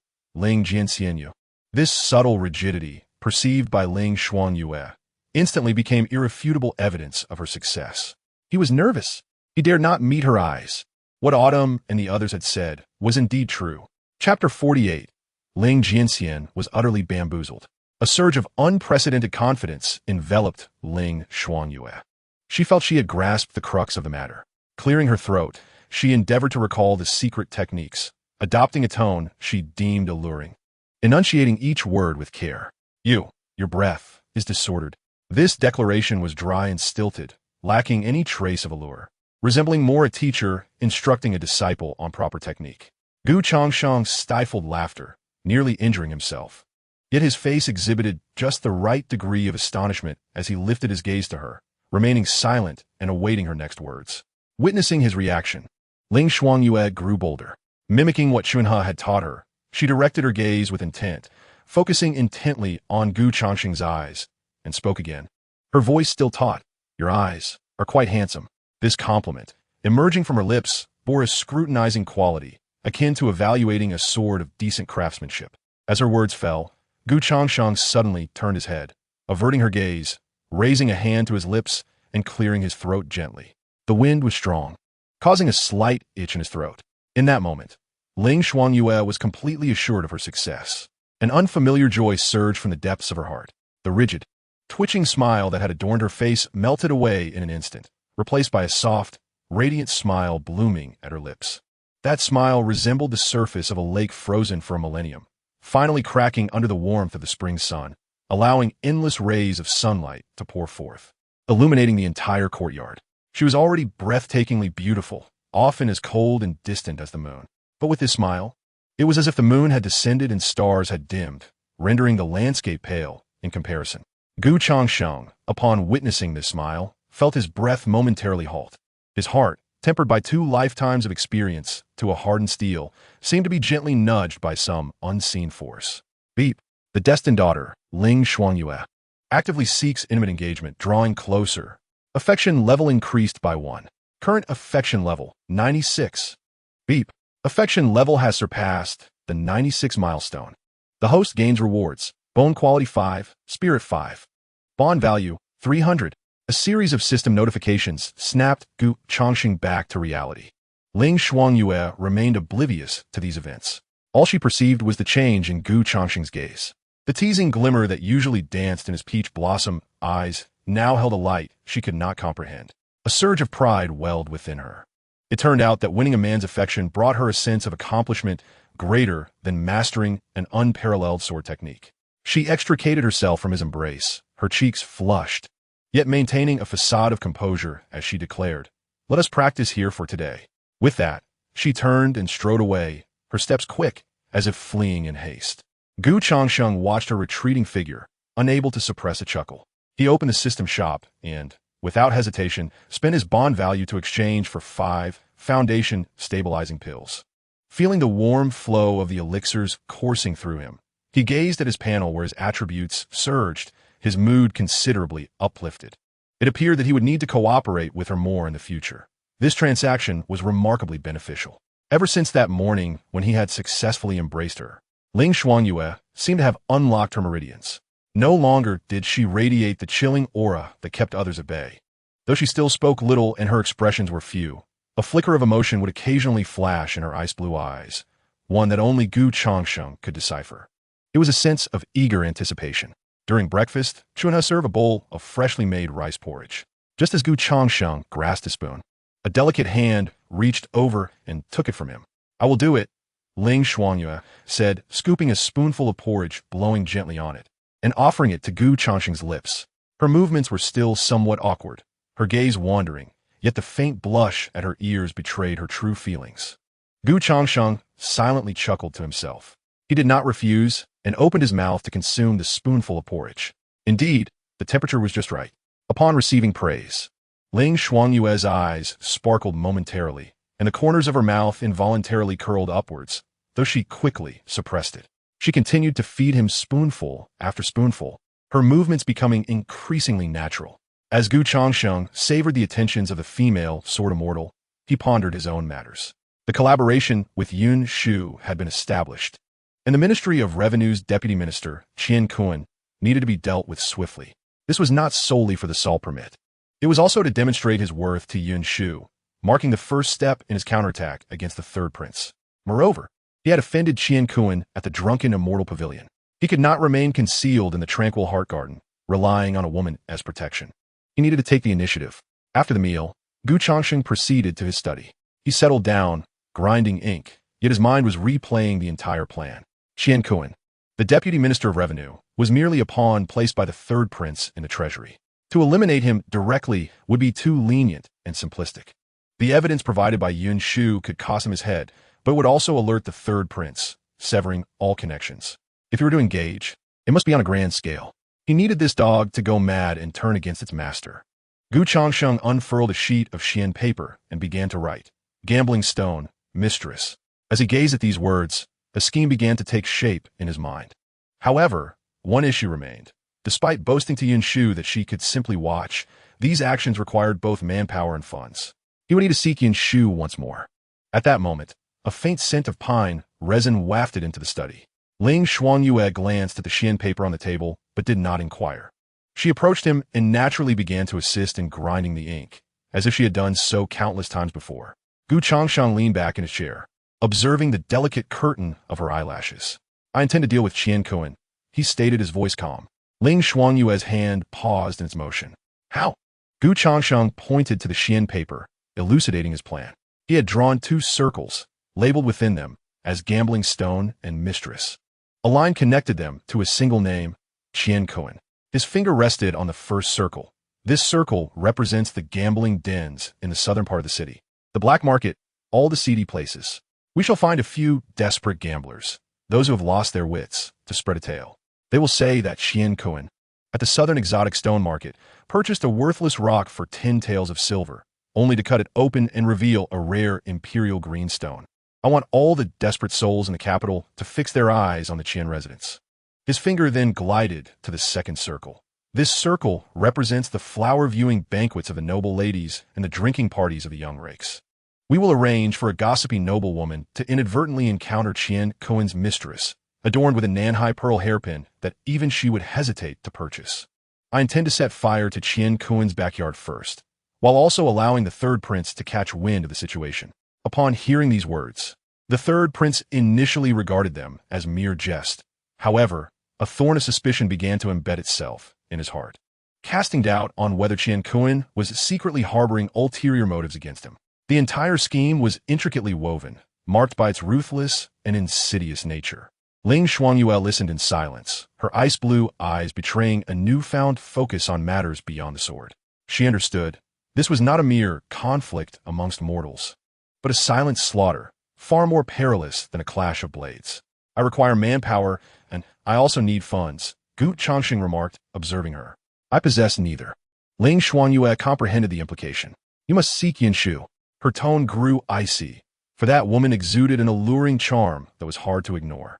The mere thought of Gu Changsheng meeting with her again felt like a weight pressing against her chest. Indeed, Gu Changsheng admitted with a calm demeanor. He gazed at Ling Xuanyue's top profile, a sudden smile gracing his lips. "However, I did not intend to go in person." Ling Xuanyue lifted her head. Confusion etched on her face. "We are now in the same boat." Gu Changsheng leaned slightly forward, locking his gaze onto hers. "My affairs are your affairs. Your meridians are healing rapidly. You will soon require resources for cultivation. Collaborating with Yin Shu will yield these benefits. Moreover, confronting the third prince lays the groundwork for your future vengeance." His voice, though soft, bore an undeniable confidence. "It is more fitting for you to go." Ling Xuanyue's heart raced. He wanted her to represent him in negotiations with the owner of the Listening Rain Tower. Was this a form of entrustment? Indeed, they were allies. His foes were her foes. She was not merely his sword, but could also serve as his hands and eyes. "Do you trust me?" she inquired. "Trust?" Gu Changsheng replied without a hint of hesitation. "Who else could I trust if not you?" She found herself reassessing Yin Shu, perceiving her not as an adversary, but rather as a tool to be managed. "Very well," Ling Xuanyue nodded, her tone unexpectedly crisp and decisive. "If she fails to recognize her place, I shall make her aware of why the flowers bloom so vividly." Gu Changsheng, upon hearing her fiercely determined words, felt a smile tug at his lips. To have a female, sword Immortal negotiate a collaboration was bound to yield unpredictable results. Yet, this was precisely the outcome he desired. He wanted Ling Xuanyue to engage, to realize that their bond transcended mere healing and investment. They were true allies, without the need for bloodshed. Gu Changsheng slid a piece of paper before her, asserting, "In the realm of commerce, there exist certain protocols. You will deliver this to her." He looked at Ling Xuanyue, conveying, "This is my plan. It is merely the first step. She provides the resources, while I devise the strategy. Remember, you are not seeking her favor. You are informing her." Ling Xuanyue examined the paper, then glanced back at Gu Changsheng. She took a deep breath and nodded solemnly. "I understand." She tucked away the piece of paper and turned to leave. Upon reaching the door, she paused, glancing back at Changsheng. You, she seemed to want to say something, but the words caught in her throat. In the end, she merely uttered, "Wait for my return."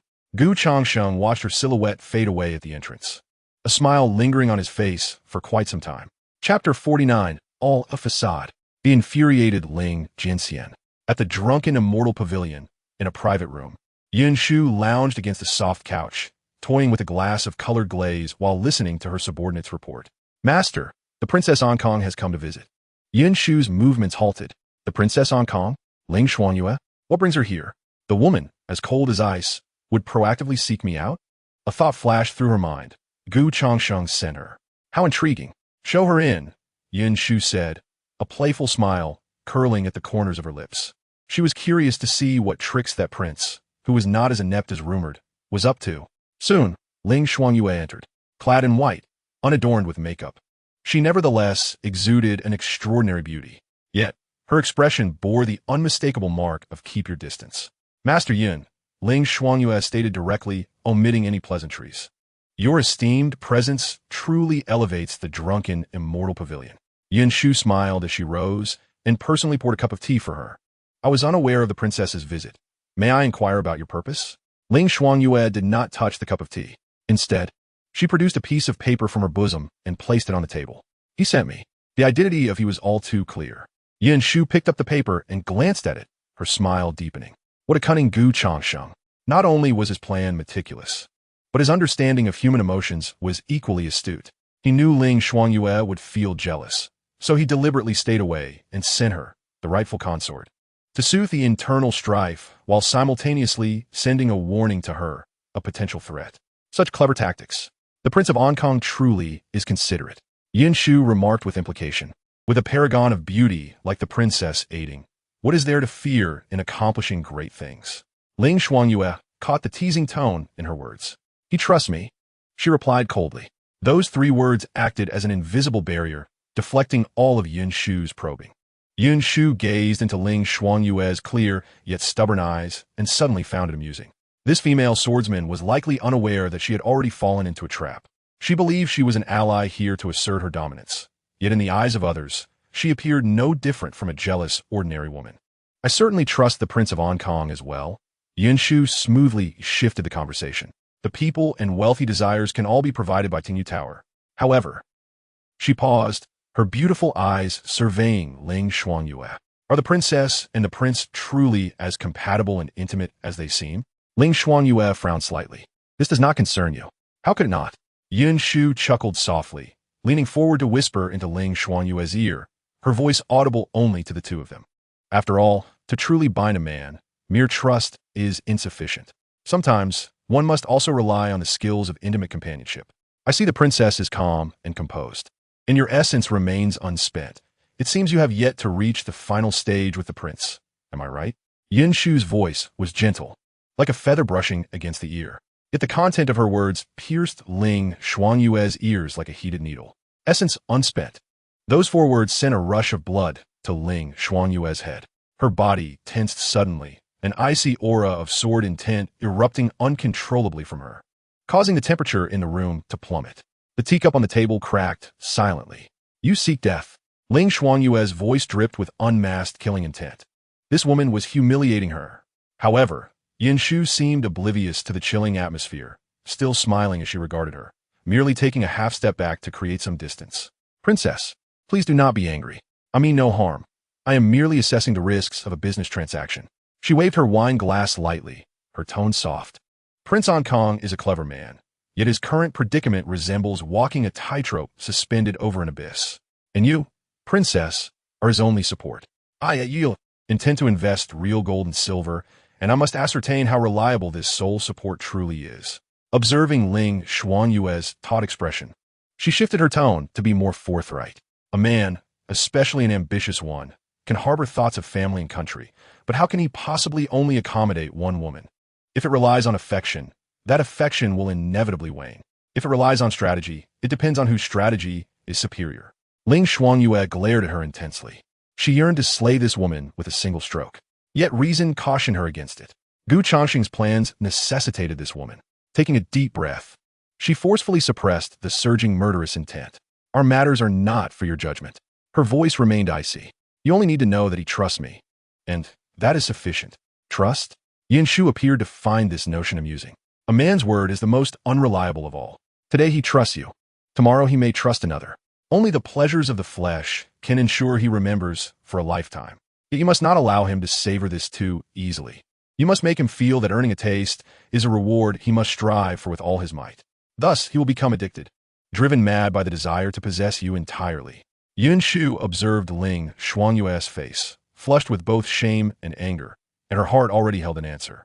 Indeed, she was still merely a fledgling. Gu Changsheng, oh Gu Changsheng, how have you managed this?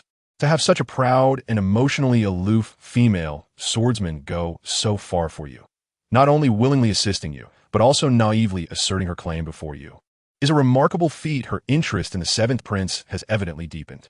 However, in consideration of the prince's stature and our future collaboration, I would not mind imparting a few techniques to you. Ling Xuanyue froze in disbelief, questioning whether she had misheard.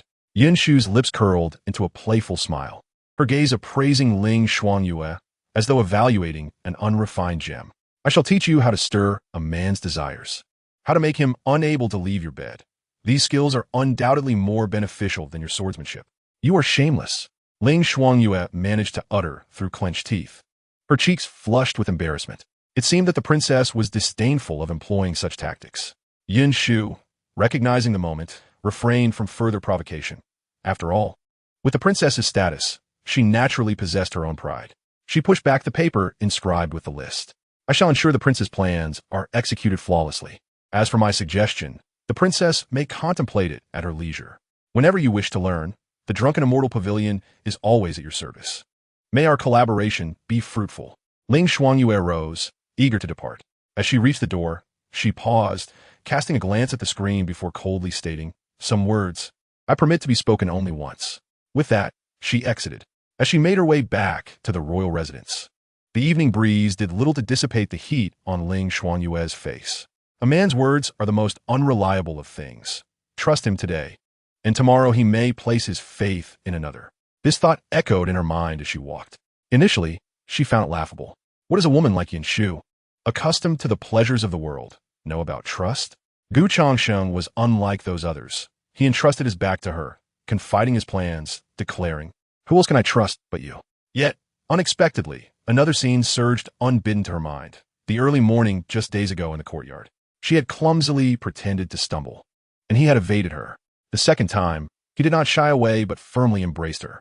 And then he had reacted like a startled rabbit, his eyes darting, his speech faltering, his cheeks reddening, and he ultimately fled in disarray.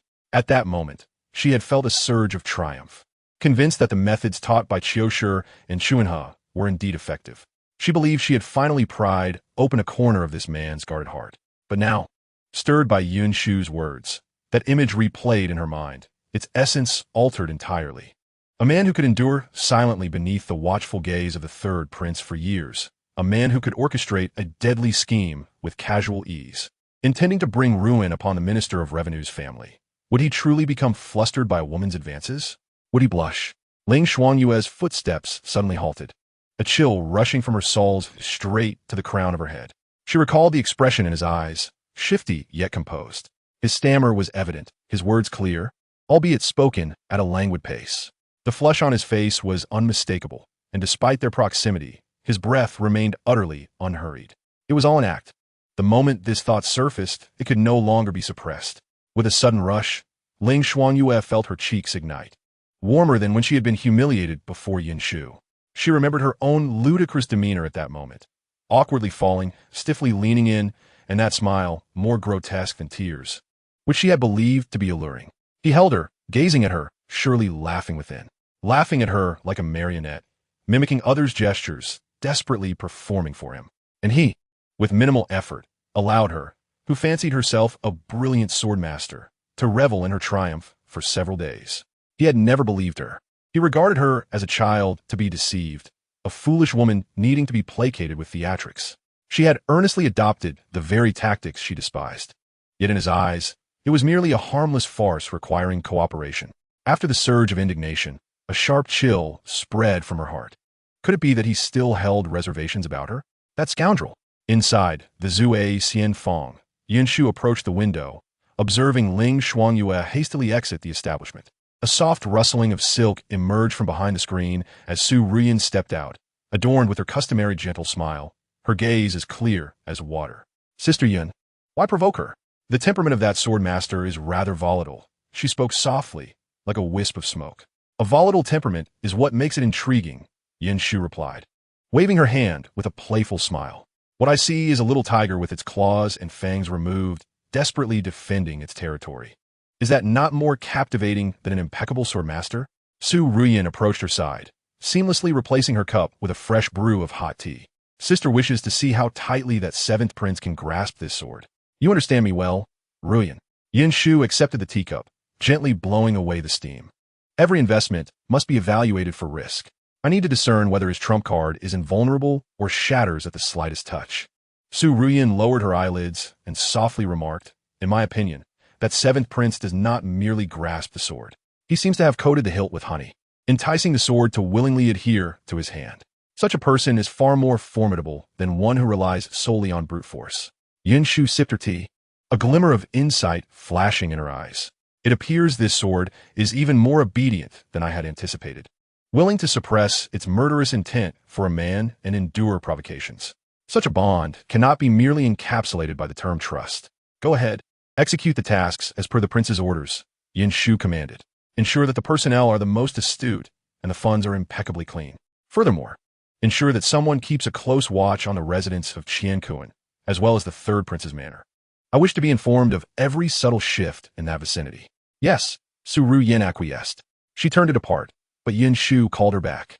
Yinshu picked up the cracked teacup resting on the table, gently rotating it between her fingers, her gaze sharp and penetrating.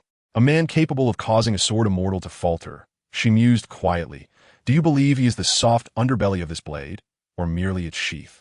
Su Ruyan glanced back, the habitual lightness of her smile dimming slightly, her eyes clear as a tranquil deep pool. Sister, one who can coax a sword to willingly return to its sheath has never been merely the sheath itself. She paused, her gaze landing on the fissure in Yinshu's hand, but rather the hand that wields the sword.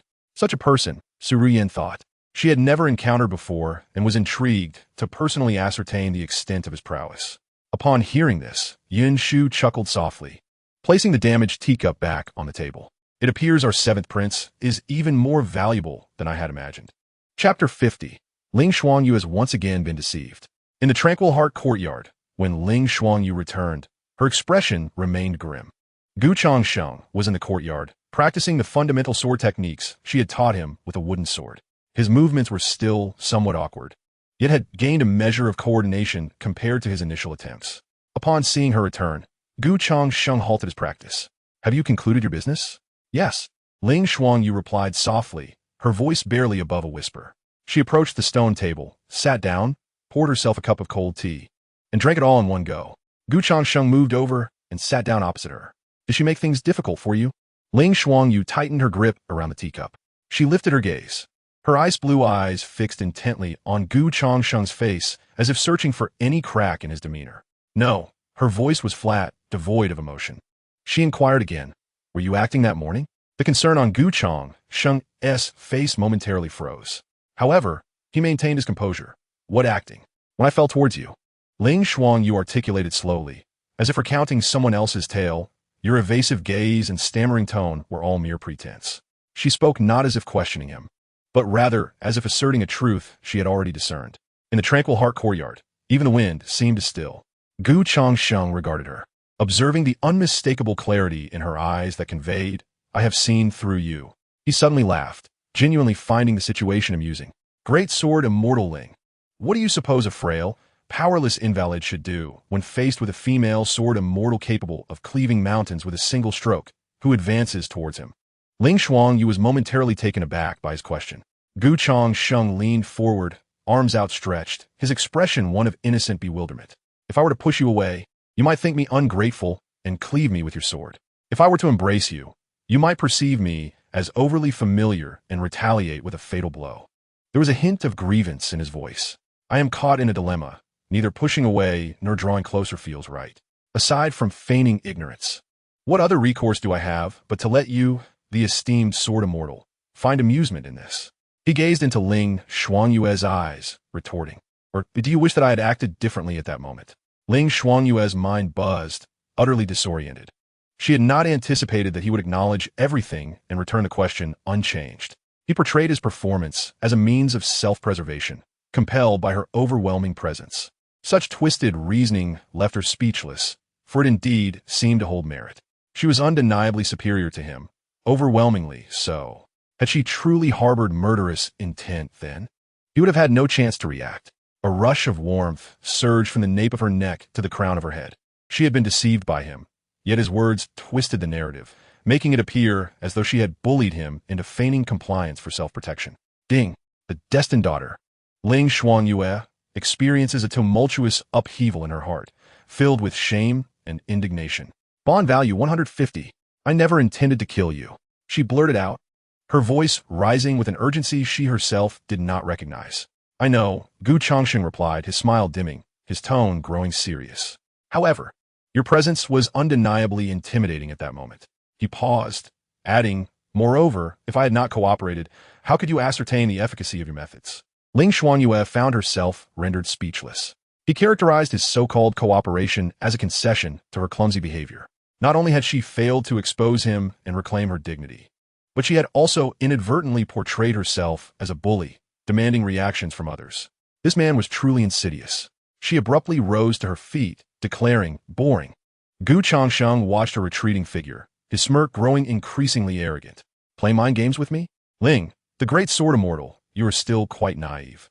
The following day, before dawn broke over the capital, at the largest gambling house in the southern city, Tongtian Treasure House, a gambler who had lost everything was clutching a wine gourd, boasting to a few familiar ruffians. Do you know? That Master Qian from the Ministry of Revenue struck it rich a few days ago. Qian Kuan? That miserly old miser?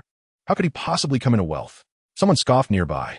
Ah, you simply don't understand. The gambler lowered his voice, speaking conspiratorially. My cousin's neighbor is a stableman at the Qian residence. He heard with his own ears that Master Qian was digging in the backyard at midnight, unearthing a large chest. In that chest were all the gold ingots from the previous dynasty, neatly stacked, gleaming golden, so bright it was blinding. This tale spread like wildfire, taking flight before dawn, reaching every gambling den, black market, and brothel in the capital. Variations of the story proliferated. Some claimed that Qian Kuan had pulled the treasure from an ancient well on his ancestral estate. Some claimed that he purchased a barren plot of land outside the city, only to discover a grand tomb of a high-ranking official from a previous dynasty buried beneath. Another more fantastical version suggests that Qian Kuan, while at the peculiar stone market in the south, spent 10 taels of silver on a worthless rock, which upon being cleaved open revealed an extraordinarily rare imperial green jade. In that moment, someone offered him 100,000 taels, yet he refrained from selling. Each tale, more bizarre and enticing than the last, captivated all the desperate rogues and idle ruffians, their eyes glistening with greed. Qian Kuan. This name swiftly transformed into a symbol of untold wealth overnight. Countless avaricious gazes fixated upon the unassuming manner of the Qian family, day and night. Meanwhile, another version of the secret spread among the elite circles of the capital. At a flower-viewing banquet hosted by the Duke of Yongning, a group of noble women huddled together in hushed whispers. Have you heard? Qian Kuan's concubine is the one who emerged from the drunken immortal pavilion, and she has recently been thriving. How so? Just the other day, I witnessed her at Baojin Tower, where she spent 800 taels on a South Sea pearl hairpin without batting an eyelid. My heavens, how could a mere assistant magistrate like Qian Kuan afford such extravagance for her?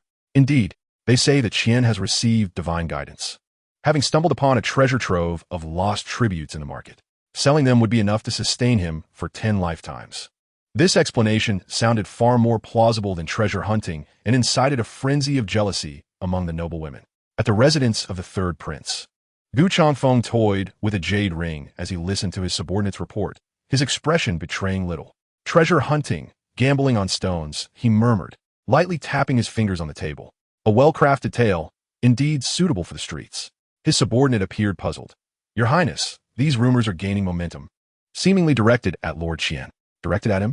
Gu Changfeng's lips curled into a cold smile. No, they're aimed at me. It was a two-pronged strategy. casting Qian Kuan as a prize to the city's rogues while simultaneously sowing seeds of doubt about the loyalty of his own dog. The methods were somewhat crude, reminiscent of the crown prince's handiwork. He paused, the visage of Changsheng flashing through his mind before he brushed it aside. A worthless wretch hiding behind a woman did not merit a place in his scheme. Your Highness, should we intervene? No need, Changfeng interrupted. He was indifferent to whether Qian Kuan had indeed struck it rich. What concerned him was whether a dog, treated as a lamb by all, might develop ambitions it ought not to entertain. Loyalty only reveals its worth when faced with temptation. A dog that cannot even chase away a few flies is of no use. Changfeng's eyes deepened, conveying to his subordinate to clean up after himself. He was eager to see whether this dog would bite or merely wag its tail in submission. What he wished to observe was how Qian Kuan would respond. He possesses an abundance of patience. This game has merely commenced. Chapter 51. The Revenge of Ling Jianxian. Jingxin Courtyard. The news brought back by Qiushi was precisely as Changsheng had anticipated. The extraordinary tale surrounding the Minister of Revenue's assistant, Qian Kuan, had thoroughly fermented within the capital. The stories of wealth gained through gambling stones and treasures unearthed from ancestral homes varied wildly in their absurdity. The bait had been cast, and the waters were now muddied. Changsheng was well aware. What he needed to do now was to patiently await the situation to develop. He anticipated that Qian Kuan would soon succumb to madness and inadvertently ensnare himself. He retracted his thoughts and continued practicing the foundational sword techniques in the courtyard. His movements remained clumsy. The foundation of this body was woefully inadequate. Beside him, on a stone bench, Ling Xuanyue was meticulously polishing her longsword, not once lifting her gaze. Yet, Changsheng knew she was observing him closely. Ever since their return from the drunken Immortal pavilion, her words had dwindled, while the intensity of her gaze upon him had increased. It was a look infused with a mix of frustration and an inexplicable emotion. Changsheng understood clearly. She was grappling with the discomfort of having been swayed by his unorthodox reasoning and was now contemplating how to reconcile it. As expected, before he could complete his set of sword forms, Ling Xuanyue stood up. Come here, she commanded, her voice cool and detached. Changsheng halted his movements and approached her. Your innate talent is severely lacking, your muscles and bones too rigid. Practicing this way for a lifetime would only yield a hollow display. Ling Xuanyue assessed him with a discerning gaze, arriving at her conclusion. And what does the great sword Immortal propose? Changsheng inquired. Sit down, she instructed, gesturing towards a mat on the ground. Once Changsheng settled into a cross-legged position, she positioned herself behind him, not immediately proceeding to act, but rather kneeling and pressing her knees against either side of his lower back, securing him firmly. Changsheng's body tensed. Her icy fingertips glided down his neck, pressing along his spine segment by segment, as if inspecting an object. Relax, she commanded, before her words had fully dissipated. Her hands firmly grasped his shoulder blades and lower back, imparting an irresistible force that yanked his upper body sharply backward. Ugh!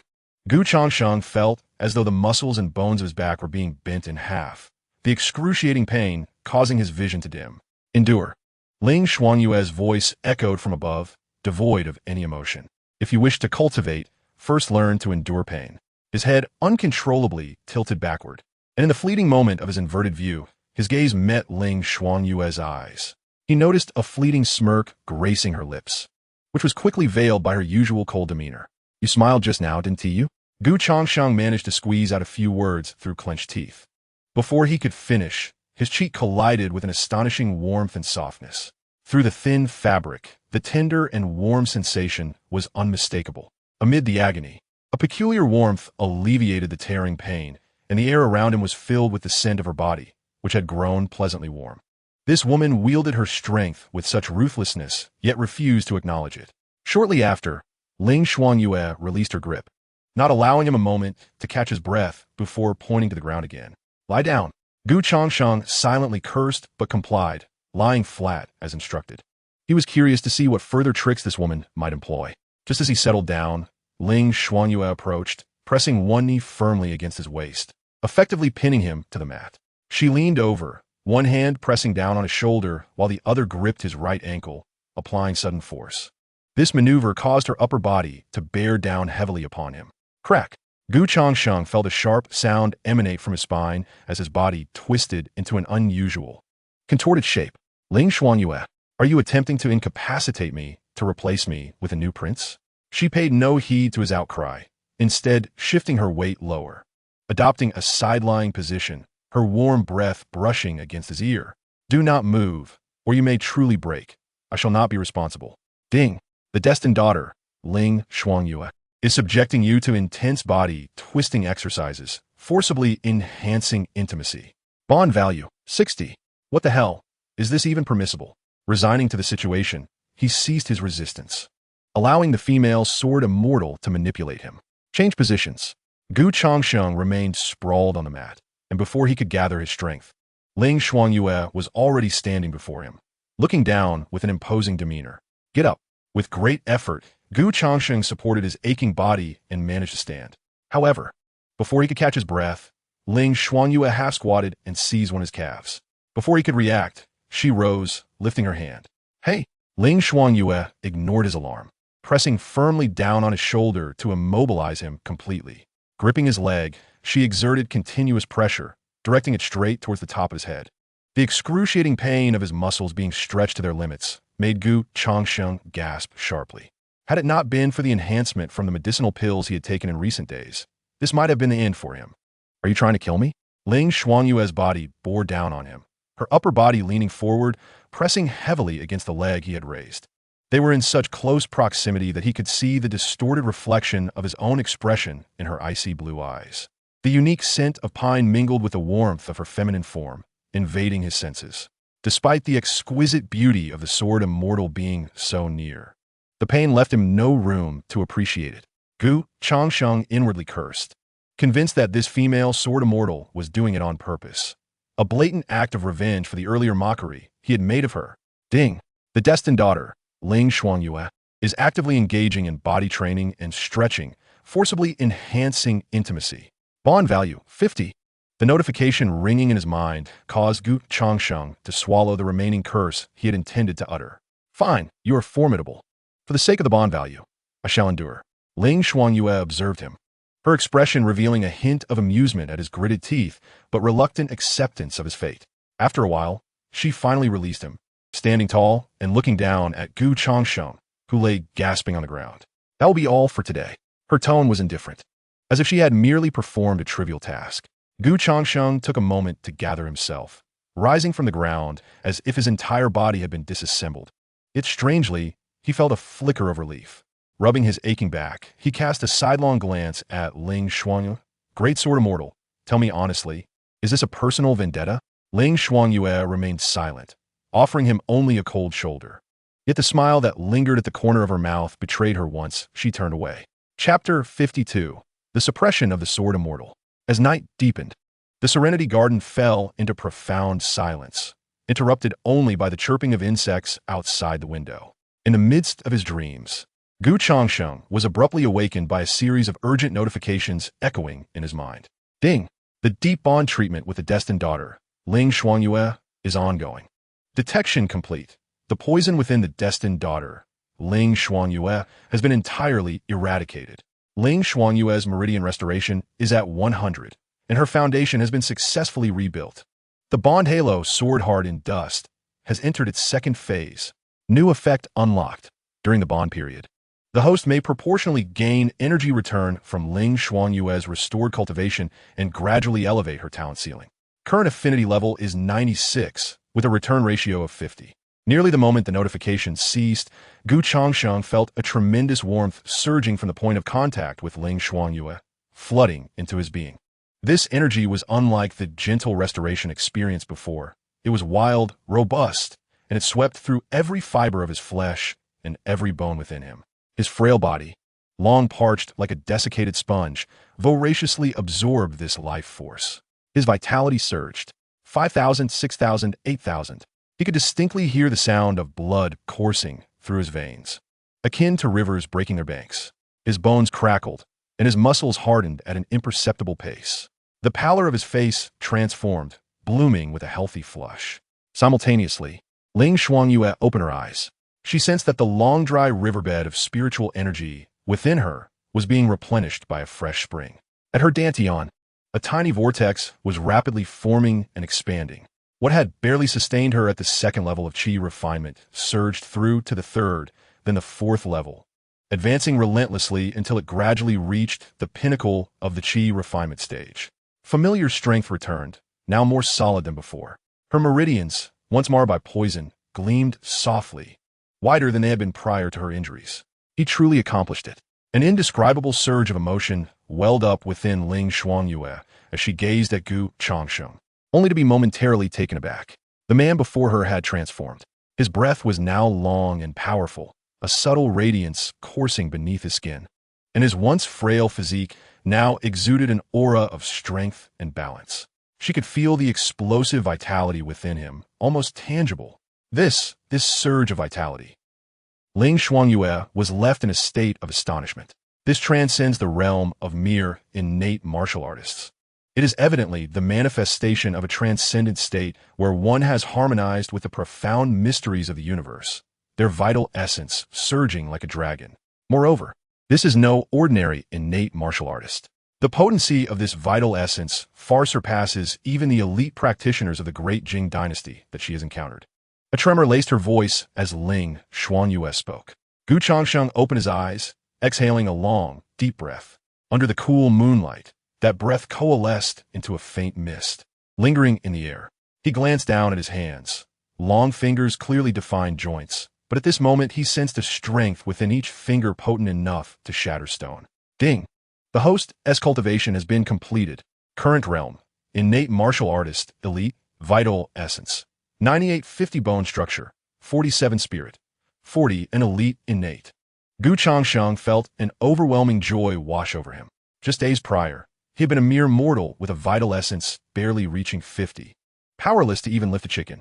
Now he stood among the pinnacle of martial prowess in this world. The sensation was utterly extraordinary. He instinctively moved his body, wishing to sit up and fully appreciate his newfound physique. However, as he stirred, a sense of restraint enveloped him. Ling Shuangyue, as was her custom, had her hand resting on his waist, her leg pressing against his. She had not fallen asleep. He could discern her steady breathing and the weight of her gaze upon him. Yet tonight, her touch felt unusually firm. A thought flickered in Gu Changsheng's mind. He desired to test the extent of his current strength, to see if he could push this woman away. Once that thought emerged, it became inescapable. Without looking at her, he inhaled deeply, channeling force into his abdomen. His vital essence surged, a wave of power coursing from his core to his limbs. He intended to gently pry away her hand and leg, believing that with elite innate strength, nearly 10,000 pounds of force, she, a mere recovering practitioner, would have no hope of resisting. Yet he was mistaken. As his strength surged forth, it vanished into the void. The arm resting on his waist merely tightened instinctively, rendering his power null. Gu Changsheng was taken aback. Unwilling to be disheartened, he summoned his vital essence once more, this time with increased force. The response was markedly different. A cold, solid power pushed back against him, pinning him firmly to the bed. This force transcended the mundane, imbued with a hint of spiritual pressure that momentarily stilled the surge of his vitality. He heard Ling Shuangyue's voice, soft yet frigid. Now that you possess greater strength, you wish to turn over? Gu Changsheng, somewhat dazed, thought to himself, turn over? I merely wish to rise and experience the might of my nearly 10,000 points of vital essence. What on earth is this woman thinking? His struggles, in Ling Shuangyue's eyes, resembled a crab that had recently shed its hard shell, tentatively testing the might of its new pincers. Quite intriguing.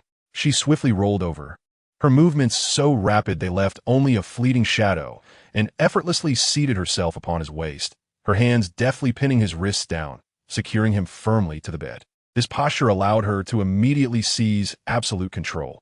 Gu Changsheng was utterly taken aback. A warm sensation emanated from his abdomen, while the air around him was infused with her unique fragrance of pine resin. He could feel her weight, as light as a feather, and beneath her white attire, the taut and powerful contours of her body. What is this? Suppressed by the princess? Ling Dejiangxian, what are you doing? Release me at once. Gu Changsheng felt a mix of irritation and amusement. Ling Shuangyue remained silent, her ice blue eyes fixed intently on him. She observed the astonishment and confusion reflected in his gaze, and the thought of teasing him became increasingly vivid in her mind. She yearned to witness the expression of this man, who could always ensnare her with mere words. When confronted with absolute power, finished testing, she finally spoke, her voice low and laced with a hint of mischief. Is this all the innate strength you possess? Changsheng paused, quickly grasping her intent. This woman was deliberately provoking him. She desired to see him make a fool of himself.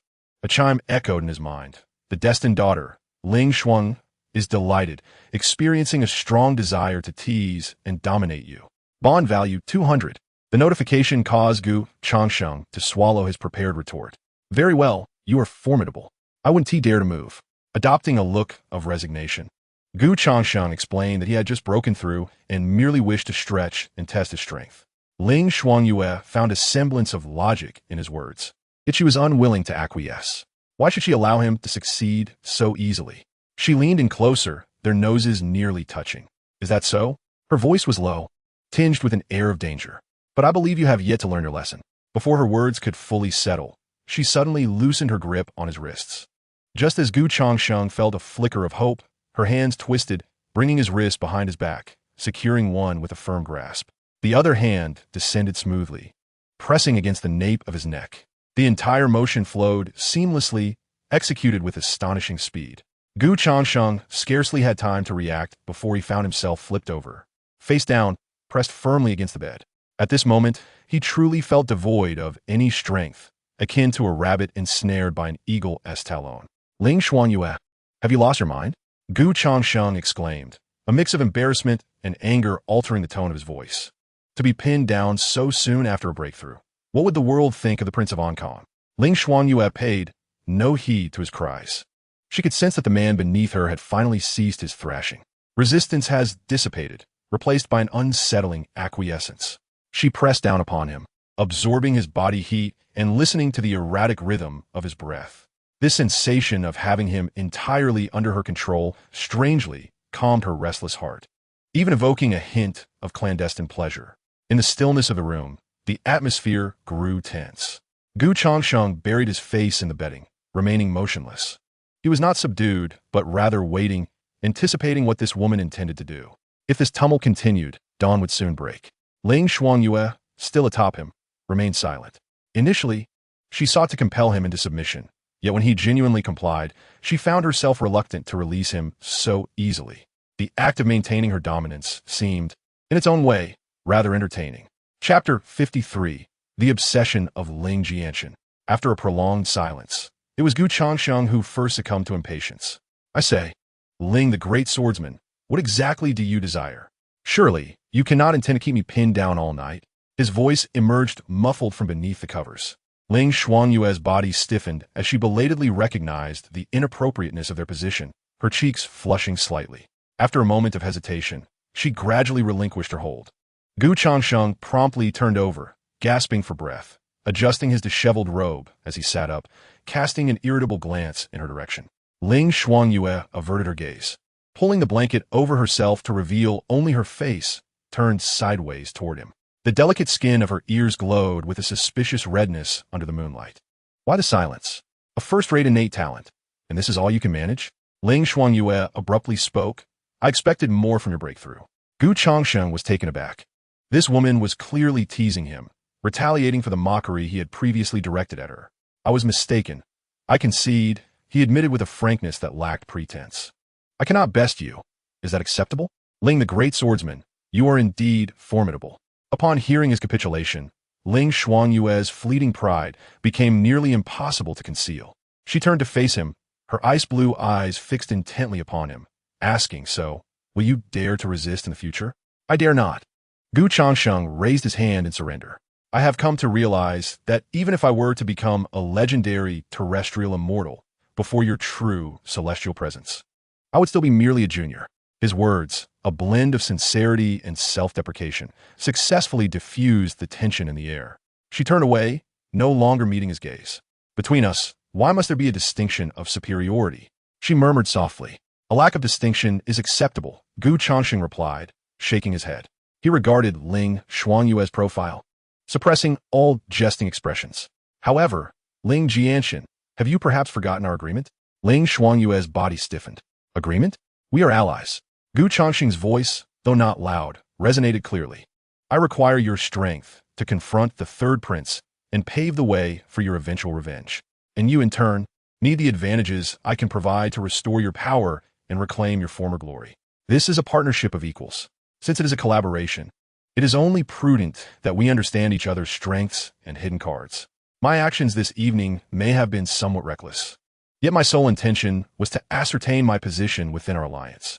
He paused momentarily before continuing. Now I comprehend clearly. You are the sharpest sword in our alliance, while I am the one who wields it. I find this designation most satisfactory. Allies, collaboration, the wielder of the sword. Each term is impeccably accurate and unambiguously clear. Ling Xuanyue found no fault in these words. However, inexplicably, upon hearing them spoken by Gu Changsheng, the joy and pride she had just experienced swiftly evaporated. These two terms pierced her heart like invisible icicles, exuding a chilling remoteness. It was as if a distinct boundary had been drawn between them. He stood on one side, she on the other, separated by an abyss named self-interest. She could feel the vitality coursing through her veins, a warmth bestowed by him. She sensed his lifeblood surging fervently beside her. This was not cooperation. He did not understand. Gu Changsheng observed the shifting emotions on her face, his mind filled with uncertainty. His words were logically sound, delineating responsibilities with clarity, affirming her intrinsic value while clarifying the future direction of their collaboration. Indeed, a flawless exposition. Why then was she still dissatisfied? Did she find a designation of a sharp sword lacking in respect? He regarded this woman, a thought emerging in his mind. Could this sword fairy possibly wish to be the one who wields him? The notion sent a chill down his spine. He cleared his throat, deciding to take the initiative and address the matter directly. Ling Sword Fairy, do you feel discontented with me leading the plans? The person beneath the cover stirred slightly, but did not turn. Gu Changsheng continued to probe. How about this? We can consult together moving forward. When profits arise, you shall take 70 while I take 30. No, let us adjust that to 60 for you and 40 for me. You will receive the larger share. Is that agreeable? He cautiously proposed the terms, observing her reaction. What met him was a prolonged silence. What? Am I mistaken? Gu Changsheng's heart sank. You are correct. Ling Xuanyue finally managed to extract those words from between her clenched teeth. She pulled the blanket up to cover half her head, a manifestation of her emotions. Watching her sulky demeanor, Gu Changsheng felt an increasing sense of unease. Was the term ally inappropriate? It affirmed her worth while clearly delineating their boundaries, perfectly embodying the spirit of their mutually beneficial collaboration. So why was she behaving in such a petulant manner? Gu Changsheng's mind raced, sifting through every variable. There was he, Ling Xuanyue, the third prince, and one more, Yin Shu. Yes, that woman. Gu Changsheng was nearly certain that it was Yin Shu, that troublemaker, who had uttered some confounding words before Ling Xuanyue. He could vividly imagine the scene. Yin Shu swayed her wineglass, gazing at Ling Xuanyue with a penetrating look that seemed to see through everything, uttering, "Do you wish to make a man utterly dependent on you? Mere trust is insufficient. You must make him aware of who truly holds the reins." Then, the female swordsman, as naive in worldly matters as a blank slate, believed her. She regarded the methods Yin Shu imparted for manipulating men as the sacred scripture for maintaining alliances. The more Gu Changsheng pondered, the more he felt this was indeed the case. Although this woman possessed extraordinary talent in swordsmanship, in other matters, she appeared no different from an ignorant girl. When others instructed her to go east, she would resolutely refuse to venture west. Contemplating this, Gu Changsheng felt a chill creeping down his spine instead of relief. If she became obstinate, it would spell trouble. He cleared his throat, determined to make one last effort to steer their relationship back on course. Ling Jianxian, I am sincerely committed to our collaboration. He deliberately emphasized the word collaboration. Now that you have regained your cultivation, and I possess a certain degree of self-preservation, it is the perfect time for us to showcase our abilities. We should be celebrating, not quarreling. After a long moment, a muffled response emerged from beneath the covers. I'm not quarreling. The voice sounded as if it bore the weight of immense grievance. Gu Changsheng found himself utterly at a loss. Just then, a cold notification echoed in his mind. Ding! Detected a significant fluctuation in the Tao heart of the destined woman, Ling Xuanyue, resulting in a strong sense of belonging towards the host. Bond value, 300. A sense of belonging? Gu Changsheng's heart stirred, and he instantly grasped the crux of the matter, crediting the system for its insight. His previous line of thought had been entirely misguided. Women, especially those who have been hurt, tend to be sensitive and suspicious. This woman was not fixated on who led and who followed, nor was she dissatisfied with having a mere mortal dictate the plan. She felt wounded by the terms collaboration and allies. These phrases, sounding so formal and businesslike, implied the possibility of dissolution at any moment. What she needed most was not an equitable partner, but an unwavering sense of security, one that would not lead to abandonment again. She yearned for belonging. Coming to this realization, Changsheng looked into her astonishingly bright eyes in the darkness and comprehended the emotions within. It was not an inquiry, but rather a fervent demand. He reached out, intending to smooth her furrowed brow and ease the atmosphere. However, halfway through his gesture, Ling Shuangyue abruptly turned her head away, the warmth in her gaze diminishing and replaced by a hint of warning. Indeed, it was not his touch that she rejected, but rather his frivolous attitude, which seemed to trivialize their situation. Changsheng's hand froze midair before retracting. The playful expression on his face faded, replaced by a serious demeanor. I used the wrong words. He looked at her, his voice low yet resolute. Between us, it is not mere collaboration.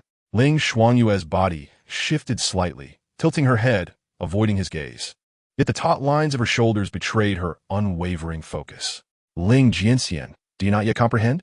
Changsheng leaned closer, extending his hand once more. This time, his movement was deliberate, gently caressing her cheek.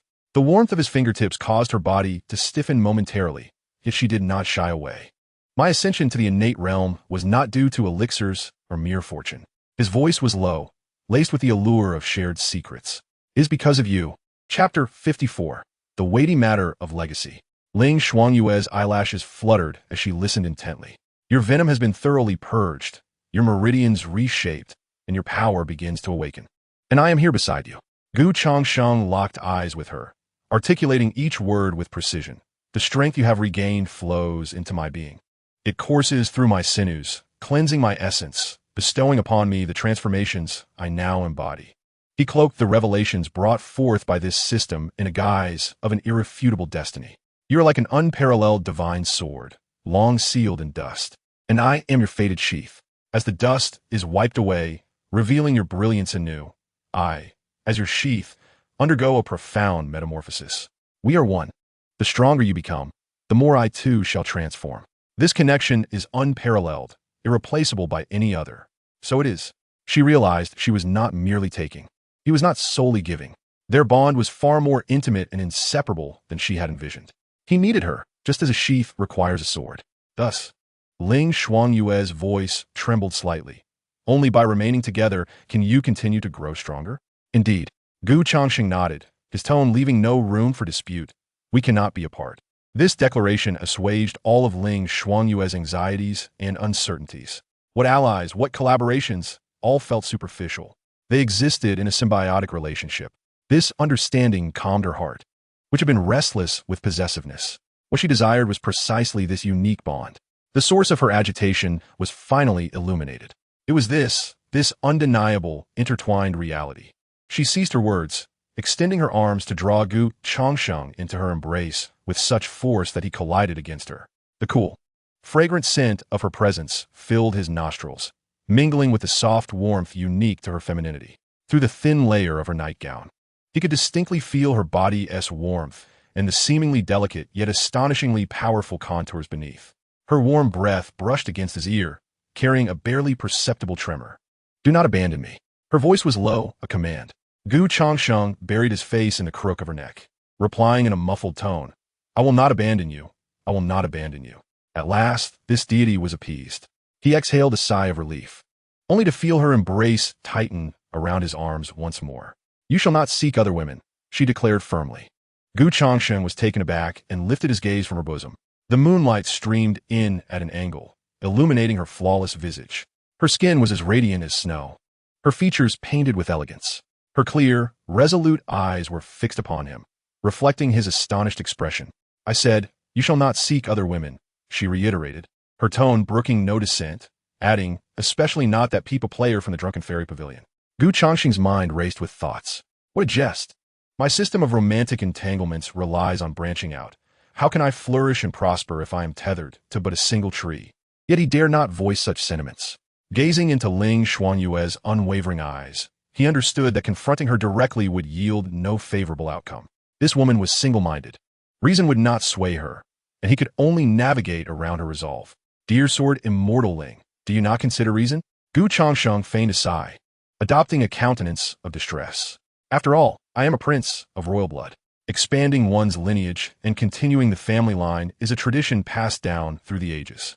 Observing the slight furrow of her brow, he knew she was absorbing his words, so he shifted his tone, emphasizing his point. Such an important matter in life cannot rest solely upon you, my faux princess.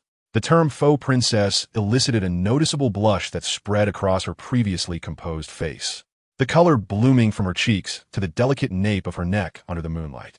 Be silent, she snapped, flustered and indignant, pressing his face back into her embrace to shield her current embarrassment. Gu Changsheng found himself enveloped once more by that familiar fragrance, momentarily blinded by the darkness before him. This woman had developed a habit of resorting to force when words failed. This time, he heard a voice, tinged with both embarrassment and urgency, exclaim, "Do not concern yourself. I will find a way regarding this matter." Gu Changsheng was momentarily taken aback by her disjointed declaration. Find a way? What sort of way? With his face pressed against her warm skin, the scent of her cool pine fragrance filled his senses. He struggled to turn his head, his voice muffled. What do you intend to do? An absurd thought flickered through his mind. Surely, she does not intend to personally solidify her identity as the faux princess? The very notion caused his heart to skip a beat. A lofty sword immortal, rather than contemplating vanquishing demons or ascending to higher realms, was instead pondering how to assist a prince in expanding his lineage. This was not the expected narrative. This is my affair. It does not require your intervention. Ling Xuanyue's voice remained resolute. Yet Gu Changsheng sensed her grip on his arms had relaxed somewhat, her body tensing slightly in his embrace. She was putting on a brave front. Very well, you are indeed formidable. Gu Changsheng decided to cease while he was ahead. If he continued to provoke her, the woman might genuinely draw her sword. He awaited with bated breath to see what marvelous and earth-shattering scheme the illustrious sword Immortal Ling would concoct. The hint of sarcasm in his tone was unmistakable to Ling Xuanyue. She abruptly released her grip and pushed him away. Gu Changsheng seized the opportunity to sit up straight, finally able to breathe freely. He turned to Ling Xuanyue, only to find her swiftly turning her back to him, wrapping herself tightly in the blankets like a frightened hedgehog. In a tranquil room, only the slightly disordered breaths of the two remained. Gu Changsheng found it amusing. This woman was still too naive. She would remember a mere word spoken by others, yet when he casually provoked her, she dared to shoulder the weight of lineage matters.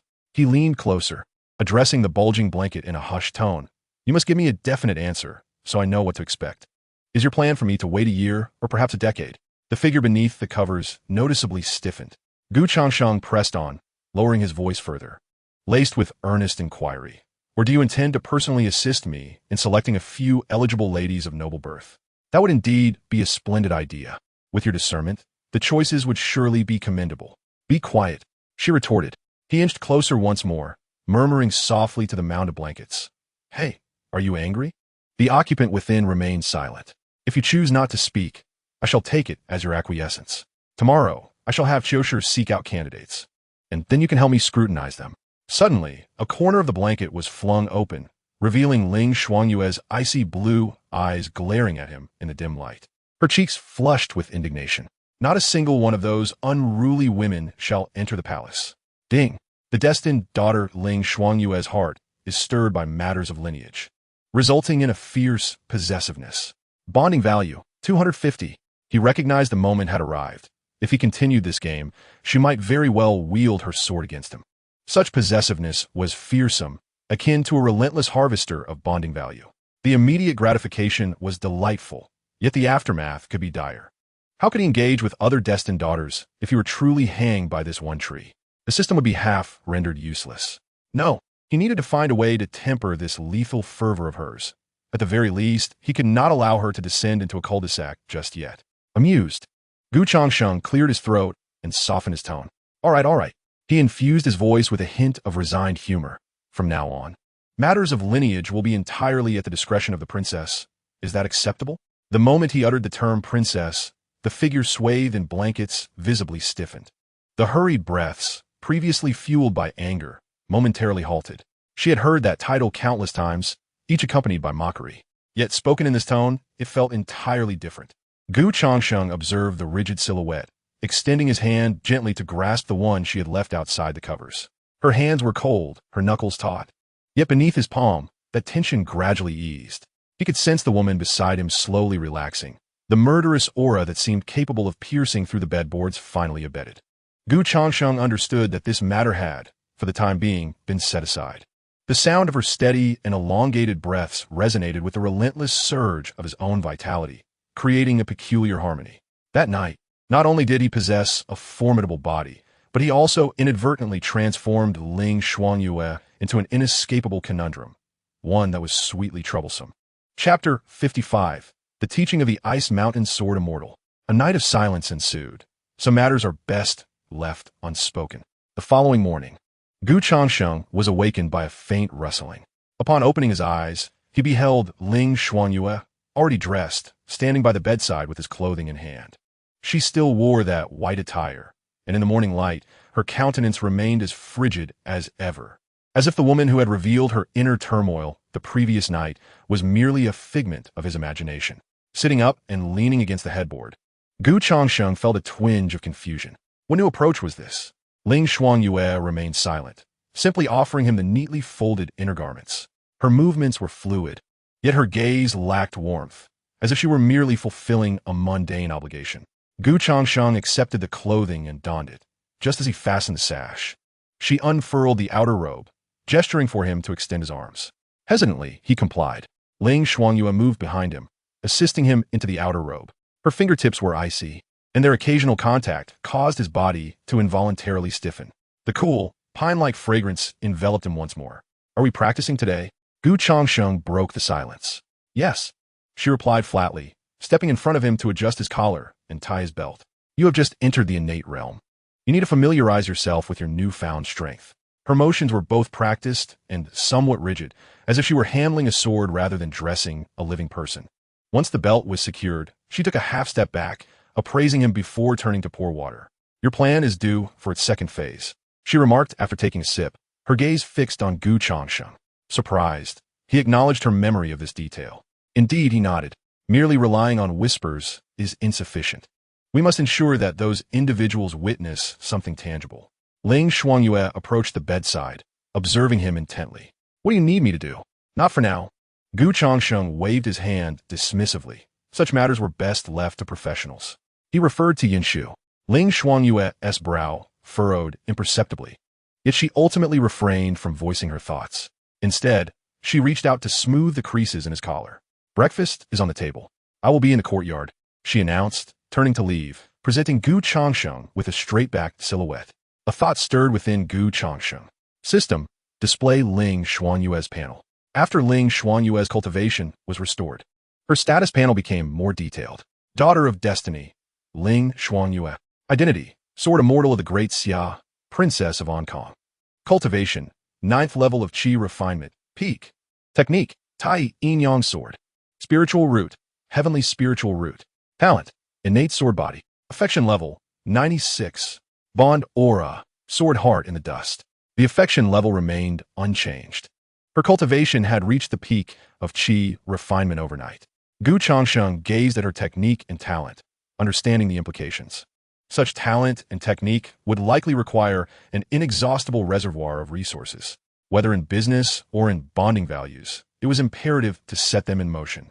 Gu Changsheng rose from his bed, swiftly finished his breakfast, and stepped into the courtyard. The morning air held a slight chill. Ling Xuanyue stood beneath the ancient locust tree, her posture upright, resembling a sword drawn from its sheath. Gu Changsheng approached her, flexing his wrists, eager to test the essence of this innate excellence. Ling Xuanyue cast him a sidelong glance, but remained silent. Unfazed, Gu Changsheng inhaled deeply, his blood surging within, and unleashed a powerful punch into the open space. The wind from his fist howled, swirling the fallen leaves into a vortex. How was that? Gu Changsheng asked, a hint of pride in his tone. Your brute strength is riddled with flaws, Ling Xuanyue replied coldly, her voice as frigid as ice. You are barely utilizing a third of your potential. She stepped before Gu Changsheng, extending 2 fingers to tap at his chest, waist, and thigh in succession. A punch originates from the ground, travels through the legs and waist, follows the spine, and finally manifests through the arms. What you just did was merely flailing your strength. Gu Changsheng was taken aback. As a modern worker, he had little understanding of such intricacies. Then, will you teach me? Ling Shuangyue offered no response, only instructing, stand properly. Her tone starkly contrasted with that of the playful woman from the previous night. Gu Changsheng mused inwardly, anticipating the impending correction. He complied and stood at attention. Ling Shuangyue moved behind him, pressing down on his shoulders with a firm grip. Lower your shoulders, drop your elbows. Her hands were cool, the chill penetrating through the fabric of his clothing. Gu Changsheng's body instinctively stiffened. Her form nearly pressed against his back, a stray strand of hair brushing against his neck, eliciting a ticklish sensation. This woman, without a doubt, was doing it on purpose. Keep your back straight. One hand slid down his spine and pressed against his lower back. Gu Changsheng could feel the warmth of her palm and the undeniable force compelling him to tighten his abdomen. Alarm bells rang in his mind. This was no longer merely a lesson. Had she grown clever? After the ineffective, forceful suppression from the previous night, was she now employing a different approach? Playing the aloof contrast? The tragedy was that Gu Changsheng was quite susceptible to this strategy. Concentrate your energy in your dantian. Her other hand circled around his side and pressed against his abdomen. Here lies the source of strength. Now, attempt to gather your vital energy here. Her voice lingered in his ear, cold and devoid of emotion. Yet her actions sent a surge of blood rushing through Gu Changsheng's entire being. This woman was undeniably intentional. Was it necessary to be so close while teaching a martial art? He endeavored to concentrate, following her instructions to circulate his vital energy. Ding! Engaging in martial arts exchange with the daughter of destiny, bond value 50. The notification in his mind nearly disrupted his focus. Is this what you call a martial arts exchange system? His mind wandered. Ling Shuangyue's voice turned even colder, her fingers pressing slightly against his abdomen. A wave of icy spiritual energy penetrated him, instantly calming the tumultuous flow of his vital energy. Gu Changsheng dared not let his thoughts drift, fully concentrating on the changes within his body. Remember this sensation. Ling Shuangyue instructed from behind him. Each morning henceforth shall begin with this feeling of vital energy in practice. She withdrew her hand and stepped back. Gu Changsheng felt the lightness envelop him. The faint pressure and lingering aroma of pine vanished, leaving an emptiness within. He turned his gaze back. Ling Shuangyue had returned to her place beneath the tree, once again embodying the distant demeanor of an aloof sword immortal. The intimate instructor from moments ago had disappeared, replaced by this icy, mountain-like figure. Upon completing the stance, Gu Changsheng concluded his practice, exhaling a long breath of stale air.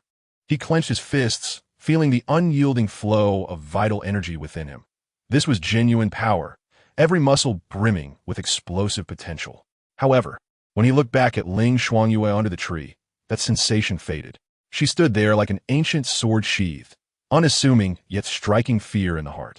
In your eyes, is my innate first-rate prowess akin to a 3-year-old flailing their fists? Gu Changsheng approached her, curiosity evident in his demeanor. Ling Shuangyue cast him a sidelong glance, her expression indifferent. You think too much. After a brief pause, she added, a 3-year-old's fists are at least straight. Gu Changsheng was momentarily taken aback. Fine, you're formidable. Chapter 56, Manipulating Objects with Vital Energy, Unclothing from Afar. I'm merely curious. He shifted the topic, leaning in closer and lowering his voice. The books always speak of celestial beings capable of moving mountains and filling seas, summoning winds and rains. You are in the chi refinement stage. How far can you go? Enlighten me. In 2 lifetimes, he had yet to witness the feats of an immortal. To claim he was not curious would be a lie. Ling Shuangyue glanced at him, her eyes conveying a sense of boredom. There is nothing to see. Don't be so stingy. Great sword immortal Ling Gu Changsheng was undeterred. We are now 2 sides of the same coin. I must know my strengths and weaknesses to understand the strength of this coin, right? His unconventional reasoning always seemed to strike a chord with Ling Shuangyue. After a moment of silence, she finally relented. Stand still and do not move. Her tone was rather flat, devoid of any discernible emotion. Gu Changsheng immediately stood upright as instructed, his heart brimming with anticipation. He expected to witness some flying sword or talisman. However, Ling Shuangyue merely raised a finger, its tip directed toward his chest, an arm's length away. A barely perceptible pale blue light coalesced at her fingertip, resembling a diminutive star. In the next moment, that glimmer detached from her finger and drifted towards Changsheng. Instinctively, he attempted to evade it, yet a cold glance from her rendered him immobile. The light brushed against his robe, producing no sound and causing no damage. Yet, he felt a chilling thread pierce through the fabric, directly adhering to his skin. The sensation was peculiar, akin to an icy needle traversing his chest, evoking a subtle shiver in its wake. Changsheng observed the light as it glided down his torso, traversing his abdomen, causing his breath to falter slightly. This woman, he lifted his gaze to Ling Xuanyue, only to find her intently focused on the light, her expression earnest, as if engaged in some delicate task. Yet, the slight upward curve of her lips suggested it was all intentional. Just as Changsheng was inwardly grumbling, the cold thread had already reached his belt. He watched helplessly as the light, like a nimble hand, deftly unfastened his securely tied belt, causing his outer robe to part open. The cool morning breeze rushed in. Changsheng was momentarily stunned. Out of the corner of his eye, he caught sight of two young maidens in the corridor, their heads bowed, but their shoulders subtly shaking. As the light dissipated, Ling Xuanyue retracted her hand, as if nothing had transpired. This was the most rudimentary form of manipulating objects with qi. Her voice remained icy, as though she were explaining the simplest sword move, stating that only when one could transcend to become a master could they have the opportunity to achieve such feats. Ding! The destined daughter Ling Xuanyue has demonstrated her cultivation prowess and performed a spiritual touch. Bond value 100. Changsheng hurriedly gathered his robe, readying his belt, feeling somewhat embarrassed. What kind of demonstration was this? He lifted his head, eager to regain his composure, only to meet Ling Xuanyue's ice-blue eyes. She regarded him calmly, yet her gaze held a hint of barely perceptible amusement. Do you wish to see more? She inquired. Changsheng glanced down at his loosened robe, then back at her solemn expression, feeling a slight constriction in his chest. This woman had certainly become mischievous. He leisurely refastened his belt, his movements unhurried, his face betraying no trace of embarrassment. Is this all? Changsheng's expression was one of unabashed disappointment.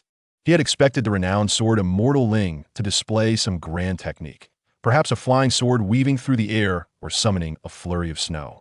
After all this, it was merely a parlor trick of remotely unfastening a belt. Far from impressive, he was resolute in his disbelief and insisted on witnessing the true flying sword today. Ling Xuanyue's ice-blue eyes gazed at him quietly, a fleeting ripple of emotion surfacing before swiftly settling once more. She remained silent, merely raising her slender finger. A strand of pale blue light, more solid and radiant than before, ignited at her fingertip. Changsheng felt a jolt in his heart and instinctively took a half step back. You find it insufficient, do you? Ling Xuanyue observed him, her expression devoid of fluctuation. Then allow yourself to see more clearly. No sooner had she spoken than the light shot forth, its speed magnified several times over. Changsheng's eyelids fluttered as he raised his hand to shield himself, but the light adroitly circumvented his palm and slipped directly into the recently fastened outer robe. He felt the inner garment loosen. The two girls, Chuanhe and Xiushi, could no longer contain their embarrassment, their faces flushed as they nearly fled back into the room, closing the door with thoughtful care. Yet through the crack, two pairs of bright, glimmering eyes remained visible. Changsheng froze, instinctively covering his chest with his hand. Ling Xuanyue, you. His words trailed off as the mischievous light re-emerged, gliding gracefully down the open front of his robe. It was a chilling sensation akin to a shard of ice, brushing against his skin as it leisurely traversed his chest and abdomen. Wherever it passed, it elicited subtle shudders. Changsheng's breath became erratic.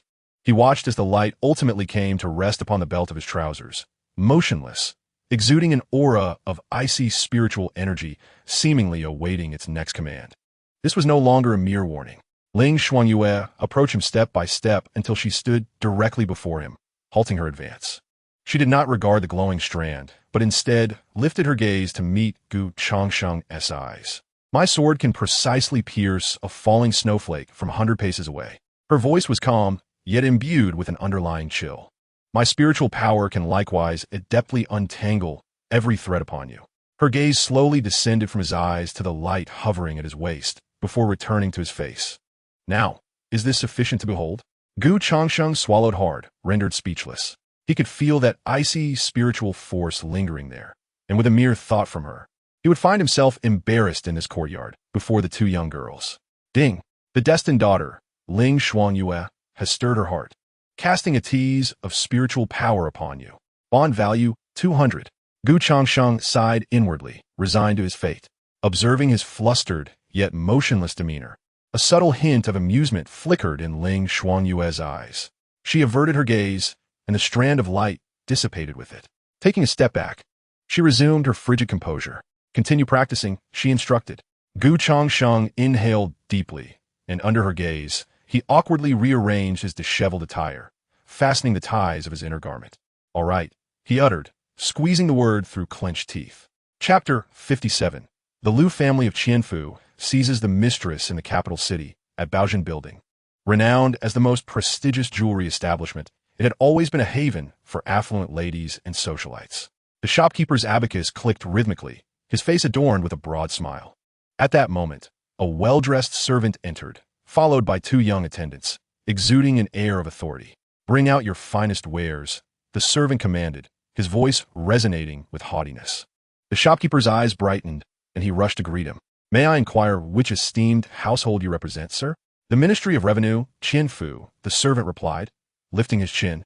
My master, who has recently come into considerable wealth, wishes to purchase some jewelry for his wife and several concubines. The Ministry of Revenue, Qianfu? The shopkeeper's mind raced as he recalled the name of the renowned clerk, Qian Kun, infamous for his frugality. What had prompted this sudden change in his character? Though he harbored doubts, the shopkeeper's hands moved swiftly, retrieving the finest treasures from the depths of his collection.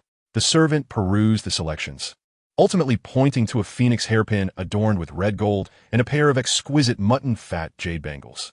Wrap these two up for me, he ordered. The shopkeeper, elated, replied, that will be a total of 1,200 taels.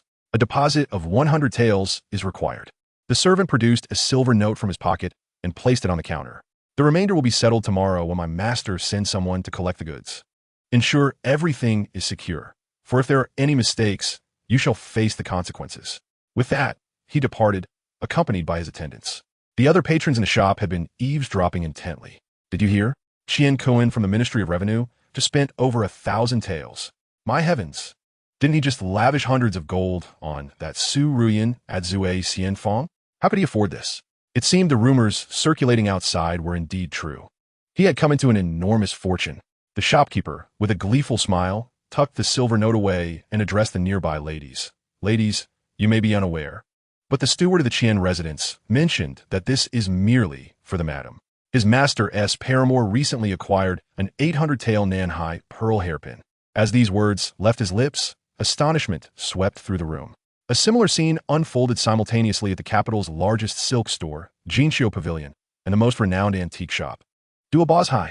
The servants of the Qian residence, without exception, exhibited an ostentatious demeanor befitting nouveau riche. They gravitated towards the most expensive items, inquiring about the rarest of treasures. They placed orders for the luxurious Yunjin silk from Jiangnan and the official kiln porcelain from the previous dynasty. Each establishment was left with a substantial deposit and the boastful declaration, my master is not short on money. In less than half a day's time, the news of Qian Kuen's extravagant spending spread like wildfire through the streets and alleys of the capital. Previously mere rumors circulating among the common folk, they have now been substantiated by the direct testimonies of various shopkeepers, transforming them into irrefutable evidence. Qian Kuen has indeed struck it rich. In the elegant chamber of Zue Xianfang, Su Rian delicately plucked the strings of the pipa as the final notes lingered in the air. She lifted her gaze toward Yun Shu, who reclined languidly on a soft couch. Sister Yun, the fish in the capital have gone mad. Yun Shu raised her teacup, taking a gentle sip, a languorous smile gracing her features. This seventh prince truly knows how to strike at the heart. Suruyan Smail Fantli, Indev. His maneuver not only convinces those outside of Qian Kuen's wealth, but also aims to ignite chaos within Qian Kuen's own household. Setting her teacup down, a glint of sharpness flashed in Yun Shu's eyes. That Madame Qian is notoriously known as a jealous woman. When her husband acquires wealth, rather than considering her own interests, she first purchases an 800-tael hairpin for her concubine. If she can swallow that pride, then I, Yin Shu, shall write my name backward. A subtle arc appeared at the corners of her mouth as she turned to Su Ruyan. Next, it is time for us to present a grand gift to Madame Qian. Rising, Su Ruyan approached the window, observing the bustling crowd below. Sister, I am merely curious. This seventh prince, with his profound schemes and ruthless tactics, is far from the inept prince the rumors suggest. Are you not concerned that one day he might devour your investment whole, along with its profits? Yun Shu chuckled softly at her words. Devour it? She stood and moved beside Su Ruyan, standing shoulder to shoulder. Ruyan, you must remember, in the world of commerce, the greatest fear is not a formidable opponent, but rather the absence of a worthy adversary upon whom you can wager your entire fortune. Her gaze drifted through the window, seemingly focused on the direction of Changsheng Garden. It appears I have found such a rival. Have that letter delivered, but ensure it reaches Madame Qian's hands without interception.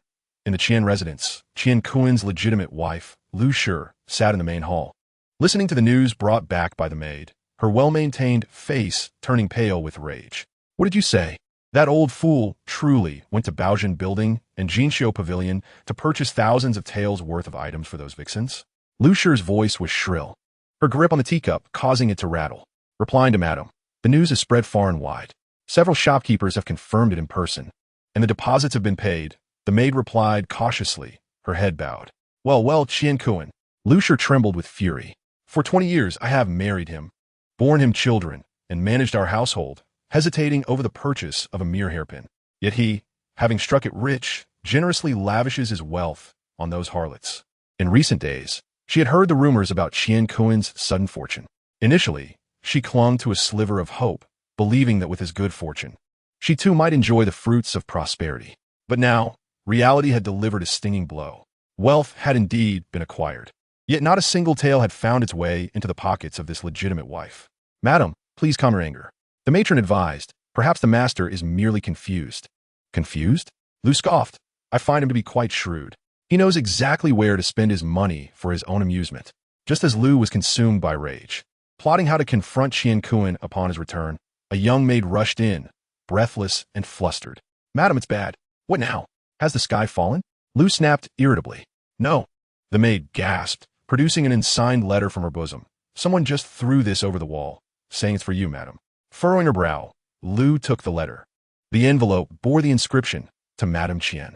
With suspicion, she tore it open, and her countenance paled instantly upon reading its contents.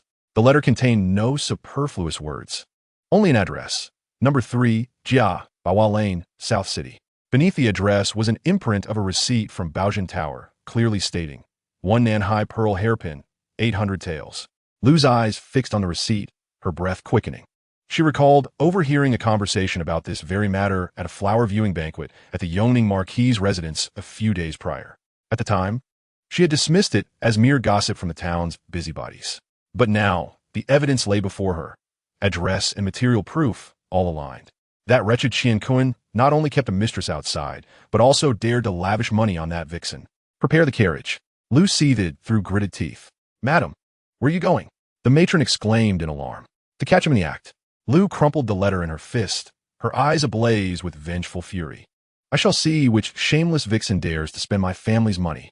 She stormed out of the manor, accompanied by a few burly servants, heading straight for number 3, Baiwa Lane in South City. The small courtyard at that address appeared rather elegant. Lu kicked the door open with a forceful kick. Like a furious lioness, she charged inside. Within, a young woman dressed in a flowing pink gown, her figure alluring, was preening before a mirror. Startled by the commotion, she turned, only to receive a resounding slap across her face. You shameless harlot. Lu seized her hair, striking her mercilessly. Who are you to hit me? The woman shrieked, struggling. I am here for you. The seductress who steals another's husband. Lu shouted as she continued to beat her. How dare you entice my husband and squander my family's wealth?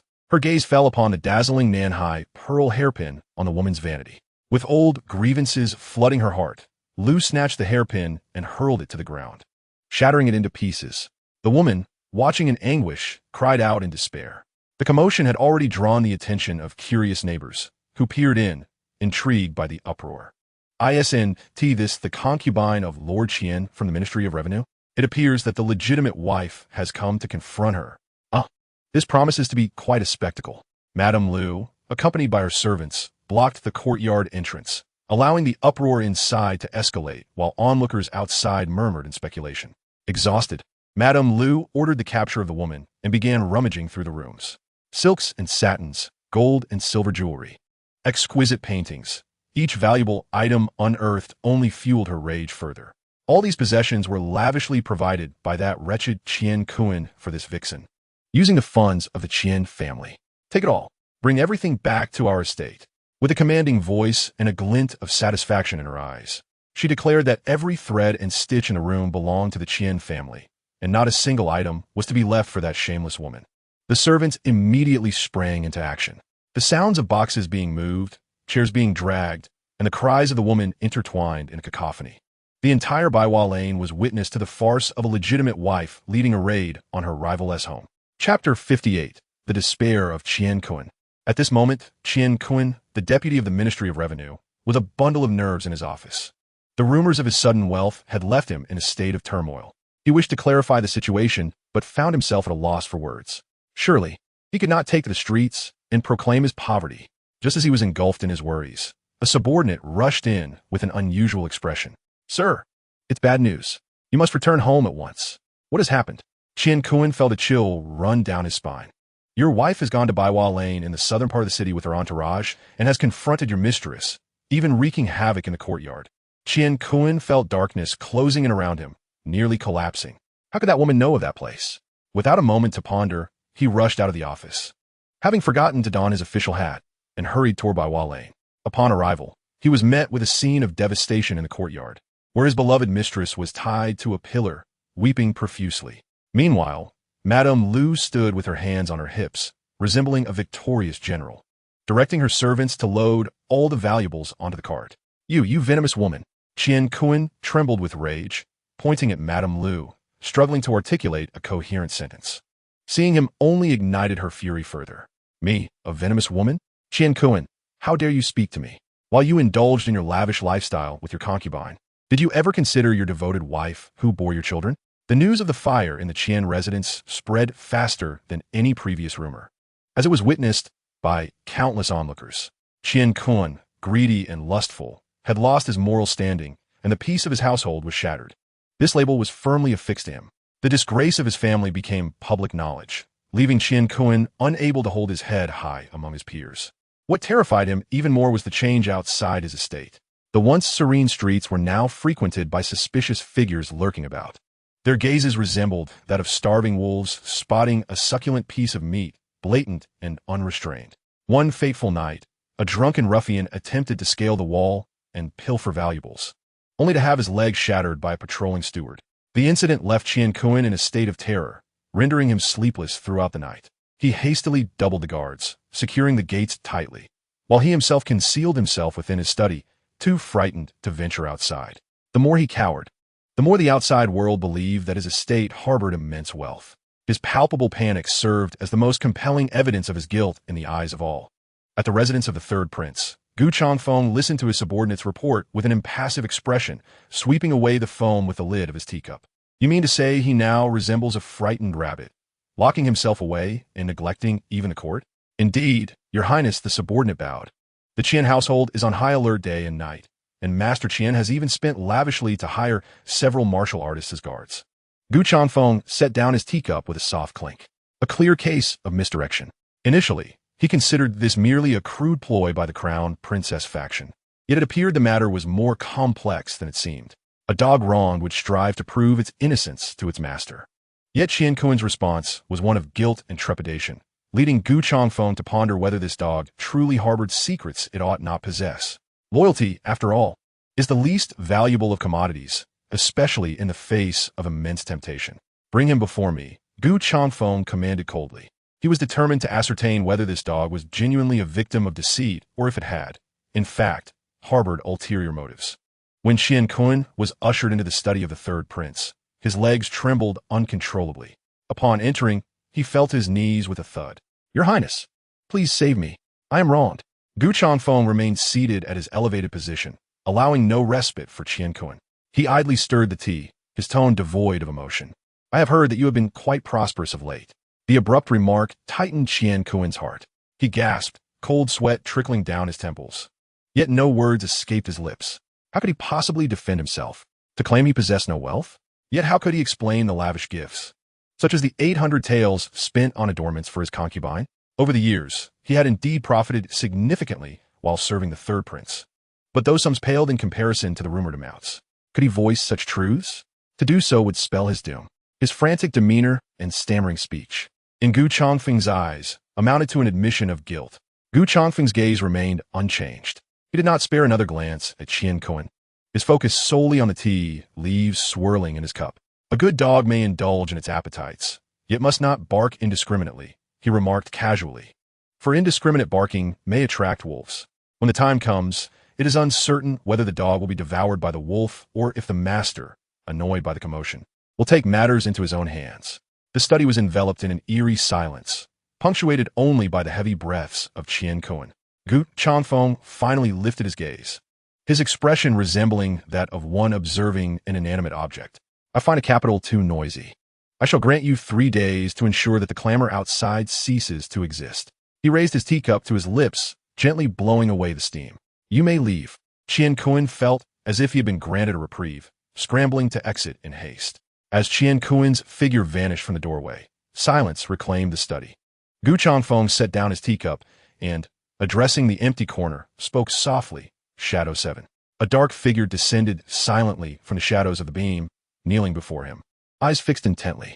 Gu Changfeng's voice remained unperturbed. If he wished to quell the disturbance, so be it. If he sought to escape the capital, he paused, savoring a sip of tea, refraining from further speech. Understood, the shadow responded, its form flickering before it melded back into the darkness, as if it had never been there. Alone in the study, Gu Changfeng leisurely savored his tea. It was not until he stepped out of the gates of the third prince's residence, the cold wind striking him, that Qian Kuan regained his senses. His back was drenched in cold sweat. The third prince did not trust him. The third prince expected him to resolve his own troubles. But how could he? Those rumors had entrenched themselves in the hearts of the people like a festering wound. The wolves watching him were poised to pounce, ready to tear him to shreds. And his greatest ally had relegated him to a mere dog, disposable at a whim. Despair and fear surged within him like an overwhelming tide. He trudged home, his mind a chaotic swirl. No, he could not simply sit idly by. He must survive. Since the third prince had withdrawn his protection, he was left to fend for himself. A mad notion began to take shape in his mind. He still held a few of the third prince's secrets in his grasp. Those could become his talisman for survival. Upon returning home, the servants averted their eyes from him, as if he were a harbinger of misfortune. His wife, Lu, sat in the main hall, offering nothing more than a cold snort at his return, too apathetic to even lift her eyelids. Ignoring her, Qian Kuan strode directly into his study. He locked the door behind him, lit a candle, and approached the wall, shifting a row of bookshelves to reveal a hidden compartment. With trembling hands, he retrieved a locked iron box from within. It contained the records of the unsavory deeds he had conducted for the third prince over the years. His final trump card. However, just as he produced the key to unlock the box, a gust of wind flung the window open with a creak. A shadow appeared silently outside the window. Qian Kuan whipped around, his pupils constricting in shock. A woman clad in black stood outside, her face obscured by a mask, holding a bloodied knife in her hand. Master Qian, the voice was hoarse and frigid. My master wishes to invite you for a cup of tea. Chapter 59. The Black-Clad Soul Snatcher, the Jade-Boned Unfastening. The flickering candlelight illuminated Qian Kuan's ghastly pale visage. He fixated intently on the masked woman outside the window, as well as the bloody blade still dripping crimson. His very lifeblood seemingly congealed in his veins. The third prince has indeed sent someone. The key in Qian Kuan's hand clattered to the ground, his legs buckled, and he collapsed, clutching the iron box tightly to his chest. Who is your master? His voice trembled, clinging to a final shred of hope. Master Qian, why feign ignorance? The voice beneath the mask was raspy and cold. My master possesses little patience and detests waiting. As the figure stepped through the window, the temperature within the room plummeted. A heavy stench of blood pervaded the air, mingling with the palpable aura of menace emanating from the intruder, nearly inducing retching in Qian Kuan. He was finished. He comprehended that the so-called invitation for tea was naught but a summons to the netherworld for Meng Po's soup. I will go with you, Qian Kuan despaired, closing his eyes and pleading, please spare my family. They know nothing. The black-clad figure offered no reply, but advanced towards him with deliberate steps. Qian Kuan's heart raced. The icy chill of the blade, now palpable against his skin. Yet, the figure halted before him, refraining from striking. Instead, she extended her unarmed hand. Before we enjoy tea, relinquish what should not be brought. Qian Kuan was taken aback, instinctively tightening his grip on the iron box. The black-clad figure wasted no words, her wrist flicked, and the bloody blade was poised against Qian Kuan's throat. The icy sensation sent shivers coursing through him. Leave the item, and you may live a few more days. The voice held no emotion. My master abhors inconvenient loose ends. Qian Kuan comprehended fully. The third prince did not intend to slay him immediately, but sought first to reclaim the iron box that held his fate before erasing him without leaving a trace. His last bargaining chip was being stripped away. Instinct for survival compelled him to clutch the box fiercely, yet the blade at his throat rendered him unable to breathe freely. The figure, losing patience, reached out with her other hand and effortlessly seized the iron box from his grasp. Qian Kuan watched helplessly as his last hope was taken away, feeling as if all strength had been drained from his bones, collapsing to the floor. The black-clad figure weighed the iron box in her hand before turning to depart. Master Qian, relish your final moments. Her words barely faded before her silhouette vanished out the window, like a specter. In the study, only Qian Kuan remained, sprawled on the floor, gasping for air, his eyes brimming with despair. A quarter of an hour later, in the tranquil Heart courtyard, a shadow slipped silently through the window like a ghost. A figure clad in dark attire approached, placing a heavy iron box upon Changsheng's table, producing a dull thud. As the mask was removed, the exquisite yet frigid visage of Ling Xuanyue emerged. The item has been retrieved. Her voice remained devoid of inflection. Changsheng set aside the scroll in his hands, his gaze traversing her form before finally settling on the iron box. He believed? Indeed. Ling Xuanyue's tone was flat.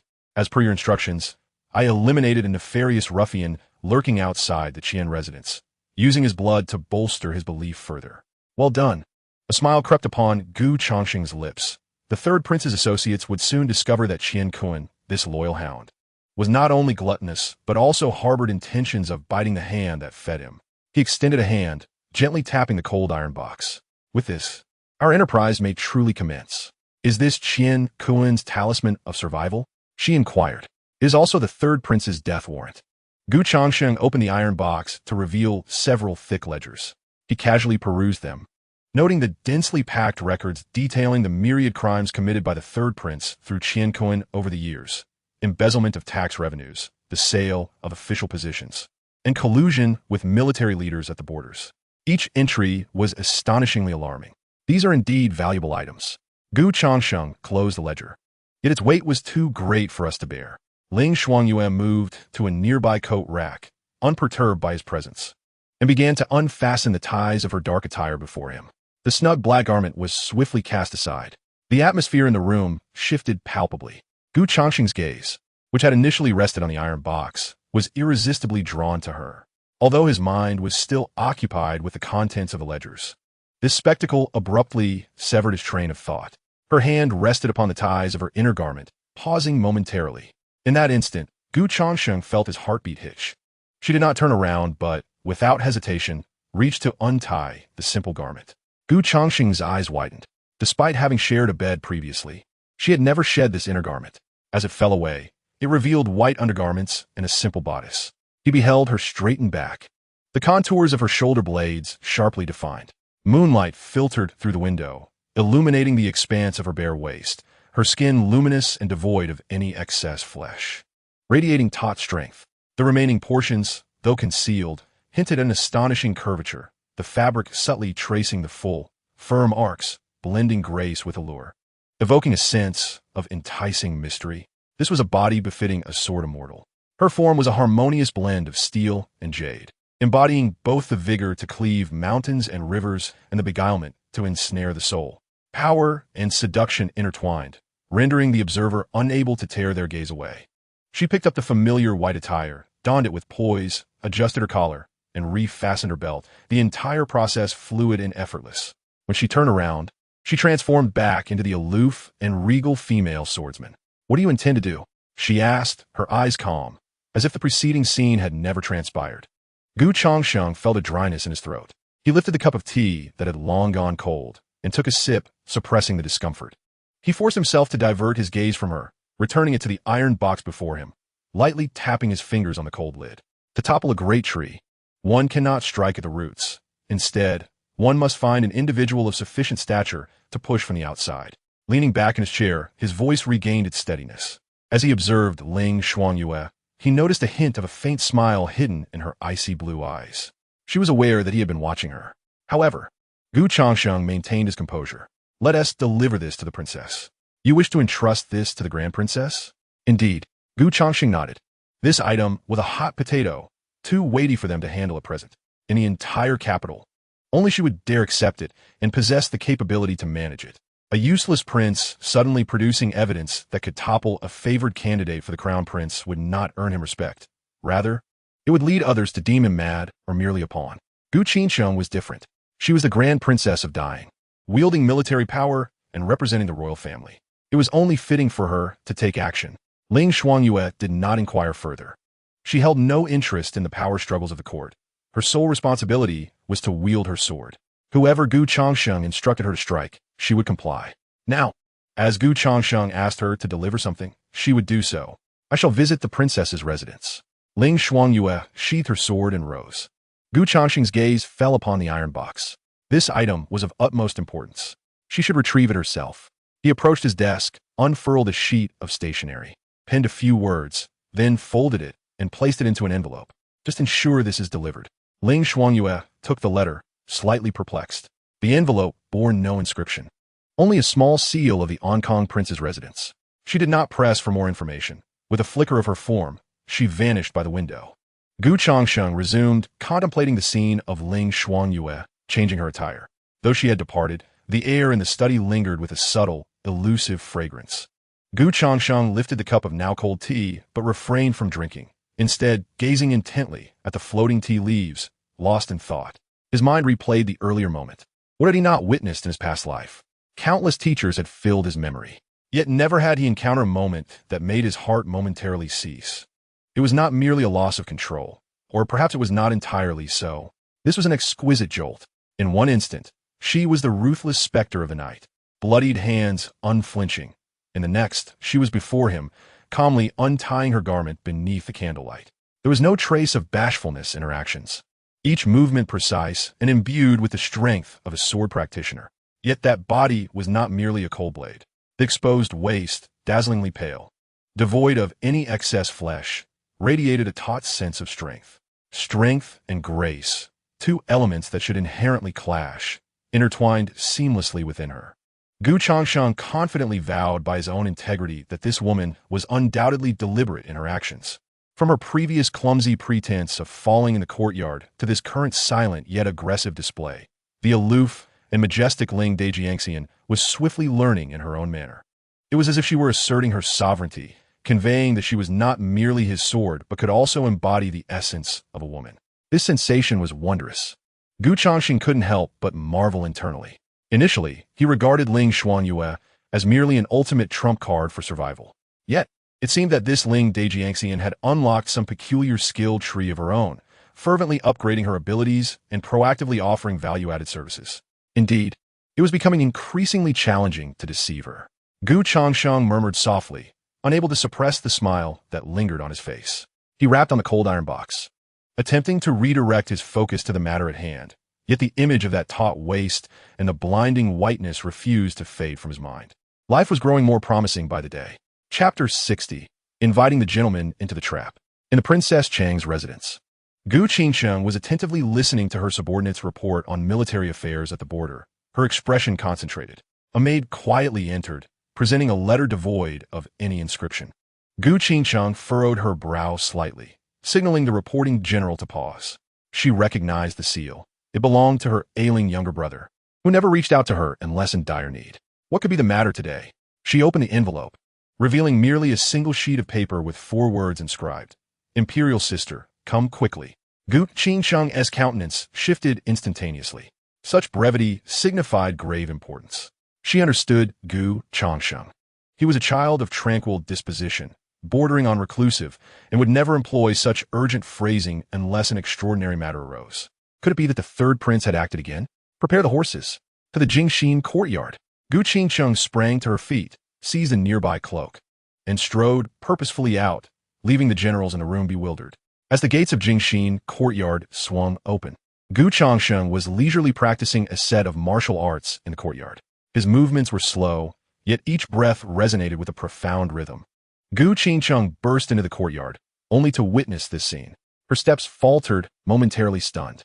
Before her stood her brother, whose figure, though still somewhat slender, bore a rosy complexion and a steady breath, far removed from the frail state she had once known. The subtle yet robust fluctuations of his vitality far surpassed that of an ordinary postnatal martial artist. Changsheng, your health. Gu Changsheng's voice trembled slightly.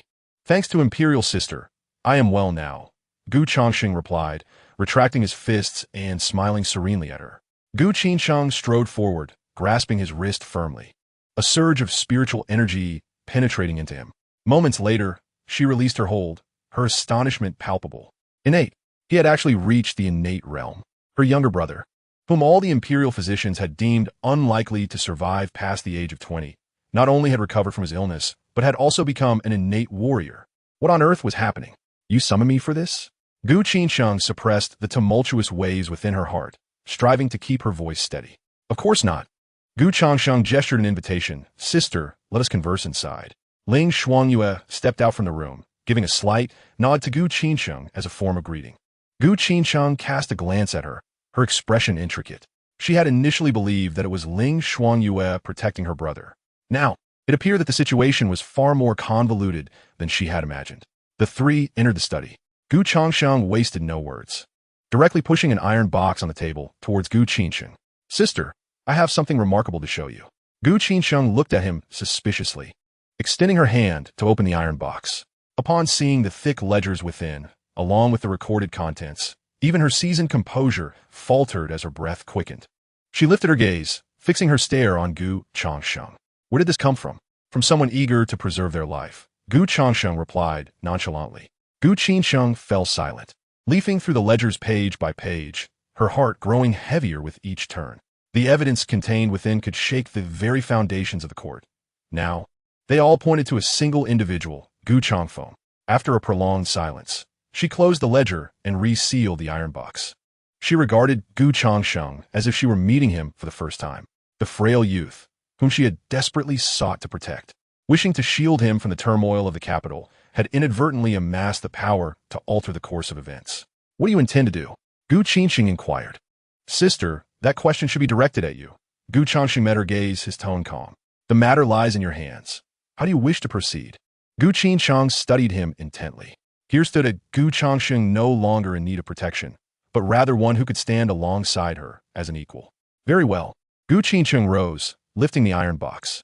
You are to refrain from intervening in this matter. As she approached the door, she paused, glancing back at Ling Xuangyue, who stood behind Gu Changsheng. Protect him. With that, she departed, the iron box, capable of causing seismic upheaval in the capital, in her possession. Once Gu Changsheng left, silence enveloped the study. Ling Xuangyue gazed at the untouched cup of tea before her and asked, what will she do? Gu Changsheng smiled lightly. The third prince is her most pressing concern. Now armed with this weapon, she shall not allow it to rust. My sister acts with decisiveness, yet she is equally prudent. She will not present the ledger immediately. A dead account, no matter how compelling the evidence, would allow Gu Changfeng to devise 100 ways to extricate himself, perhaps even to turn the tables. What she requires is a living testament, a witness capable of breathing life into this ledger. Qiankun. Ling Xuangyue instantly comprehended his intent. Indeed, Gu Changsheng reclined against the chair's back. Now, it was our turn to assist the crown princess. The night was profound. Within the Qian residence, an eerie silence prevailed. Qiankun sat in the study, the flickering candlelight casting shadows that played upon his face, oscillating between illumination and darkness. He had become a pawn. He contemplated fleeing. Yet the entire capital was rife with the third prince's spies. Where could he possibly escape? He yearned for salvation. But his last card had been seized by that enigmatic figure in black. Despair enveloped him like a vast net, ensnaring him completely. Just as his heart turned to ashes, a gentle knock resonated 3 times at the window. Tap, tap, tap. Startled, Qiankun nearly toppled from his chair. Who? His voice trembled. Outside the window, silence prevailed. Only a slip of paper was slipped through the crack. Qian Kun hesitated for a moment, then mustered his courage, trembling as he approached to retrieve the note. On the paper, a single sentence awaited him. If you wish to survive and protect your family, do as I instruct. There was no signature, merely an address and a time. Qian Kun's heart raced. Who could this be? A servant of the crown prince? Or perhaps an associate of the grand princess? Regardless of the identity, this was his final and only opportunity. He clutched the note tightly, a flicker of survival instinct reigniting in his eyes. If death were to come, he would ensure he took someone down with him. The following day, at Zue Xianfeng, Yinshu lounged languidly upon a soft couch, listening to Su Ruiyan's report. A hint of languorous amusement gracing her lips. You mean to say that the seventh prince sent you to convey that Qian Kun would wait at the dilapidated temple in the western part of the city? Indeed, Su Ruiyan affirmed, and the time was set for the third watch of the night. Yinshu's slender fingers lightly tapped the tabletop, a glimmer of sharpness flickering in her eyes. Intriguing, she mused quietly, as he anticipated the third prince's actions and preemptively arranged an escape route for Qian Kun. Su Ruiyan added, the prince also instructed my people to casually divulge a piece of intelligence at the residence of the minister of the Dali Temple, suggesting that a wanted criminal intended to rendezvous with foreign elements at the dilapidated temple during the third watch. Yinshu's movements ceased. A twofold strategy. Not only did he aim to rescue Qian Kun, the tainted witness, but he also sought to transform the third prince's attempt at silencing him into an act of collusion with foreign adversaries, thereby instigating a flight from justice. Furthermore, he intended to leverage the Dali Temple's influence to escalate the matter significantly. Such ruthless tactics. This seventh prince, Yinshu exhaled softly, truly grows more inscrutable by the day. Let's proceed as he suggests. Yinshu rose and moved to the window. Additionally, instructing Yu Tower to mobilize all our hidden operatives in the capital. Tonight, any stirrer in the dilapidated temple on the western outskirts shall reach my ears first. She gazed out at the bustling capital, as if she could already scent the impending storm's sanguine foreboding in the air. Chapter 61. The fragrant disruption of sword intent. The cold moon determines the kill. In the serene chambers of the quiet heart garden, Ling Shuangyue sat cross-legged beneath the lamp, a long sword resting upon her knees. Her eyes were gently closed, fingers hovering above the sword's blade as a stream of pure spiritual energy flowed from her fingertips, cascading over the sword's surface. The blade emitted a melodious hum, its form shimmering, becoming as clear as crystal. A lock of black hair slipped from behind her ear, cascading beside her cheek, swaying softly with her steady breath. Do not move, Changsheng spoke. Ling Shuangyue's body stiffened, her spiritual energy retracting in an instant, yet she did not turn. A wave of unfamiliar tension coursed up her spine, causing her grip on the hilt to tighten instinctively.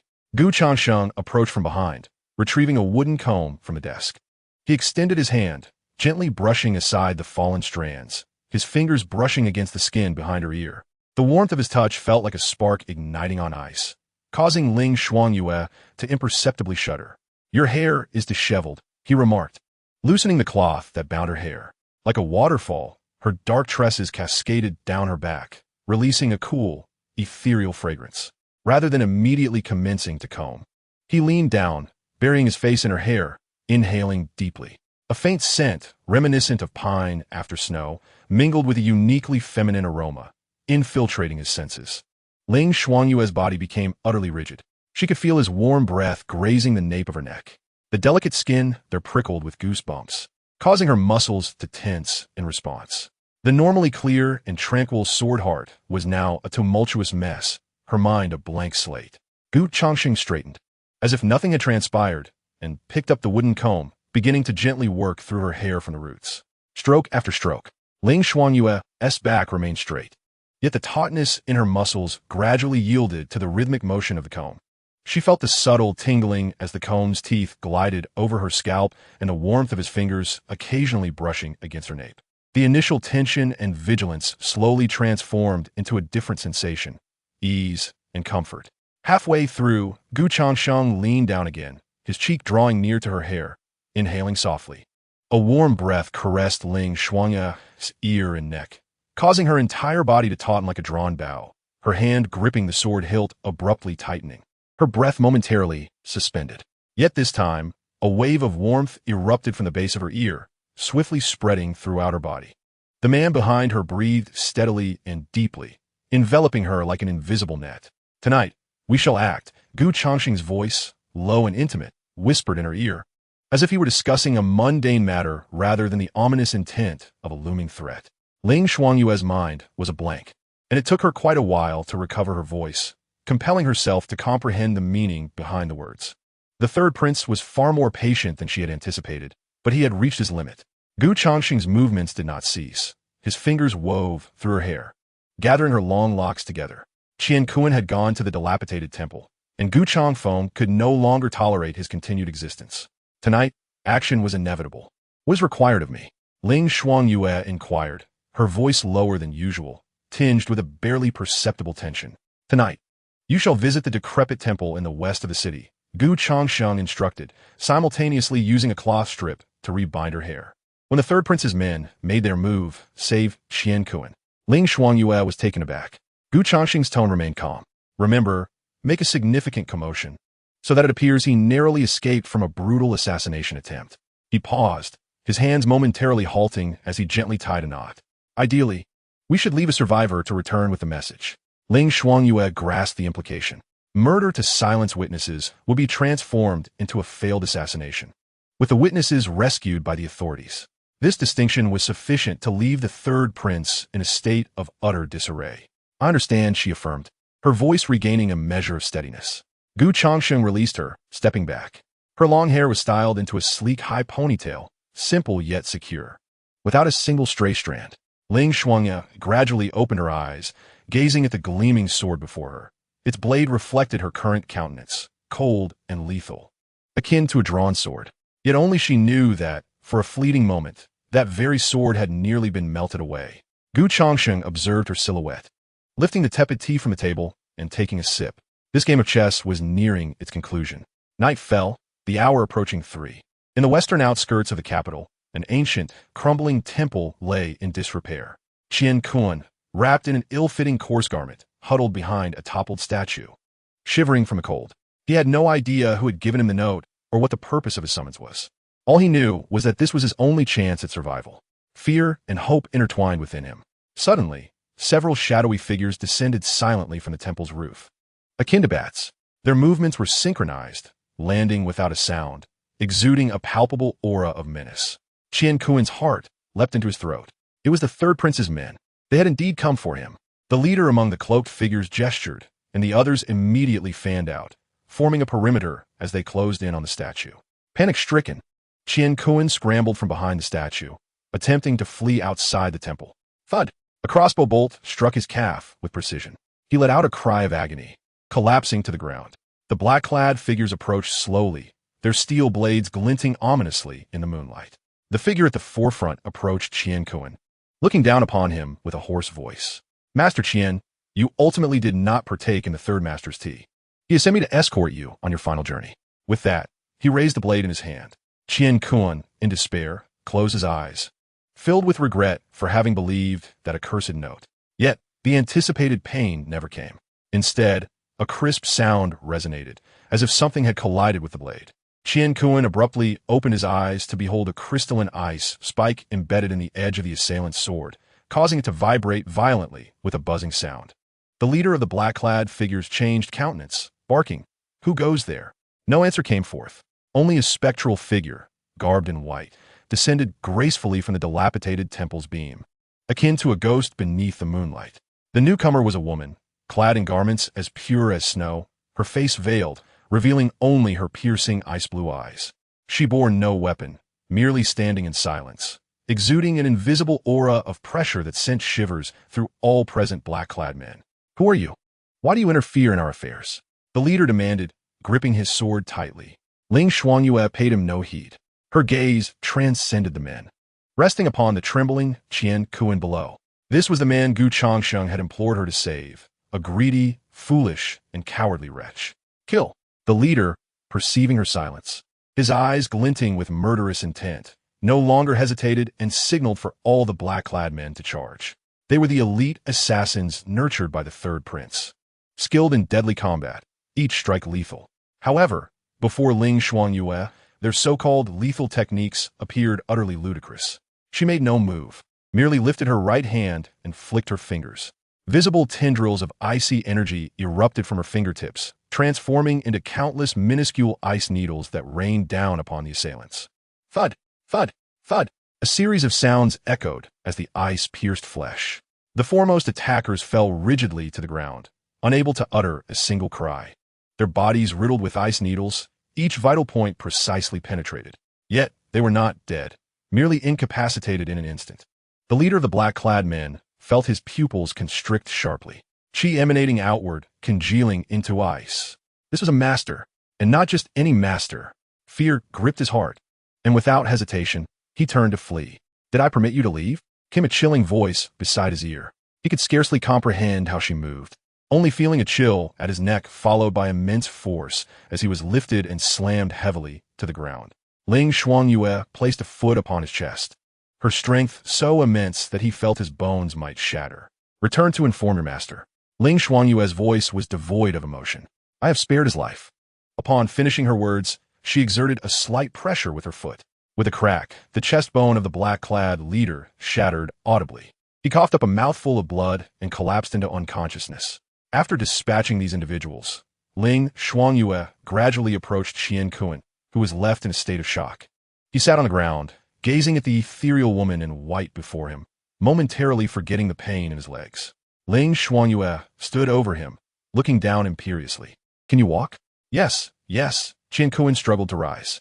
Just then, outside the dilapidated temple, a flurry of footsteps and the illumination of torches echoed. "The officials of Dali Si have arrived. You are surrounded." A commanding voice shattered the night's stillness. Qian Kun was momentarily stunned. Then a look of ecstatic relief spread across his face. The authorities had come. He was saved. He turned to Ling Xuanyue, eager to express his gratitude. However, what greeted him was the chilling edge of sword. Unbeknownst to him, Ling Xuanyue had drawn her sword, its tip now pressed against his throat. The joy on Qian Kun's face froze instantly. "You, if you wish to live, cooperate." Ling Xuanyue's voice remained icy. She held Qian Kun hostage, step by step, exiting the dilapidated temple. Outside, the torches blazed brightly. Dozens of officials from Dali Si had surrounded the temple tightly. Leading them was Li Dequan, the chief minister of Dali Si. Upon seeing a masked woman holding a wounded fat man emerging from the temple, he was taken aback. "Bold renegade, release the hostage immediately and surrender." Li Dequan commanded sternly. Ling Xuanyue paid him no heed, continuing to escort Qian Kun slowly toward the perimeter of the encirclement. Her aura was so formidable that the officials hesitated, daunted by her presence. Li Dequan's face turned ashen, and he was about to order his men to shoot.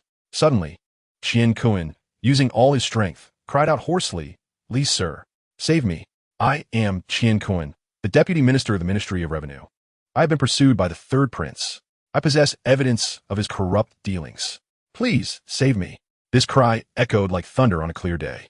All the officials present were rendered speechless. Li Dequan's pupils constricta sharply. Chapter 62. The Empress Dowager's Consideration. The official robe of Li Dequan, chief of Dali Si, fluttered in the night breeze. He gazed at the empty entrance of the dilapidated temple, then glanced at the bodies of several black-clad men lying on the ground. His expression darker than the bottom of a pot. The deputy minister of revenue, Qian Kun, had been abducted before him and his dozens of subordinates by a mysterious woman. Before leaving, he had uttered words that could shake the capital to its core. "My lord, what shall we do now?" A trusted lieutenant approached, lowering his voice, revealing that this matter involved the third prince. Li Dequan remained silent, crouching down to examine the black-clad figures. Each displayed exceptional skills and ferocity, yet they were incapacitated by an inexplicable method, leaving no casualties. Observing the leader, whose ribcage lay fractured and unconscious, it was evident that someone had spared his life. This was a clash of masters, and the adversary had shown utter disregard for their authority as officials. "Bring all survivors back for rigorous interrogation," Li Dequan commanded, standing upright with a steady voice. "Furthermore, seal off the scene. No detail must be overlooked." "What did you hear from Lord Qian's shouts?" Li Dequan shot a cold glance at him. The lieutenant shivered internally, immediately bowing his head. "I heard nothing, my lord." Li Dequan rubbed his throbbing temples. Although he himself had heard nothing, could he truly silence the dozens present at the scene? By dawn, This incident would echo through the ears of every noble in the capital. The third prince's residence had likely already received word. He gazed up at the night sky, sensing a shift looming over the capital. At the third princess' study, Gu Changfeng listened quietly to Ying Qi's report, his face betraying no emotion. A master, condensing energy into ice, incapacitated my men in an instant and brazenly took Qian Kun before the Dali temple. His voice was calm, devoid of any discernible anger or joy. Indeed, Ying Qi knelt, his head bowed low. It is my failure to manage this matter. I request your punishment, your highness. Gu Changfeng ignored the plea for punishment. Rising, he walked to the window, gazing into the heavy darkness outside. The plan had failed. Not only had it failed, but he had also been outmaneuvered. The adversary had anticipated his actions, calculated the timing, and even ensnared the Dali Temple personnel in their scheme. Now, Qian Kun had become a living witness, a potential liability. Meanwhile, Gu Changfeng had become the fool caught in the act of silencing him. Have we uncovered the origin of that master? No leads, Ying Qi replied, his voice strained. Among the notable masters in the capital, there was no record of this individual. Her martial arts appeared to have emerged from thin air. Emerging from thin air? Gu Changfeng's mind conjured the image of a cold, proud face, the woman regarded as a prize, sent from Beiyin to the capital, and then bestowed upon the seventh prince by their father. The female sword immortal of Daxia, Ling Shuangyue. Such resilience, that Ling Shuangyue, Gu Changfeng murmured softly. Your Highness, regarding the Dali Temple, have a deputy minister of justice, Wang Su, devise a plan. Gu Changfeng turned, his eyes glinting with frigid malice. Qian Kun's lips must be pried open, and he must be silenced forever. His influence within the Dali Temple was shallow, making direct silencing unfeasible. However, applying pressure through the Ministry of Justice to orchestrate a fatal accident during interrogation was certainly within reach. Understood. In the study, only Gu Changfeng remained alone. He returned to his desk, lifted the cup of tea that had long since gone cold, and drank it all in one gulp. The chilled liquid mirrored the icy state of his heart at that moment. He was acutely aware that he was at a disadvantage in this game of chess. Yet he refused to concede defeat. As long as his father, the emperor, remained in seclusion, and he held a significant portion of power within the court, he still had a chance to turn the tide. At the residence of the princess, Gu Changsheng rose abruptly from her seat after receiving a confidential report from her subordinate. What did you say? Qian Kun was rescued by a masked woman in white, who openly accused the third prince of attempting to silence him. Absolutely true, the spy replied. His head bowed. The entire Dali Temple is ablaze with light. Li Dequan is conducting overnight interrogations of the captured assassins. Gu Qingshang paced back and forth in her room, her emotions surging. She understood all too well what this signified. A living witness, Qian Kun, who dared to publicly accuse the third prince, held more weight than all 10 account books combined. That woman in white. Who else could it be but Ling Shuangyue? This was the handiwork of Changsheng. He not only handed the knife to himself, but also sharpened it personally. How much more did this brother of hers conceal that could astonish her? Prepare the carriage. We're going to Sinang Palace. Gu Qingshang halted, her eyes gleaming. The account books were mere inanimate objects, but Qian Kun was a human witness. Now, both witness and evidence were in hand. She intended to meet that formidable woman of the imperial harem, her grandmother, Empress Dowager Shao. This time, she would ensure that Gu Changfeng would have no chance of recovery. Inside Sinang Palace, the air was filled with the faint scent of sandalwood. A woman in her 30s, adorned in palace attire, sat quietly by the window, gazing at a cauldron of incense smoke. She was Empress Dowager Shao Hongya. Though she had surpassed her 60s, the passage of time had left few marks upon her visage. Her foundational cultivation allowed her to retain an astonishing beauty. She appeared less like the ruler of the harem and more like an unworldly sage. As Gu Qingsheng entered, carrying an iron box and exuding an aura of coldness, the empress slowly turned her head, her gaze tranquil as still water. Changsheng, what brings you here so late? Is there an issue at the border?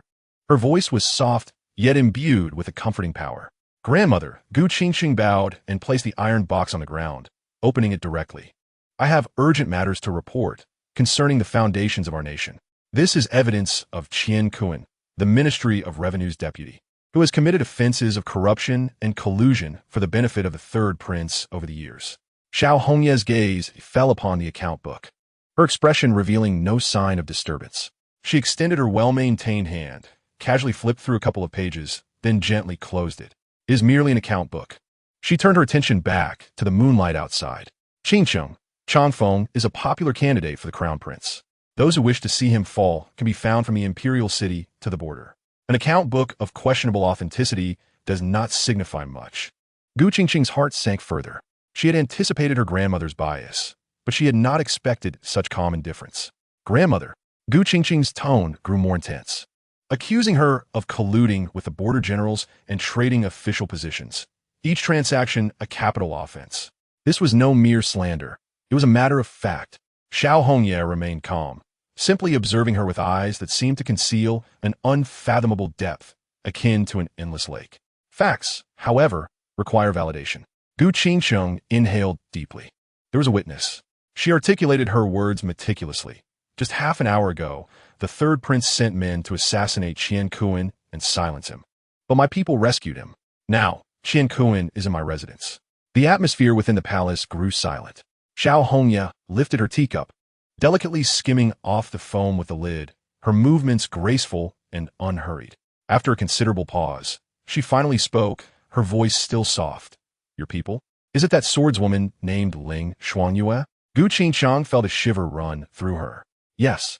Is she not residing in the Jingxin courtyard of the seventh prince? Xiao Hongye set down her teacup, her gaze fixed on Gu Qingqing's taut face. So, the one who saved Qian Kuan, was it truly your person? Or was it the seventh prince's? Gu Qingsheng found herself at a loss for words. Xiao Hongye rose and approached her, gently straightening her somewhat disheveled collar. Qingsheng, you're a clever child. You ought to understand that some murky waters are not meant for everyone to traverse. She gestured towards the iron box on the floor. The Longfeng faction is entwined with complex forces within the court. Do you intend to set the entire court ablaze with this ledger? The emperor remains in seclusion. Stability is essential for the realm. If Longfeng falters, and the crown prince proves feeble, who will stabilize the situation? When chaos ensues, who stands to gain? Gu Qingqing's hands clenched tightly, turning pale. But allowing him to act recklessly will only undermine the foundation of our great Jing. Foundation? A faint, almost imperceptible smile graced Xiao Hongye's lips. As long as imperial authority endures, the foundation cannot be disturbed. She waved her hand dismissively and returned to the window. Take this back with you. I am unaware of these matters, nor have I witnessed them. Gu Qingsheng stood rooted in place, unwilling to move. She felt a surge of frustration. Xiao Hongye gazed out the window, seemingly speaking to herself. However, I can provide you with a clear path. What would you suggest, grandmother? This fire was ignited by the seventh prince. Xiao Hongye's tone carried a hint of inquiry. Whether the flames are fierce or feeble depends on the skill of the one tending to it. You should inquire with him and see how he wishes to conclude this. Let him contend with Longfeng. Regardless of who emerges victorious or defeated, the court will ultimately still bear the Gu surname. Do you comprehend? Gu Qingqing's heart sank. She understood now. The Empress Dowager did not wish to intervene. Rather, she preferred to remain an observer. She intended to watch the conflict unfold from a distance. She viewed her grandson, Gu Changsheng, as a mere pawn to test the depths of Gu Changfeng's waters. Such a ruthless heart. Grandmother, I take my leave. Gu Qingsheng grasped the iron box and turned to depart. Chapter 63. The Emperor emerges from seclusion. Jingxin courtyard. Gu Changsheng sat beneath the lamp, engrossed in a rare tome. Ling Shuangyue sat opposite him, her eyes closed in quiet meditation, seemingly indifferent to the commotion surrounding her in the courtyard. When Gu Qingsheng stormed in, carrying an iron box and radiating fury and coldness, Gu Changsheng did not even lift his gaze. Your Highness, have you come to challenge me to a game of chess at this late hour? Gu Qingsheng was in no mood for jest. She slammed the iron box onto the stone table, producing a dull thud. Grandmother refuses to intervene. Her voice was a bit hoarse. She instructed you to resolve this matter yourself. Gu Changsheng paused his movements, raising his head to meet Gu Qingqing's gaze, a knowing smile gracing his face. I have my suspicions. You suspected? Gu Qingsheng was taken aback. Your grandmother's character is well known to you, sister, he replied, placing a black piece on the board. She never engages in unprofitable ventures. Why would she act when she can watch the tigers fight from a distance? Gu Qingsheng fell silent. Now, she has passed this hot potato to us. She looked at Gu Changsheng. What do you intend to do? What shall we do? Gu Changsheng chuckled, placing another piece on the board, seemingly unfazed. Sister, do not be hasty. The pieces on the board have yet to be fully placed. It is too early to determine the victor. Just as Gu Changsheng was about to inquire further, urgent footsteps approached from outside the courtyard. A guard from the princess's residence rushed in. "Your Highness, someone from the palace has arrived." Gu Changsheng and Gu Changsheng exchanged startled glances, both sensing the gravity of the situation. An elderly eunuch clad in court attire entered, accompanied by several young attendants. The leading eunuch was Wang Difu, the emperor's chief steward. "We have met with the esteemed Long Princess and the esteemed Prince Ankong," he announced, his high-pitched voice piercing the stillness of the night. "His Majesty is well and has emerged from seclusion today at the hour of the rooster." With a smile plastered on his face, he continued, "His Majesty decrees that all princes and princesses must attend an audience in the Hall of Supreme Harmony tomorrow at the hour of the dragon. Not a single one may be absent." Each word struck Gu Changsheng and Gu Changsheng like heavy blows. Their father had emerged from seclusion. At this most delicate and tense moment, was it mere coincidence? Gu Changsheng gazed at Wang Difu's smiling face, a chill creeping down her spine. Why, after years of neglecting state affairs, would the emperor choose to emerge just as the third prince was on the brink of being toppled? And why summon all his children? "I understand," Gu Changsheng said, waving her hand. "Thank you, Steward Wang, for your efforts. You may return. Your Highness is too kind. It is all for His Majesty's welfare." Wang Difu replied, bowing again, his gaze briefly scanning the iron box on the table before he turned and left with his entourage. Once Wang Difu departed, the courtyard fell into a deathly silence. "Changsheng, what does this mean?" Gu Changsheng asked, perplexed. "Sister, do not panic," Gu Changsheng replied, rising to gather the chess pieces one by one and return them to the box. The emperor's maneuver disrupted everyone's plans, yet it may not have been devoid of opportunity. His movements were measured, as if nothing had transpired. Gu Changsheng observed his composed demeanor, and her tumultuous thoughts gradually settled. What did he intend to do? Protect the third prince? Uncertain. Gu Changsheng shook his head. Accompanying a monarch is akin to treading alongside a tiger, and the divine will is unpredictable. However, one thing was certain. He did not wish for chaos to engulf the capital. He carefully stored away the last piece on the chessboard and closed the lid of the box. "We have prepared for so long for this very day. Now, we merely shift the chessboard from the court to the emperor's presence." He turned to Gu Changsheng and smiled. "Sister, you should return and rest well tonight. Tomorrow, we shall observe the unfolding events." Gu Changsheng regarded him for a long moment before nodding. "Be cautious." She refrained from mentioning the iron box again and turned to leave. She understood that dwelling on these matters was futile at this juncture. Tomorrow at the Taya Hall would reveal the true nature of the game. After Gu Changsheng departed, Ling Xuanyue, who had been resting with her eyes closed, opened them. She gazed at Gu Changsheng, her ice blue eyes reflecting the flickering candlelight. Is the emperor formidable? Uncertain. Gu Changsheng seated himself beside her. "I have only encountered him a few times in my childhood. I have no vivid recollections. However, to maintain dominion over Jing for 30 years, he is certainly no fool." He poured himself a cup of tea from the pot on the table. "Tomorrow may hold dangers. I shall accompany you." Ling Xuanyue's voice was soft yet resolute. Gu Changsheng met her gaze and did not refuse. "Very well. Rest early." After finishing his tea, Gu Changsheng rose, invigorated, ready to witness the spectacle of the morrow.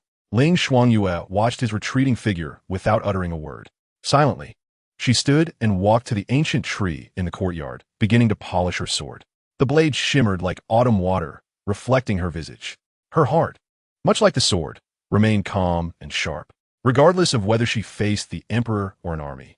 Anyone who dared to challenge him must first reckon with the sword in her grasp. The following day, at the hour of Chun, within the Taya Hall. The hall was vast and empty, devoid of court officials. Princes and princesses stood in their respective positions, flanking either side.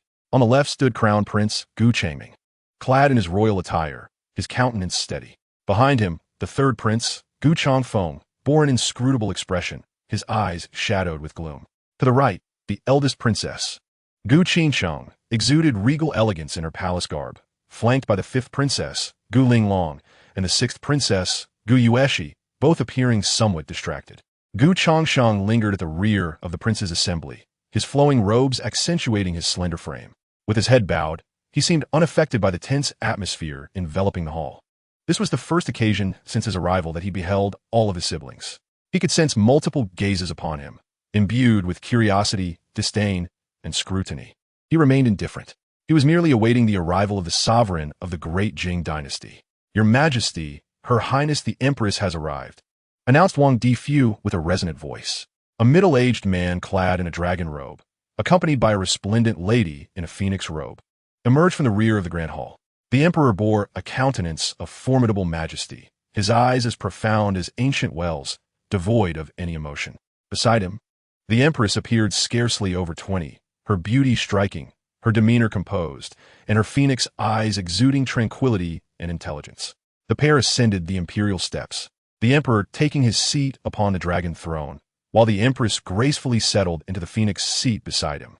An invisible pressure instantaneously enveloped the entire hall. Changsheng could sense that this weightiness stemmed not solely from the emperor's rank. His father was a master of extraordinary skill. "My son, I pay my respects to you. Father, mother, may your esteemed selves enjoy lasting peace and health." All the princes and princesses knelt in reverence. "Rise," commanded the emperor, his voice unassuming yet imbued with an irresistible authority. Leaning back in his dragon throne, he scanned the faces of each child. The empress sat composed, her gaze serene yet observant, absorbing the expressions of all present. When the emperor's eyes landed on Changsheng, he paused momentarily. "Seventh," he addressed. Changsheng's heart tightened as he raised his head. "I am here. I have heard that your ailment has been cured." The emperor's tone remained neutral. The empress's gaze also shifted to him, her demeanor gentle. "Thanks to Father's great fortune, I have fortuitously recovered," Changsheng replied with measured respect. "Good, very good." The emperor acknowledged with a slight nod, his emotions inscrutable. His gaze then turned to the third prince, Changfeng. "Third," he called. "I am here." Changfeng responded with a bow. "I have heard that you have caused quite a stir in the capital recently." The emperor's voice retained its flatness. Yet this query caused the temperature in the hall to plummet to a chilling low. The empress, seated in the phoenix position, momentarily paused as she served tea. Her phoenix eyes scanning Changfeng before darting to her son, the crown prince Changming. Changfeng's body stiffened. He took a deep breath, poised to defend himself. Suddenly, with a resounding crash, an account book was hurled from the dragon throne, landing heavily in the center of the hall. "Who can explain to me what this is?" Chapter 64. The Emperor's Fury. The account book thudded against the cold floor tiles, producing a muffled sound that resonated like a heavy hammer, striking the hearts of all present in the tile hall. Every gaze converged upon Changfeng. A barely perceptible curve appeared at the corner of the crown prince's mouth, only to quickly revert to a facade of calm. Princess Changsheng's expression darkened like water, her gaze fixed intently on her younger brother. The fifth and sixth princesses, faces marked by fear, instinctively recoiled, wary of collateral damage. In an instant, Changfeng's complexion turned ashen. He suddenly knelt on the ground, his forehead striking heavily against the surface. "Father, please quell your anger. Your son has committed an oversight." His voice carried just the right amount of trepidation, devoid of panic. "As the assistant to the Ministry of Revenue, I failed to timely uncover the avaricious and corrupt worm that is Changsheng. This is my fault. Please, Father, impose your punishment." His plea for forgiveness was articulated flawlessly. He shifted all blame onto Changsheng, absolving himself completely, accepting only a minor lapse in vigilance. The emperor, seated upon the dragon throne, observed him with an impassive expression. "A lapse in vigilance?"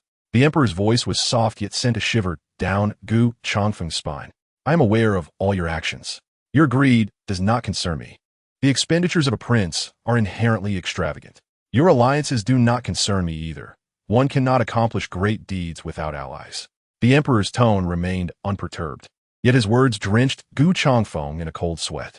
"What troubles me is your lack of integrity in your duties." The emperor's gaze shifted toward Changsheng at the end of the line. "You allowed the seventh prince to seize the initiative, causing a tumult that brought shame upon the royal family. You could not even manage a minor official in the Ministry of Revenue. After all these years of my seclusion, is this the extent of your capabilities?" This statement was more humiliating than a direct reprimand. It implied that he could not even best a fool. Changfeng lowered his head even further, clenching his jaw in silence. He understood that any defense at this moment would be superfluous. Changsheng felt a flicker of doubt in his heart. This father of theirs was intriguing. He seemed indifferent to the third prince's corruption and factionalism, yet was concerned about the scandal's magnitude and the royal family's reputation. Was the emperor's authority more significant than the law? Moreover, his demeanor toward Changsheng appeared surprisingly lenient. Devoid of any disdain, as if merely stating a fact. This took Changsheng aback. From this day forth, I revoke your authority in the Ministry of Revenue. The emperor's voice solidified the matter.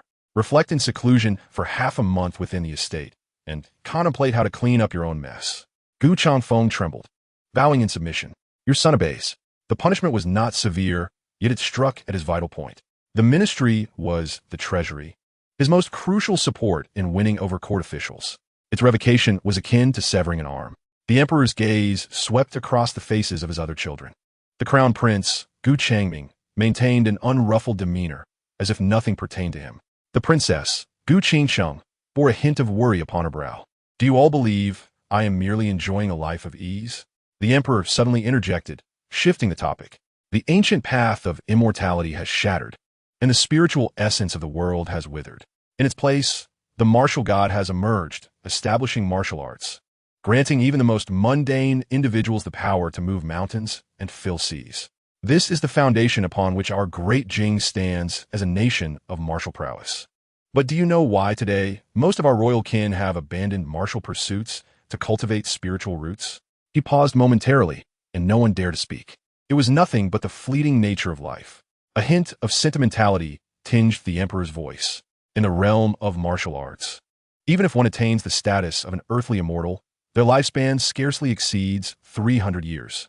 However, those who cultivate spirituality, once they establish their foundation, may enjoy a lifespan of 200 to 300 years, and those who reach the golden core stage can live for as long as 800 years.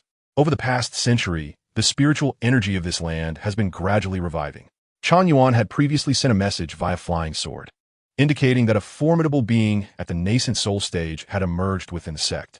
Earthly immortals can barely contend with golden cores. But what are those at the nascent soul stage or beyond?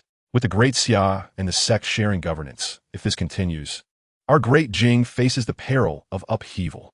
As soon as the words fell, an overwhelming pressure surged throughout the Taya Hall. Gu Changsheng felt the air thicken, as if he were submerged in deep waters, making even breathing a struggle. The true energy within him was stifled under this immense weight, akin to a stream encountering the vast ocean rendered immobile. He glanced at his siblings beside him. The crown prince, Gu Changming, appeared pale and beaded with sweat, clearly enduring great hardship. The third prince, Gu Changfeng, trembled slightly. The princess, Gu Qingsheng, gritted her teeth, standing straight, yet her complexion was equally grim. As for the fifth and sixth princesses, they were nearly weak-kneed, struggling to maintain their stance. The pressure he felt was evidently less than that of the others. The oppressive force arrived swiftly, but dissipated just as quickly. Once the emperor retracted his aura, the air within the hall resumed its flow. Everyone gasped for breath, their gazes toward the dragon throne filled with reverence. Before they could regain their composure, Wang Difu, who stood nearby, suddenly knelt with a thud, his voice sharp and elevated with excitement. Congratulations, Your Majesty. Congratulations, Your Majesty. Your divine skills have reached fruition, attaining the golden core realm. This is a blessing for our great Jing, a fortune for the state. The golden core realm. A chill ran through Gu Changsheng's heart. His father was not only the emperor, but now also a formidable practitioner at the golden core stage. No wonder he had maintained his position on the dragon throne for 30 years, instilling fear in both powerful ministers and external relatives alike. The crown prince, Gu Changming, was the quickest to react, immediately kneeling and proclaiming, "Your son congratulates his majesty. May the Tao flourish, and may you enjoy boundless longevity." The other princes and princesses, as if awakening from a dream, also knelt and chorused, "Your son congratulates his majesty." Gu Changsheng, blending into the crowd, knelt as well, though turmoil surged within him. This old man was exceedingly shrewd. The emperor regarded his kneeling offspring with a blank expression, merely uttering 2 words, "Rise." Once everyone stood, his voice resonated once more, striking each heart. Remember this. Cultivation and strength are the essence of all. Without power, even if you occupy my position, you are merely a puppet. Changsheng, Changming, Changfeng. You 3 have attained foundational cultivation. Commendable. His gaze fell upon the 5th and 6th princesses, laden with evident dissatisfaction. As for you 2, as a scion of royal lineage, one is inherently endowed with spiritual roots. Yet, all you seem to indulge in is frivolity, neglecting your cultivation. Look at your meager cultivation level. You have barely reached the middle stage of qi refinement. What a disgrace. The fifth princess, Gu Linglong, and the sixth princess, Gu Yueshi, turned pale with fear and knelt once more, repeatedly begging for forgiveness. The emperor waved his hand dismissively, unwilling to spare them another glance. His gaze finally settled upon Gu Changsheng. You may all leave. Seventh stay. The princes and princesses filed out, and the heavy palace doors slowly closed, sealing off the outside world. In the vast Taiha Hall, apart from the imposing emperor seated upon the dragon throne and the empress elegantly occupying her phoenix seat, only Gu Changsheng and Wang Difu, who stood nearby with hands clasped, remained. The atmosphere grew even more oppressive than before. Chapter 65. A mother's love is like a veil. A sovereign's heart is like the sea. Changsheng, come to your mother. The empress suddenly spoke, her voice gentle, breaking the silence that enveloped the hall. Gu Changsheng obeyed and ascended the imperial steps. The empress had risen from her phoenix seat. She did not require him to bow, but instead approached him directly, scrutinizing his face with great care. She extended her hand, lightly caressing his cheek. Your complexion is still so pale. Is your body still unwell? A hint of nostalgia flickered in her eyes, mingling with an unmistakable tenderness. Indeed, you resemble your mother more and more. Subsequently, she embraced him. A faint fragrance wafted through the air, accompanied by a soft touch. Gu Changsheng's body stiffened slightly. The most awkward aspect of this cultivation world lay precisely here, being embraced by a woman who appeared no older than 20, seemingly younger than the university students he had encountered in his past life, in a manner reminiscent of my dear child, was a sensation that defied description. In that moment of warm embrace, a stream of spiritual energy flowed from her palm, swiftly coursing through Gu Changsheng's meridians. The true qi within him submitted meekly. Akin to a gentle lamb, he sensed that he was being scrutinized thoroughly, inside and out. Thoughts raced through Gu Changsheng's mind, yet his body completely relaxed, allowing the exploration to continue. Ding! Detected the chosen one, Xiao Wanji. Name, Xiao Wanji. Identity, Empress of Dejing. Strength, late stage of foundation establishment. Favorability, 75. Pity. Destiny value, 673. Strategy difficulty, low motherly love. Xiao, Empress? Could it be that the current Empress Dowager and the Empress are from the same family, with the Xiao family being the dynasty's purveyors of empresses? Gu Changsheng pondered silently. Moments later, the Empress released him, her face alight with uncontainable joy, turning excitedly toward the Emperor seated on the dragon throne. Your Majesty, look, Changsheng has truly recovered. He has indeed reached the innate realm, his foundation solid, and his vitality surpasses even that of the Xuanwu Guard. Her tone shifted slightly, tinged with regret. However, there are still no signs of spiritual roots within him. Nevertheless, to be free from his affliction is a tremendous blessing. The Emperor seated upon the dragon throne, his countenance unyielding, cast a profound gaze upon Gu Changsheng. Tell me, he commanded, how have you accomplished this? From a frail being deemed by all imperial physicians to have but 20 years to live, you have, overnight, undergone a remarkable transformation. What secret lies within you? In that moment, the air within the grand hall became palpable. This inquiry was inescapable. Gu Changsheng's thoughts raced as he prepared to deliver the carefully rehearsed response he had long envisioned. Suddenly, Wang Difu, standing to the side, stepped forward, bowing slightly, his voice thin yet imbued with an unusual conviction. Your Majesty, Your Highness, I dare to suggest that this matter may not harbor any secret. The Emperor glanced at him. Speak. Your Majesty may recall that our founding ancestor of the Great Jing dynasty possessed extraordinary strength, rising from obscurity to achieve a legendary status in martial arts by the age of 30, a once-in-a-millennium martial body. Wang Difu paused, casting a glance at Gu Changsheng, his voice rising in intensity. The seventh prince has been frail since childhood. Perhaps this is not an affliction, but rather a manifestation of a lineage too potent for an ordinary body to bear. Now that His Highness has reached adulthood, the dragon vein awakens, and the bloodline returns to its ancestral roots, unleashing an overwhelming vitality. This mirrors the very essence of our ancestors' dedication to martial arts. Though he may not possess a spiritual root, it is indeed heaven's favor upon our dynasty, allowing our royal family to produce another martial legend. His words were fervent and compelling.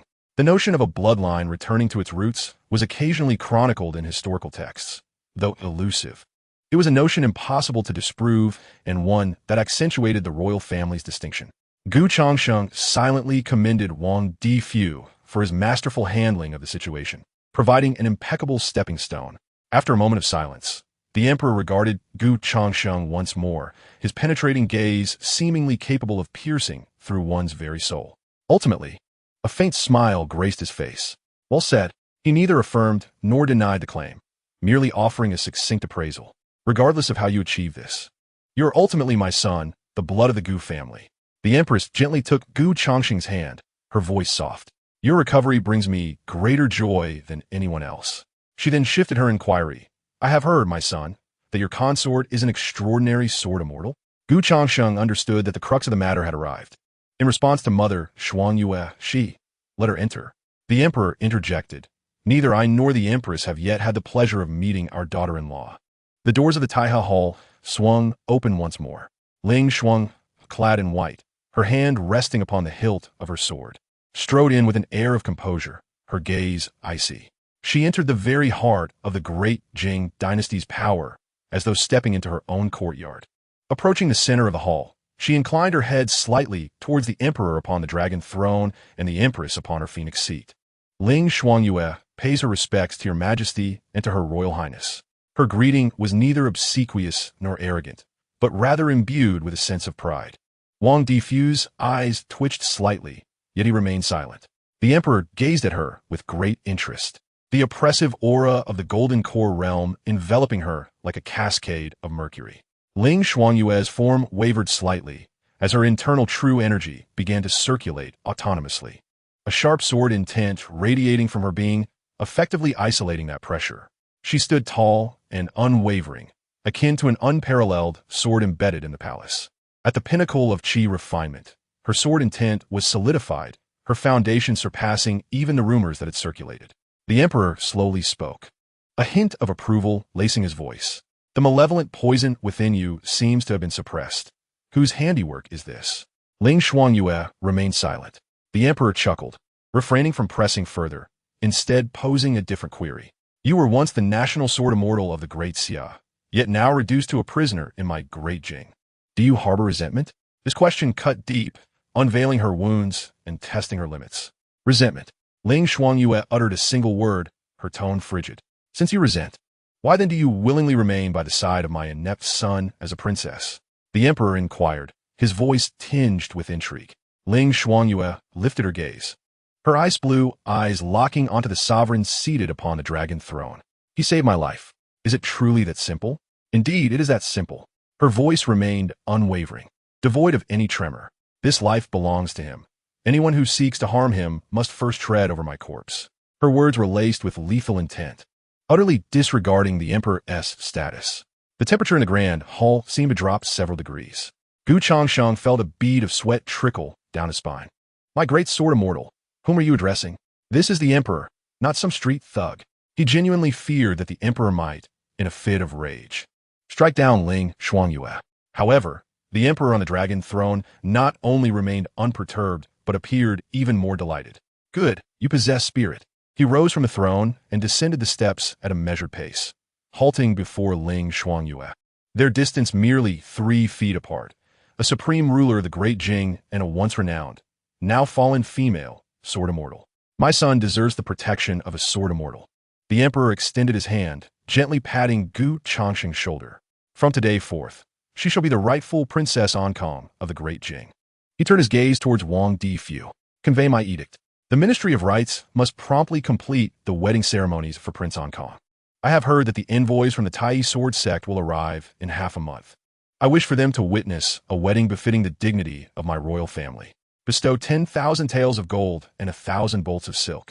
The provisions for the Ankong prince's residence, including pills and spiritual stones necessary for cultivation, shall be restored to the status of a prince from this day forward. Furthermore, grant the Princess Ankong a title of national protection. Wang Difu bowed in acknowledgement. At this moment, the empress, seated in the phoenix position, spoke in a gentle tone. Your Majesty speaks wisely. A royal daughter-in-law must naturally uphold the dignity of the royal family. This title is indeed well-deserved. His Majesty has bestowed upon you a title and recognition, intending to demonstrate to your esteemed elders that the daughter-in-law of the Gu family is not subject to casual discourse. You must maintain clarity in your own understanding. Gu Changsheng and Ling Shuangyue were momentarily taken aback. The bestowed gifts were secondary. The title of protector of the nation carried immense weight.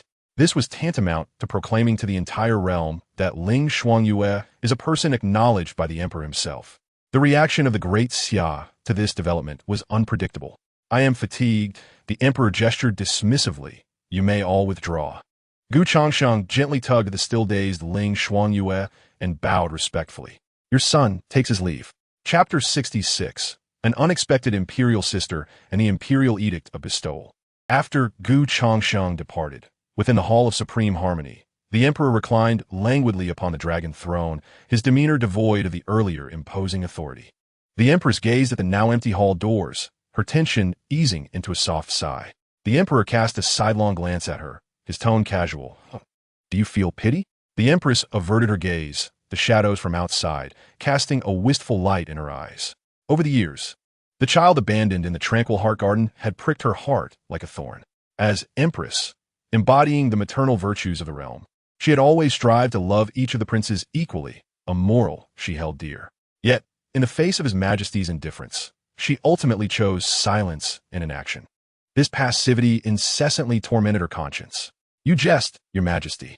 She turned her head, a hint of fatigue detectable in her voice. When Changsheng was discovered to have a congenital defect, you deemed him a disgrace to the royal family and left him in the cold palace. Had I offered more care then, it would have only rendered him a target, making his existence even more arduous. This reasoning she had repeated to herself countless times. She paused, her tone infused with a sense of relief mingled with inescapable guilt. Now that he has finally risen, I can find some solace. A target? The emperor's voice was flat. Wanji, you are mistaken. A waste who struggles to survive lacks even the qualification to be a target. I cast him aside, not because he is a disgrace to the royal family, but because he is of no use. The color drained from the empress's face. The emperor continued, times have changed. With the resurgence of spiritual energy and the rise of sex, without cultivation, even a prince is but a domesticated animal. I have no need for a son who cannot even protect himself. He turned to Wang Difu beside him. Difu, what is the veracity of the ancestral bloodline theory? Wang Difu bowed, a smile on his face. Not a shred of truth, your majesty. Yet, the truthfulness is inconsequential. What matters is that you require an explanation. The courtiers seek an explanation, and the people of the realm demand an explanation. Upon hearing this, the emperor finally smiled. You old rascal, you certainly know how to speak. He neither affirmed nor negated the claim, allowing the topic to pass.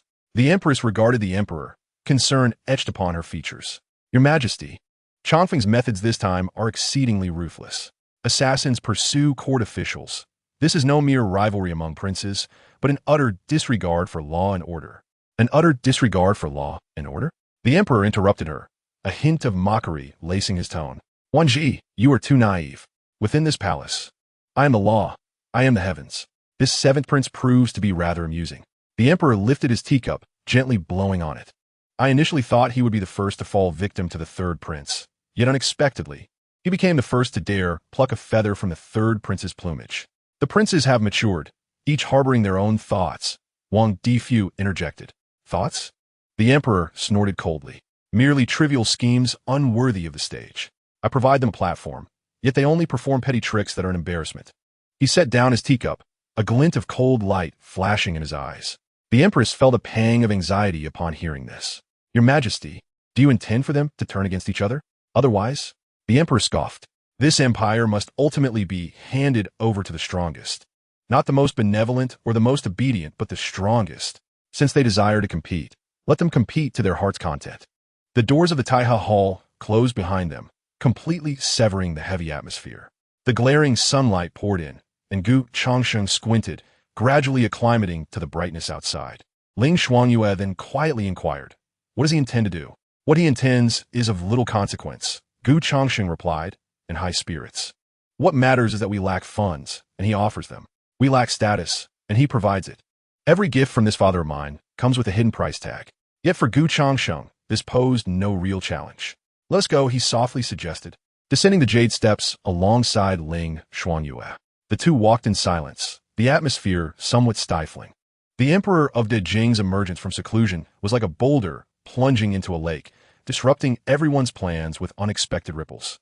At a turn in the palace path, beneath an ancient locust tree, two figures awaited. Seventh brother, Gu Changsheng, turned towards the voice and halted. The sixth princess, Gu Yueshi, and the fifth princess, Gu Linglong, emerged from the shadows of the tree. Both were tall and graceful. One donned a fiery red palace gown, while the other wore a simple white long dress. Both approaching with a hint of blush on their faces. Two elder sisters, what brings you here? Gu Changsheng was taken aback at their presence. In his memories, these two princesses had always kept their distance from him, as if he were a contagious plague. Seventh brother, we just wanted to come and see you. The fifth princess, Gu Linglong, said shyly, catching her breath while stealing glances at Gu Changsheng. The sixth princess, Gu Yueshi, was far bolder. Her curious almond-shaped eyes roamed over Gu Changsheng's face, unabashedly displaying her astonishment. Seventh brother, is it true that father said your illness has healed? She circled around Gu Changsheng, exclaiming in wonder. Before, they never allowed us near you, claiming you were frail. Yet now, you look even more handsome than the crown prince. Gu Changsheng listened to the unvarnished words, feeling a blend of amusement and exasperation. Could this be deemed an affirmation of his attractiveness? Before he could respond, Gu Yueshi had already reached out her hand, playfully attempting to pinch his face. Let sixth sister give a squeeze to see if it's real. Her movements were swift, infused with the youthful innocence characteristic of young maidens. However, just as her hand was halfway there, it halted mid-air. A chilling aura enveloped her, causing the fine hairs on her arms to stand on end. Standing beside Gu Changsheng, Ling Shuangyue had, unbeknownst to anyone, rested her hand upon the hilt of her sword. Her gaze was tranquil, yet it was precisely that tranquility that seemed to lower the ambient temperature. The fifth princess, Gu Linglong, turned pale with fear, instinctively clutching Gu Yueshi's sleeve. Ling, Princess Ling, Gu Yueshi's hand remained suspended, caught in a dilemma, her smile freezing on her lips. Ling, sword immortal. They're my elder sisters, harboring no ill intentions. Gu Changsheng gently pressed down on Ling Shuangyue's hand, the warmth from his palm gradually dispelling the coldness surrounding her. She cast a sidelong glance at the two princesses before relinquishing the sword hilt, yet still stood resolutely beside Gu Changsheng, akin to a guardian deity. Gu Changsheng observed the awkward expression on Gu Yueshi's face and smiled gently. Sixth sister, my face is indeed real. No need to pinch. His smile, like the gentle thaw of spring, caused the two already flustered princesses to blush slightly. Gu Yueshi sheepishly withdrew her hand, sticking out her tongue. I was merely curious. Ding. Detected fated character. Gu Linglong, fifth princess of Dejing. Fated value, 380. Affinity, 65, curious and friendly. Ding. Detected fated character. Gu Yueshi, sixth princess of Dejing. Fated value, 420. Affinity, 68, curious and friendly. Milestone reward. Bond value 100, host's root bone 2. Current root bone, 53. It seemed that the greatest gain from this visit to the Taiha Hall was, unexpectedly, these two royal sisters. Well, if there is nothing more, we shall take our leave, Gu Changsheng expressed, wishing to depart from the location. Oh, very well, Gu Linglong nodded eagerly, resembling a chick pecking at grain. Gu Yueshi seemed poised to say something further, but a single cold glance from Ling Shuangyue silenced her, causing her to swallow her words. The two princesses exhaled in relief as they watched Gu Changsheng and Ling Shuangyue's retreating figures. Fifth sister, that Princess Ankong is rather fierce, Gu Yueshi remarked, patting her chest.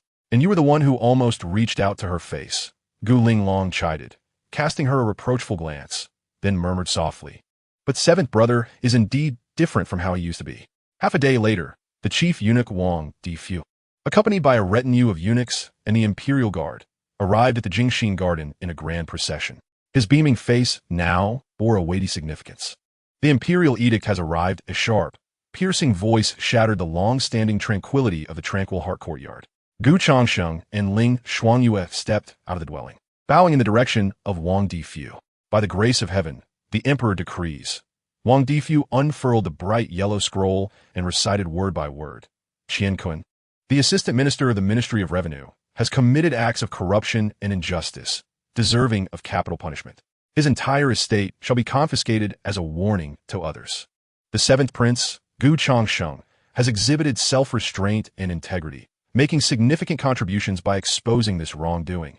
Thus, his residence is to be granted as the Prince of Ankang's palace.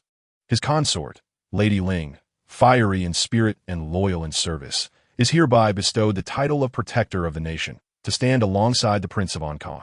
The Ministry of Rites is ordered to select an auspicious date to complete the grand wedding ceremony, ensuring the imperial dignity is upheld. This matter shall be personally supervised by Prince Gu Changsheng.